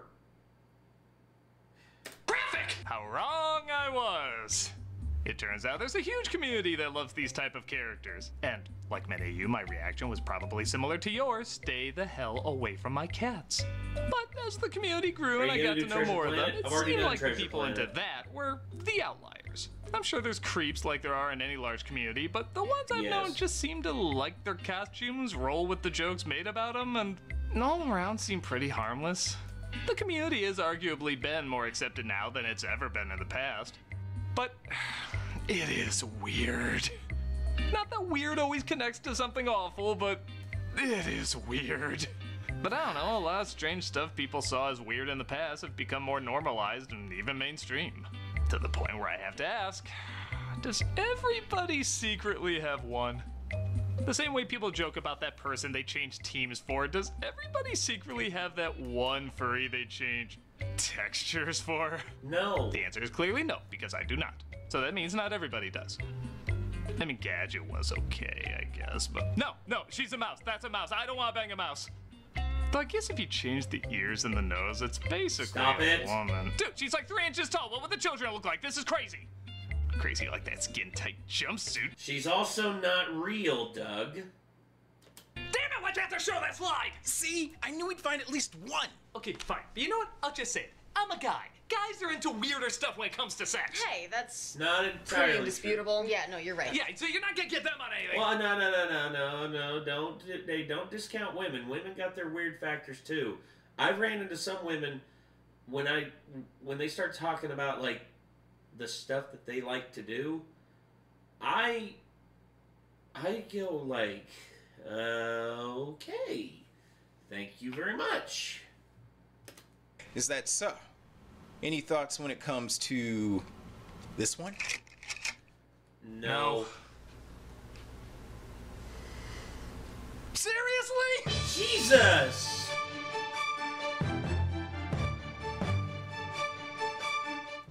Though definitely viewed as a Disney staple, 1973's Robin Hood has gained a following for, different reasons. Watching it years later, it's not hard to see why.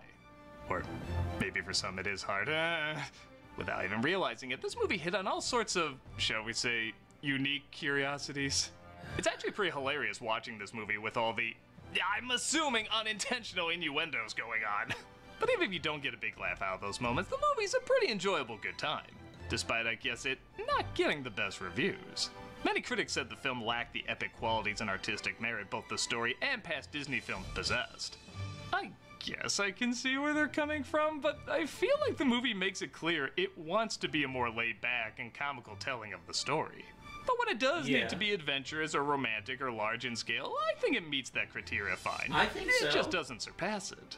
The film was so popular, it was actually the start of Disney releasing their animated films on home media. And when they saw how many families bought and watched it repeatedly, it gave them the inspiration to release the rest of their films as well. Man, imagine if they start with $1 Million Duck. Maybe we'd never have this on physical media. Holy shit. Part of the charm of the film is the casting. Everybody brings a literal unique voice you can instantly grasp and gravitate to. Several of them were known for their works in westerns because, well, the film was originally going to be set in the Old West. Yeah, isn't that strange? When that idea was scrapped, they found they loved the actors they hired so much that they didn't want to get rid of them. So that's why jolly old England has a sudden influx of what sounds like banjo-playing prospectors. Actually, funny enough, how a lot of people talk in old English times, a lot of people attribute the same accent as to what is very prominent in the American South. It's kind of weird. It's like Vivien Leigh. Vivien Leigh is known for playing the most classic Southern belles. Streetcar Named Desire, Gone with the Wind. She's considered the greatest of all time in Southern belles. She is British. That is all. So, how did this animated classic win its way into our hearts aside from, other reasons? Yeah, the obvious Well, we're gonna take a closer look to find out. And look, don't judge us too harshly, okay? Yeah, Kimmy Schmidt found him attractive too. When you were little, did you think he was handsome? Are you kidding? That voice and how he didn't wear pants? You're comparing yourselves to a woman who lived her life in a cult? If it was a Robin Hood cult, I'd be very into that. You know there was a cult around Gadget. Oh, see, Critic, now you don't have to feel like an outcast. Okay, I'm learning way too much about all of this and all of you, and this is why none of you are sitting next to me. Whatever. Let's Google random words until we figure out what other weird shit we're into. Ooh, my morning routine. Damn it, Mal. Let's take a look at Robin Hood. But not in that way. I like we open on this book of Robin Hood explaining what an epic figure he was, but the movie's like, hey, what's the story of that decorative doodle? Do they have a Robin Hood? Instant movie. You know, there's been a heap of legends and tall tales about Robin Hood, but we folks of the animal kingdom have our own version. The funny thing is, you'd think a Disney movie where humans replace animals entirely, with them walking on 2 feet and everything, would be very common. Weirdly, though, there hasn't been one before or since until the DuckTales movie in 1990, and after that, Chicken Little in 2005. Believe it or not, we actually have more Disney films where people are replaced with transportation than animals. That is odd. Ow, It's the story of what really happened in Sherwood Forest. Oh, Grandpa's drunk and humming the hamster dance again. Actually, that is kind of the history of that song. Robin Hood and Little John walking through the forest. As mentioned, Robin Hood and his merry man, Little John, rob from the rich to give to the poor and are constantly hunted by the Sheriff of Nottingham. You know something, Robin? You're taking too many chances. You must be joking. That's Brian Bedford as Robin and Phil Harris as Little John. And if you think he's eerily similar to Baloo, it's because he pretty much played him all his life. Yeah. We never rob. We just sort of borrow a bit from those who can afford it. Ah, a socialist film. Wait, taxing is bad in this movie, too. I don't know what this movie's political lean is. It's basically just, you know, when you see wrongdoing, you take from those who have wronged the poor and wronged the people and give back. That's basically it. So basically the financial crisis of 2008, but instead of bailing the banks out, you let them burn! That's what they deserved.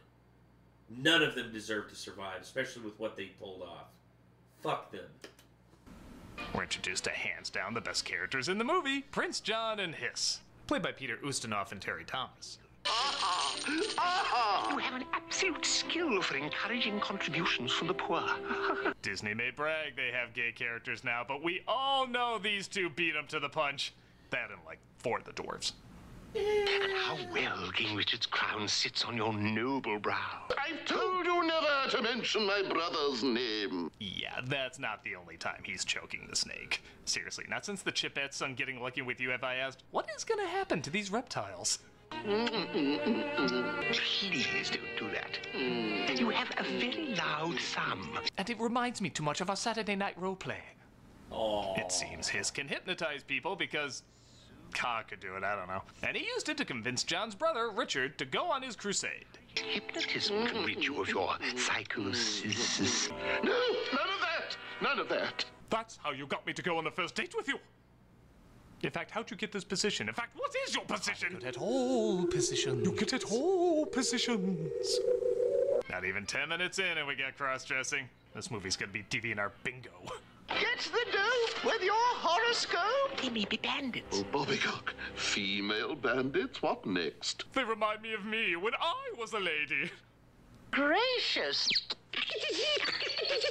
I told you no tongue in public. Just for that, I'm going to tie you up and sit on your face. Don't give me that look. I am literally describing what's going on here. From the mists of time come forth spirits. For having such an elegant voice, Bedford does a good job with a zany range of characters for Robin to disguise himself as. Naughty, naughty. You mustn't touch, young man. Tell me now, did me old ears hear someone singing a birthday ditty? I'm tip-top all right, but I'm not as good as he is. It reminds me of Babes in Toyland when Tom dresses as the fortune teller. I like when a stereotypical stoic lead is allowed to act goofy. Yeah.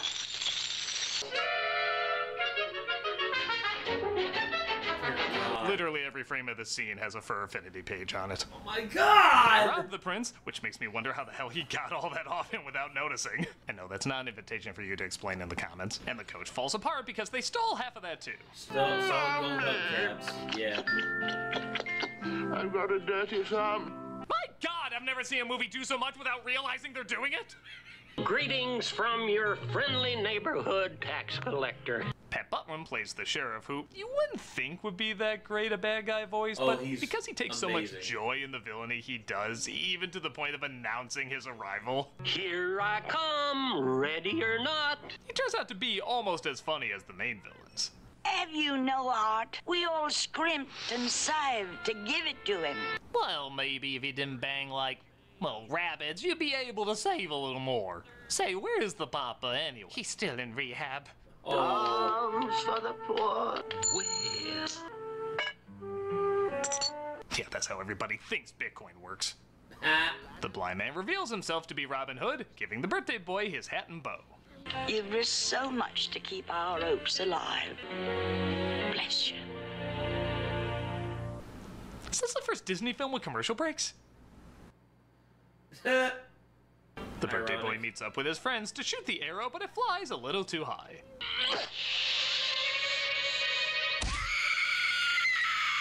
Run!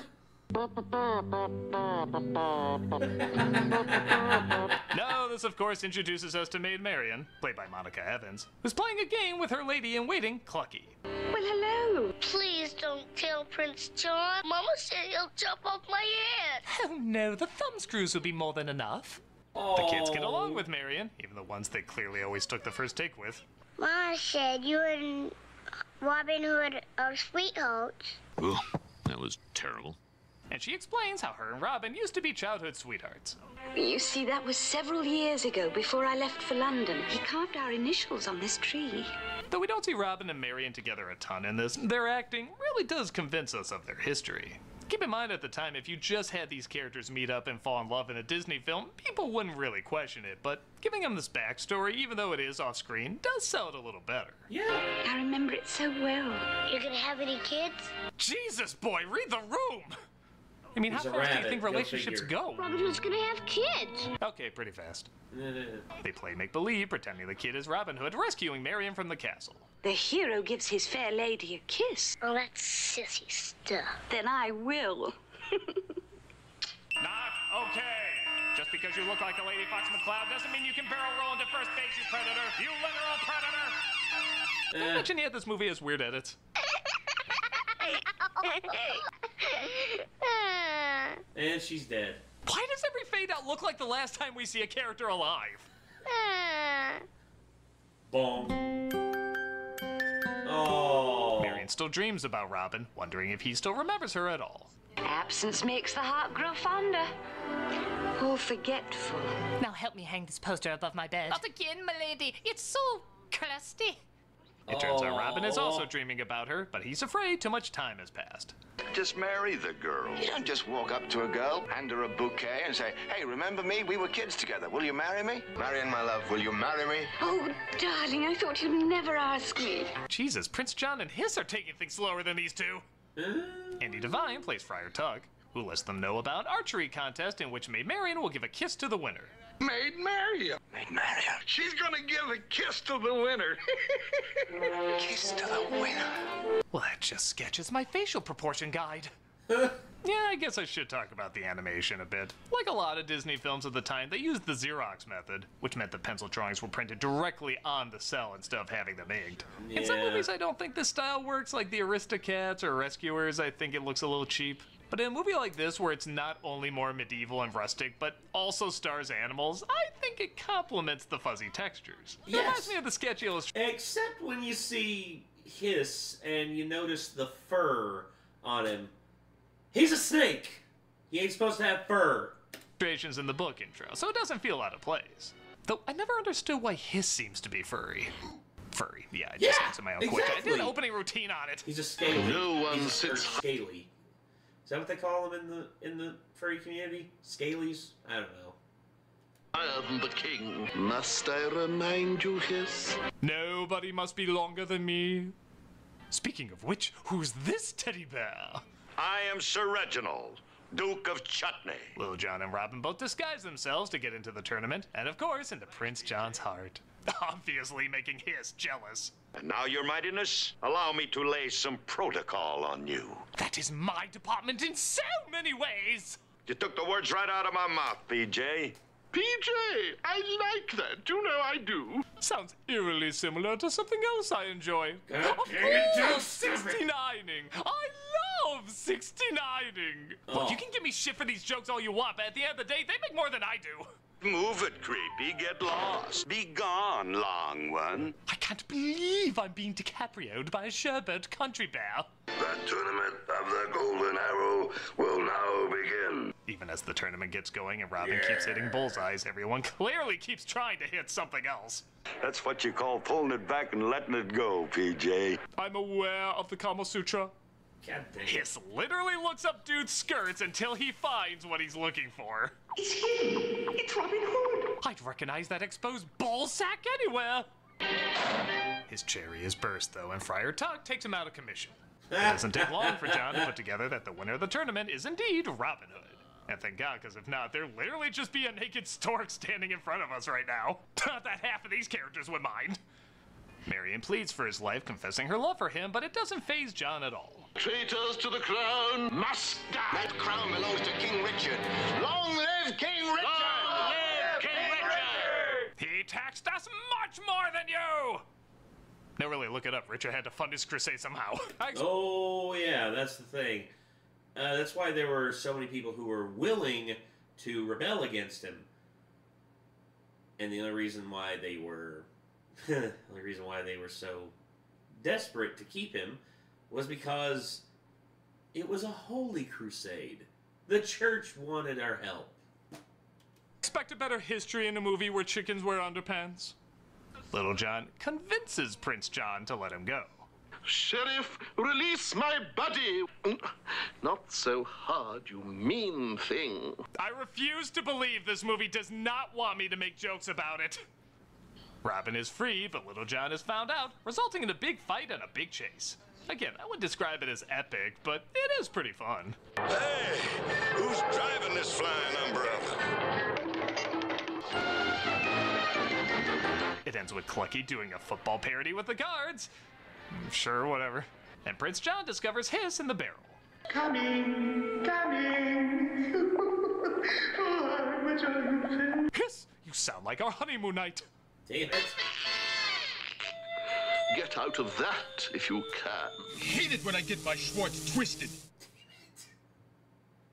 Hello, I'm the president of stamps. Uh-oh. That's who I am, don't worry about it. Well, it's time for dad jokes.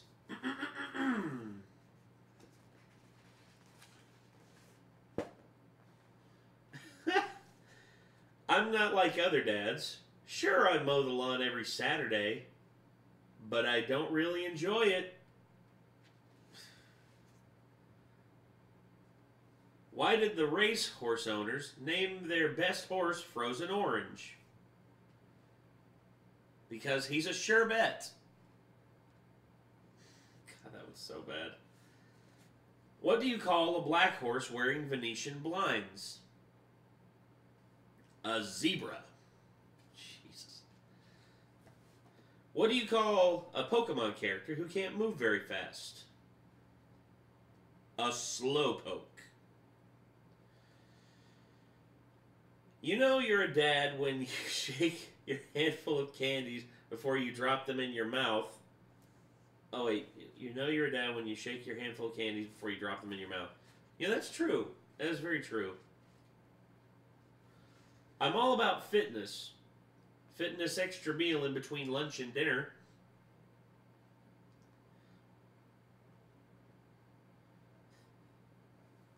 Oh God.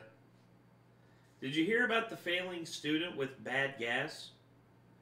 He kept getting farther behind, so his parents hired him a tutor.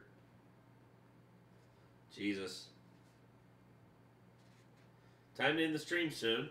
Yeah, I'll be ending it here I'll probably watch this one, then I'll watch one more. Every machine at the gym does something different. What they all have in common is that you take a nap on most of them.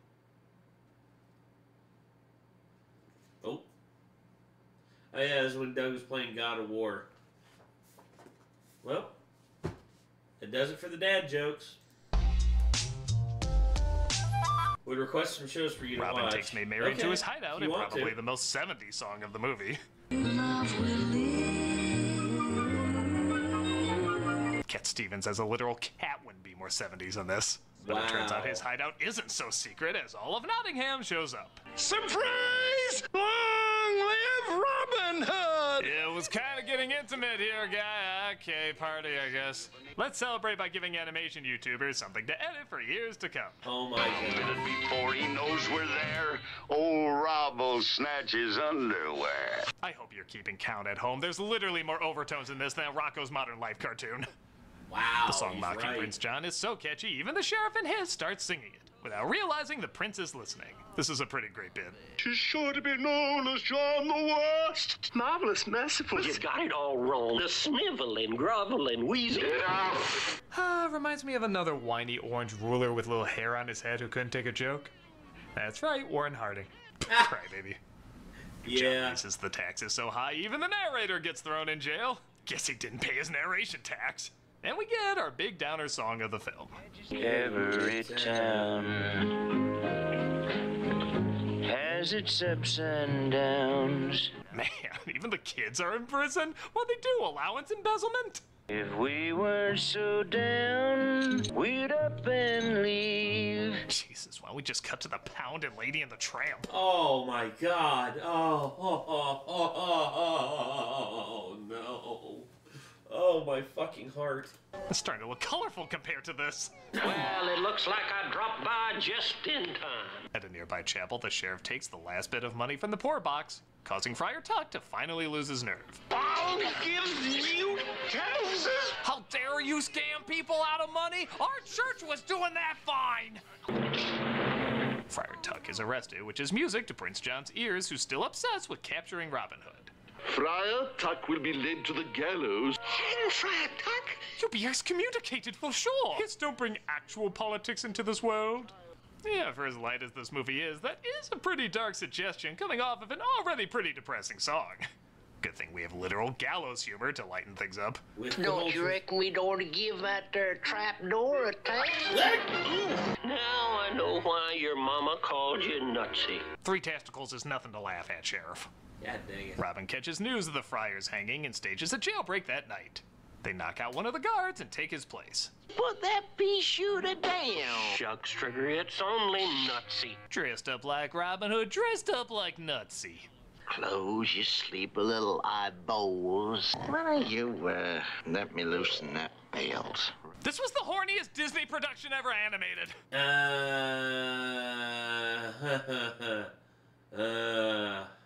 Maybe. I can think of several off the top of my head that had some very risque stuff in it. That's saying a lot. Yes! Little John frees the prisoners while Robin tries to steal all of Prince John's riches. Leave Becky and Alex. They've been fussy. Jesus. Yeah, they sleep in the same room. He is literally licking his feet. Even Bert and Ernie would be like, boy, they just rub it in your face, don't they? I wish somebody would do more of that. In all seriousness, the scene is pretty great. It's like Mission Impossible for kids, mostly quiet, building up the inevitable outburst of action you know is around the corner. The quieter it is, the more tension it builds. Take one guess what he's dreaming about. Oh, Scarabi, you'll always be my Lion King. Oh, stop. Take it down. Kiss your porno music woke me up again. Woo! Yes, my good! This climax is a lot of fun, with a lot of kinetic energy, good laughs, and some decent action. Even if not, every performance is perfect. Mama, wait for me! If Willy Wonka's not carrying memes were a 3-year-old, she would be it. No, stop. Robin is trapped in Come the back. castle as pretty much everything is trying to get him. The suspense builds higher and higher as the music slowly becomes Sleeping Beauty. That even is. And Robin jumps, seemingly not having made it. But he outsmarted them and lives to fight another day. It's so miserably unfair. By the way, if you're wondering, what the hell happened to Maid Marian as she all but vanishes from the film until literally the last minute? It turns out there was an alternate ending where Robin did in fact get injured and Marian tries to nurse him back to health. John follows him and tries to kill him off, but King Richard returns and takes back the crown. It definitely feels more like a complete ending, but honestly, the one we got isn't bad. It's just a little quicker and to the point. Yeah. The narrator says King Richard returned and fixed all their problems right up. King Richard returned and, well, he just straightened everything out. Well, he didn't straighten out things too much. We wouldn't have half a movie if he did. Oh. Robin marries Marian, and we get a moment I always thought would make more sense when I grew up, but honestly, it just raised more questions. Yeah, it does feel incomplete without that.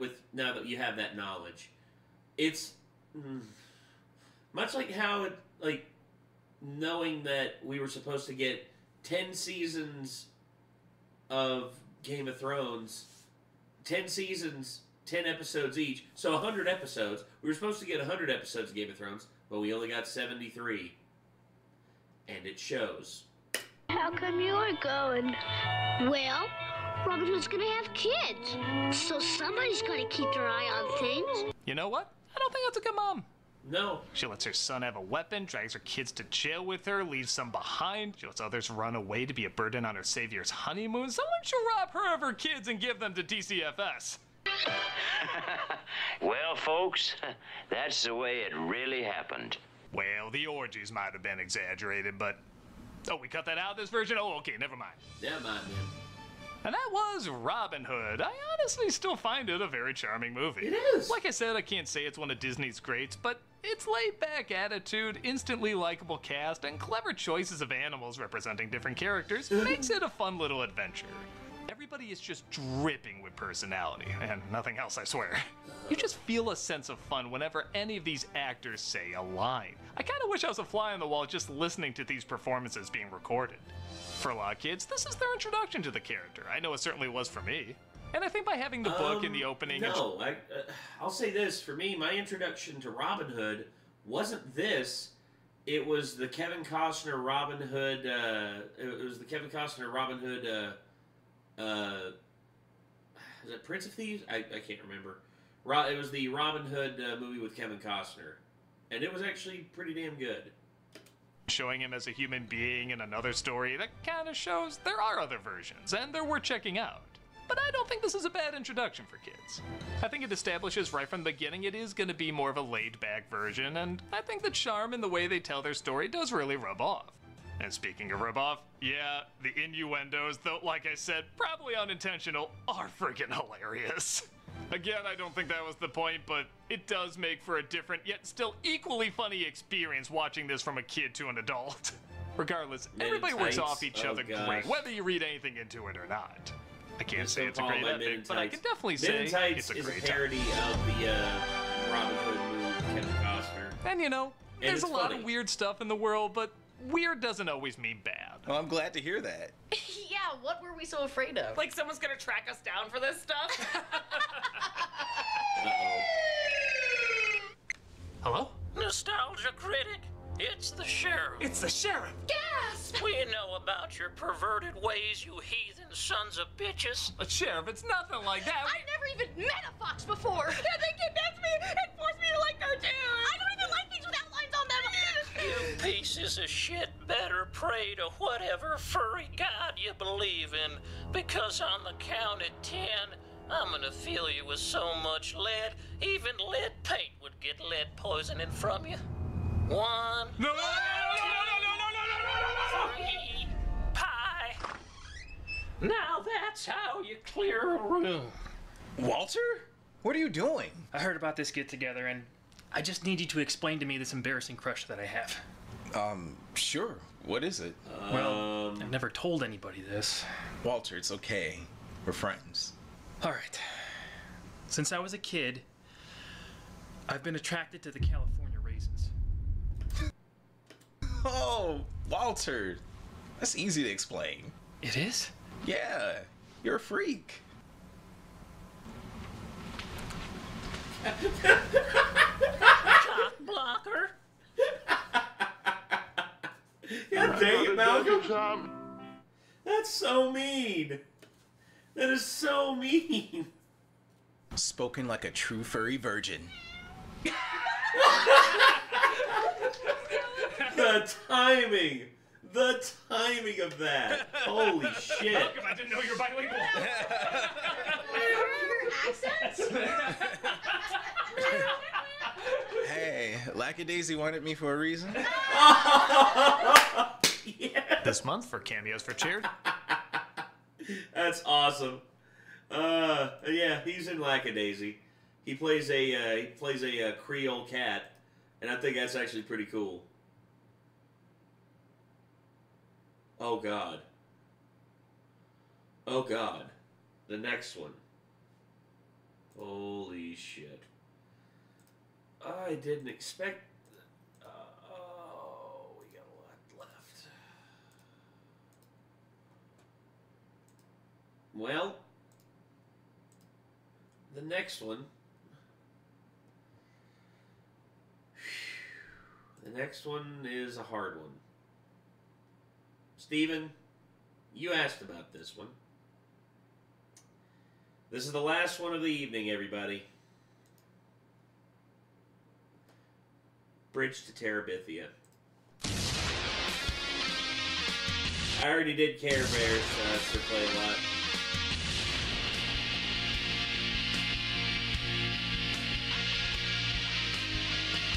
Nate, I'll ask you again, why do you torture yourself? That Lord, I have no idea.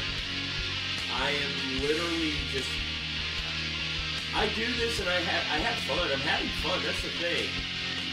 It's not like I'm doing this and I'm deliberately like hurting myself. I'm having fun.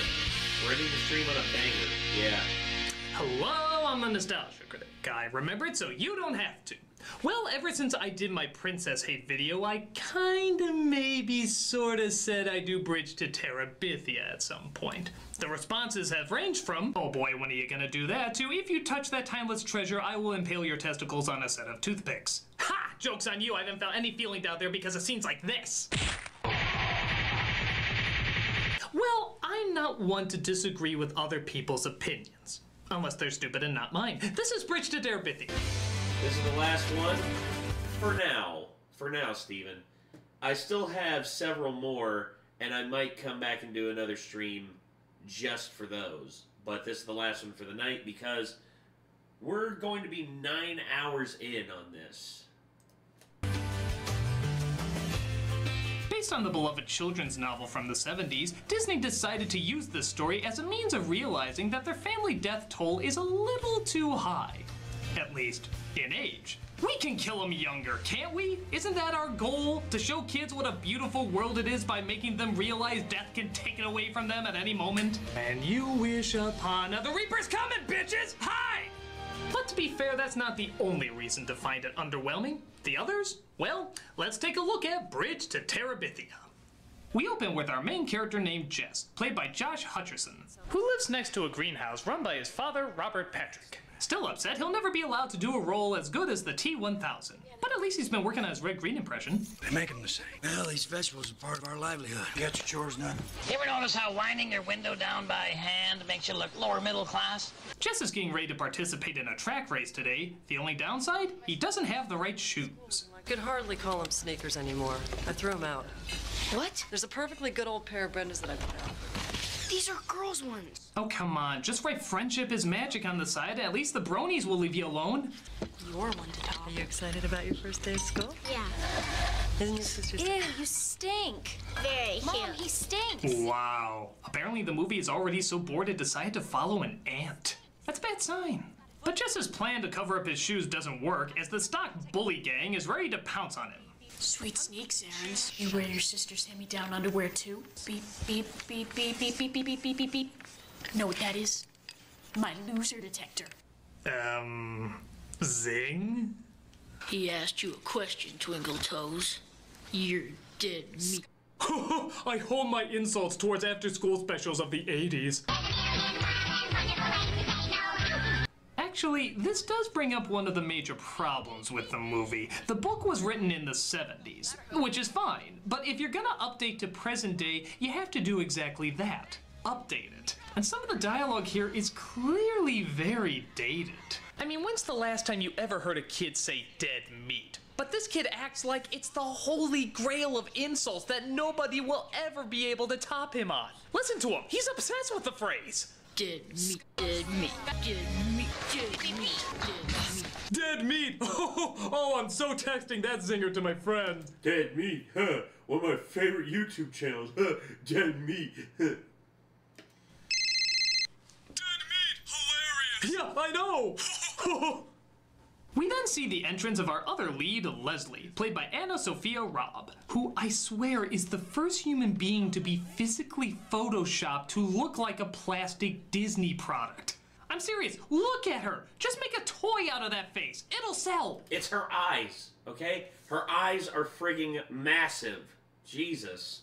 She's got, like, big friggin' doe eyes, and her face is, like, symmetrical to the point where it's just like, you shouldn't exist! I don't use my Barbies so much anymore. If you want, you can have them. Thanks. What do I need them for? I am the Barbie. She's like a compilement of lesser child stars to create the ultimate in purified Disney unholiness. I hear there's even a plot among the Disney princesses to take away all her enchanted perfections. First, we'll start with her cheekbones. Yes, then her perfect little eyes.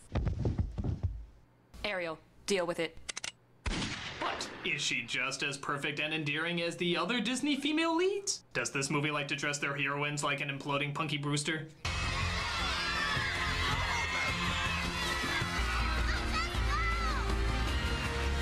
Okay.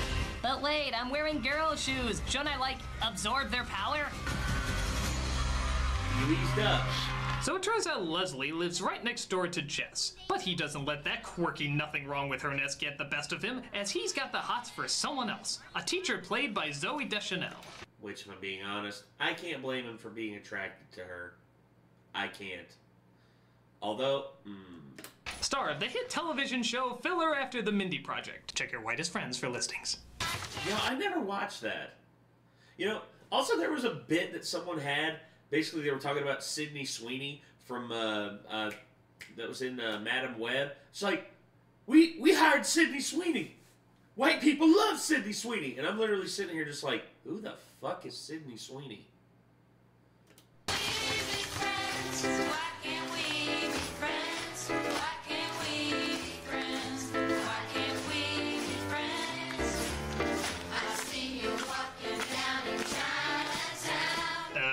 Are you sure this movie wasn't meant to be called Bridge to Non-Offensia?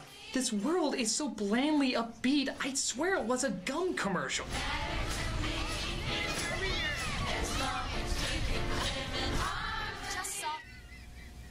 That literally just happened.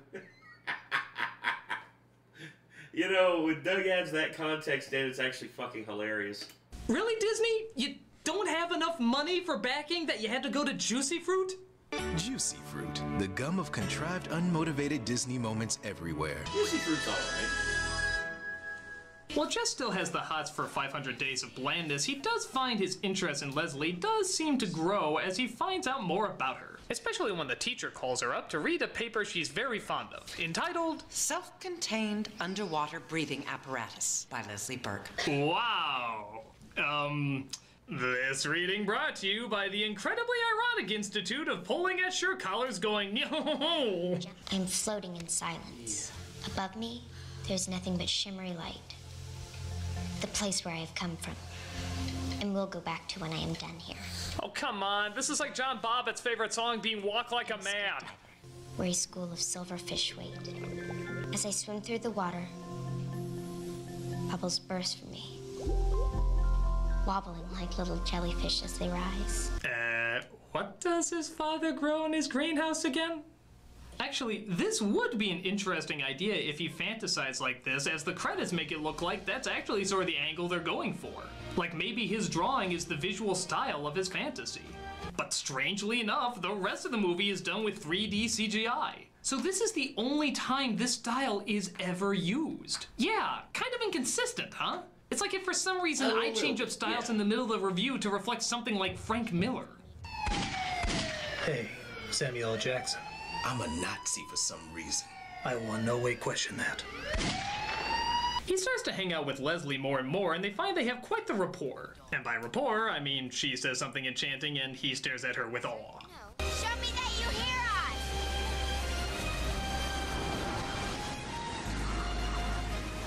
us! Okay, can we have a name for this look? You know, this one? That dumbass expression when someone says something that the movie obviously wants to shove in your face was magical, so they give an awkward, quiet pause. Can we have a name for that, please? Whimsical digestion. Those painful moments where a character has to reflect on just how wondrous the movie they're in is.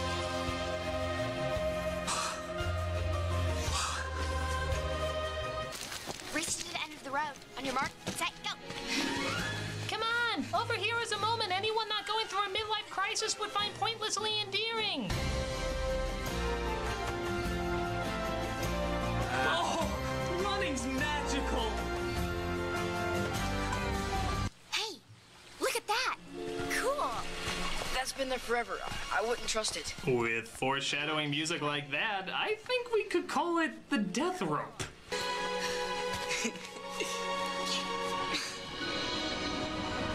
Okay, even as enchanted moments go, this is really pushing it. It's a friggin' rope! When you look back... Okay, here's the thing. I will say this. My grandparents, when we went to go visit them out in the holler, me and my cousins would walk down deeper into the holler, and we would find stuff to get into. Like, literally, we found, like, this water reservoir that basically it was this old, like, embankment that had built up water and basically was like a swimming hole that was like 3 feet deep. And then, of course, there was also another time where, like, one of us found this old cable that was out in the woods, and one of our cousins literally climbed up the tree and tied it around, like, the top of the branch so that we could swing and, like, swing into the water reservoir. And I just remember, as a kid, that shit was magical. And I know that, you know, you're looking at it from the outside looking in here, but when you're a kid, stuff like this, your imagination runs wild because, you know, you've seen movies, you've seen TV shows, you've seen cartoons where they, like, swing around on ropes, like Tarzan. You've seen shit like that. Your brain basically, like, releases, you know, it's just like, this is just like how it is in the movie. And when you swing and things go good, it's awesome. Bad part is whenever things go bad. The cable basically wore through the branch and it snapped off, and my cousin Matt, as he was swinging, flew back and hit his head against the ground and literally had a gash on the back of his head like that long. So yeah, there's the whimsy, but there's also the crashing reality that just bites you right in the ass when you least expect it. Back on childhood, you might see this as something more remarkably innocent, but when you're a kid, it's a friggin' rope! Let your head hang back and watch the clouds. Well, maybe Jess can pop some sense into her overly whimsical way. Oh, come on! Is fucking everything gonna be like this? Is every little mundane thing going to be an incredible adventure of laugh and whimsy? Imagine if I did every little mundane thing like this. Are you taking a shit, Doug? Are you taking a shit? Yep, he's taking a shit. Okay, comparing taking a shit to swinging on a rope, that's not the best. That's not the best thing. Come on, Critic, we really have to go! But it's so whimsical in here! Live your childhood fantasy somewhere else? You guys are so not enchanting.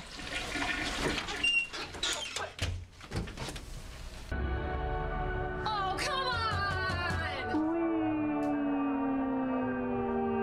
on! So Leslie, being so Yeah, he didn't inspiringly wash his wow, hands. Doug, you filthy animal. just that they make up their own little world. We need a place.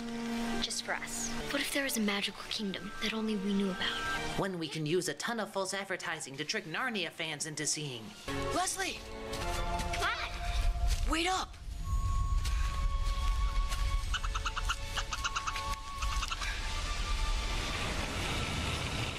Help! Your talk of obvious fictional worlds in a public forest during the incredibly sunny daytime is scaring me. What am I looking for exactly? Just close your eyes, but keep your mind wide open. What do we call this place? Terabithia. I'm so perfect and inspired, I came up with that fitting name in one try. I also have an idea for a young adult series that rips off Battle Royale. Sounds trite. Leslie continues to make up details about her fictional world, but is it me, or is her dedication sounding less charming and more psychotically specific? Too bad for them. They got so close. What are you talking about? To the kingdom. What's that? That's the sound of the prisoners rattling their chains. What prisoners? The prisoners of the Dark Master. Jess, you and I have been sent to free them. Prisoners of the Dark Master, we have come to free you. See him up there? Yeah. Do you? Really? Yeah, maybe a little too into our little world, aren't we? Warriors. Try dragonflies. No, they're warriors. We rule Terabithia, and nothing crushes us. You better not let the Terabithians hear you. I don't know this game. What game? This is for real. Why do I see years later a very disturbing reunion when they meet up again?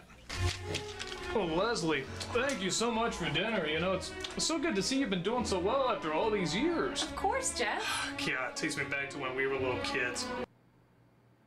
Knowing what Doug knows about this film, he knows that this would never happen. Reasons, y'all know why. Oh, hey, remember that fantasy world we made up when we were younger? Terabithia. Yeah. God, those were magical times. Remember how we used to pretend we used to live there? What are you talking about? I'm still there. What? The Terabithians miss you, Jess. They would like their king to rule with their queen once more. Oh, wow, look at the time. I gotta go do some, sane things. Away from you. Bye. One of us, Google Gobble. Let me show you more about Terabithia. Please, I'm hungry and I need food. So this is where the evil trolls lived. Do you see? No! Do you see? No, there's nothing there. They're blank slides. Oh dear, the Terabithians are telling me that someone might need another scrotum waxing. I mean, yes, I see. Oh, good. I thought you'd be like all the others that didn't see. We rule Terabithia, and nothing crushes us.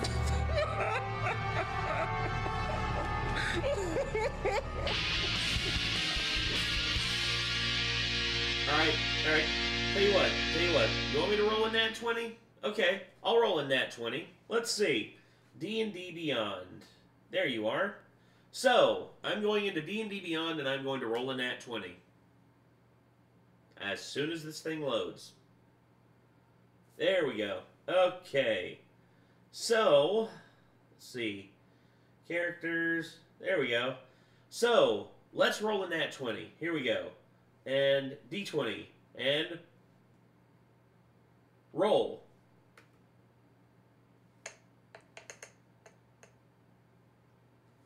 I rolled a 12. It's not good. Probably gonna die.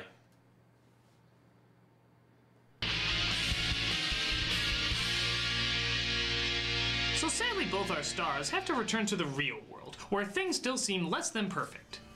Though, to be fair, still pretty damn close to perfect. Don't you think we should give her a hand? She's fine. Beep, beep, beep, beep, beep. Oh, never change that joke. Never do any variation with it. I don't know what it is, but D&D it's Beyond just timeless. is literally You just an got app it. for you to play D&D. The perfection of laughter You and can, that one it allows little you to, like, connection roll of nat words. 20s and, like, all the other Ingenious. guys. Absolutely ingenious. Keep it up, and this could be your future, pal. Oh. Are you okay? Problem. Jess, Aaron's tripped me. On purpose. Okay, Aarons, hit the road. He didn't do anything. Go. You have your magical kingdom you're in charge of? Well, I have mine. Bus World, where I can throw any kid off with no legal repercussions whatsoever. Don't. You know, that's actually illegal. The only way they can remove them from the bus is if they're, like, literally, like, harming other kids in plain view. You can't just take a kid's word for it. Never mind. My grandma was a bus driver for, like, 25 years. Don't mess with the king, baby. Bus World. But they still manage to find peace in their fictional realm, where friggin' everything seems to amaze them. How come you're so good at that? Good at what? Building and stuff. I mean, you're really good at it for a girl. I mean, hammering a nail into a door? It's fucking witchcraft. No. But even their world at times can come crashing down.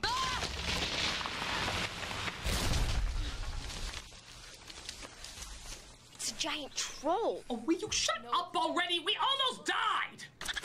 Squirrels! Sneaky foot soldiers of the Dark Master. Let's cut open their teeny-weeny stomachs and feed on their nutty little entrails. Terabithia, goddammit! But Jess decides his world isn't Rockwellian enough. A pointless animal sidekick will fix that up, as he adopts a dog out of nowhere and just gives it to Leslie. Yeah, kind of random. How do you think the parents feel about that? Well, apparently they're just as everlastingly perfect as she is, so of course they don't mind. Don't believe me? Just look at how downright utopian these loaves of Wonder Bread are. I am determined to have this wall finished, so when the late sun hits it, we can watch it catch fire. Now that's one steady hand, Jess. That's an artist's hand. Am I right? You know, the best prize that life offers is the chance to work hard at work worth doing. That's Teddy Roosevelt said that. It's just like my parents said before they left Bethlehem. Son, do your best to cure cancer, hug puppies, and quote scholars with impeccable articulation.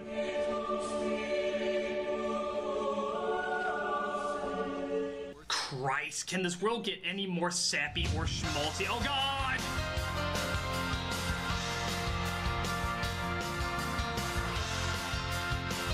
Stop it! You're making Full House look like a Holocaust drama! Oh my God.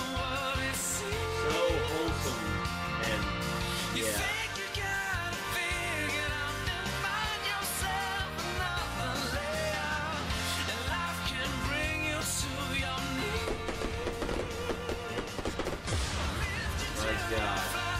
I guess it just shows you that I'm not very white.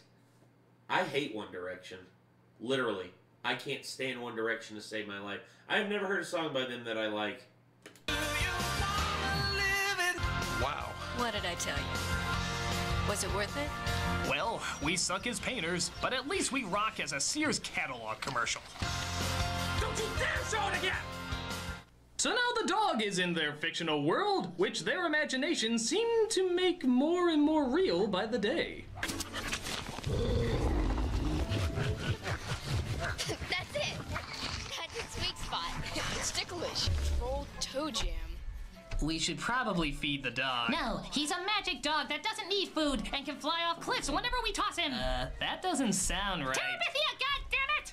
This fictional world, I guess, strengthens their courage as they stand up to bullies who block people's entrances into the bathroom. Are there no adults in this fucking school? That's not fair, is it? Peeing's definitely supposed to be free. Free the pee! Free the pee! Free the pee! Free the pee! Free the pee! Thus the free-to-pee movement was born. First they moved to Russia, then they migrated to China. Soon the world fought back against the evil communists. Do you know what happened if I were to pick a fight with her? You'll get your butt kicked. No, I'll be kicked out of school for fighting a girl. What's that gonna prove? But they figure out another way to get back at her. They forge a love letter from a boy she likes, and she actually believes it's from him, making a fool of herself in front of everybody. Didn't Willard know he's totally in love with you? Lives matter. Just walked away. Okay, his sister enjoyed that a little too much. That wasn't just a funny little moment, that was Count of Monte Cristo style vengeance. Yeah. Oh, her tears of despair fuel my inner goddess. But they find out that maybe their joke went too far, as they start to feel sad for the bully and even manage to get some interesting information out of her. Her dad gets really mad at her. He hits her, and it got out. Well, what did you say to her? I told her just to pretend that she had no idea what anyone was talking about. And in a few weeks' time, everybody would just forget about it. Then I gave her a piece of gum. Oh, well, I do hope it was juicy fruit gum. It is the almighty savior. Yeah. Juicy fruit. Why call the police when you have gum? Then, get this, they actually decide to bring religion into the mix. Yeah, I know, I'm scared too. Sunday, we go to church. Can I come? You'd hate it. No, I think it'd be cool. Girls can't wear pants. I've got dresses, Jess. Girls can't wear pants.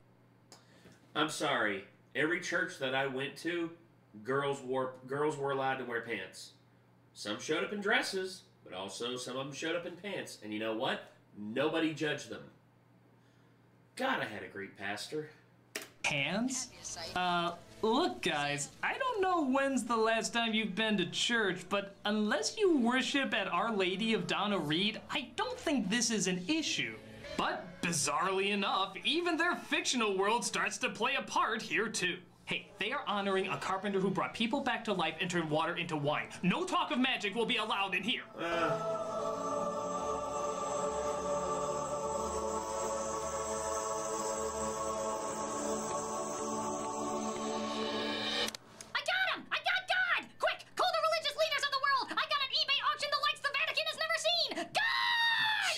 And to make things even more awkward, they start talking about their religious experience on the way back.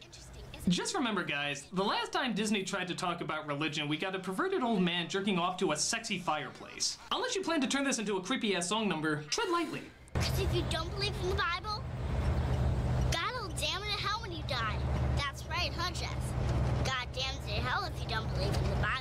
Okay, can I just say that forgiving Disney for the Jonas Brothers is made a little bit easier when they have a small child say God damns you to hell several times in their kids' movie? God damns you to hell, God damns you to hell, God damns you to hell. I seriously do not think God goes around damning people to hell. He's too busy running all this. Whimsy! And speaking of which, we have even more whimsy to partake in, as yet another trip down Imagination Lane takes place. Here, open this. Oh! She says she won't let me free unless I convert to Judaism! But, oh no! More poorly CG'd monsters off the port dumb!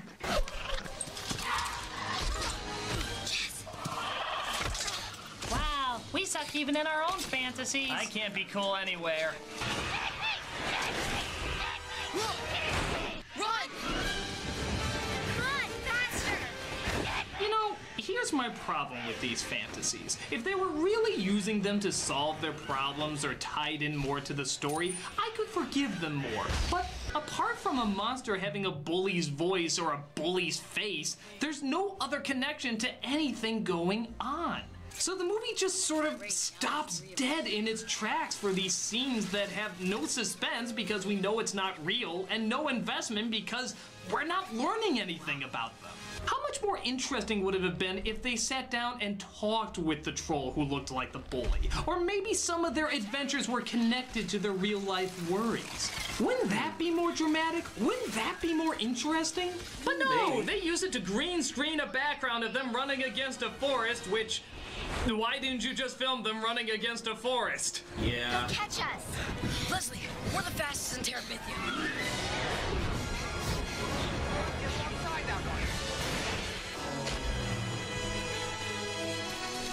At the end of the day, they go back home and say goodbye to one another. See ya! Yeah, see ya!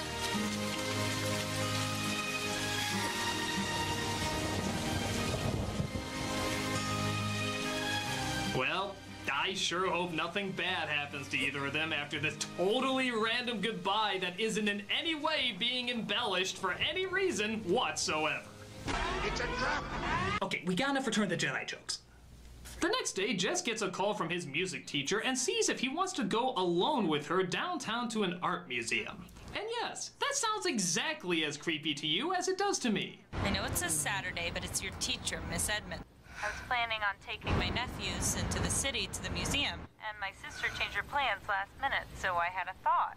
Again, I don't know if this was a more acceptable thing during the 70s, but nowadays, this would raise some serious red flags. Don't believe me? Try watching it with this music instead. Witness the horror. Witness the terror. Witness a famous actor playing that scary role every famous actor wants to play at least once in their career. Zooey Deschanel. Hunger Games joke. The Field Trip. Brought to you by Disney. Na-na-na-na-na. Mind like yours wide open, you could create a whole new world. God, I'm sick to death of these forced whimsical moments. Can't once just something go incredibly wrong in this movie? Oh my God, Jess. Where in God's name have you been? Well, good. Somebody better be dead. Your friend Leslie is dead. Send your angry emails to nostalgiacritic@idiotwithbadtiming.com. I guarantee you when he was watching this to like do the review on it, he was just like, oh God, somebody better fucking die. Oh. Yikes. They killed her off? I mean, damn. She drowned in the creek this morning. Dead. Apparently she tried to swing across on a rope and it broke. Well, I'm sure they'll do a lot of over-the-top romanticizing with this too. What, does he have flashbacks of seeing her or like her spirit in the forest or something? Actually, to the movie's credit, the majority of the film dealing with the death scene is handled pretty maturely. He goes through denial over his best friend being gone, takes long silent walks by himself, snaps at his sister. Even the fantasy world plays an interesting role. He sees a dark spirit heading towards him that he tries to run away from, which is really his father forcing him to confront the reality of her passing, resulting in him finally breaking down. I wasn't there to go with her. It's my fault. No. Where were these scenes earlier? This is really effective. Well, I think the point of this scene here is it literally is just the antithesis to everything that has happened previously.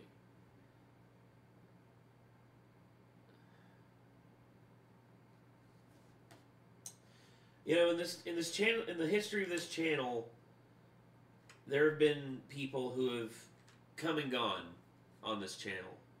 There have been people who have been here, and you know they moved on to other things, and then and there are people who I used to be friends with, who I am no longer friends with, and they were on the channel for a long time. But yeah, this in the history of this channel, we have had two members pass away. One very, very early in like the infancy of this channel back in 2015, and then another one last year. Both of them died very young. One was 34 and the other one was 28. And it sucks, dude. Here's the thing about death. It sucks, and there's no avoiding like confronting it. And I think that's the point of this scene here, is the fact that you go through life, and life literally, you're enjoying life, you're having fun, you're literally, you have no time to think about death, and you're enjoying life, and then boom, it just death happens. And being in denial about it, I remember when I heard about Sean, at first I was just like, I couldn't believe it. And then Chelsea, same way. I was literally in disbelief when I heard about it, and it didn't really hit me until I spoke with her parents, and it just, everybody handles grief differently. And when you're a kid, you don't really know how to handle your emotions. When you're older, you know, you've been weathered by life, and you know how to handle things. But this right here, I couldn't imagine going through. Like, I've had friends pass away on me. It happens. But this here is something that I never went through this, where I lost a friend this young. And honestly, I'm glad that I didn't have to go through it, because I don't think I would have been able to emotionally get through it. Well, for the most part. There's still one or two moments that still seem a bit heavy-handed. For example, what song are they singing in class the next day? Someday I'm finally gonna let go. Oh, come on! I know there's a better way. Okay, kids, next we'll be singing the happy songs of Hope Floats Under the Sea and Rolling Down the River. Jess, you... Then we're going to be singing Three Little Birds by Bob Marley. look sad for some reason. So, looks like it's the fastest kid in the class now, huh? Oh, no,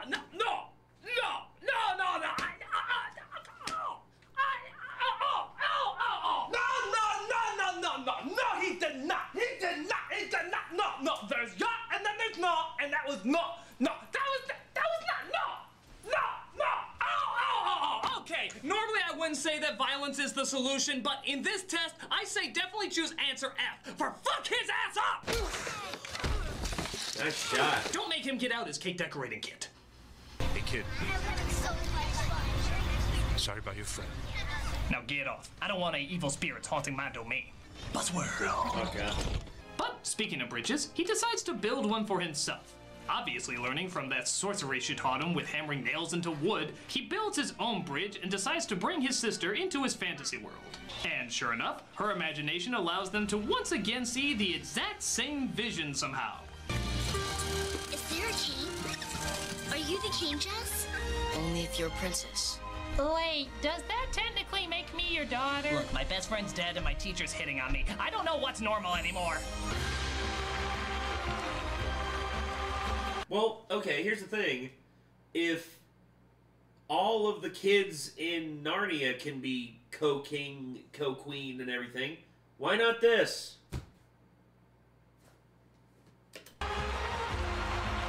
And to top off this story about realizing life by accepting death, how about a completely unfitting up-tempo pop song?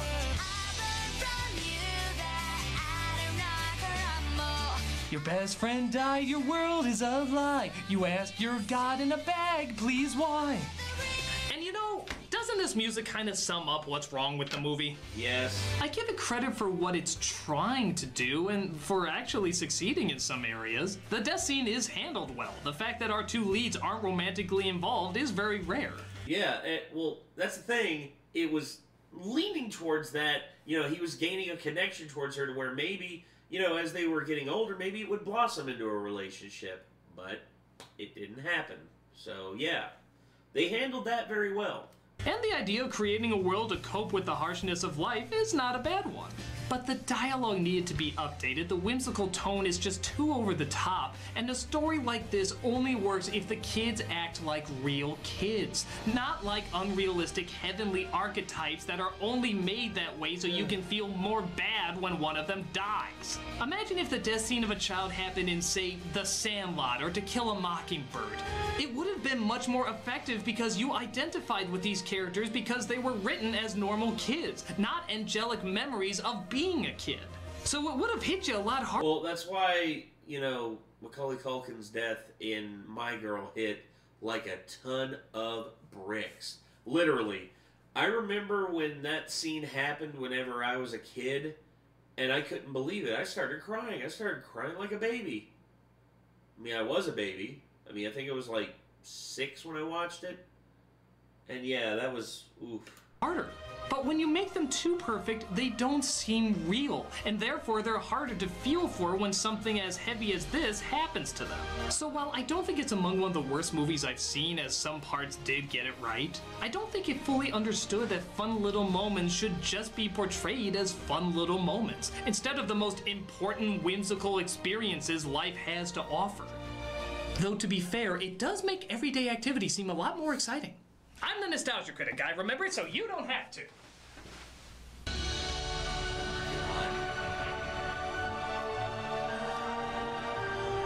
To be fair, I used to look at Doritos that way. Not anymore. Want to audition for College Humor?